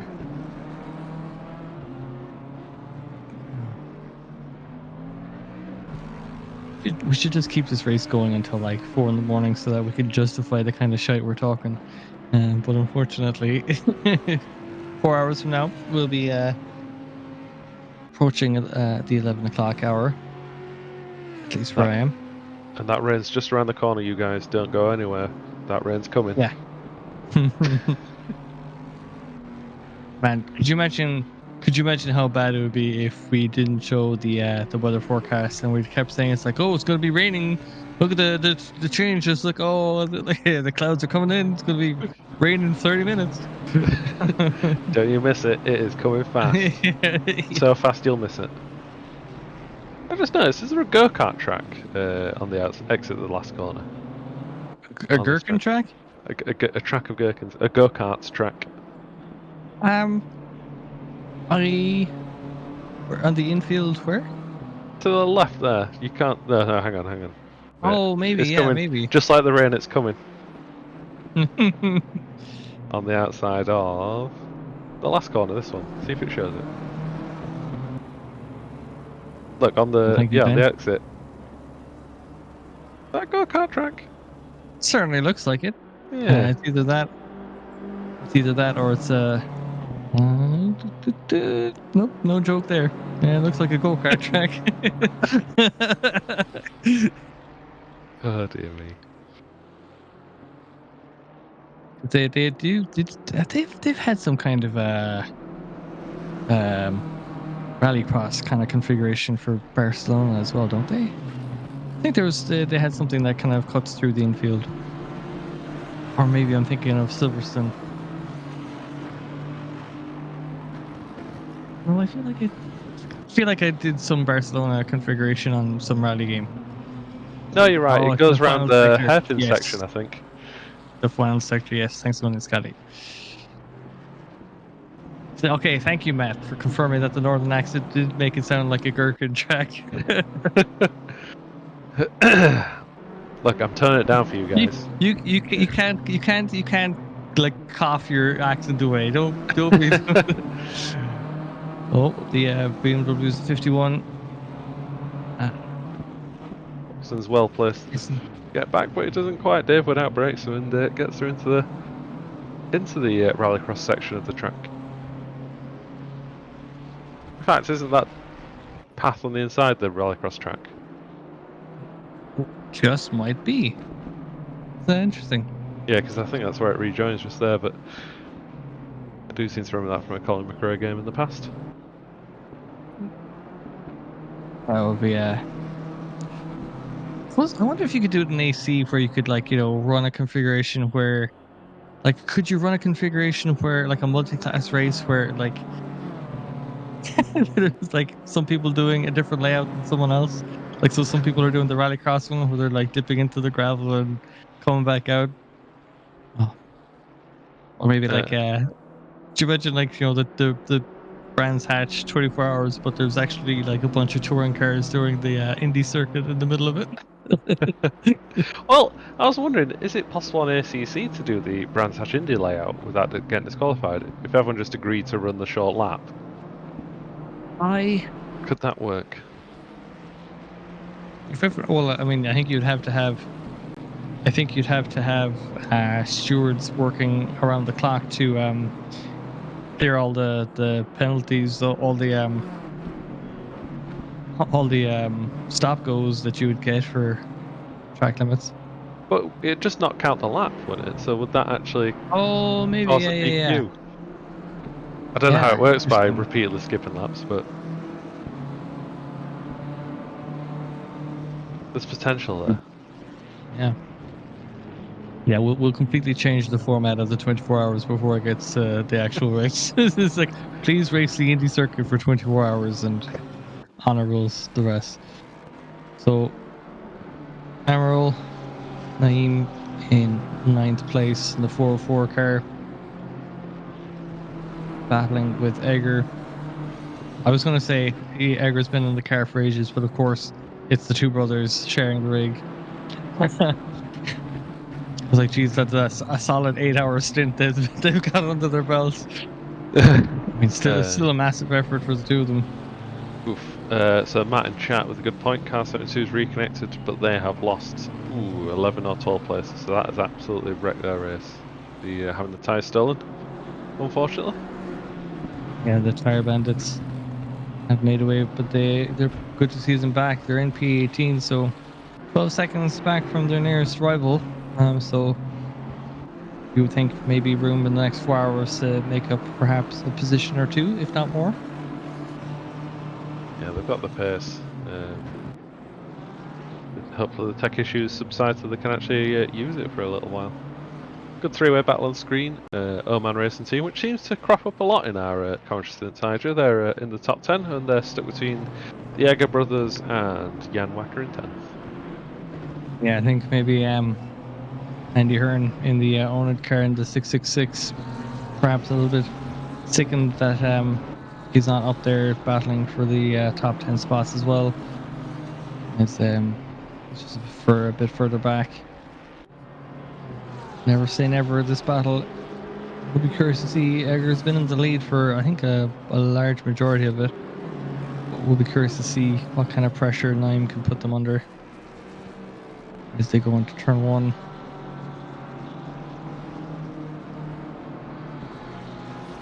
See the two of them very close together now. Will there be a look up on the inside for turn three?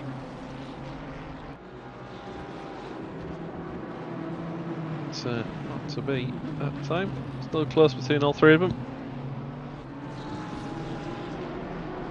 Good opportunity into the hairpin. Possibly. No, Naeem backs out. Maintains his distance. There's a good three-way as well for second still. Ericsson, Tamash and Limparis only separated by 3-ish seconds. A couple of little tight battles on track and then a little bit of field spread setting in. Yeah, it's kind of curious because like definitely when you don't have a battle visually on track next to someone, it can be very misleading to think that you're not actually close on like once the strategies kind of like play out. So it can be very like I feel like maybe some drivers, and perhaps myself included, as they go through these stints would kind of think that their position is kind of shored up, whatever, but they might not be realizing that there's a car undercutting them or something like that, or on a completely different strategy that's gonna rob a few places before the end of the race. Ooh, was named some? Oh, okay, that was Wacker going into the pits, I believe. Or was it Egger? Sorry, not Egger. Correct. It is car 28, which is Egger. Yeah, Wacker is the Lambo behind. So once again, we've been absolutely robbed of an on-track battle. The track temperature is now 20 degrees. It's freezing cold. Track temperature is going to be lower than the air temperature soon, the way it's going. The server is heading to Birr in Ireland.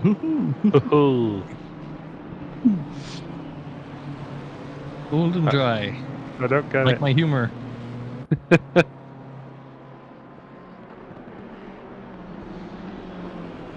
4:04. Rain not found. We have 4 hours left on the clock. Dark soon too, indeed, indeed. Yeah, maybe we might see more action happening when people stop being able to see where the chicane is and just accidentally straight line it and get a bunch of drive-throughs. Yeah, I mean, look at the student log. We've had 70 incidents in 8 hours, which is absolutely staggering going. So that's about 1 every 6 minutes. I've got to say that's incredibly well behaved from the drivers. But static weather, it's not exactly been the most spicy of races.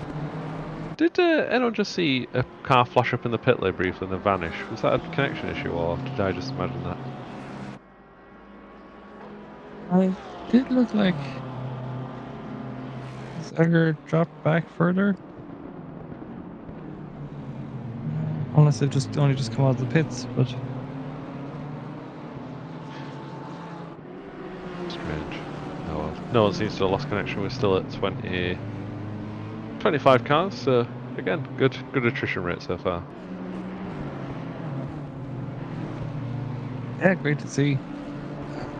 Gotta say, I had to sure 78 incidents in a 3-hour race recently. It was not fun. Do not recommend. Oof. Yeah, that was not fun. Insert name of rival community here.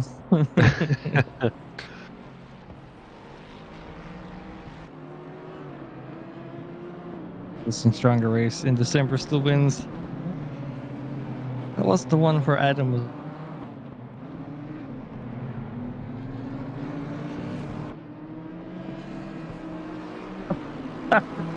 Oh man.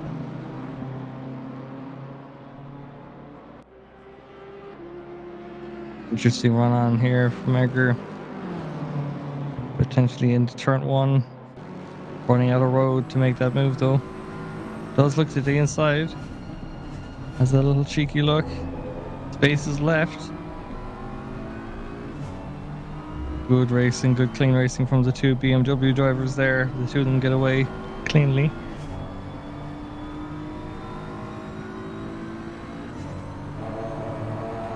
Rain just on the horizon. You can see it in the clouds. Yeah, Matt, I think it was an incident an incident a minute for 3 hours. I think we had exactly 180 incidents in a 180-minute race. Insane. I'm praying it doesn't rain as it gets dark, because if I have to do a night rain stint, I'm gonna cry. Well, at least if you have to cry, no one's gonna see your tears because it's A, dark, and B, already raining. Maybe that's what we need. We've been hoping for rain for 8 hours now and got none. We need to stop. We need to say no, we don't want rain, and it will rain. Like, it's like, as we have a Lucas making a move down the inside. But the switchback is going to be held. 777 gets through. So Florino able to defend well by inverting the Lexus strategy, defending from going on the outside and then defending using the switchback. Advanced play. Advanced. Exactly. 1,000 Hounds is right on the same page as me. Reverse psychology of the rain into. Ooh, That was that Igor gets great old wobble. Yeah, that was well held, but a terrifying snap on the exit there. Second stint's nearly done, Hydra. We're 2/3 of the way through here. Yeah, and rain is just around the corner. I wonder if it's one of those things where it's like, it's like if you're rolling a dice and you never roll a 6, and it's like, oh well, the more I roll the dice, surely it's do we have a disconnect for? Was that one of the Ferraris? Or is that just 25?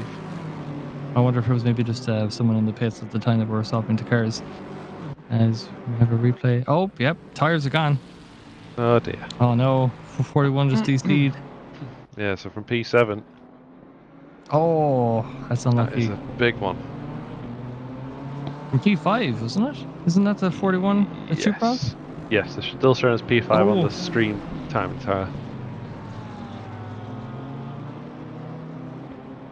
That's unfortunate. Well, we're at the end of our second hour of this comm session, so we're going to send it back to another break, and we'll have Cammy and Scotty to take you through for the next 2 hours. Yeah, thanks for having us again. See you soon.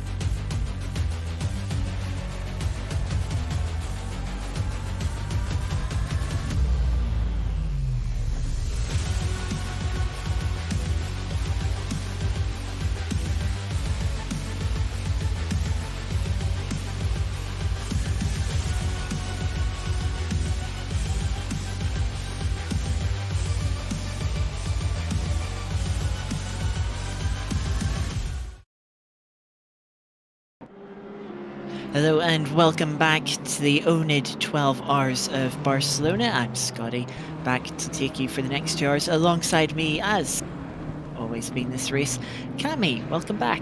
Hello, welcome all. Have you had a good 2 hour break? Yeah, didn't do too much, didn't move too far away from the action, keeping an eye on what's going on. We saw the disconnect, didn't we, of the Ferrari. I don't know if they're are they on, is that Blagov? Was it the number 41? It was the So they're number 41. Back on the move. So it looks like, yeah, they're back on the move. They've got wheels on the car again, but they have dropped half a dozen places. They were in 6th, 7th place, and now, yeah, down in 13th. I wonder what happened there. I wonder if there was a disconnect, whether another driver was able to jump in. Not sure how many drivers the team have got, whether it's 2 or 3, but Let me check. The 41, it's just two drivers in that car. They've been going for 2 minutes again now. Going again in 13th place. How far back are they? They're 47 seconds back from the next few cars, but there's a bit of a group that could see them back into the top 10 should they have the pace. But yeah, unfortunate disconnect for them. But talk about a bit of strategy here. We've just under 4 hours to go. We have 75 minutes on the stint timer. Theoretically, oh no, actually, I was about to say 4 stints. Well, 4 stints will definitely see you through to the end. Just a little bit shy. Maybe they'll make a splash and dash at the end of the race because they're just a bit shy from being 3 stints away from the end. I just want to thank Lamatak there for resubscribing for 9 months to the oNiD Twitch channel. So thank you very much. That is really appreciated. And we are following the fastest car on the track. Well, has the fastest lap of the race still. It is Lucas Egger for Egger Racing BMW. And they are right behind oNiD Racing's own Nick Manders. So this is the battle to get into the top 10. Just to finish off the point on disconnects, we also we see a dive here into turn 5 from the 28. It's a well executed dive again, front.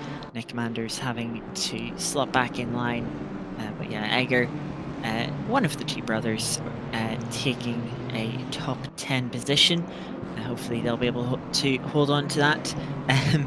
But yeah, it's just about to say, with disconnects, we also seen the 72 in that last stint.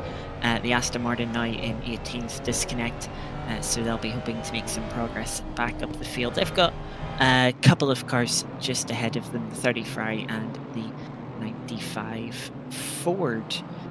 We see here Andy Hearn in the 666 oNiD Racing Lexus.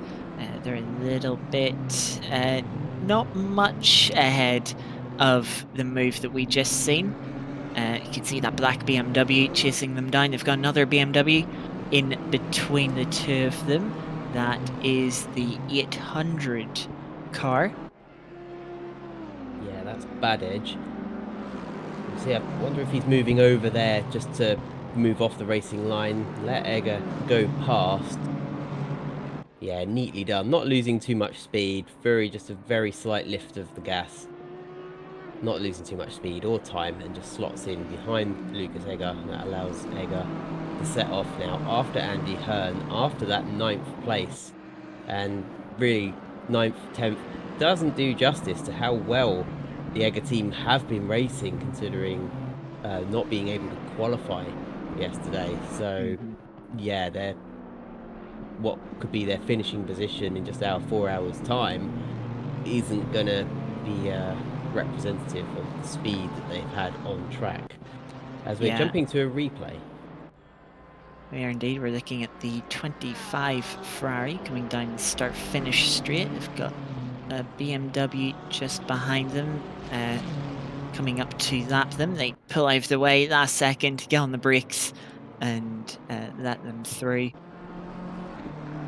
Oh, the race director lied, apparently, but that was a dramatic jump out of the way, wasn't it? As Egger goes up the inside of Andy Hearn, takes that 9th place away. I thought we were going to see a longer battle for that position. It was down into turn 10. Wasn't much of it wasn't a dive bomb, really up alongside before they reached the apex. Yeah, a good clean move on the brakes, not wasting any time to get that move done. First opportunity to do it, and yes, one and done there from Egger. Sort of okay. They started from the back, and they have made great progress to get to where they are too. But we've seen a little bit of a pace difference between the two brothers. Usually, there's one we can't tell which one since they're racing in the same rig. But there's one that's always pushing the car forward, getting the fastest lap. And then there's the other one's just been a little bit slower, not dropping completely through the pack, but sort of maybe just fighting to hold on to positions from those behind. You're going to cause arguments in the Egger household. That's going to be used as ammunition by the faster of the brothers, as ammunition against the slower one, and they're not going to live that down for many years. I'm sure they'll keep using that. See, I'm faster than you. Scotty said so. As we're I'm watching... sure they have a great relationship and respect the pace differences between the two. At the end of the day, it's not just by being fast. When you've got a family of sim racers, it's by having fun together, and I'm sure the pair of them are having great fun as is. that was Wacker in the 224, just letting Blagov unlap themselves. Well, So if it's the 224 in 7th place, and this is Blagov in 13th. Yeah, well, of course, that 41 out of position from the disconnect not too long ago. They're fresh tyres, trying to push to make up that time lost. No point for Wacker to hold them up. Just let them go. Don't lose yourself any more time than you need to. So yeah, 41 Blagov pushing on. They are still about 43 seconds off the next car, but they are catching it over a second a lap on the last lap times here. So with that progress, they'll need a stint to close up, but towards the end of the race, they should be able to pick off a few positions. Yeah, real shame what happened to the team More Esports. I'm sure we'll find out maybe in the post-race, if we get some post-race interviews or anything, find out what happened, or we'll find out in the Discord chat. If you're interested in joining oNiD Racing, give us a follow, subscribe on YouTube. You can join us in the community Discord, and you can take part in these races that happen on a regular basis on AC, ACC, and Automobilista 2. And as soon as they allow us to do custom servers for Le Mans Ultimate, we'll be doing it on that too. And if South Corsa Evo supports it when it releases, hopefully later this year, you can expect events there as well. Another point I want to bring up, we were talking about Egger having the fastest lap. That fastest lap is coming under threat. The track has cooled down quite a bit. It's down to 20 degrees Celsius now, same as the ambient as we get to about 20 past 7 at virtual Barcelona. The leader, the ID up front, that's been running a very good race, has a lap and 30 seconds on the entire field. Their best lap is down to 43.980, just over 400ths of the best time from the Egger family so far. Could we maybe see... Okay, it's not a non-track battle next to each other, but it is a battle of some sorts for that fastest lap and the bragging rights that go along with it. Yeah, certainly, I imagine so. As we've got, they're not siblings, we've got two oNiD cars together on track, 9th and 10th. Not 9th and 10th, 10th and 11th, as Manda's going up the inside. They're probably told not to fight with each other. I'm sure Johnny wouldn't be too impressed with two oNiD cars taking each other out, but Andy let Nick Manders go up the inside, and the two Lexus drivers on their way. Wonder if Manders can make any chance of catching back up with Egger, but I'm sure Ben wouldn't be happy either if they came together. Bit of something to be said though. Andy being overtaken by the rookie car, being in the main car for oNiD Racing. Maybe a bit of promotion relegation needed.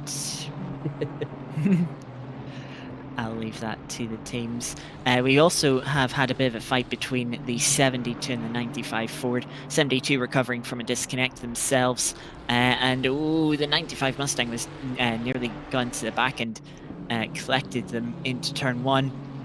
But a good fight brewing through the first sector with them, as we currently watch the 41 trying to push on to make up time from their own disconnect. Yeah, really muscling their way through there. I thought there was going to be contact, but just absolutely made the space. Gently push their way past as Pierre Mayer overtaking, getting through past the Portuguese driver in the Mustang. And And that is the Guys try to follow 72. through. Yeah, the 72 gets back past the 95 after being passed through turns 1 and 2 earlier this lap, using the opportunity created by the leader, making their way through under blue flags. But that Ford, of course, good straight line speed, could have the opportunity to come back. Aston just by avoiding the gravel on the outside of turn 9 there. As we head into turn 10, Ford most likely going to lose out a bit too much here in the final sector to maybe make a move down the main straight again. So we know the Lexus is the fastest in the speed trap. How fast is the Ford in the speed trap? Well, the two Lexuses, the 666 and 31 running together, both have a speed of 276 kilometers an hour. The Ford is at 274, so not far behind, but that matches the number 55 Lexus as well. We've got a couple of cars at the top. The ID and the 922 BMW are on 273. And then, yeah, we have a few cars, still some cars in the 260s, such as the Ferraris, the Lamborghini, most notably, not able, very few of them getting speeds into the 270 range.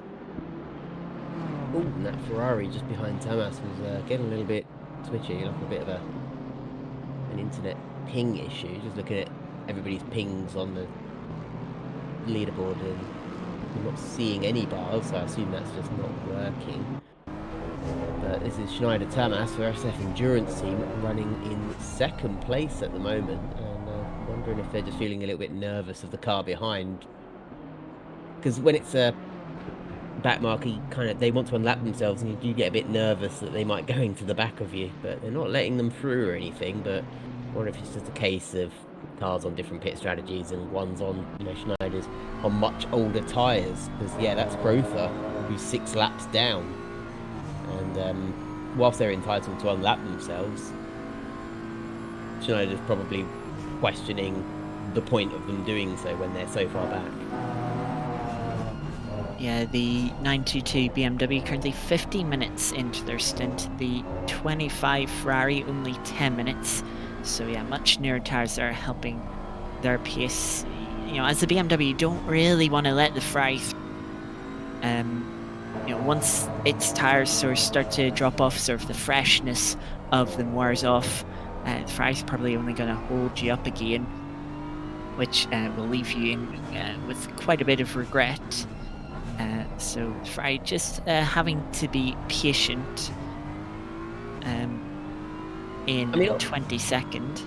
Ultimately, it's a good opportunity for a team that's running further down the order just to learn from one of the leaders. It's a good opportunity just to follow them, see what lines they're taking, their braking points. Not try and go for an overtake, but maybe they can learn something from what are clearly more experienced drivers. Yeah, though looking at the 25, they were 7th on the grid for this race, so they'll be a bit disappointed running down in 22nd. Maybe their team, the less experienced, can get a qualifying lap out of the car, but struggle with consistency and running full stints, as we see the 95 running a little bit wide into the gravel on the exit of turn 9. And they'll let the number 17 Ferrari through. Yeah, nicely done. Down into turn 10. Charlie's got running a little bit wide. Sort of got out of their whole rhythm when they've had to let somebody else go through. Yeah, they are running in 18th position at the moment. They're 5 seconds behind Staples, and I'm not sure, I can't see how far ahead of Momoni they are in the BMW, as we've got a car in the pits. That's Raptor Virtual Racing, pitting from 17th place. So some of their pit schedules are a bit out of whack at the moment, so...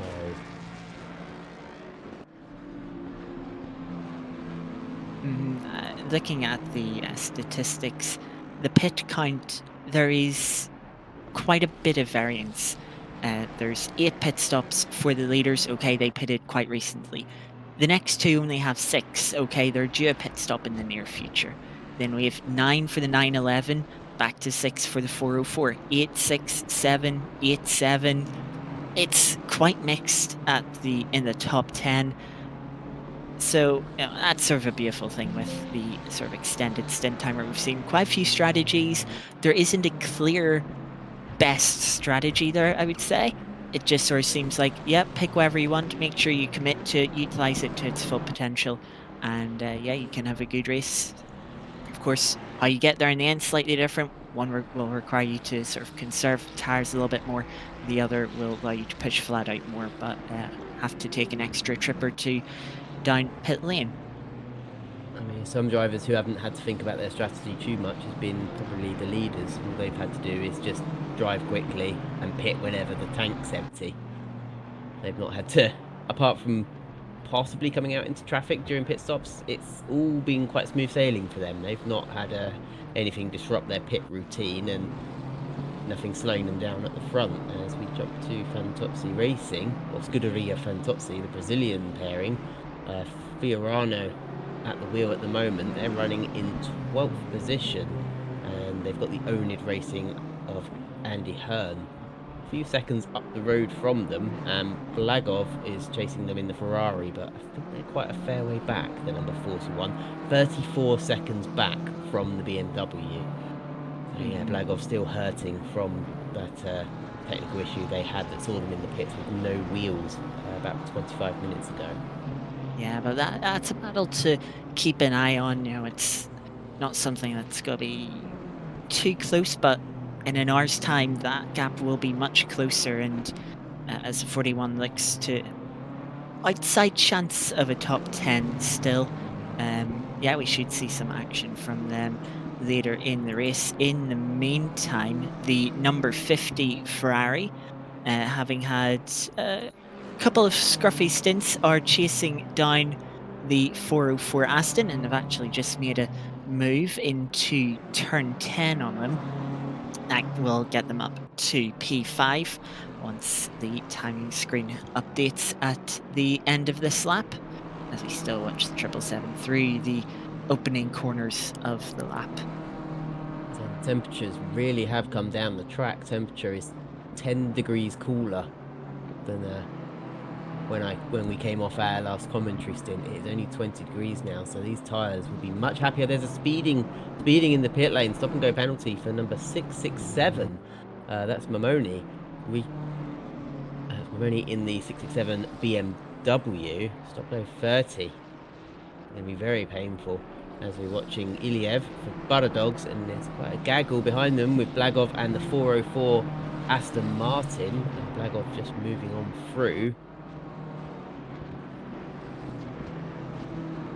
Yeah, the 404 quite a bit into their stint, an hour and 4 minutes at this stage, so they're just trying to get these older tyres a little bit further into the race. They'll be taking once pit stop very soon, of course, within the next 10 minutes, and then they'll be taking another 2 pit stops as we see the Butter Dogs BMW running wide onto the gravel. Flash of the lights from the Aston showing that, yeah, they'd like pass at some points. They get quite close on the apex of turn 7. Yeah, but yes, the BMW really slow in the chicane. I wonder if they thought if they go slow into the chicane that the Aston could go round them, but all that happened was the Aston nearly just went up the back of them. I think they're going to go wide here at turn 10 to facilitate the pass. Yeah, nice easy one for the 404 to predict, and just move on up the inside. Oh, a clobbering off the sausage curb there. Also, recently we've seen a move for P7 55 Lexus getting ahead of the 224 Lamborghini. Quite a bit of a difference there. Place made up for the 55. Of course, they were in the top 3 earlier on this race. We see the Dogs BMW running into the pit lane now. But yeah, that 55 Lexus might be a little bit disappointed not being in the top 5, given they were in the top 3. Of course, they did have a little bit of assistance early on in the race. It cost them a couple of places, but maybe they can get themselves back up there. Maybe so. Into turn 2, watching Pierre Meyer, DB3 Motorsport, still leading the way. 282 laps completed here now at Barcelona. The majority of them have been led by this car.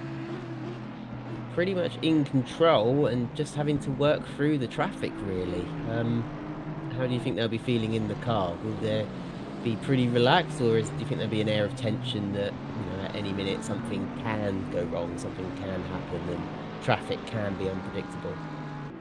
I imagine they're going to be pretty calm. Okay, at this exact moment in time, they don't have a lap on the cars behind them, as you see race control. Asking Kunos where the rain is, yes. All asking the same question. Unfortunately, it does seem like Hydro's jinx from earlier is coming true. We'll probably see rain within 30 minutes of the race finishing. But yeah, as I said, the leaders, number 40, I imagine they're calm as anything. They know, just keep it clean. They don't need to run max pace, but they probably are, just because that's what racing drivers do. They don't like slowing down. And yeah, knowing they don't need to take any unnecessary risks. And even if something does happen, like a drive-through for track limits, they've got a bit of margin. They're under no immediate pressure. We're watching Bertold Limpar, number 81 BMW with a Ferrari 296 just behind, and that's Ruotsalainen. But I think there's a lap between them, even though they are 3rd and 5th. They are together on track, but there's a lap between them because Pika is in 4th position in the Porsche 911. So quite an unusual situation, because these two are quick enough to fight each other on track, but they are not fighting for position. And it looks like Ruotsalainen wants to unlap himself, as he's perfectly entitled to do. Is Limpar going to allow it? It depends. Let's try and have a little look at the... yeah, I think he's just moved over. Yes. Ruotsalainen goes on through. And now it's Blagov in another Ferrari who wants to go through. We've got a drive-through penalty as well for Matthias Fusen. Yeah, the 801 possibly out of the chicane as they just head past the start-finish straight. We've also just seen a change of place for P6. The 404 Aston moving aside and letting the 55 Lexus through. They're on different stages of their stints. The 404 due into the pits within the next 7 minutes, so about 3 laps there if they want to run the full distance. Of course, if you pit now, you will need a further 2 stops to the end of the race. It's quite difficult to judge it, so you don't have to come into the pits with 10 minutes to go. Yes, but at the moment, you pit now, you would need a further 2 stops. When we get to 2.5 hours remaining left in the race, we'll be at the point where you can pit and just about get to the end on 1 stop. It will be tight, of course. You'd be relying on a bit of luck with depending on where the leader crosses the line and how quickly they do so after the time runs out. Looking at the 801, they are latest recipient of a track limit drive-through. I wonder if we'll see them take it this lap. They're not in a big group of cars. They might decide just to keep the track position that they have for the time being and then take the drive-through on the last lap that they're required to do so. Oh, wait and see as they come in and they're straight into the pit lane. That's a hard right, straight into the pit lane, over the little bump, slow down, and yeah, get it over and done with. As we've got one of the oNiD cars in, Alexis right behind them. They're coming in for what I assume is a scheduled pit stop for them. Yeah, it's Andy Hearn. In the 666, they were right on the cusp. They were only had 25 seconds left on their stint timer, so I would say that is pretty well timed.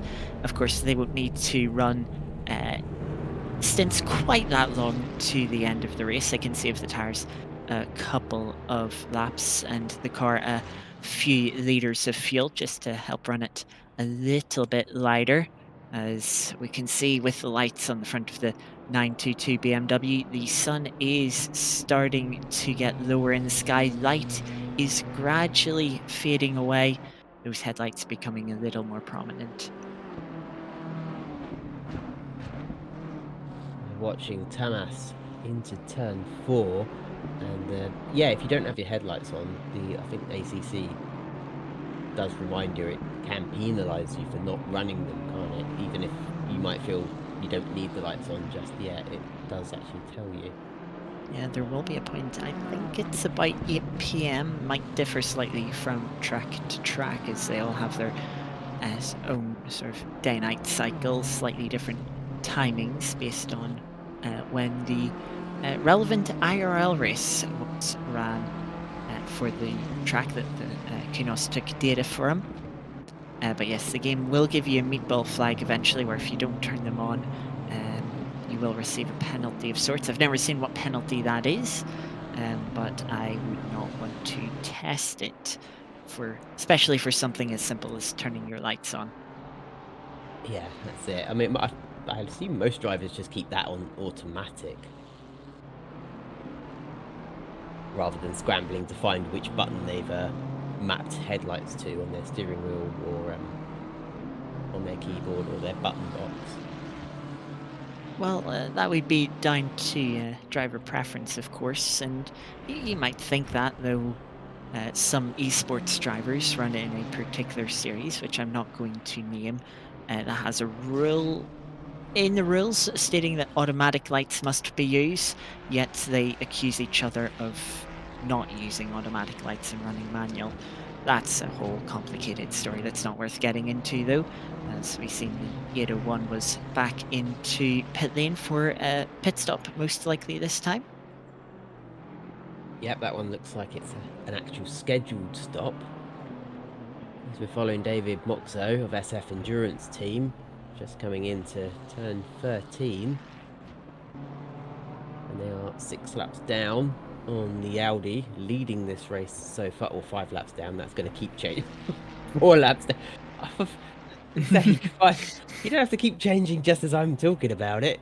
This is, yeah, I hope with Assetto Corsa Evo that the splits are improved. You know, they are made live, or at least more useful, because look, half the timing ladder's just empty now, so it's not a great system for us to work with.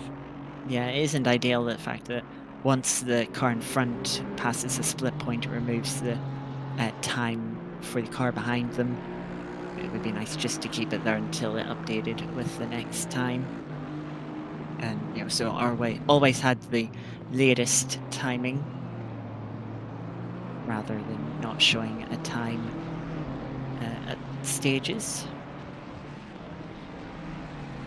That's it. We're getting into the sort of quiet stages of the race. There's not a lot of on-track battles at the moment, especially not with some of the drivers nearer the front half of the grid battling for positions that could argue matter a bit more. As Philip Staples is coming around the last corner, we've got a car in pit lane there. Just try to catch a glimpse of who that was. Was that the Aston Martin, the 404? Yes, it was. That's a memorable name. I wonder if there'll be changing drivers as well. Just checking out some of the sponsors as well. Wait.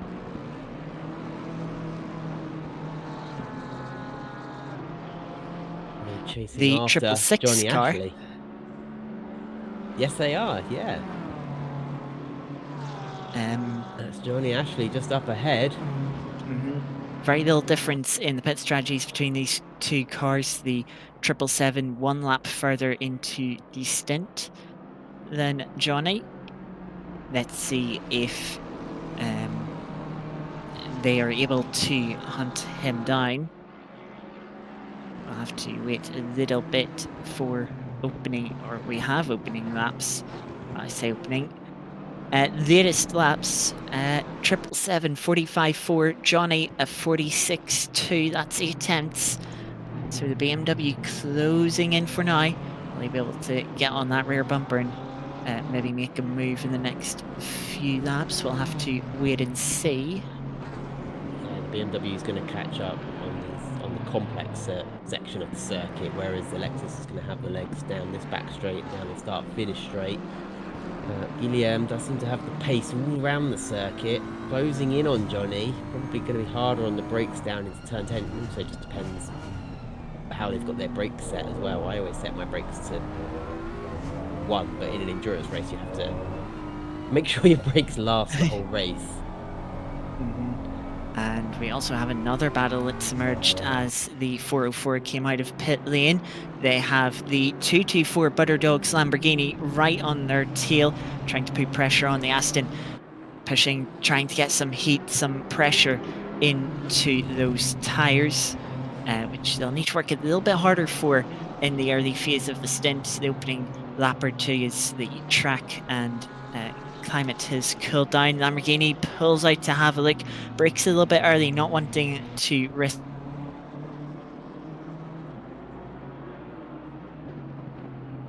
a mistake, just putting that pressure on.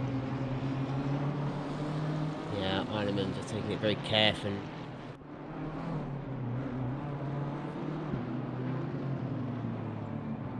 That's number 667. That's Iliev in the BMW in 23rd position. So that's a track limits drive-through. And they've got 2 laps remaining to serve that. So complete another lap. Bakhtiar in the 404 ahead of Arneman. And then we've got one of the BMWs. Is that lapping or unlapping themselves? I think that's BMW trying to unlap themselves. I'll figure out what number that was. I can't quite see it because of the motion blur. And 404 really slowing down there. 404 maybe just driver, when you're just out of the pits, having jumped in the car, you're not in any sort of rhythm, and being in a battle like this can be quite intense while you're trying to get up to speed, to get into that rhythm, get comfortable with the car. Of course, as the temperatures have changed, the car balance maybe has shifted slightly. It's not quite as you left it earlier on in the race, so maybe the 404 driver just wanting to get a little bit of clean air, not have the pressure of the battles as they get up to speed. As the opening laps of a stint can be very important. They can dictate how the tyres will wear for the next hour and 15 minutes as you can run for the whole stint. So if you have a bad couple of laps, you're pushing too hard, you're scrubbing the tyres, you can damage them, start graining them, which can cost you seconds later on in the stint. Yeah, especially if they're going through the menus on the system, trying to, sort out their brake bias balance or any other settings, trying to check splits, anything like that. They don't need cars fighting around them, especially cars unlapping themselves, as they're just trying to come to grips with the car they've just gotten in. As we're following Guillaume Borges, and they're still really closing up now on Johnny. Is Johnny starting to feel the pressure at all? If he is, not showing it, holding on to that 13th place. Borges in 14th place, and I don't think Staples is anywhere close to this battle at the moment. So it's just between Johnny and Borges, and we've got a couple other cars we've got. I think that's Torga down in 22nd place that's chasing them. And drive-through cleared for number 667. They've just served that. Yeah, things not going quite so well for the 667 at the moment. Picked up that speeding penalty in pit lane, the SG30, not too long ago in another drive-through for track limits. So I'll be hoping for a bit of a cleaner run to the end of the race from here. look at the number 50 Ferrari, which was doing well earlier on in towards the start of the race, had a bit of a scruffy couple of stints around the 3rd and 4-hour mark, but are sort of reclaiming a bit of ground. They're in 5th place at the moment. They're about 30 seconds off of the 81 BMW. Routes are doing very well at the moment, chased by another Ferrari. Egger still with fastest lap of the race. We're jumping back to Borges, flashing the lights now. Oh, have they just been? Ah, is that Egger? That I think that is Egger in the 28 BMW. They made quite the dive bomb to put a lap on them into turn 1.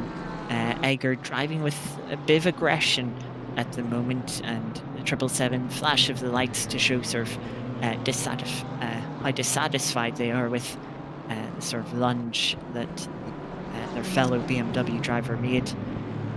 And now Egger stuck behind the Porsche in front of them. That's the 911, currently sitting in P2. Of course, we know Egger very quick, probably quicker. The Porsche has pulled out of the way and has let them through. They don't want any trouble there. Bit of a slide from the Porsche in turn 10, but they'll carry on. Just want to make sure you don't want to you don't damage the tire from overheating it in little slides like that. And this is Johnny, who, in all of that commotion, has managed to pull away from Guillaume.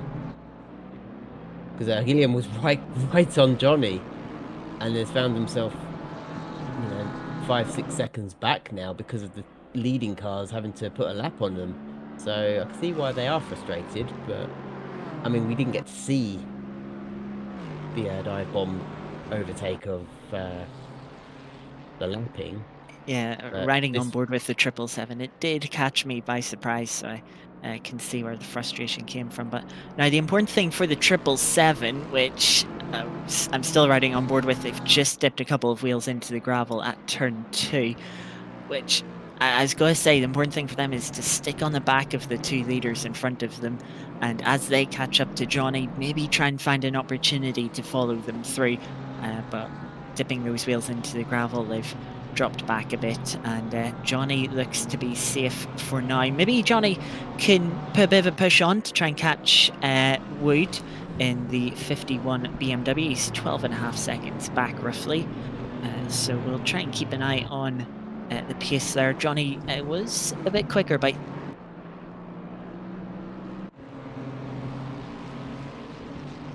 for Johnny for this stint.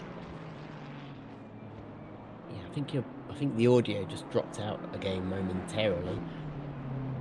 Yeah, Johnny is in a situation where, because Guillaume has fallen back, Johnny is in a better position to let the leaders lap him without actually risking an overtake by Guillaume.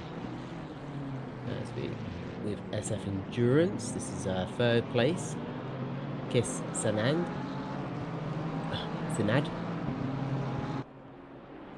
Number 922. I applaud you for trying to pronounce that, because I would not have a go at all. But yes, Just say Kiss.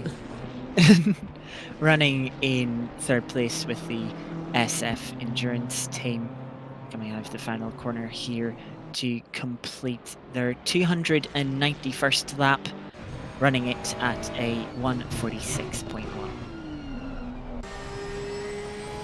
Get this unique camera angle that would be quite challenging to pull off in real life. You'd need a very fast drone.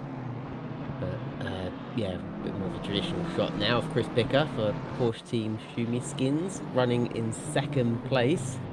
So they were leading earlier on in the race until the Audi came and got them. But they're having a good one, running comfortably in that 2nd position, 17 seconds ahead of Sanaz. So I suppose we'll have to keep an eye out whether that gap is closing or growing. That could be a battle for 2nd place, and the BMW in 4th place. But it's still very much open for grabs, that 2nd spot on the podium, with 3 hours, 17 minutes to go. It's still really anybody's game, though it does look like the Audi is favourite for the top spot. Yeah, you have to say it's almost guaranteed for the ID now. They're a lap in You are 40 jinxing them, aren't you? seconds. It's guaranteed.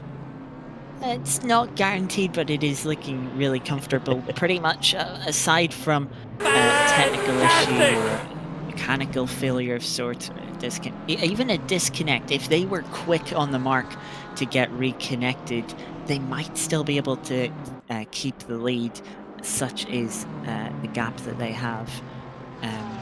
But yeah, it looks like the 911 is just opening the gap to the 922 behind. They gained 0.6 of a second that previous lap. And oh no, the 922 has responded. They've just slotted in a 44.9 last lap to gain 0.8. So maybe that battle isn't quite over, but the 922 17-second gap to try and close down is a bit of ask, and they would need quite a bit of consistent pace. Thought I just saw Johnny Ashley doing a bit of a slide there in turn 4, but we cut away right at the wrong moment. It really looked like he was having a bit of a slide. Are we on automatic cameras? Oh. Ben, you with probably a didn't. mouthful. Yeah, you probably didn't hear that, but Ben just came over our earpieces to tell us that he's eating dinner. Hope you're enjoying, Ben. But yeah, we'll leave having? What are you having, Ben? Bag bowl. I haven't had dinner yet, so I will after this commentary stint that we're doing. Then I'll go and have a late dinner because it'll be about 9 o'clock by then. Yeah, about 9:20. I will certainly enjoy my dinner. Maybe sometime today. Might be tomorrow morning, to be honest. But matters aside, yeah, we'll let Ben enjoy his dinner in a little bit of peace. We can see the 801 BMW here, currently running in 17th. They're only 7.5 seconds back from car 30. The Ferrari, and they are gaining a little bit, so we'll see if they're able to keep up. There's a penalty. Oh, there is a penalty. That Car is 40. Yeah, not our leader, is it? That is our leader. Reading the steward's description, caught out by back marker, but they should have been able to avoid the contact in that instant. So a little slap on the wrist for the leaders. It's only their second penalty, so not at risk of a more severe penalty just yet. We do have one car that is sitting on 3 penalties. That is car 30, but they've kept it clean for now. Might see them pick up another penalty later, depending on what drivers they ran. But yeah, we'll not name any names on that. Yeah, I doubt the number 40 they'll be protesting there or anything. It's not worth it. They're so far ahead. They'll just serve it and keep going. They'll serve that in the next pit stop. It's 5 seconds, so yeah, as you said, it's really just a light slap on the wrist. As 2 cars in the pits. We've got 3 now. Nick Manders, we've got Badej, and we've got Colin Cameron all in the pits. And just specify that 40 instant was with car 71, 9 laps ahead at 40 of the 71. 70 currently the last of our runners in pits, as you mentioned, but they are still running, making their way, or they've just pulled into their pit box now. So good to see them carrying on. As with everyone else in the race. Shame we have lost a couple of people to technical issues this race, but we're still running with 25 now. Aidan asking a question, will times theoretically get faster and faster because of the track temp dropping? Yes, in theory they should, especially around Barcelona. Technical track that really heats up the tires, so the cooler it gets, the less the tires overheat and the potential pace Though I don't think we're going to see the track temp drop too much further. It's already come down from 30 degrees at its peak, matching the ambient temperature.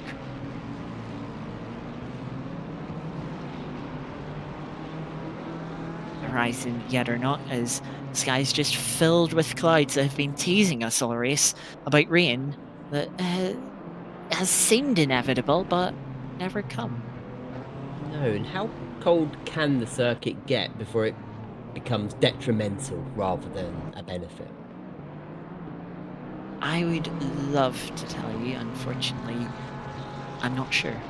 To be Yeah, honest I'm with not you. sure how cold the temperature can go in ACC, whether it's programmed to drop into single figures as Manders pulls out, makes a move, slots back ahead.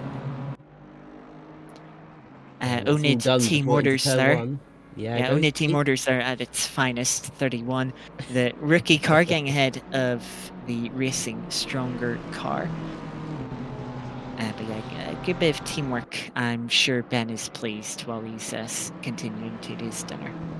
He's probably got spag bowl down him. It's quite hard to eat spag bowl without getting a little bit of bolognese. He's choking on spaghetti as we talk, as we speak. In such shock at how clean the team orders were. So well done to Manders and Wood and their teammates for organising that. We've got a car sponsored by BWT that isn't pink. What's going on? Oh, Ben's designed this. Ben, you got it wrong. Mouthful of spaghetti. Never mind. No, you're the designer. You tell your client what they want. Yeah, Ben has unfortunately lost any opportunity he had of working with BWT now, unfortunately, after that mistake. So rips in the chat for Ben's livery creation career. Yeah.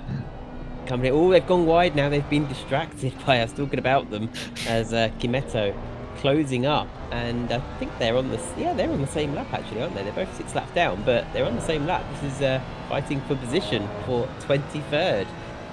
Colin Cameron's, is that in the pits again, or is that still in the pits? Have they retired?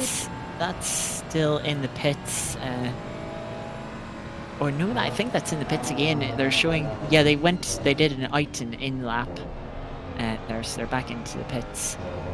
But yeah, we're on board with the 17 oNiD Simhound rookies car.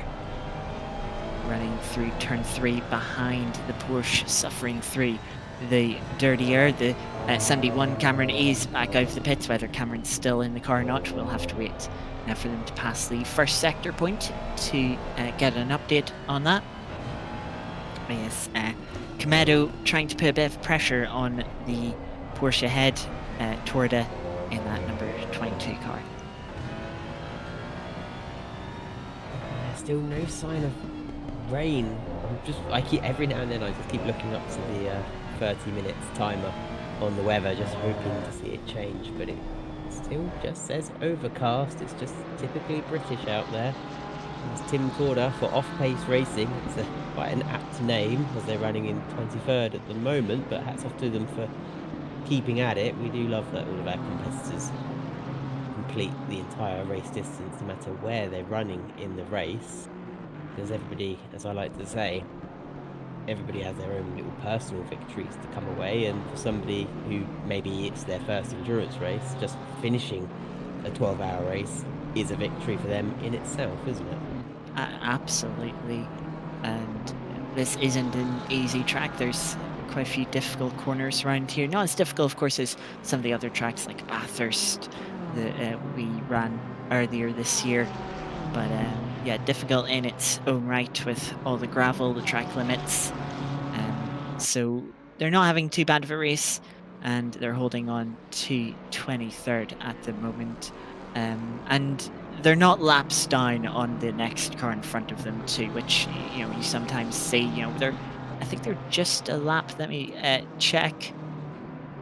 They're only 25 seconds behind the next car in front of them. as Egger is coming through this spaddle now in the 28 BMW. Maybe that'll create an opportunity for the Simhound rookie cars. Might well do, yeah. Just saw Egger flash the hazards there, just saying thank you to Cometto. Now Egger is looking for a way past the Porsche of Torda. Torda's not able to move out of the way just yet, but Egger's really closed up. And it did look like Torda went defensive a little bit there, but Maybe trying to just sort of discourage ascend from Egger into turn 9. Sometimes you do have faster drivers that get a little aggressive, want to make a move, and you're just like, no, just please wait till a safer opportunity, which did come after turn 9. Toward it, letting them through, and still holds on to P23 for now. But yeah, this could be a battle that finds itself going on for the rest of, well, I say rest of the stint. Here comes in the 17. that's Cometto into the pits. And yeah, if I came back into sim racing, I'd need like a message on the back of my car saying, please be patient with me. Not just to people lapping me, but just to everybody in general. Yeah, look how grey and miserable it is out there, but still no sign of rain. We're watching the Battle Dogs, 224. And it's incredible how far Egger has moved up the field, and they're chasing Shahabi. Are we going to see Egger getting ahead of Shahabi at any point? Well, they're 31 seconds back, so, well, 32 near enough. We'll see if that figure is coming down or growing, but I've got a feeling it's going to be coming down. Shahabi's 10 seconds back from Ruotsalainen. I'm just saying these split times before they vanish. Yeah, I think it'll be a bit difficult for Egger to get up to P6. It looks like, judging by the stint timers, they'll need an extra trip through pit lane before the end of the race compared to the number 55. 20 minutes difference on their stint timers.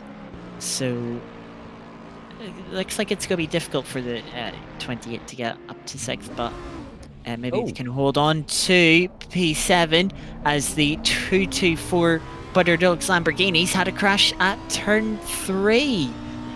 Just as we were talking about them, yeah, they've really wrecked the front end. We've got a replay lined up by Ben when he's not busy with Spag Bowl. So into turn 1. No problems there. Into turn 2. Riding the curbs a lot, but it was okay. Oh no, he's already lost it.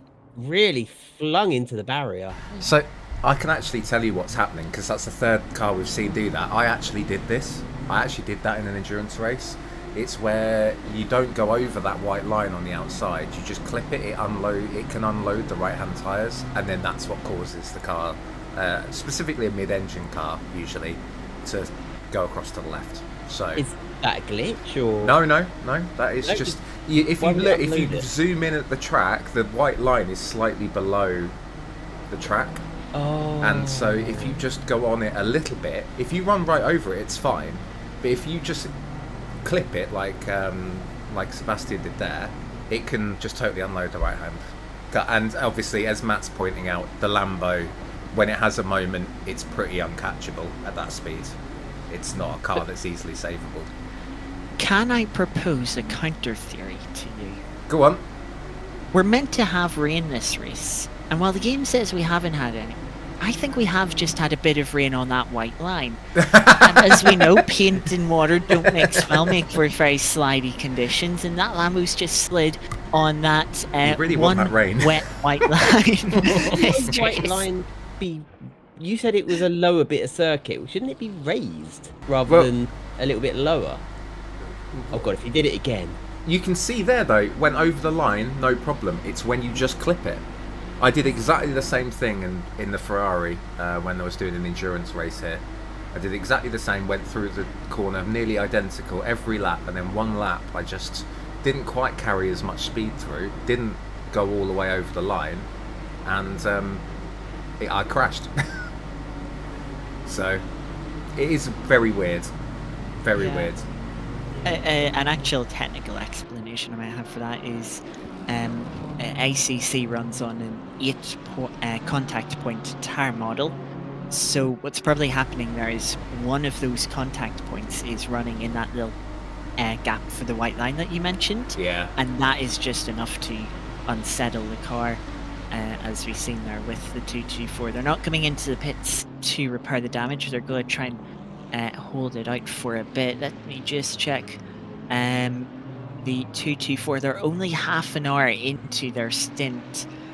So they've got a good while to go yet. If they want to avoid an extra trip through pit lane, they'll have to go to at least 2.5 hours remaining in the race. So a good about 35 minutes left with that damaged car for them. I'd be curious to see if we could see how quick. Can we see how fast Arneman is down the straight? Have they lost any top end speed?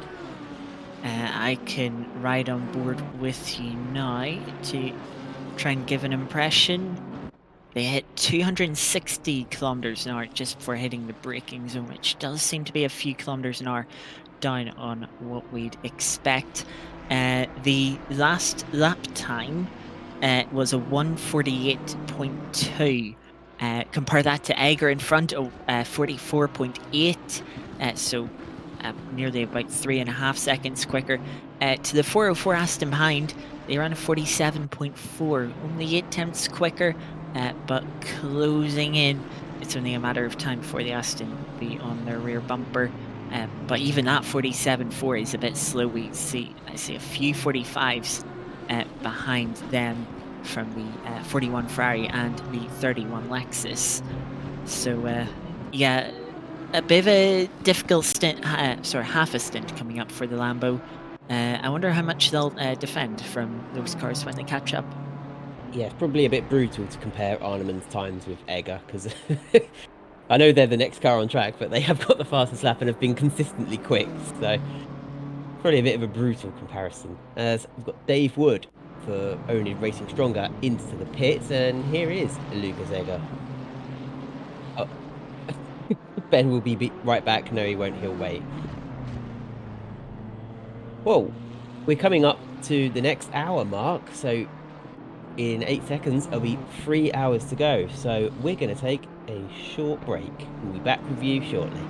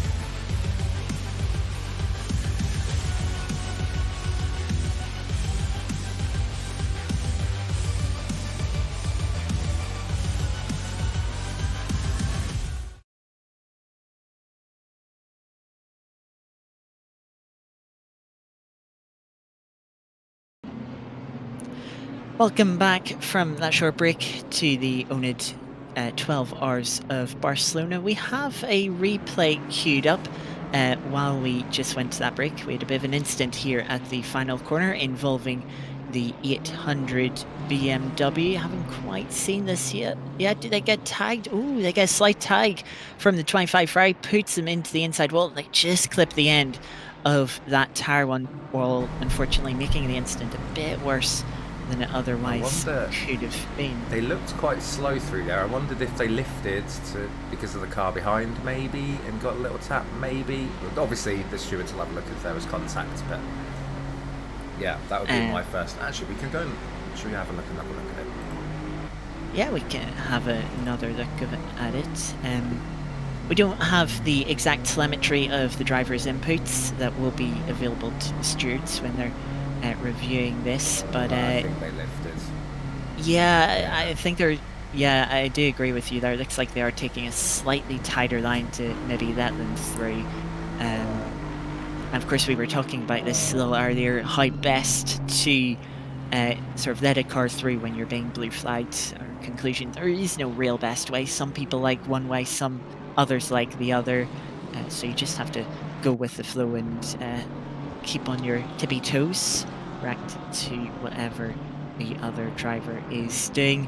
The light is continuing to fade here ever more quickly as we get later into the day. Coming up to 8:15 here at Virtual Barcelona. The headlights of the cars starting to take over on the track. Drivers will need to make sure they've picked out their reference points as visibility becomes ever more limited. We're watching the 55 Lexus with Alex at the wheel for the moment. They're running about 13 seconds behind the 50 Ferrari.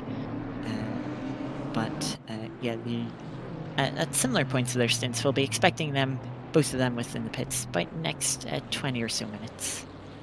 And yeah, Reese Grother with a drive-through penalty. I was going to say, I thought I saw the Ford Mustang without any lights on, but just the arrangement of the lights made it hard to see. They were actually being reflected on the floor. As Grother comes into the pit lane. Ben just said something I didn't catch. What? Ben will be right back. Just like that. Horizon Media says, sorry I spilt my cider. I think that was in reference to the wet bit of painted line we were talking about earlier. Riding on board, watching the back of Alex Harvey's car. Now we're riding on board with like head cam with Johnny Ashley. This is what it's like to be Johnny, to see from Johnny's eyes. Now we're onto a different camera. Got now another camera. We're jumping everywhere, aren't we? Drive-through cleared for the number 25, and Johnny coming under pressure again from Guillaume Borges in the BMW. So will Johnny be able to hold them off this time?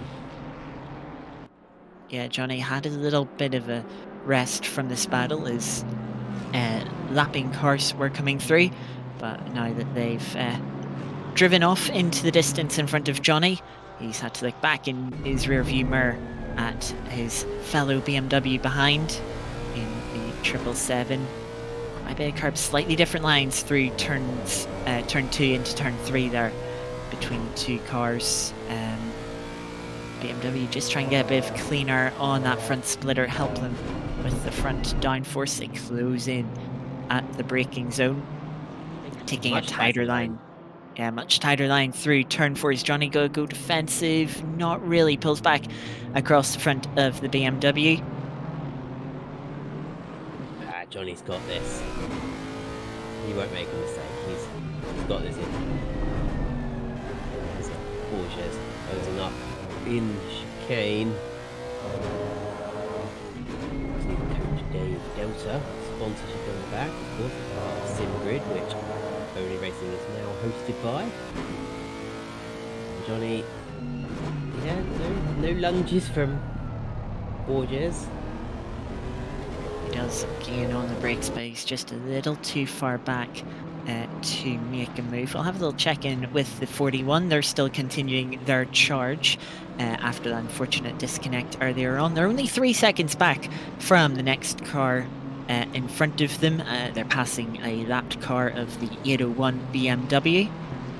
But the next car up ahead, the 224 Lamborghini, we know that's running with damage at the moment after losing control of their car over a white line on the exit of turn 2 into turn 3. So yes, they're gaining quite quickly, over a second a lap at the moment to that Lambo. We'll see how much of a fight the Lambo puts up when they get there. But yes, that fight getting imminent. So yeah, you can see what when I was saying earlier about the Ford not having its headlights on, you can see what I mean. It's quite difficult to see them if you catch it in the background shots of Blagov. The headlights there, you can only see the orange really of well, they're not hazards, they're just always on orange lights on the Ford. They're quite dim. Yeah, if you're Harvey, sorry, closing up. Really close. I think that's the Butter Dogs Lamborghini with is that the one, yeah, running with the damage. Alex, flash of lights, asking, please let me through. I don't want to be slowed down by your damage. And the Lamborghini, whether they lifted or not, I don't quite know. I have had situations before where I'm being lapped by someone, but my car has damage, and in the end, I don't need to lift. It's too slow in the straight anyway. So yeah, if your hood's that lifted up, you've got all that extra air going under the bonnet, so that's going to slow you down. We did check, of course, the top speed of the Lambo seems to be about 260 kilometers an hour, where usually it'll probably be running about 266, 267. So yeah, it's definitely down a few kilometers an hour. You can see more cars closing onto the back of it. One of them will be the 41 Ferrari. In fact, it is the next car behind them as they run through turns 7 and 8 up to turn 9. That gap is closing down quite quickly. The question is, how long will it take the 41 Ferrari to make a move? Quickly jump to the 50 Ferrari, currently running in P5. Yeah, the prancing horse of Blagov is going to pounce on a wounded bull. The number 15 making their way to pit lane now. A little bit earlier than they might have liked, but they are by an hour and 10 minutes into their stint, so they don't have much choice. Yeah, as I was going to say with the Ford Mustang, if you ever get to running behind it, the indicators aren't visible while it's braking. Oh, is that like one of the American... But it is an American car, but when I was in America last time, that was 20 years ago, their indicators don't need to be orange. So is it a case of the indicator is built into the tail light, so it's just red? Pretty much. The indicator source still is orange, but there's like no difference to the tail light. You know, they're practically the same. So when you start indicating in the braking zone for the penultimate corner of the Red Bull Ring, and you also start indicating to go into the pit lane while the driver behind doesn't see that you're indicating and promptly drives into the back of you. Hence why we have white lines at pit entries. Anyway, we're back to looking at the 666 Lexus. Johnny Ashley still holding off the 777 BMW for now. Pulling over, trying to break the toe a little bit, Johnny. We also still have the 41 is on the tail bumper of the 224. The 224 is aggressively defending into turn 10 and has completely missed their braking into the hairpin, running wide and gifting the place up for the Ferrari. I'll get through, not much time loss, but yeah, very aggressive defense, probably missing their reference point for the braking zone, and ultimately yeah, just giving the place away for free. I mean, it's not much Arneman can do with the damage that they're running. You know, the handling and the top end speed of that Lamborghini is absolutely compromised, so there's not much defense. And even in the slipstream, look, you can just see that Ferrari pulling away. So it's not really, yeah, you can't really put much of a defense up when, like I said, yeah, prancing bull just on the prancing horse with the wounded bull couldn't put up a fight. As we're riding on board with Chris Pecker's Porsche, looking back at one of the bathroom tile BMWs. Yes, So I'm going to keep referring to it as that. They've just put a lap on the number 800 as they head on to complete lap 309, completing it in 1 minute 45.9 seconds, so a whole second slower than the leading Audi. We'll see here a couple more cars lining up to pass the Butterdogs Ferrari, and they're arguing over who should get to pass them first, side by side between the BMW and the Ford. Up to turn 9. Will they hold it side by side through turn 9? It looks like they will. This is a battle for P17. Side by side down towards the hairpin. Mustang a little earlier on the brakes on the inside. Fortunately, the autocam has switched away from this, but the 801 BMW taking P17 in front of the 95 Ford. And yes, they'll be closing onto the back for the Butterdogs Lambo to unlap themselves. Not a move for position there that will eventually come. But yes. I gotta say, I am impressed with how cool and collected Johnny Ashley is staying. He's not, making any crazy defensive moves. He's just keeping up his pace and staying ahead of the 777 BMW. He's running very well at the moment. Almost, you might say, uncharacteristically well of Mr. Johnny Ashley. Cool, calm, and collected at the moment. As we've got, I'm just trying to check what Ferrari that is back there. Borges late on the brakes, close right up to Johnny Ashley, but Johnny, as I say, keeps it cool. Runs a little bit wide, maybe. Just goes the other side of the sausage curve a bit, but yeah, where the Lexus isn't strong in these corners, has track position. We're jumping on board with Team Shumi Skins, and this is for 6? No, this is just trying to see. Is that the 22 Porsche? It could be Torda, yeah. I mean, there's only 2 Porsches in the race, so. Yes, that is the 22 Porsche that they're putting another lap on. While you were talking there, the 95 Ford got back past the 801 BMW for P17. The BMW running wide at turn 3, giving the opportunity to the Mustang. As we continue to watch the 777 getting very close to the gravel out of turn 2. Little bounce on the grass, but carries on. Just a little bit of time loss. I'll help Johnny, give him a little bit more breathing room. He'll see that mistake and just know he sort of isn't under too much pressure.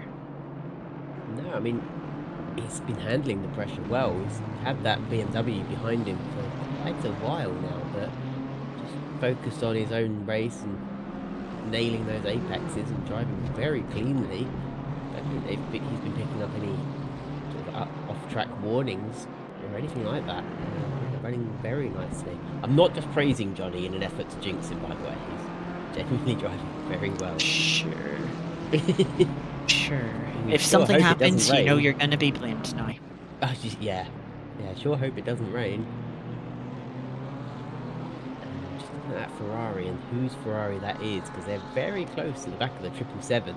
Checking to see if that's somebody wanting to put a lap on them or somebody unlapping themselves. 71 Ferrari. I don't remember the last time I saw a Norwegian racing in oNiD Racing. That's Runar Bertolfsen for Extra Life / Evil Nature version 2.1. Catchy name. Closing up on this battle between Ashley and Borges.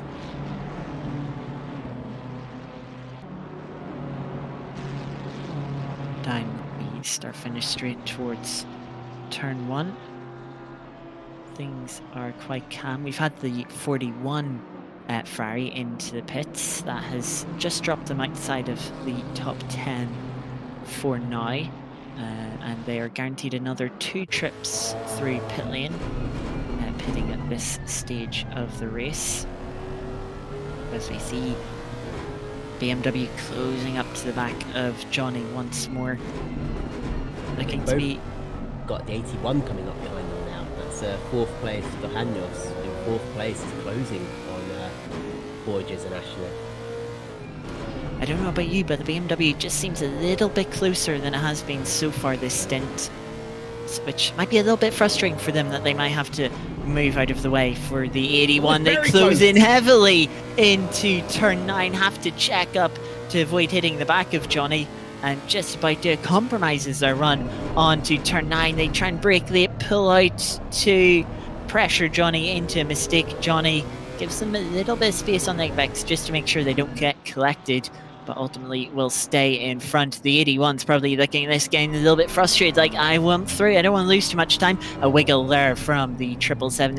They head into the chicane section. The 81 just getting right to the bumper of the fellow BMW, nearly collecting them like we've seen between a couple of cars earlier into the race. What will happen down the start-finish straight? Will we see 777 move out of the way?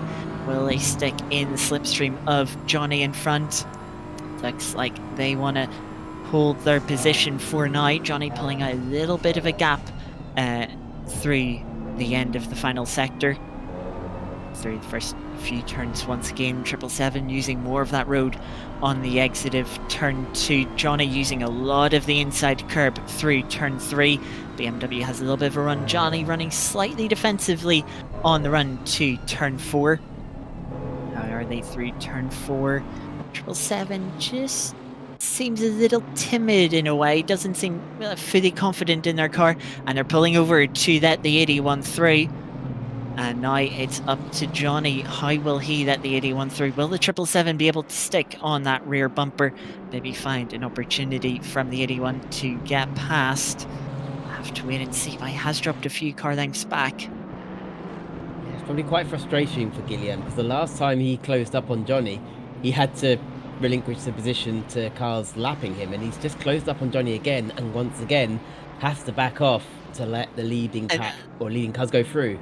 That's the 41. Ferrari, having just made a pit stop, is passing the 777 BMW. Just going to make things maybe a little bit harder, but also, again, could present an opportunity to get past Johnny. The 81 BMW still behind Johnny as they head towards the chicane. I imagine Johnny will be letting the BMW through on the start-finish straight. A clubber of the second apex curb of the chicane from the 81. Just drops them back a little bit onto the start-finish straight.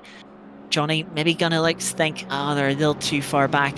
It's not worth letting them go. But once again, the 777 just dropping back from this group. So even when the 41 and 81 come to pass Johnny, 777's not going to be there to take advantage.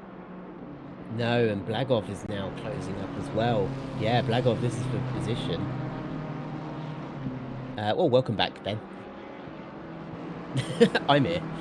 Yeah, Daniel Blagov getting past Borges earlier. Yeah, that's of course for position. The 81 is running in 4th place, but Blagov is just trying to follow on through. 81 trying to go up the inside of Johnny now. Johnny's lets them through, closes the door on Blagov, doesn't let them through.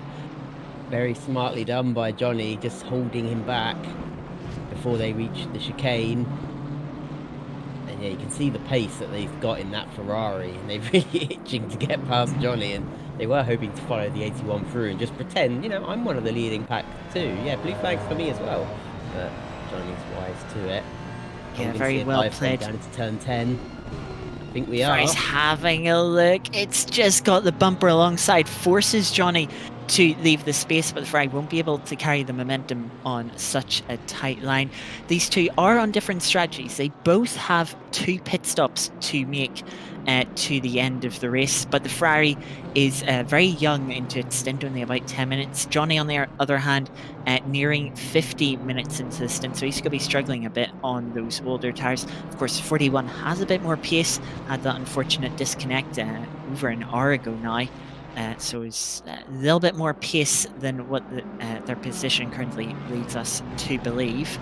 But the Lexus, once again, showing its straight line speed, stretching its legs down towards turn 1. And the 777 is starting to close up again. And yeah, if that 41 does get through, they'll be looking to follow through as well. Got a driver in the chat.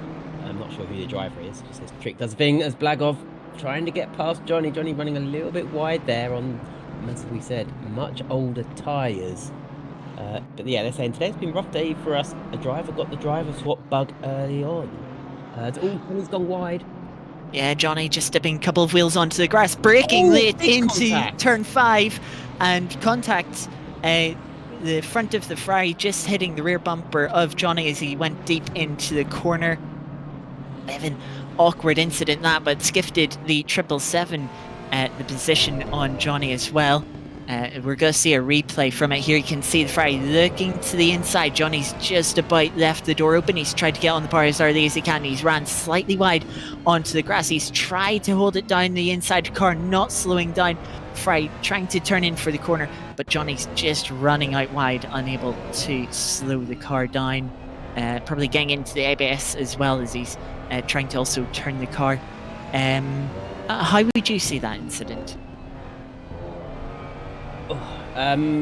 It's tricky, isn't it? Because it's hard to be the one to blame for the incident when you're on the outside. Usually you're the one to blame if you've put a wheel up the inside and it's gone wrong, but Johnny had the inside and just flew across the nose. So, yeah, no.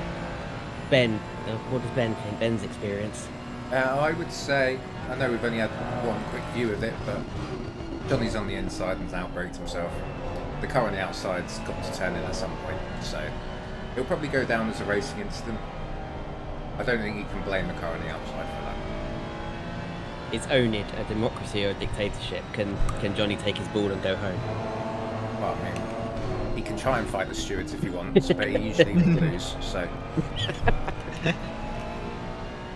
Despite no owning the power. community, he is not immune to penalties. So yeah, Good. a shame to see that mistake from Johnny, who is doing so well this stint so far. I've been praising him so much. And you jinxed him. Still no rain coming. Yes, so we've actually got a note here from the steward. It's going to be a penalty to Cami for being the cause of that incident. How unfortunate. We did say if Johnny made a mistake, it was going to be your fault for jinxing him. That is true. Although what made me freak out a little bit was somebody said there is a Cami actually driving, isn't there? It's spelt differently, but there is a Cami driving. So I was like, that Cami or me? I had a quick look through the list. I didn't notice a Cami, although I probably wasn't looking for the right spelling. Yeah, they spelled it with a Y. That's drive-through for track limits for 81. And running in 4th place. So that could be... I wonder if Shahabi could take advantage of that. I wonder if he's close enough to take advantage of that. But yeah, Dohanyos picking up track limits penalty. Number 81. We're running in 4th position at the moment. And we're following Niek Manders. They're chasing Bakhtar, going past Bakhtar.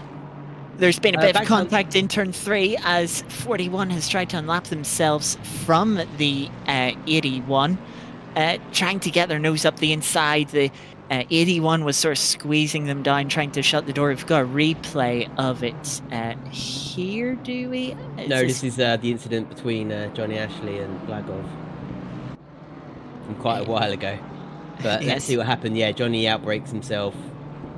Goes, well, would he have? I think he would have made the corner still, but he just needed a bit more space, and there was a car alongside him. Yeah, I think he would have just about pulled this the is car one up you were on the mentioning. outside of the corner. Yes, this is one little wobble from BMW off the turn 2 curb. Ferrari's got a look to the inside, bounces on the grass a little bit, just slightly tags BMW, gathers the car up with a bit of use of the gravel, losing them by 5 seconds. Flash in frustration, but they carry on minimal damage, luckily. I mean, there was definitely a car width gap to go for, so I can see why Blagov went for that, because it looked like the BMW was just washing out wide, but that gap started... When you're getting squeezed on the inside, you've only got the curb to go on, and then that can unsettle the car, which looks like that's what happened, and then they made contact. Yeah, maybe a bit of an ambitious attempt, especially since they're trying to unlap themselves. So. Yeah, bit of an Ocon unlapping attempt. And Yes, Alex so we Shahabi. have a 10-second time penalty for Ocon. Thank you very much. Pass a very brave taking him on. I see the 81 in to serve their drive-through penalty, hurting the hopes that they had for P2 here. Camera just taking off the heads of everybody on the pit wall there.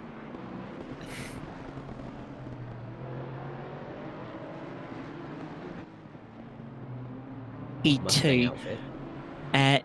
They are currently on their last lap of this stint as judged by the stint timer. They have to pit at the end of this lap. That means by the time they come out of the pits, there will be about 2 hours and 29 minutes left in the race. We have that 75-minute stint timer. That means in 2 stints, you can do 2.5 hours if the timing works out.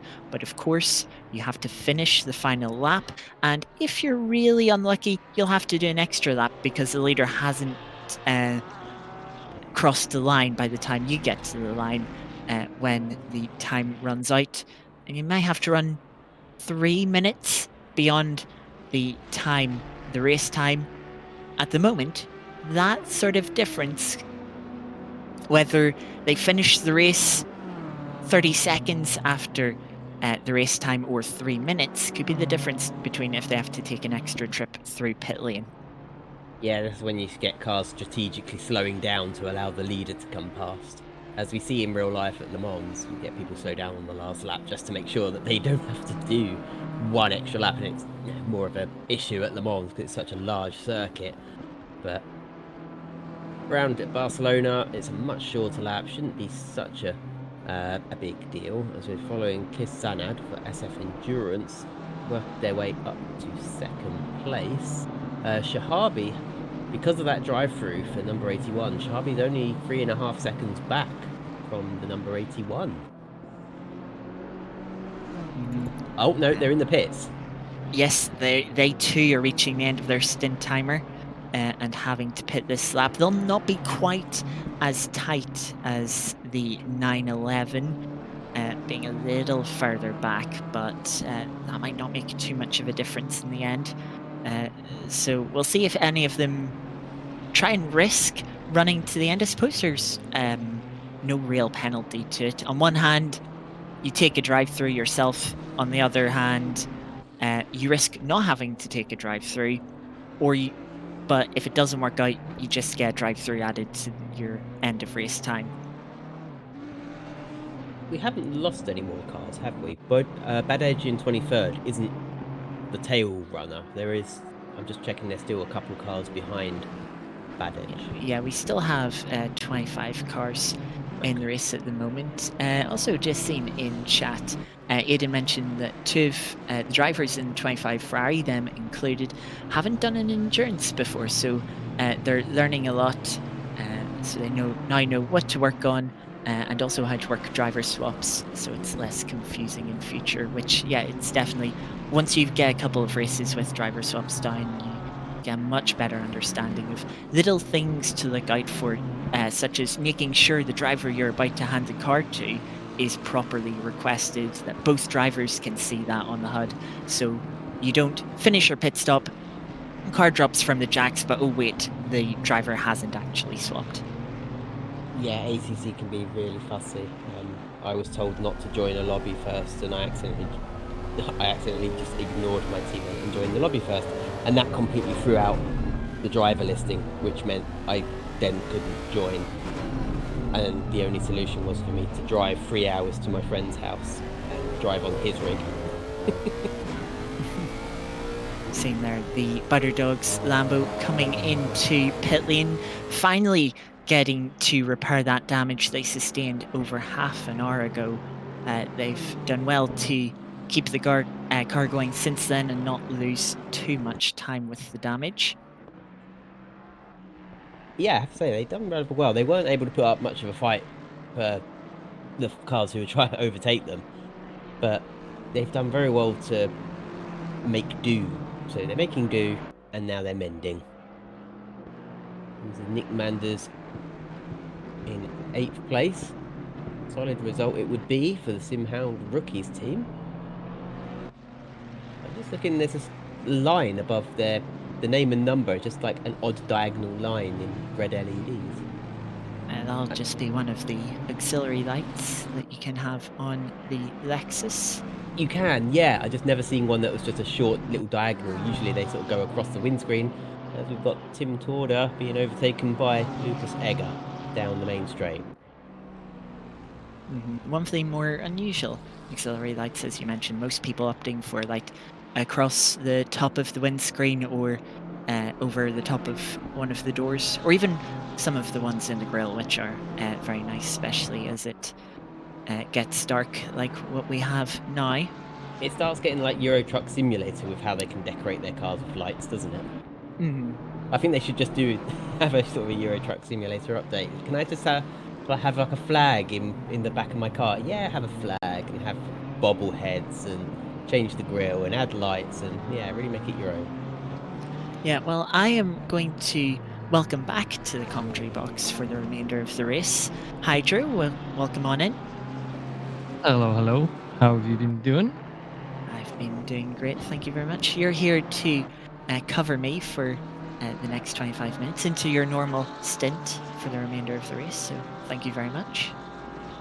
Absolutely no bothers at all. Glad to help. Yeah, you've both had an amazing kind of few stints of commentary. Myself and Parkin will be taking over, I suppose, in full 25 minutes from now. But yeah, how have you kind of found the race overall before I suppose you sign off for the evening? It's been a great race. Of course, disappointing not to have the rain, but that we still have sort of 2 hours of potential rain. I hope for your sake it will come. But yes, we've had some entertaining battles. We still have some yet to be resolved. We can see here a couple of oNiD cars fighting. Oliver fighting with Johnny in the BMW and Lexus. But yeah, we've also got loose cars, the 41 Ferrari and the 72 Aston making up for the unfortunate disconnects that they had. So we should hopefully still have some great battles through for the end of the race. But yes, thank you for covering for me. Thank you, Cami, for your time. It has been an absolute pleasure. Been very lovely. Hope to do it again soon. I hope so too, yes, and I will hopefully join you for our next Enduro, the 8 Hours of Watkins Glen. As a reminder, sign-ups are open. Check the Discord, all the details are. But in the meantime, I must leave you. So yes, thank you and goodbye. Okay, Scotty. Thank you very Now- much, Scotty. As we are racing with Ollie Knowles and Johnny Ashley. And Johnny Ashley, who was defending from Borges and then got kind of had a coming together with Blagov, is now having to hold back the oNiD Racing stronger car of Ollie Knowles. So this is 666 versus the number 51. And, yeah, welcome to the comms box again, Hydra. Yeah, it's actually kind of fortuitous timing because I realized there was something unresolved that I had mentioned earlier in the chat that I think you might have or not misremembered, but you were mentioning Street Fighter earlier, and then I was mentioning that Cammy from Street Fighter would probably also drive in heels, and then you had read that as the SF team, which is actually currently racing in the race that we're in, thinking that maybe there's a Cammy racing in that team, but I am Oh yes, unaware you of said such a Cammy Cammy. with a Y, and it made me think that there was a driver called Cammy in one of the teams. And I just There is thought, an oh, SF team, isn't there? Yeah, so it was. yeah. So I think, oh, they've got a Cammy. Oh, that's yeah. Yeah, I spell mine with Cammie.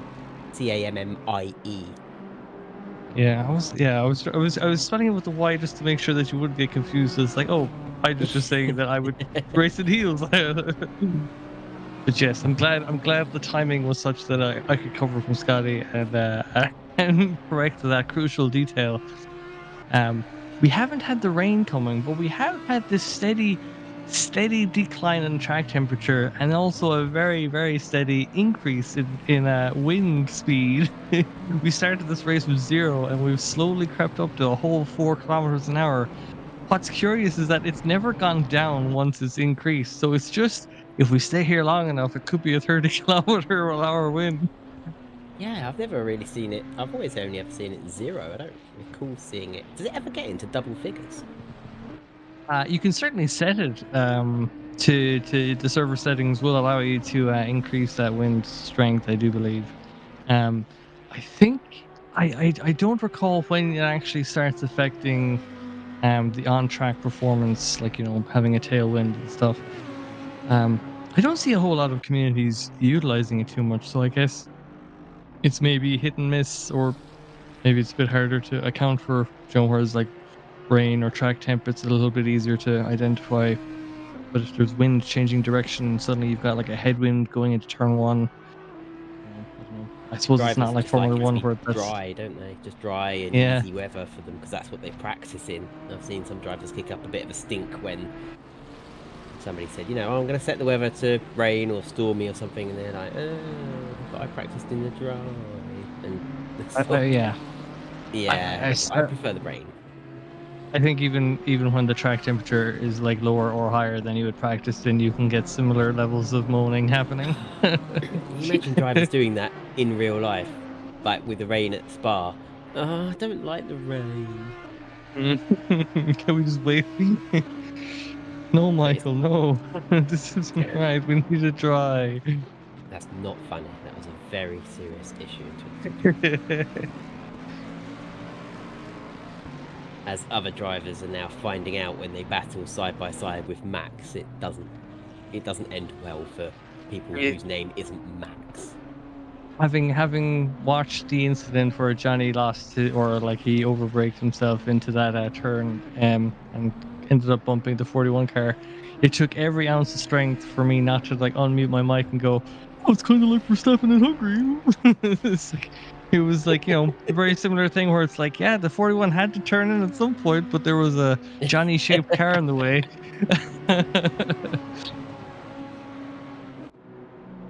So I think Johnny will love that I've compared him to Formula One. His Johnny's actual favorite sport. I think we can all agree. Oh, Matt in the chat saying we literally said that. Oh, it's good. At least the stewards have my back. So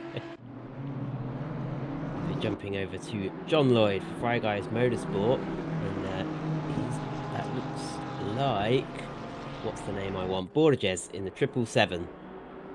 So there's a few places between them and a lap or two between them, but John Lloyd looking to have the pace to get past the 777. And the 777 who had been for the longest time stuck behind Johnny Ashley actually, but that was probably about half an hour ago now. Yeah, Johnny hasn't been terribly lucky in that. I feel like his last two stints have just been defense, like 0 to 100, like straight away. Hasn't really had the time to just relax and chase someone. He's always. It just seems like he's always had someone nipping at his heels.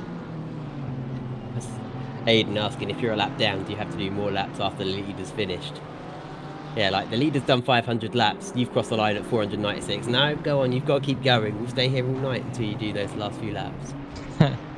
I mean, like honestly, I feel like that's kind of like one of those like watershed kind of things that you learn. It's like, oh yeah, like when you're like watching sports, it's like oh the race just kind of finishes, like even though the leader's just kind of gone through, it's like surely it would take the rest of those cars like another 15-20 minutes to like clock up the rest of the laps. But then you're like, okay, it's just classified as +1, +2, however many laps. Yeah, I think fair play. I think fair play to like ask those questions as well, because I know for me, I would like hold that knowledge way too tightly into my brain. I would never like speak up and and like ask. I would just kind of be like delightfully ignorant about a lot of that stuff. So I know when I was always. young, I used to think if the leader had won the race, that was it, the race was over. So even if you made a pass, let's say you were 6th and you made a pass for 5th on the final lap, it wouldn't count because the race has been finished by the leader. That's what I used to think. Whereas, no, actually, you're all having your own race and your race hasn't finished yet because you haven't crossed the finish line. But I used to think, nope, as soon as the leader crosses the line and wins the race, that's it, the race is over. Wherever you are, that's where you're classified. But apparently it isn't like that. Yeah, I was actually that kind of got me thinking of some other motorsport questions. Now that we're sharing, with 2 hours left to go in this race, but it's like in terms of like real life motorsports, like I always find it fascinating how marshals are able to spot cars that they need to show like blue flags to or things Oh, like that. yeah. It's like so we have some interesting Yeah, this is for 911 position. on This is the for outside. third place between the 81 and the 911. The 911 chops across. They're putting a lot of trust into the 81 that they're not going to hit them, because that could really ruin both of their races if they get spun around and put into the barrier. But that is Hanowitz in front of the Hanyos, even though they're showing the other way round. I think that'll be just up until now when they get There to we that go. timing sector. Yeah, ACC's timings, sort of the way it updates splits and everything is a little bit archaic. I'm sure like Grand Prix 4 from 2002 updated splits better than this. Yeah, it's, like I'm still not sure as to why, like for instance, we don't see a gap for 5 and 6 or an 8th place. They're just like in this nebulous void of like, oh, we just don't know how far away they are from the car in front. Well, then eventually it'll update. I suppose it's just if they're like a plus 1 or 2 sectors away, maybe. What would be nice is having their names above the cars. I know it looks more realistic without that, but TV graphics have got to the point where they're superimposing 3D graphics that track the cars on camera, so they look like video game graphics. And now it's like, oh, video game graphics actually look more like TV graphics. To have a name floating above the car as Handowitz closing right up, I think that's Badej in one of the bathroom tile BMWs, goes round the outside. Just trying to put some. I'm almost And certain that Hanyos you is in could. the pit lane. I'm almost certain you can have driver names over the cars. Pretty I sure you think it's can just in a. ACC. No. I think what All I think right. what happens sometimes in the cameras is the name renders in a specific direction or something. So sometimes as the car is turning, the name also skews, and so you don't actually see the name. It's like it's turning Oh. as if the car as if the car was. So it's like Paper Mario, where he turns on his side, and it's just a flat image then. So you. No, what we want is 2D, like the people in the crowd, where no matter where you turn, they're always facing you. Mm-hmm. This Leeds is Cheese Martin. confirms in the chat with his first time chat that it is possible in ACC settings somewhere. And that it is. And Martin Thorpe has a strip of green LEDs. It looks like it used to go across the windscreen, but has kind of snapped off halfway. So you've just got like half a string of LEDs. It just goes across.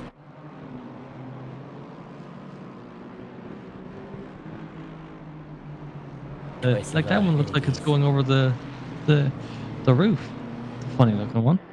Yeah, and it just stops there though. It doesn't go across the entire roof. So Yeah, yeah, it's feels really like dark a now. lazy, like a lazy Christmas decoration. Like We were no one's saying going to see the back of the tree if I have it in the corner. Okay, so I only need to do one half. they're like Euro Truck Simulator decorations. Yeah. Yeah, it's proper dark. 18 degrees now, down from what it was 30 degrees track temperature during the day, and it's still just overcast. Just come on, Ben, inject some rain. I If just go in the coding. If dry, make rain.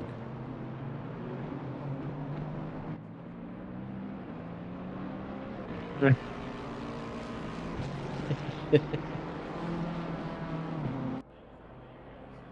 it's 329 laps completed so far by the leaders, or by the leader. I think he's the only one on the lead lap. That's Halter in the number 40 Audi. And it's Sanad in second place. They're in the pit lane actually. Then Hanowitz in the 911. They might be able to take that second place back. Morris in fourth place in the Ferrari. And Egger closing up on Martin Thorpe.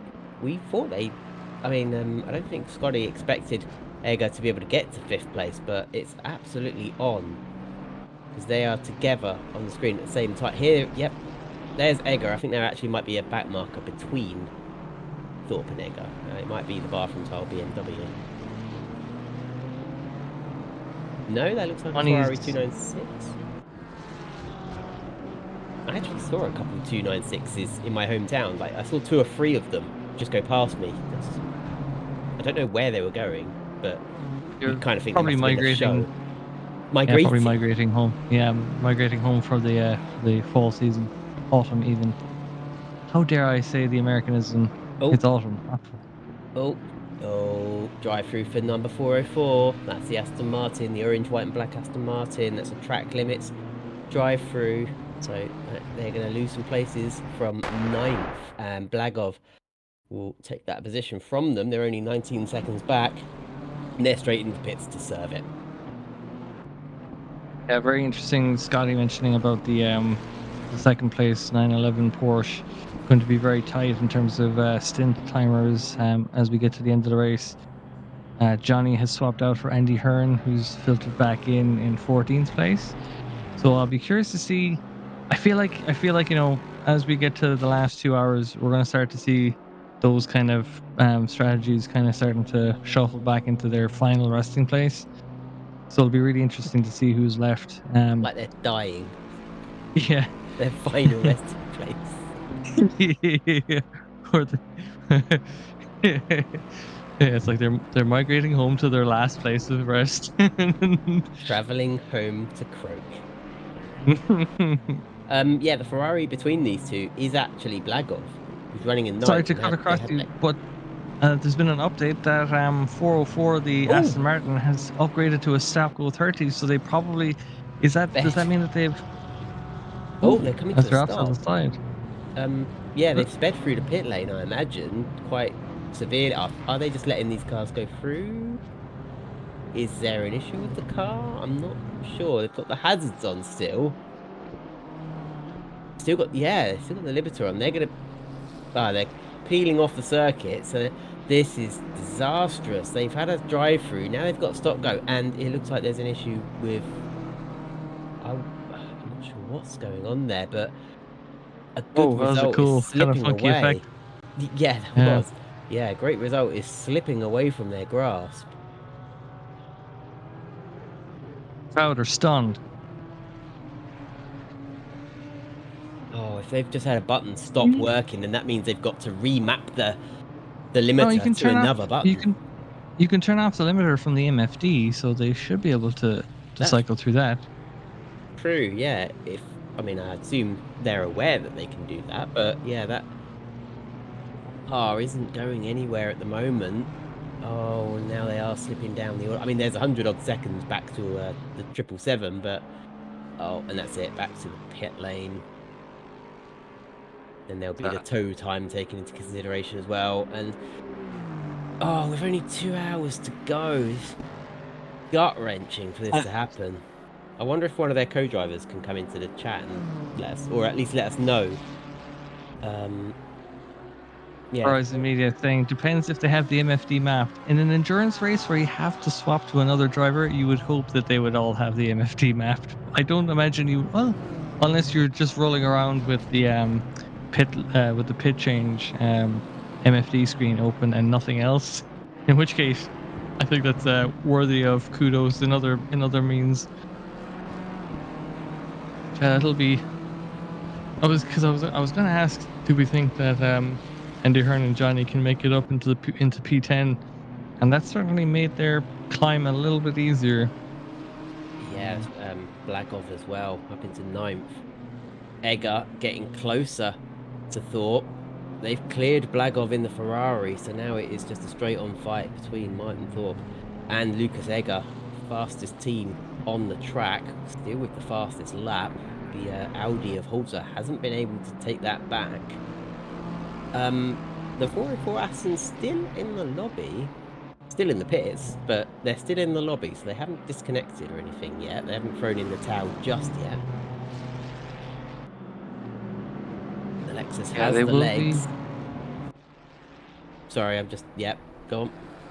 No, I was just gonna think because Money's Happiness 007 was asking what happened with the HVML team.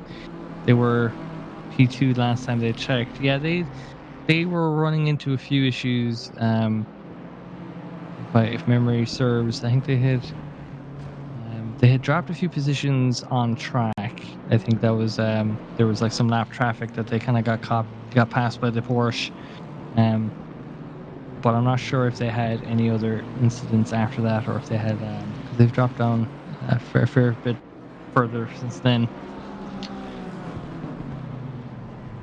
Thorpe's got very quick BMW. He's run quite deep into the chicane. That's really hurt his line. The BMW's going to have a go. Looking to the outside. You're never going to make a move work around the outside of turn 9. Or has he? Ooh. I mean, Apart from except when you when do. you do. Yeah, incredible move from Edgar. Just goes to show why that team has the fastest lap of the race. And Martin Thorpe can only watch helplessly as the BMW drives on past the left-hand side and drives off. No. Oh, we've got first time chat from Xan T or Xan. It was fuel. They got the drive through, and then obviously didn't have the fuel to keep going after the stop go because they had to serve the drive through. Oh my god, that's so unfortunate.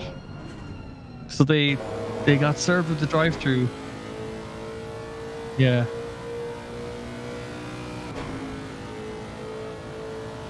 Yeah. But if you get flustered in the moment and you don't know that you can do that, and you're running through menus, and you've got to do that all before you get to your pit box. Because it's a checkbox that only appears if you have a penalty going in, and I think 9 times out of 10, you go into the server drive-through and you don't, or you go into the pit for fuel. You're not going in with the drive-through. We have the right indicator on for the car, and it just misses turn 1. Oh no! Oh, and then catches some sausage curbs. Exant is saying, "I am from number 41." It was an assumption, so it might. They're assuming it was fuel, which is a solid theory.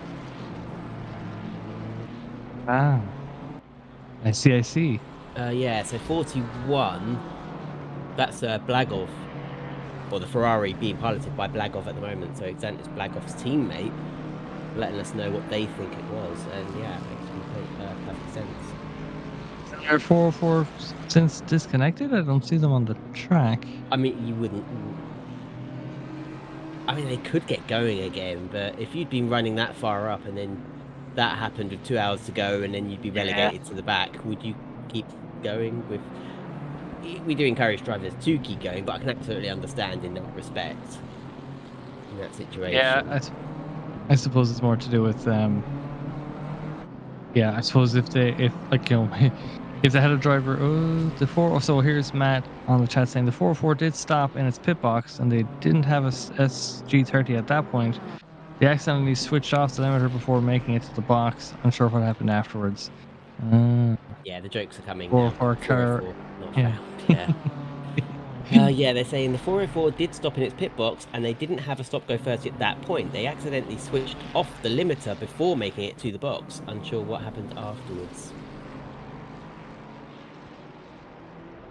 I guess we'll only know if they come into the chat or come into the comms box. Very unfortunately, they've been having a strong race. MGS is saying underrated comment. Don't encourage them.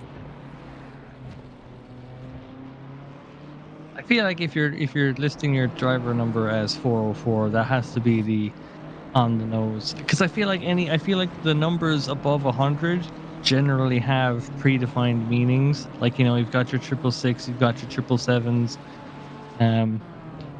You might be running teams, so you might have like the 991, like 911, maybe the 922. Because I think there's 2 Hungarian teams. And I don't know if those are the 2 teams of the Hungarian variety. Yeah, it could be a Badej, 800 and 801. Whereas I feel like driver numbers below 100 tend to be more kind of like personalized, kind of things like that.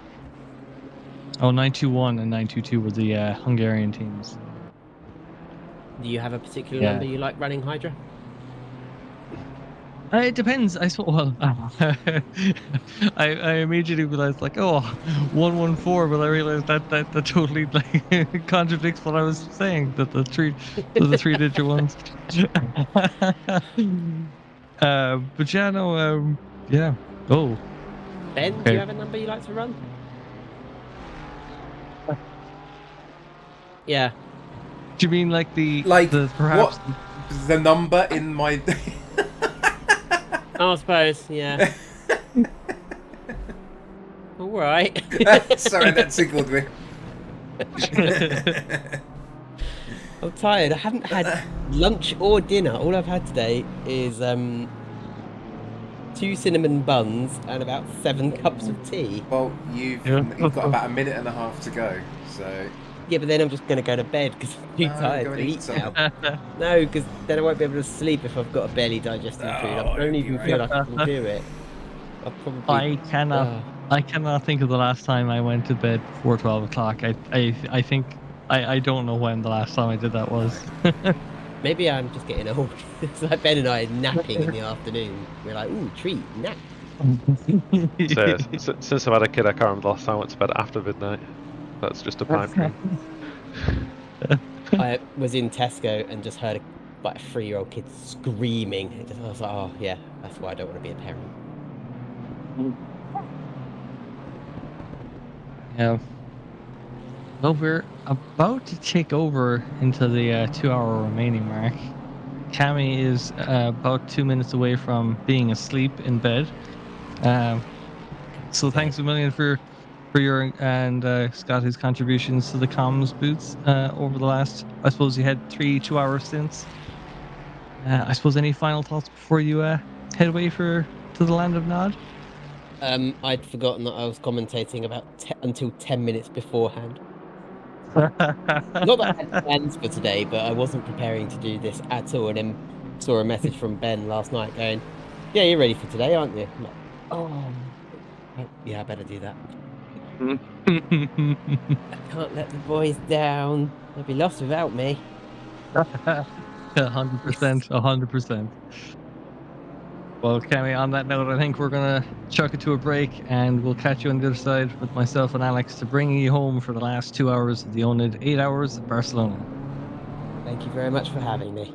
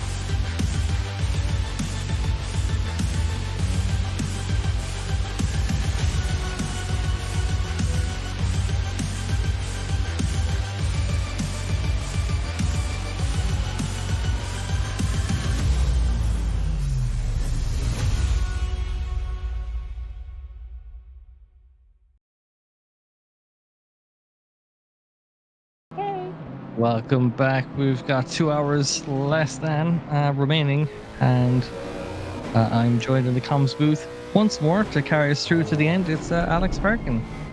Hello again. Welcome back. Yeah, it's kind of funny. Yeah, I suppose me covering for Scotty, it did kind of give us a nice little interstitial where I could kind of work out what's kind of going on. I'm not sure how much you've been following it, but we've got some kind of interesting kind of things that need to be resolved, would say, within between now and the end of the race. And I suppose one of those kind of key points would be around the podium position of that 911 Porsche. It's going to be really tight on time to run their last stint. They may need to pit a second time because, as it stands, they'll be running super close to the stint timer should the race run an extra lap at the end. So definitely one.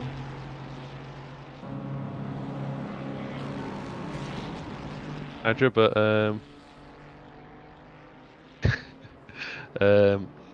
yeah, it's going to be tight. The separate about 15 seconds, and yeah, if they do have to make that extra pit stop, that extra pit stop will be definitely cost them more than 15 seconds on track. And thank you, Horizon Media. Edward's gone to bed, so unless Mandy knocks something off, that's somewhat my fault. I have put everything else away that I shouldn't have. Hydra, hello, man. Oh, is my microphone just cutting out? Yeah, I don't know if it's there on chat, but for me, you said the first couple of words of that sentence, and it's just went merp, and they've just come back now. I was trying to inform you that the Porsche is going to have a fun time. Trying to stay within the stint timer if the race runs slightly longer due to the leader finishing and needing to do an extra lap. Well, we'll keep an eye on that between now and the end. I had mentioned it to Cammy, but I'll mention it again to you. The wind has increased. It is now 4 kilometers an hour. So the wind has only been picking up for the last few hours. It's not been going down. We did promise a change in weather, Hydra, and we've absolutely delivered on that one. So we've gone from fully overcast to overcast with sun, even though it's 9 p.m. So I think we've. Wait, that's a step away from rain, isn't it? I think we've delivered on that promise. I guess so, yeah. Give me my channel points back. That's what I want. I want a refund. Yeah. The wind is blowing the clouds away. That's what's happening. But could be blowing the wind, the rain nearer, I guess, maybe. Is that a ghosting? Is that the Is that a ghosting effect from ACC, or is that just the lighting up the Yeah, I think that must be not the Unreal Engine. When that car was braking, you just saw like a cool trail of lights. Yeah. John Lloyd getting past at speed there. I wonder if that was. That doesn't look like Andy Hearn above 666. Oh no, actually no, it does. Further on ahead again. 666, yeah, it's just ahead of it. Yeah, I think that's the Mustang in between the two. Curious to see what happened there. He seemed to just have a bunch of speed on the main straight. Looks like I've had a few more technical issues, Hydra, I think, haven't we? 921's dropped down. The oNiD racing car's gone, as I just saw before I jumped in the commentary box. Yes, we've lost the 404 to some mysterious, as of right now, unknown ailment. 72 dipped a wheel into the gravel on the last corner exit. Aha! So that's why they had lost speed. The 921, I think, was the car that we had seen running deep into turn 1 and then catching the sausage curbs and dropping down a bit. Or was that the 922? No. Sorry, that was definitely a Ferrari of some description. I think 921 might have had. Which team is that? That's the other Hungarian team. Yeah. Yes, I'm not 100% sure as to what happened then. Lovely crowd lighting in the grandstands. I suppose it's the most lighting you're going to see on the track. Because the lighting really kind of really got dark between our last two stints commentating, so the visibility is absolutely low for these drivers at the moment. So it's all just relying on the headlights of the cars in front. All good. We've had a good 8 or so hours to look at the liveries. Now we can just replace them with the Madry liveries. Is it? We've moved on from. Oh, sorry. We've moved on from livery talk to auxiliary light talk. So that is getting geeky by the second. Mm-hmm. So, what's everyone's favourite auxiliary lighting setup in chat then? Come on, let's hear them. But yeah, it's the Suzuka. Was it Suzuka endurance race where it just seems to get weirdly overly dark, like we turn the contrast down? That was strange. I don't know if it's a Suzuka bug or it was just how it appeared on stream, but it was very weirdly dark for that endurance race. Yeah, I'm quite partial to the strips of LEDs that you can see on the top of the car, will say. As cool as the ones on the grills are, I feel like some of them you'd have to be looking head on to see them, or like it's very tricky to see them. So I think I'm Captain Danger in the chat saying the Nissan has nice grill strips. We don't have any Nissans today. That's a shame. We didn't have any car restrictions, did we? Like everything was fair game. It was just a bop. Maybe that might have been not Bentley LED all around the grill, bright green or hot pink. Good choice. AMG lighting in the grill and strip on the aerial. Oh yes, the strip on the aerial is nice. I can't remember how it looks at all in the night.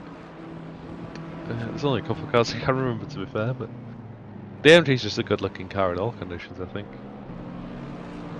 I hear you're driving it for the Watkins 8 hours. I'm on holiday for the Watkins 8 hours, so I hope no one's relied on me to drive for it. Oh, That'll be a shock. Well, you don't remember me, do you, Hydro? The fact that you call me Hydro and not Hydra says everything that I need to know. I have no idea. Chef Marty. Oh no. Have you got a little chill in your stomach, like, who is this person and why do I not know them? Okay. Oh, okay. Well, when you're operating under a completely different name, I suppose it doesn't necessarily lend itself to that I would remember quite so easily. But nice to see you again. I've been accidentally almost saying Legger every time I note the 28 BMW, which is L Egger. So I have been thinking of you. In our hearts, on our minds, even if it's a different legger.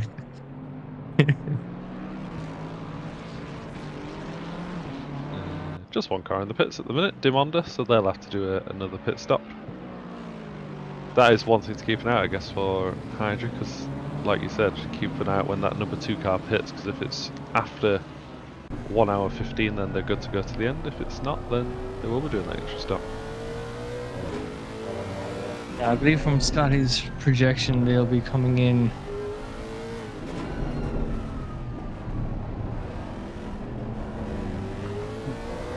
That BMW in the background getting very close. Ollie Knowles and Max Farrell battling for P9. Andy Hearn up into P13 after that 404 had the issue and dropped out. So a potential top 10 on the cards. There's just shy of 2 hours left. We're getting close to standard oNiD race lengths, so you would think it's a doddle to get to the end, but there's a lot of tensions and things that can still happen, so it's not over till it's over. So we see John Lloyd now also putting pressure on Andy Hearn. So that climb up to P10 could be a lot harder if they have another car on the way in the form of Fry Guys Motorsport.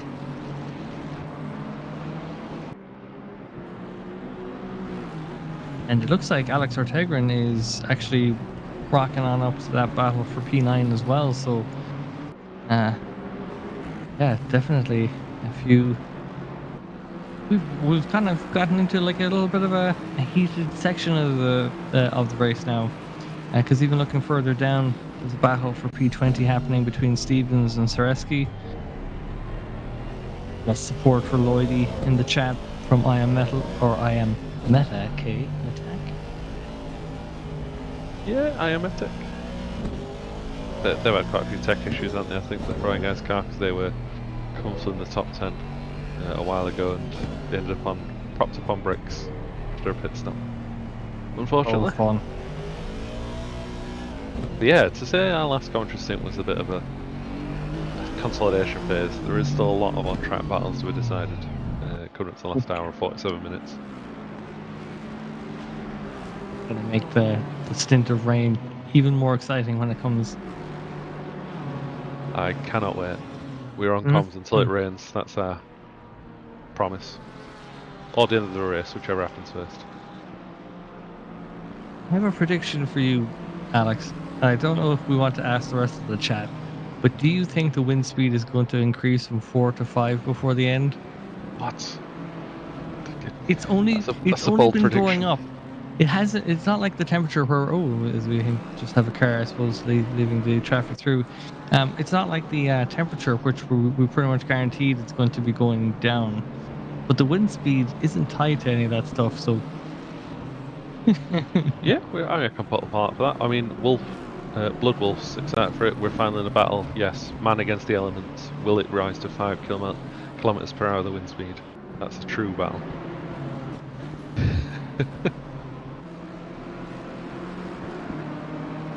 Fantastic! And thank you for the follow, Abday33. Go on then, I'll put a poll out. Why not? Yeah, Blood Wolf here is right. Car 22 versus 17 is their battle for 21st, just 6 turns separating them. That is D. Stevens in the Ferrari and Sir Suzuki in the Porsche. One of only 2 Porsche on the grid.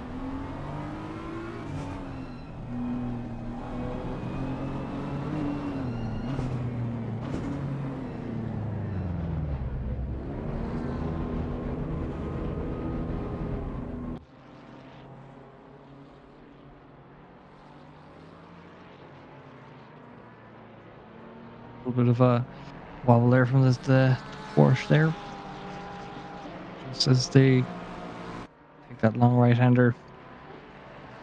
I feel like the concentration levels on this track as the light dims can be quite high. Honestly, that's why I don't fancy Brands Hatch. It just feels like Brands Hatch in the clear, dry skies is like white knuckle racing for me, because I always find it so easy to drop a wheel into the grass and spin or catch a barrier or mess up, whatever. And the thought of doing that with potentially changing weather and or just long stints is just terrifying. But no doubt it'll be a cracking race. Especially at Brands Hatch, you cannot make a mistake, otherwise you'll probably end up in a barrier. So yeah, Yeah. Paul is live for you, Hydra. Will wind speed increase to 5 kilometers per hour before the end of the race? It is a gripping poll, I'm sure you'll all agree. 2 minutes to get those Yeah. predictions in.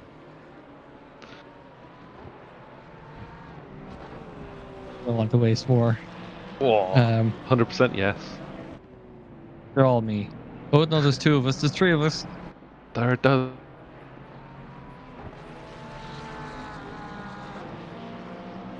The 22 and 17. That is unfortunately. the Porsche, the number 2 Porsche, or sorry, the number 22 Porsche in 22nd.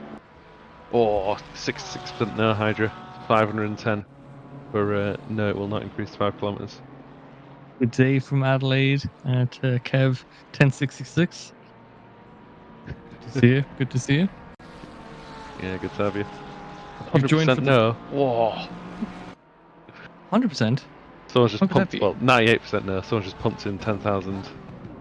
Ooh, 50-50. I mean, this is the best battle. The poll results for the wind. Who knew we could get such drama from it? Sounds like a bunch of hot air to me. Hey,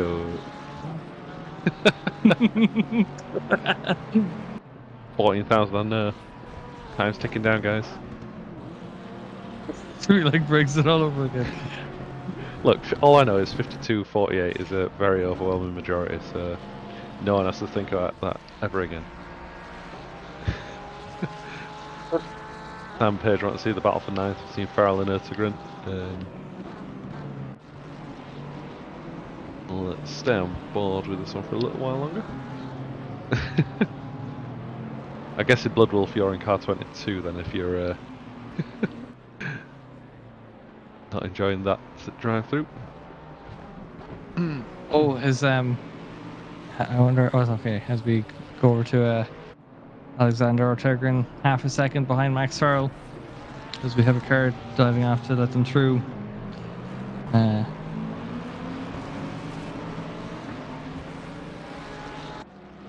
Let's see. I thought there was a three-way battle for P9. Just trying to see where the Luke Sherlock is. They might have dipped into the pits. Don't recall seeing them. That's the leader. That's the Audi coming out of the pits. So they've managed to do a pit stop and still retain the lead, if I'm not mistaken.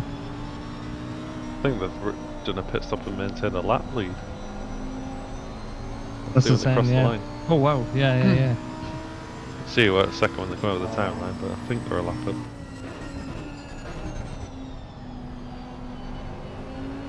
Yeah. Still one lap up on the time. All results Hydra 41% yes, think it'll increase. 59% say no. Which will come first, the 5 kilometers wind or the rain? Thank you for following Toro Motorsports. Glad to have your support. We have a nice little gaggle of cars making their way through Sector 2 here at the Barcelona Circuit de Catalunya. I don't As they think go out onto the back straight. I don't think you're paying me enough to make predictions like that. It's just a step over pay grade.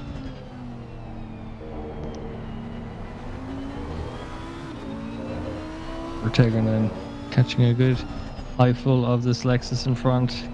Shadows casting onto the grandstands as they race through Sector 3. See how good his exit is out of the chicane. There's a car running wide ahead of them. That looks like another oNiD car. Who is that? Is that the 666 of Andy Hearn a lap behind him? Is that someone else?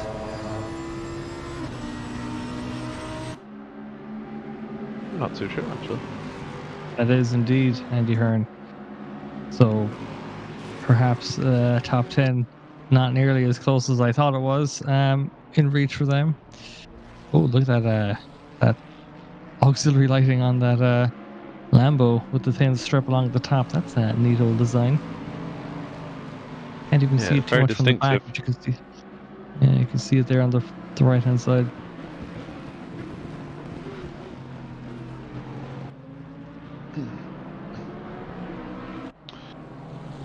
Just on up some of the battles. Ertegrin's just the 10th off. That's the one we're following here between Farrell and Ertegrin. The Simhound rookie's doing well actually for a rookie's team, and holding on to the top 10 spot. You've got a couple of battles where cars separate by about between 5 and 20 seconds. Still positions up for grabs, and there's a strategy battle unfolding like we've already alluded to. Yeah, even the top 3 positions, we'll say, like the Audi, definitely far enough in the lead that you would think that it's a solid win for them. But P2 remains to be seen, especially with Gasky there in 3rd place, only about 10 seconds behind. I'm not sure how far the Ferrari of James Morris is in the 50 car. But Martin Thorpe is about 8 seconds back from them, so still all to play for a few of those teams. Yeah, so just looking, Morris is about to come to the chicane in the middle of the lap, and P3 is about to start a new lap, so he's about half a lap behind Morris. Max Farrell are getting a bit of a flash from Ortegrin, potentially, I'm guessing, due to what might have been construed as a bit of weaving on the straight. The Max Farrell kind of went to take a defensive line and then returned back to the racing line, so I suppose one for the stewards to keep an eye out for, I suppose, if they're depending on how quiet they are at the moment.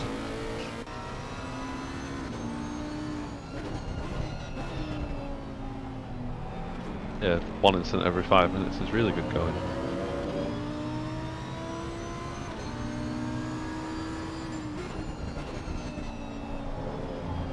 It seemed quite relaxed when I dropped in there before I came in the comms booth anyway, so low stress.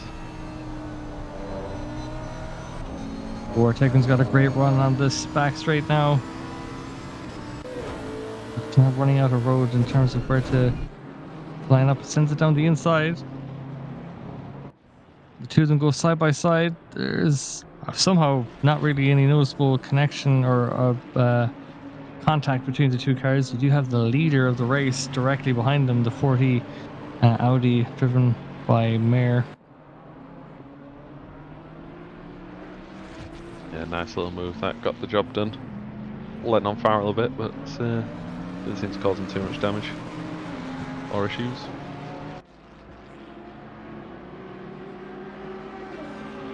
Already that gap between the two is 4 seconds left, a second on the clock between them, so making good use of that clear air already. Max Roby wise just to let the leaders through. It looks like there's a second car trying to get through. Who is that? The 95? Did I see that right? I don't think we have a 95 driving, so probably not.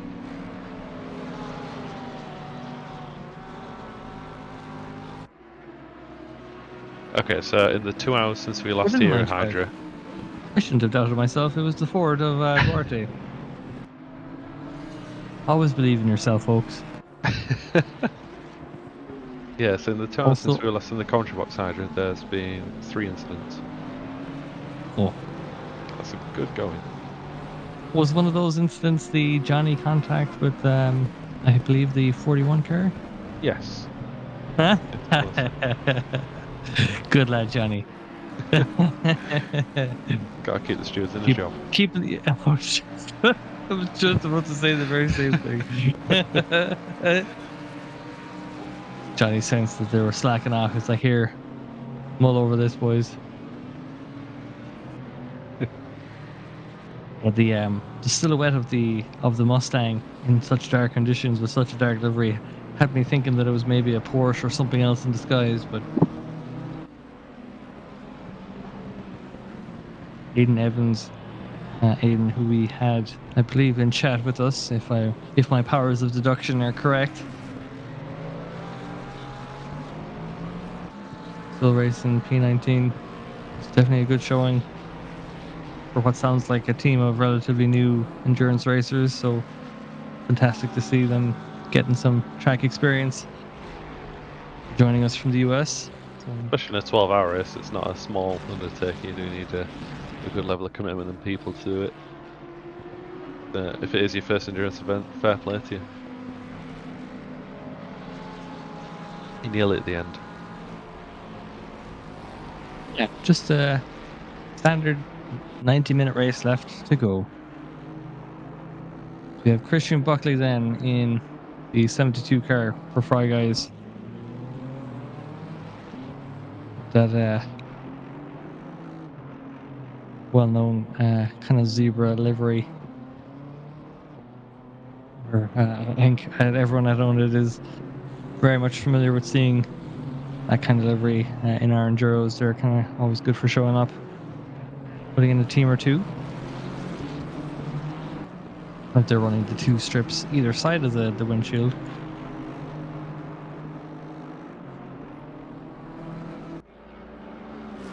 Oh, Steve the Cheese saying, yep, it's Aiden's first enduro, been online since 4 a.m. his time, so really showing the dedication. Goodness me, that is dedicated to the cause. Yeah, fair play. Good effort from that guy. I don't know what my driving would be like waking up at 4 a.m. That's I shudder to think what kind of things I would think would be appropriate driving at that hour of the morning. I can just about drag my ass to work at 5 a.m. I wouldn't want to think about doing it at 4. I struggle to get to work at 9, let alone 4 then. Yeah, it's, especially in winter, it's not fun. Leave the cheese cheering on car 25. You're on course for a top 20 finish, so that's pretty good going.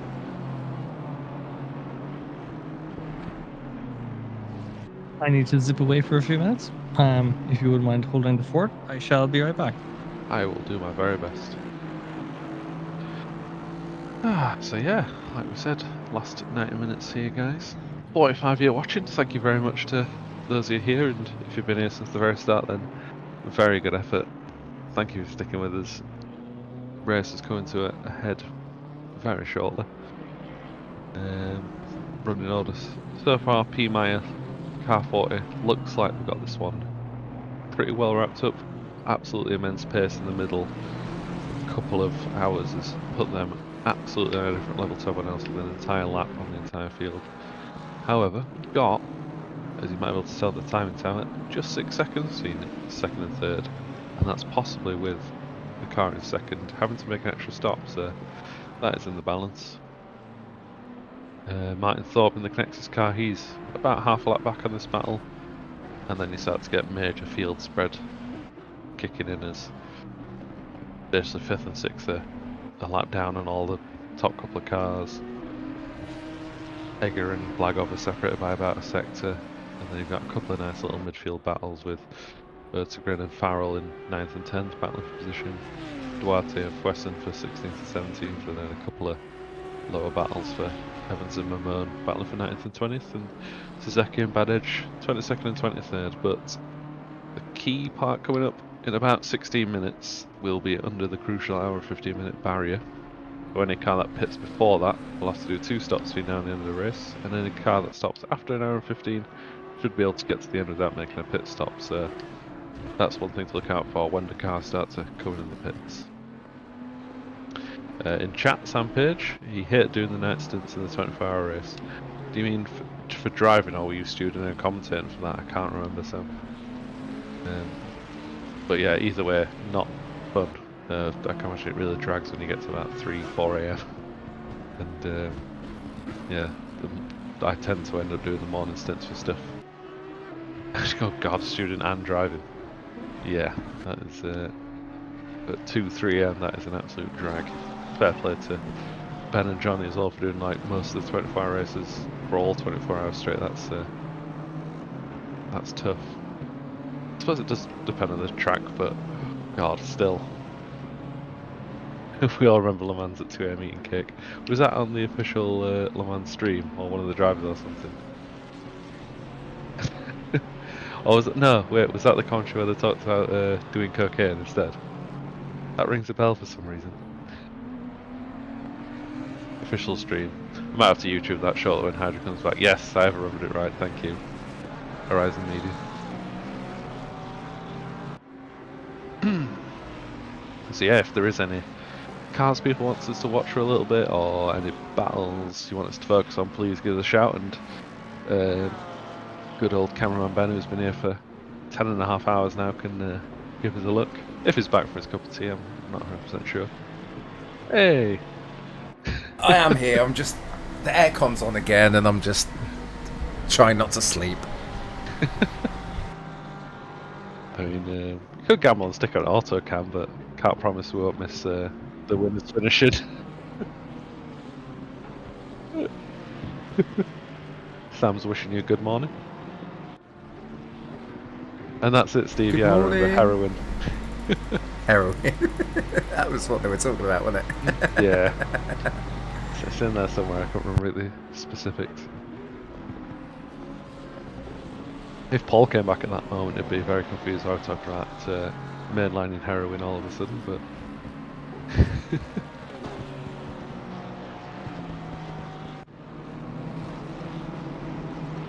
Yeah, chat, so if you want us to look at a car, feel free to shout up, we'll give you a look whilst we wind down to the end of the race. Blagov's pitted, by the way, from 8th position, so they'll be making a second stop between now and the end.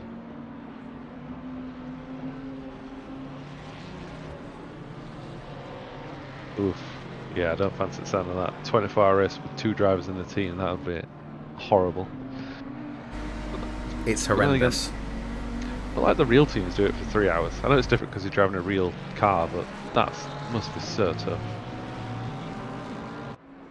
Especially like at this... Ooh, was that a car spinning at pit lane entrance? Or was that a car pitting? I think it was a car pitting. Car fight ones... Yeah, I don't know. Someone moving slow in the pit lane entrance then, I thought, but could be wrong. But I think that's probably the worst period of the real Le Mans, at like the 6-7 AM safety car periods where you just stuck a driver in to plod around behind the safety car for a couple of hours. That must be absolutely exhausting.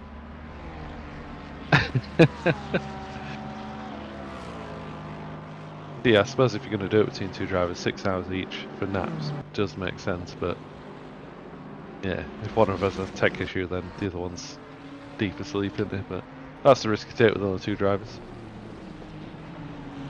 I'm not deep asleep. I'm wide awake. Good Hello morning. again. 9:40 p.m. in-game time. An hour and a half on the clock. Went down to it. Sam Page asked for an ACC safety car. Not after last time we did it, please. Or if you're going to do it, make sure I'm not stewarding. Or was that the... That wasn't the same time that Adam was the safety car, was it? That was the time. I think I have the image of Adam spinning at the end of that straight. Or yeah. I think that's burned into my head. It's just like a top 10 most comical moments. Just Oh dear, that was hilarious. now, had I considered it right, the if it took the bones of 10 hours to get to 4 kilometers an hour on the wind, so yeah, the math could check out that for 12 hours it will reach 5 if it's going every 2 hours. I don't think that math checks out at all. I have been keeping an eye on it. I've not seen it go up to 5 yet, but If it goes down to 3, I'll be very upset. it's a slow burning drama. Yeah, as Alexander Ortegren just gets past Blagoff, P9, so Ortegren doing massive work in that Lambo. Set themselves up for a fantastic last stint. 10 minutes time, we might see drivers opting to take a pit. Oh, could you imagine the scenes if they all pit with an hour and 15 to go or about 75 minutes to go? And then at some point, the rain comes along before the end of the race and they have to pit again, except for the folks who had her leaving it late. This rain Or better be Tegren worth it, span it. Hydra. The amount of times we've referenced it. Ortegren span it on the pit line coming out of the chicane 2 laps ago. Oh, Thank fun you, times. Sam. So I thought I'd seen something on stream, but there was just nothing there, no yellow flag. I thought I was losing my mind, but apparently I Oh, did now we see have it. video proof. Ah. So they'd already passed Max Farrell. Oh, just up on the sausage curve. Blocks the pit lane. Luckily no one... Oh, look at that. Shit, now they're just showing off. Just a bit of wet tyre wear and heat and good to go. No wall damage at least.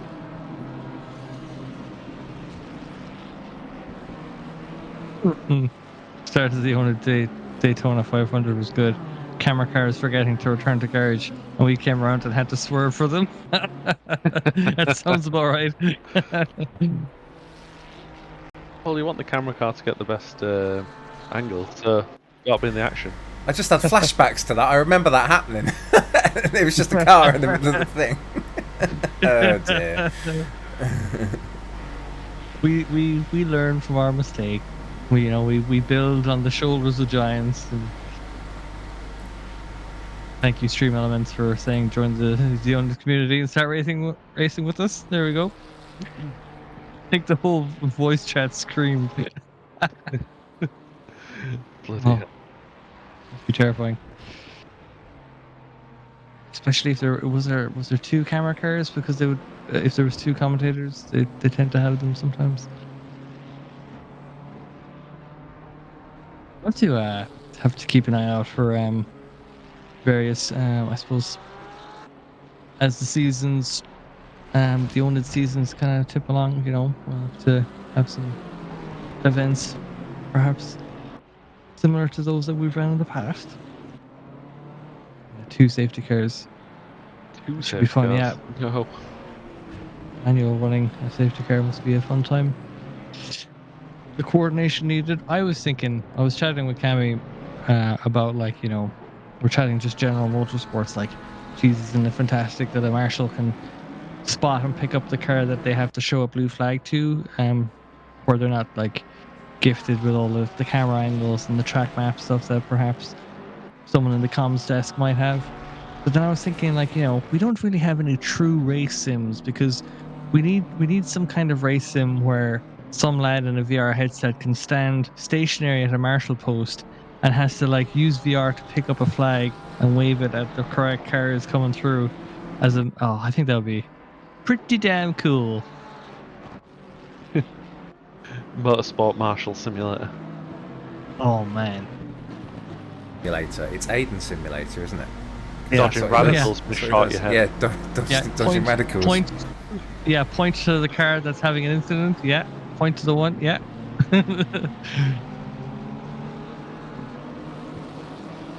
We're taking then catching back up to Max Farrell. So this battle begins anew.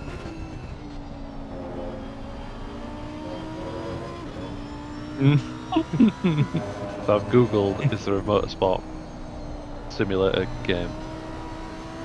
Someone on F1 Technical subreddit 4 months ago was wondering the same thing. No, there isn't. But the sim should include fighting.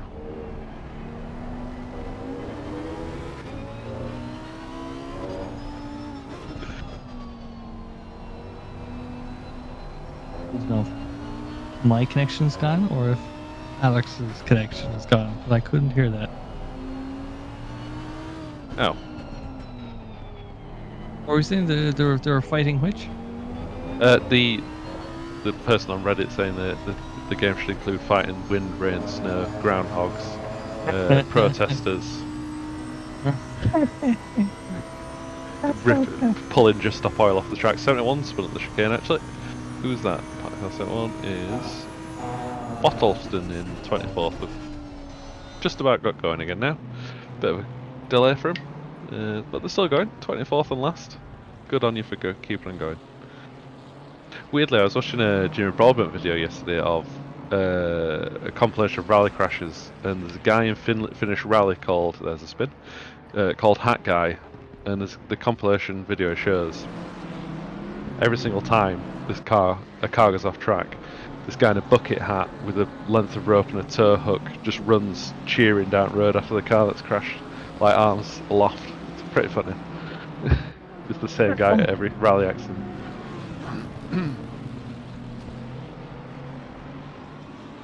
Oh, car runs a little bit deep into that corner.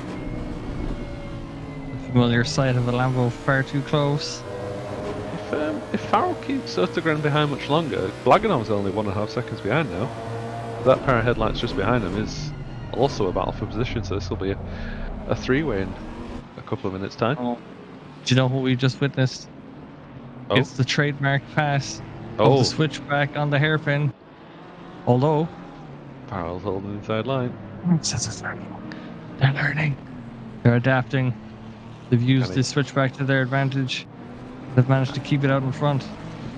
That's really nicely done by Farrell to keep the Ferrari behind. Little bit of paint trading places, but all nice and clean. Is that the Ferrari of?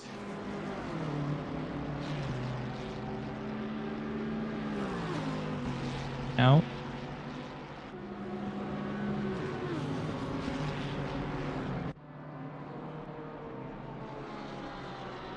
Oh, wait, hang on. Yeah, is that a lap car getting involved as well?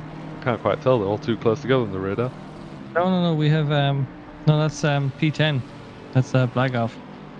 Oh, you're right. There's only 3 cars. Oh, and Farrell's been Oh. passed. Wow. Struggling on the for right. grab through that corner. Sodergren gets through in the Lambo. Up into P9, P8 even.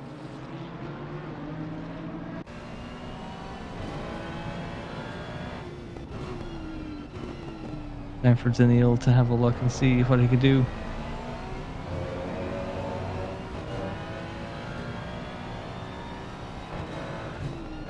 They have unlimited tire sets this race.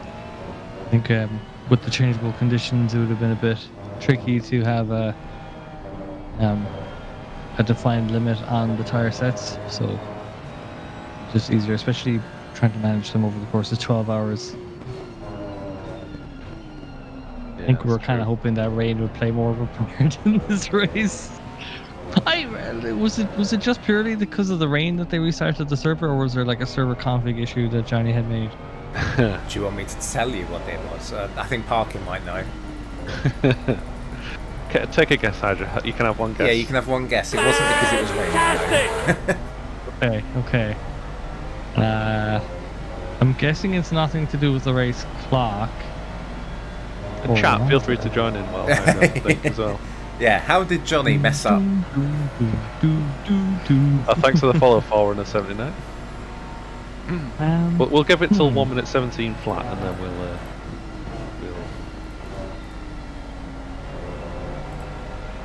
Yeah, think everyone's what could you have done? What could Johnny have done? You're getting a lot of help, Hydra. Let's put it that way. Oh, okay, it's in timers. Okay. Oh, 1 minute 50, yeah. It's the thing when you put it in as 75 seconds or whatever instead of 75 minutes. Oh man, that's fantastic. That is absolutely fantastic. That would be so funny. How many pits would you do in 12 hours with a 1 minute 50? You wouldn't be able to make it around a lap. Oh yeah, you'd run out of time. It'd be a good strategy battle if you could just about do one lap in the stint timer. Be a bit boring to watch, but it could work at Alton Park. That would be a weird race, but. Speaking of dodging radicals, Aiden's subscribed. Thank you, Aiden. Good evening. He's probably like, have you been talking about me again? Yes. He's had like a tingling sensation on the back of his neck, and he wasn't sure why, so he had to come investigate. Yeah, so this battle's changed what's on screen, by the way. We've got Farrell now defending from Blagoff, a spot in the top 10. P2's pitted as well. So they'll be very, very borderline if they can actually make the finish. When does this stint time reset, Ben? Is it when you exit the pits or come in? When you exit. No, enter. Oh, exit. Oh, yeah. That's going to be very tight then. Well, so when you enter, it cancels the current one, and then when you leave, it starts your next 75 minutes. Okay. So depending when the leader pits, they might still have to make another pit from here, card 911. Right. I suppose it's if they leave the keep an eye on the pit when that P disappears. If that's after 1:15, then they might just about get lucky. But if the leader has to do another lap, then they will be unlucky. I'll keep an eye on it. Horizon Media, like a spider sense, but for radicals.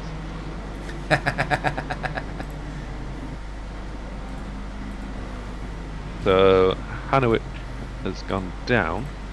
Keep an eye when the P disappears, and it's gone now. So 15 seconds of wriggle room. That's going to be tight. As Martin Thorpe comes into the pits then to get their last pit stop sorted. It's a long pit lane to have to drive through in extra time as well.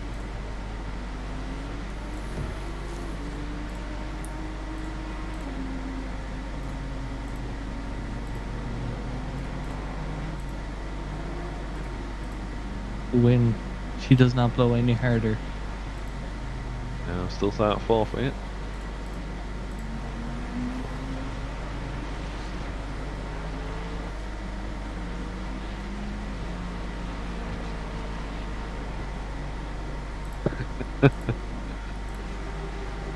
Horizon Media is just not giving Aiden any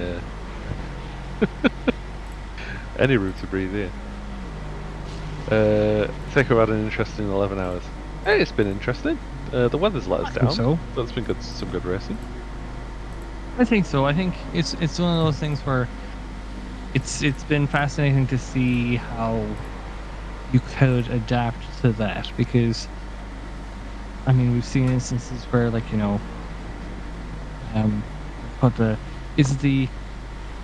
wasn't the 911, is it was it the 40 was running on the hour stints, so which seems to have worked out well for them, as Ben was saying hours ago. If the rain holds off, then they can keep doing that, and that seems to be kind of what stood to them for sure. But I think the threat of rain, it's like the server settings were definitely such. Oh, my screen's frozen. Oh, mine is too. Uh-oh, have we lost Ben? It's Ben's PC finally over here. ACC's. There we go. Oh. ACC's just having a moment. Ah, okay. It's like, am I talking into the void? Does no one hear my delightful voice? Farrell still keeping Blag off just behind as we switch to Levante in P18.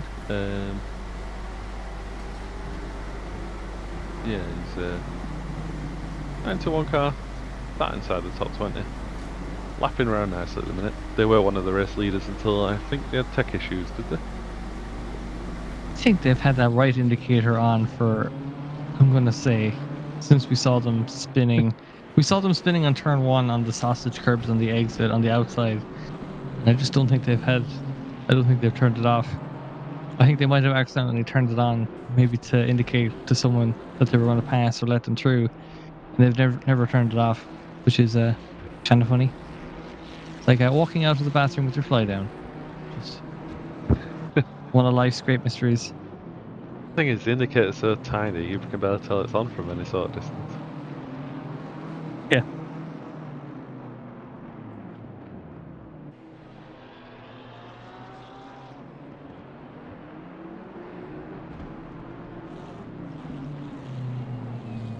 You almost have all ones across the timing board. If you cast your eyes northwards to the sky, 111, 13, 12, all 11s. Oh, beautiful. You love to see it.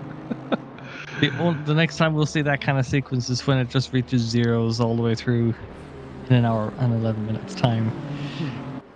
More cars entering the pits, the 667. There was a car further up ahead that's just come out of the pits. As we see them on screen, it was the Lambo of Ortegrin coming out in front of the 921.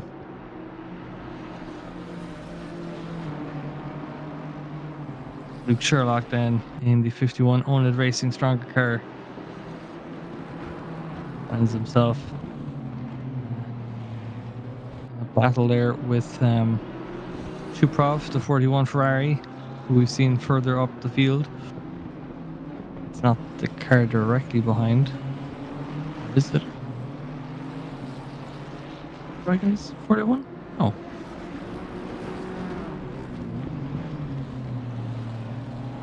The Aston. Which car, sorry? So the car that was directly behind Luke Sherlock. But, they're going side by side. The 921 now. Yeah, you're right. That's 921 working their way back through. Yeah, and the that 72 for Buckley is a lap down compared to Luke Sherlock.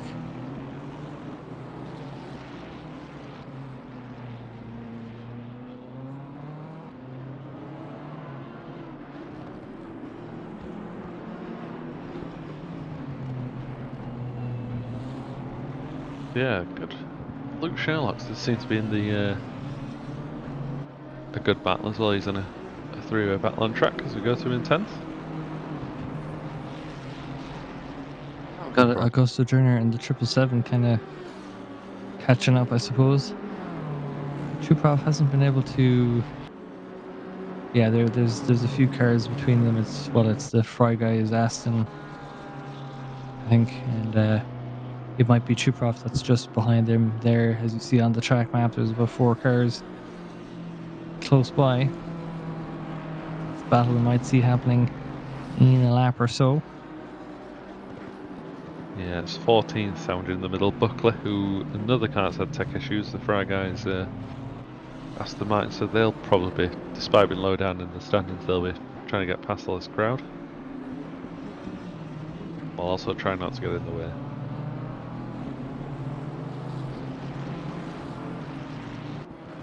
As we say that, Chuprov just gets past the Fry Guys Bentley, or sorry, not Bentley, Aston. So now they've got a clean track up ahead to catch up to Sherlock. That gap is now 1.5 seconds.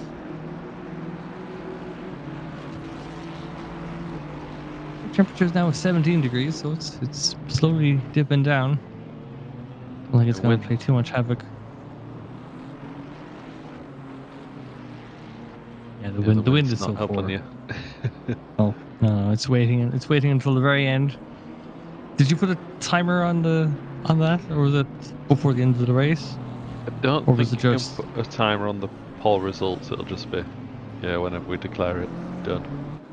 Well, I wasn't sure if you put a timer, as in terms of like defined when it had to reach 5 kilometers by. Oh no, In- just whenever. Would it ever reach it? Oh, I'll be nice. generous. I felt sorry after the last poll. You're too kind.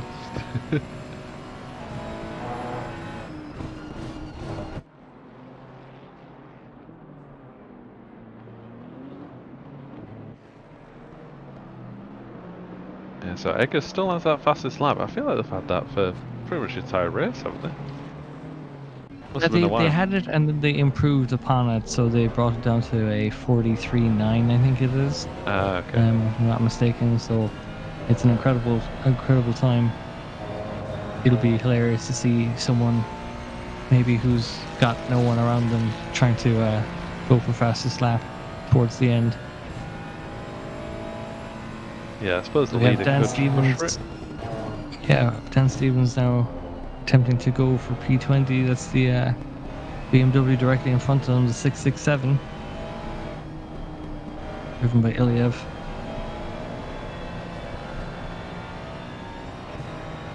And even then, the Porsche behind them is only 20 seconds back, so not unheard of for gaps like that to close down over the course of an hour-long race. So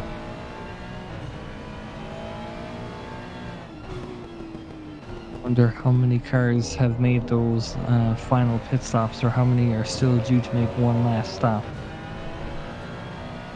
Yeah, that car, the P2 car. Ooh, speaking of pit stops. Oh, that's an expensive drive-through for Blomqvist. Yeah, that's going to cost him 3 or possibly even 4 positions. The Lambo trying to catch up with Max Farrell.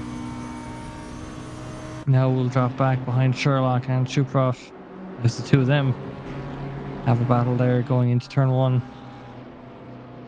That gap closed down by about a second since we last checked in with them, so no time at all. That gap is really closed up.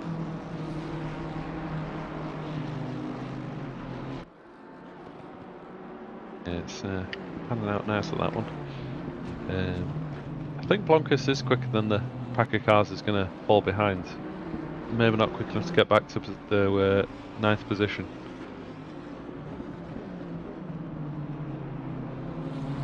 The 41 Ferrari just kind of taking some interesting lines just to cover up the mirrors for Luke Sherlock, just to put on some more pressure as they race up the hill. Ferrari taking a tighter line through it. But the BMW is able to pull away. We're braking, both cars seem to be taking similar lines.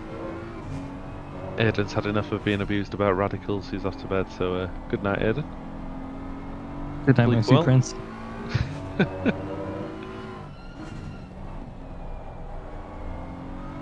An hour and 4 left on the clock. We're almost approaching our last hour. What will the complexion of this race look like then? What will the wind speed look like, Hydra? That's I need to know. Yep. So Elvin's in taking their drive-through, dropping them down the order somewhere in the pits behind us as we're on board with Luke Sherlock.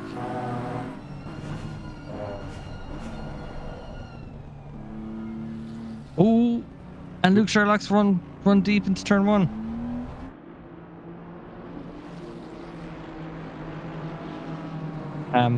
I found out that my wife is locked out of the flat, so I need to pop downstairs to let her in. Maybe we can take a break early, otherwise I'll catch you all in a few minutes. Certified. Yeah, kind of. Certified Charles Leclerc recreation moment. Needs to donate on SimGrid Community. We'll have a quick break and then we'll be right back for the last hour.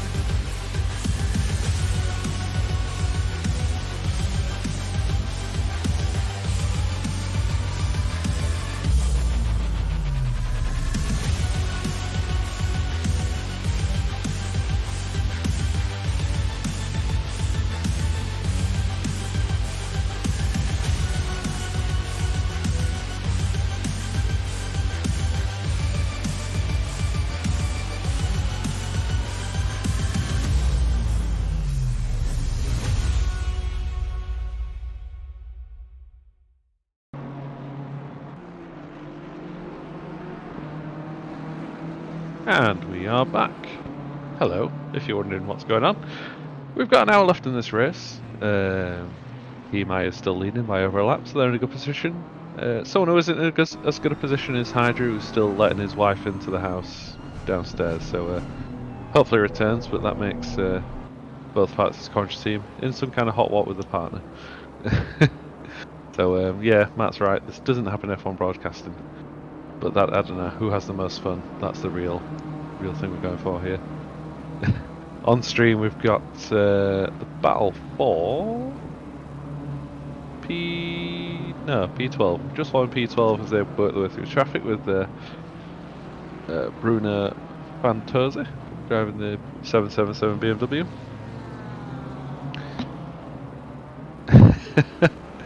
I mean, I'll take us a bit better than Crofty, Ben.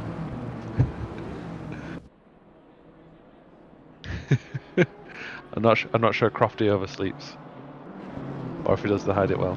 Well, I mean, nobody out there would have known that I'd overslept because we started the race on time. That's true. The broadcast went flawlessly as usual. The intro didn't play for as long, that's all. Who even pays attention to that? Exactly. As P2 comes into pits as well, so that'll be their last pit stop with an hour left. Stack's Eye, the 922. So car 911 might not actually get back past them, so this could be them cementing second place. 801 also comes to the pits for their last stop. I'd anticipate Maya, who's the leader, to also make his last stop, but it's going to take something horrific to happen to him for them not to win from this position. You mean like rain back. happening? Rain would be pretty horrific. Plenty of time for it to happen. 5 kilometers an hour wind could also scupper him. Yeah. Maybe there's a tailwind going to turn one and they brake late and crash into the wall. Who knows? So 922's got out of the pit lane now. The car in third 911 is about 5 seconds behind them, so there's a chance of a battle. They've got some ground to make up, but yeah, there's a chance.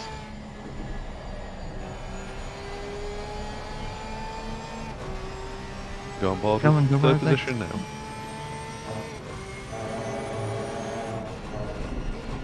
So we're less than an hour away, so it's quote unquote all gonna kick off. Well, the problem is for the 911 is that they're already 16 and a half minutes into their stint, so they're going to have to pray that there's not an extra bit at the end, otherwise they're going to have to drive through the pit lane. Yeah. And they're on older tyres and got traffic, so it's going to be a lot. It's gonna make that P2 all the sweeter when they get it. Well, you say that, Matt, but you could talk about the lack of auxiliary lighting. That's a talking topic. Yeah, who's the normie running no auxiliary lighting? That's what I want to know.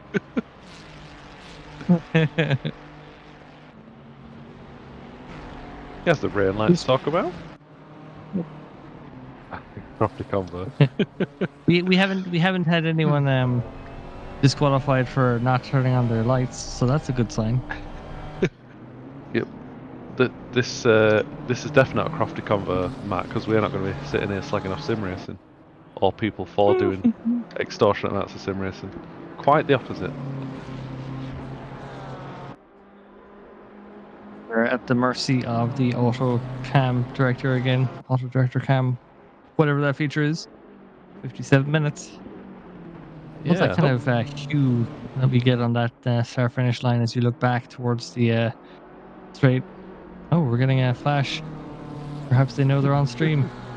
They have been gifted screen time via the auto director and are paying it back in kind. Ericsson slowly closing the gap on. How's my Hungarian pronunciation? Stanad? Sanad, yeah. Let me run some checks. And by that I mean ask Google. Matt Chandler's in and Max Verstappen getting ratty after a night of sim racing. Fair play to you, Matt, by the way, doing 11 hours of head tuning. Good on you. And Ben sharing some personal views. making it clear he's not the official spokesman of oNiD Racing. I guess Johnny would be the official spokesman?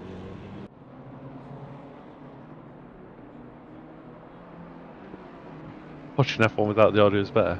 You do miss out on the engine noise if that happens. Sam? I mean, by default, Johnny is the official spokesman because he'll just pull rank on anyone who tries to do it instead of him. Okay, if Google Translate is to be believed, I believe we would pronounce that second name as Chanad. Okay. It seemed to be pronounced that. Seemingly, the direct translation means "you can." And when I clicked the audio button to hear how that's said, it just said "you can." And then I realized I had pressed the wrong. I had asked for the wrong phrase to be spoken out loud. The only trouble, I know it wouldn't help us really because we don't know how to pronounce it, but the fact ACC doesn't add accents to letters, we're just purely guessing, aren't we, really? Even more than we otherwise would be. If anyone is from the 922 car and knows how to pronounce that surname, that would be great. I'll still probably butcher it, but I'll give it a good go, at least. Definitely, hour 12 of a 12-hour race is when we should be conducting the service to speak these names. We'll have gotten it wrong for 11 hours. Don't we? Yeah. Ooh, Hydra, look at the weather. The weather remains unchanged. Correct.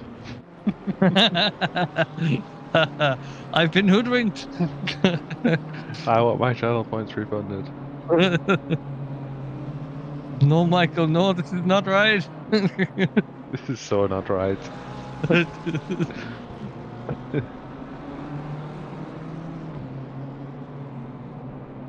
Dear.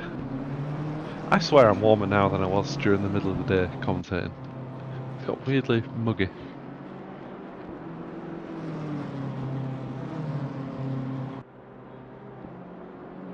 Was your wife okay with the Hydra after she got let into the house?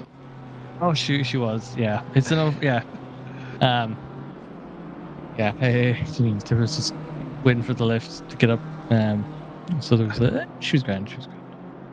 At least it's not raining in real life, just like it's not raining in the server. But I am going back to holiday 2024 talk. But the weather forecast was rain for every day I'm going to be on that island. So. But if it's anything like today, it just means that it's probably going to be showery, but it'll be super sunny and warm outside of those showers. I can surely that part of Ireland it's to be expected, isn't it? It's like just in the Atlantic Ocean. Yeah. I think you'd look at it and be like, yeah, that kind of tracks. Seemingly in Dublin, they get like a rainfall for 1/3 less than everywhere else of the year. So it's for however many days, it's just not getting as much rainfall. So always jealous. Then again, I often see the weather over in the UK for if I'm watching the Snetterton races or stuff like that, and it's just like completely awful rain. I'm like, oh, I'll settle for somewhere in between. A happy medium. Yeah. Can we have a vote for rain? Yeah. We can, it won't make any difference, but we can still put a vote out. I think the overwhelming vote would be yes. There's a fastest lap car Egger pits as well for 6th position.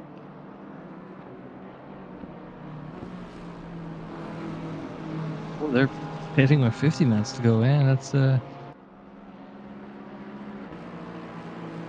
curious to see. Can you tell who is due to pit for their last stint? No, I don't have ACC broadcasting tool open. Fair. We can randomly guess. I know the leader still got to pit. Not that really matters. Yeah. I thought they pitted on the hour. If they did, I totally missed it. Well, it was gone on the hour, so maybe Maybe they hadn't. Sam Page asking for to cast ask for a flooded endurance race. No, thank you.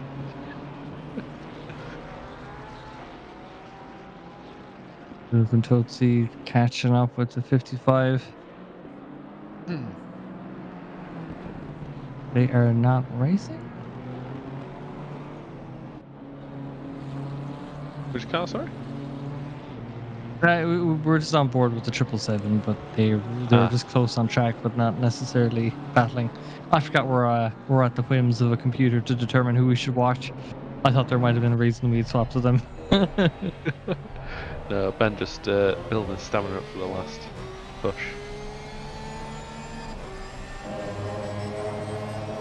Yeah, so this gap for P2 is now down to 2.5 seconds.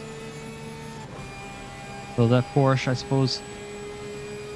Yeah, that Porsche for being on like 15, 20-minute older tires, definitely still has the pace. So definitely going to ask some questions of the 922 defense.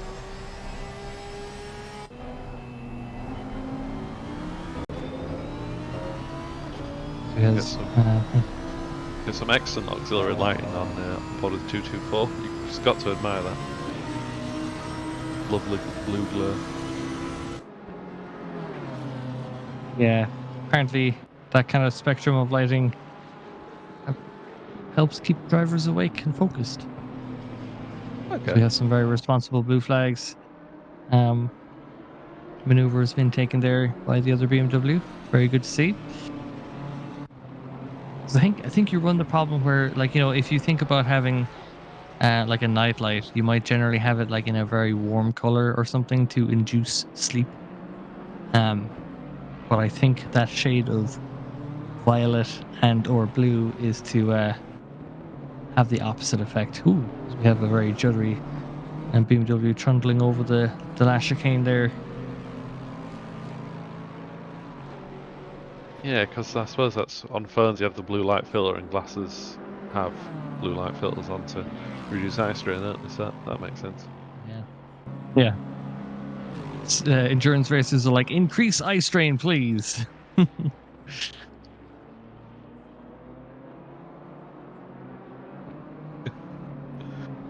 to see the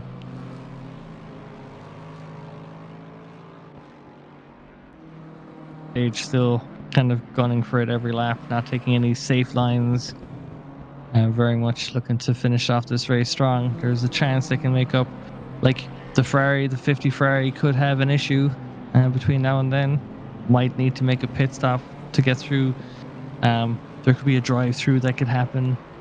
Whatever about actually a tactical drive-through for Ericsson would mean that they could drive through the pits, reset their stint timer, and be happy out.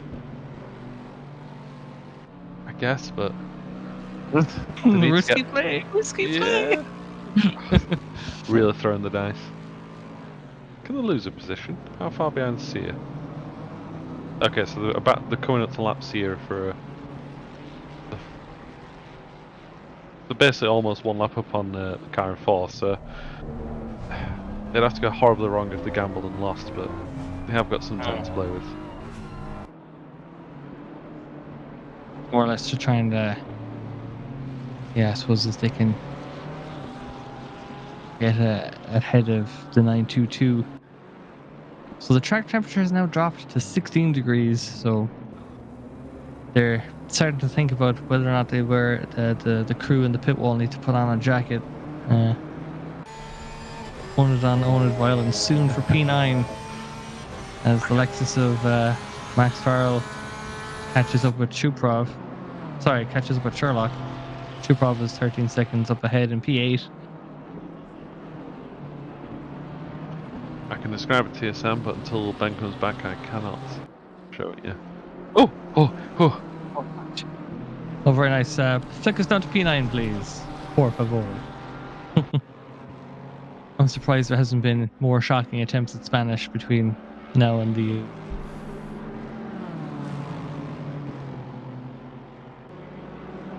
as the purple bonus somehow rookie's car. Ooh, I think we've got a first-time chat from a bot. How exciting! There we go.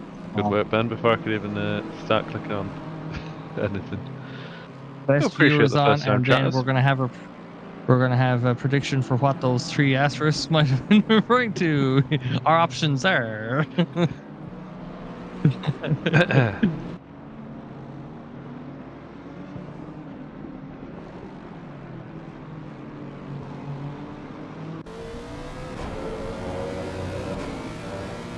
Oh, both teams, you would think, in it for a top 10 finish, unless there's some surprise pit stop left for one of them to make.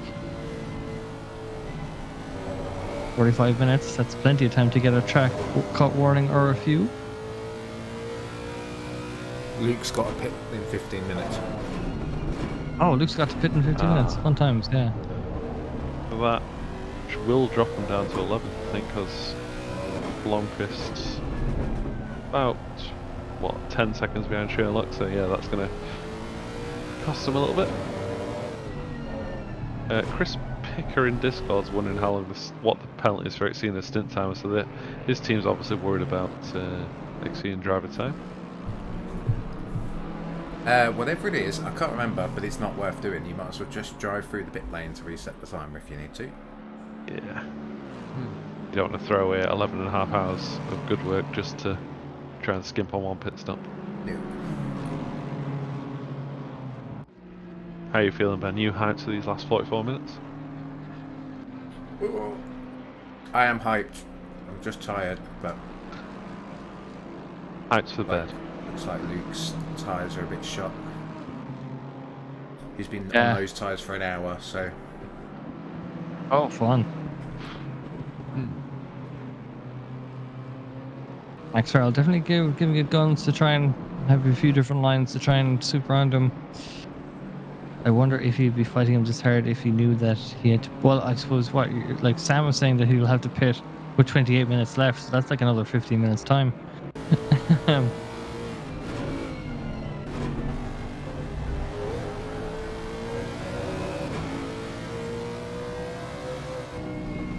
Ericsson up in P3 has dropped back about 3 or 4 seconds, so maybe starting to see the advantage kind of waning a little bit as the 922 settles into their last stint.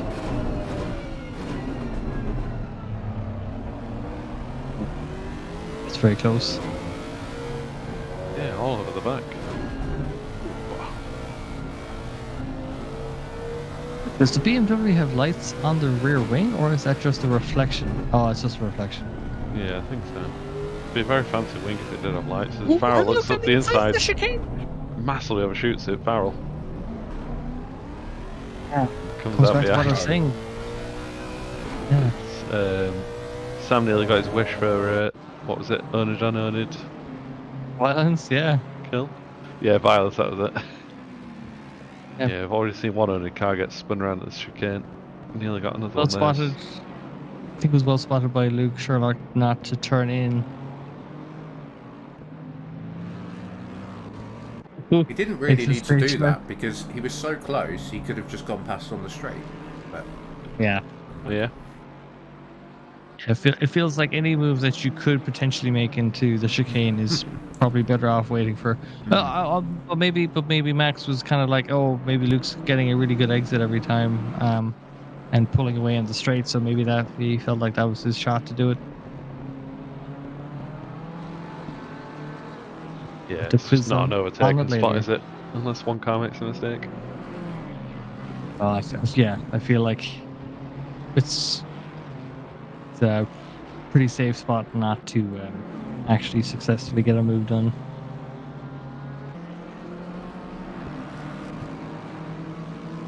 Drive through for Nick Wade. Did he have that like a few moments ago? I don't think so. That Is probably it? will 'Cause also it's cost him a position as well. Oh, wait a minute. I think he might have gotten it on the last chicane because it said 3 laps remaining and then it immediately said 2 laps remaining. So I wonder because he technically had it crossing the line, don't know. That seemed weird. I definitely saw the message pop up Yeah. twice. So It must have been in the last chicane or the last corner, I guess, like you say, because it did pop up twice in quick succession. That'll drop him from 5th to 6th. Dehanios is... I'll tell you in a second when he crosses the timeline. Yeah, Dehanios is 16 seconds back, so yeah, that will be one position lost. The drive-throughs are coming at crucial times, or for cars that are in vulnerable positions.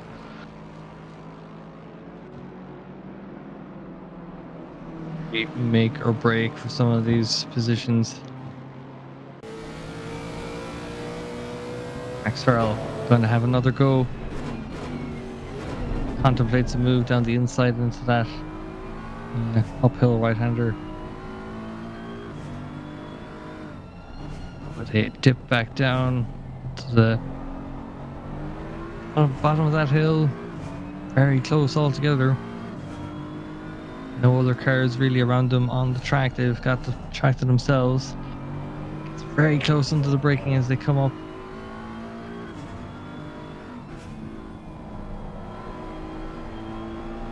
Car 30 gets a 15 second penalty, sorry, for avoidable contact.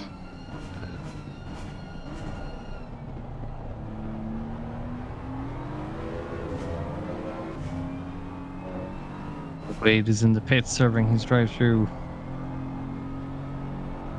So you're going to see that gap come down and then be passed by the 81. This battle does heat up. It does look like Luke Sherlock is quicker in the straights. And dives into the pits with 39 minutes left to go. So perhaps a blessing in disguise for Max Farrell not having to work out how best to try and sneak another move in. Connexus Motorsports then as they come out on track behind the leader. As you see in the bottom of your screens there, just trucking along now 2 laps ahead of the car in second.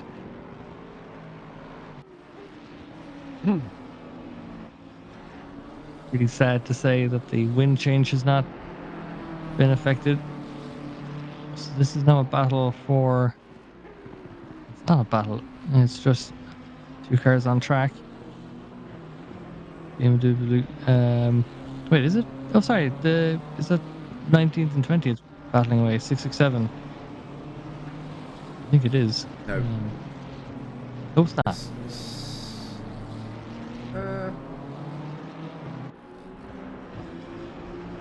Is that? Oh, there's a blue flag. Yeah. Blue flag being flown, so it's actually Aiden unlapping themselves. Perhaps confident they have a bit more pace. It looks like they're pulling away slightly from that BMW.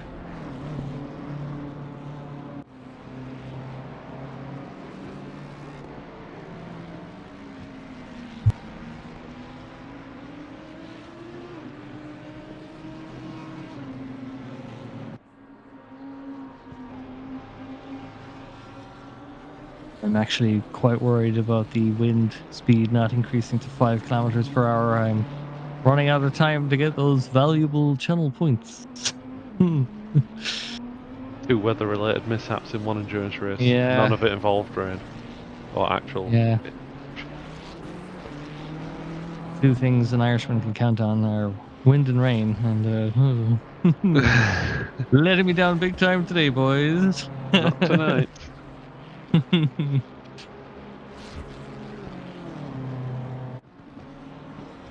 Yeah, so what on track battles we got?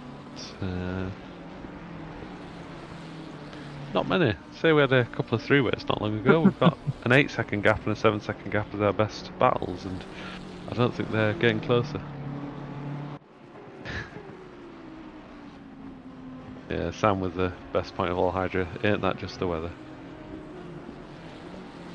They're dyslexic, and he had actually said that ain't just the weather.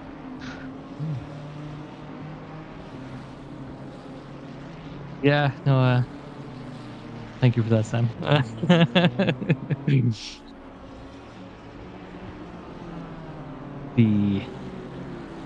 It is kind of funny. The field has kind of spread out. Definitely kind of fanned out a lot further than I was thinking. coming down to this last 36 minutes. Maybe people are being lulled into a false sense of security. They might just take it a bit too easy, make a mistake, drop it off the track, and unless you're gonna have someone in the opposite boat where they're pushing too hard to try and catch up to someone. Yeah, Yeah, it looks like a lot of 8-second gaps, 10-second gaps. Lemos is 5.8 behind Barber with an 8-second penalty for Barber, so that could be a position change for 15th and 16th. Guess. Yeah, for sure. Good spot. Good spot. Solid showing for the Mustang, actually. Middle of the grid like that. It's a decent spot to be in. Still lots of variety in that top 10. Yeah, Has been throughout. hard to tell as well how good or bad the Mustang is with only one car running it, but yeah, like you said, solid middle of the pack and they've kind of just stayed there for the whole race.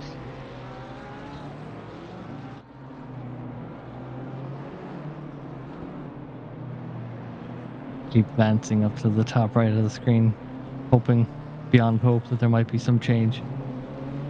But alas. New prediction, will the temperature drop to 15 before the end? Will we see more clouds or less clouds? Because we did have a change. We have seen it go from the 2 cloud icon to the sunshine cloud icon. So at least there was quote unquote some change, but perhaps not quite the level we were expecting. TMZ saying it's 3:44 a.m. local time here. Goodness me,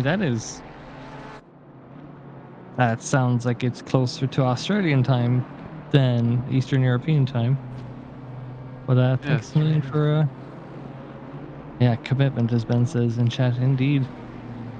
Thanks for that first time chat. Are you racing or are you just watching? If a TMZ?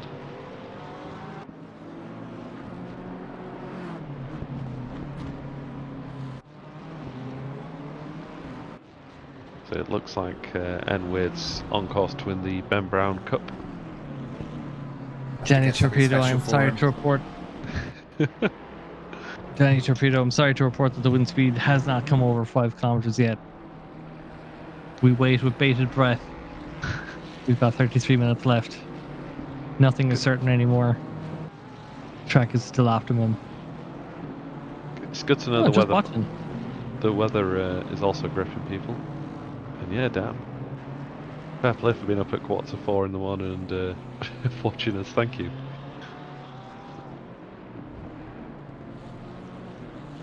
I'm used to putting people to sleep at that hour with my dulcet tones, so glad to have you still awake. Oh wait.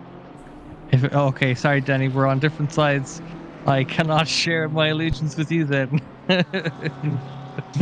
Because this is like Speed, the movie, of course.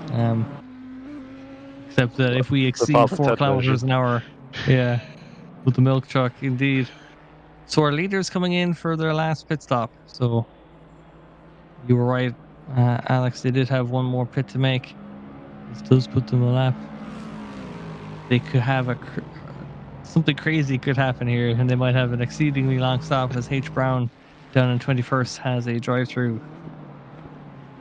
Are you aware of the poll we're talking about, Ben, by the way? I don't know if you're here for that. Yes, I put points on it and I will lose again.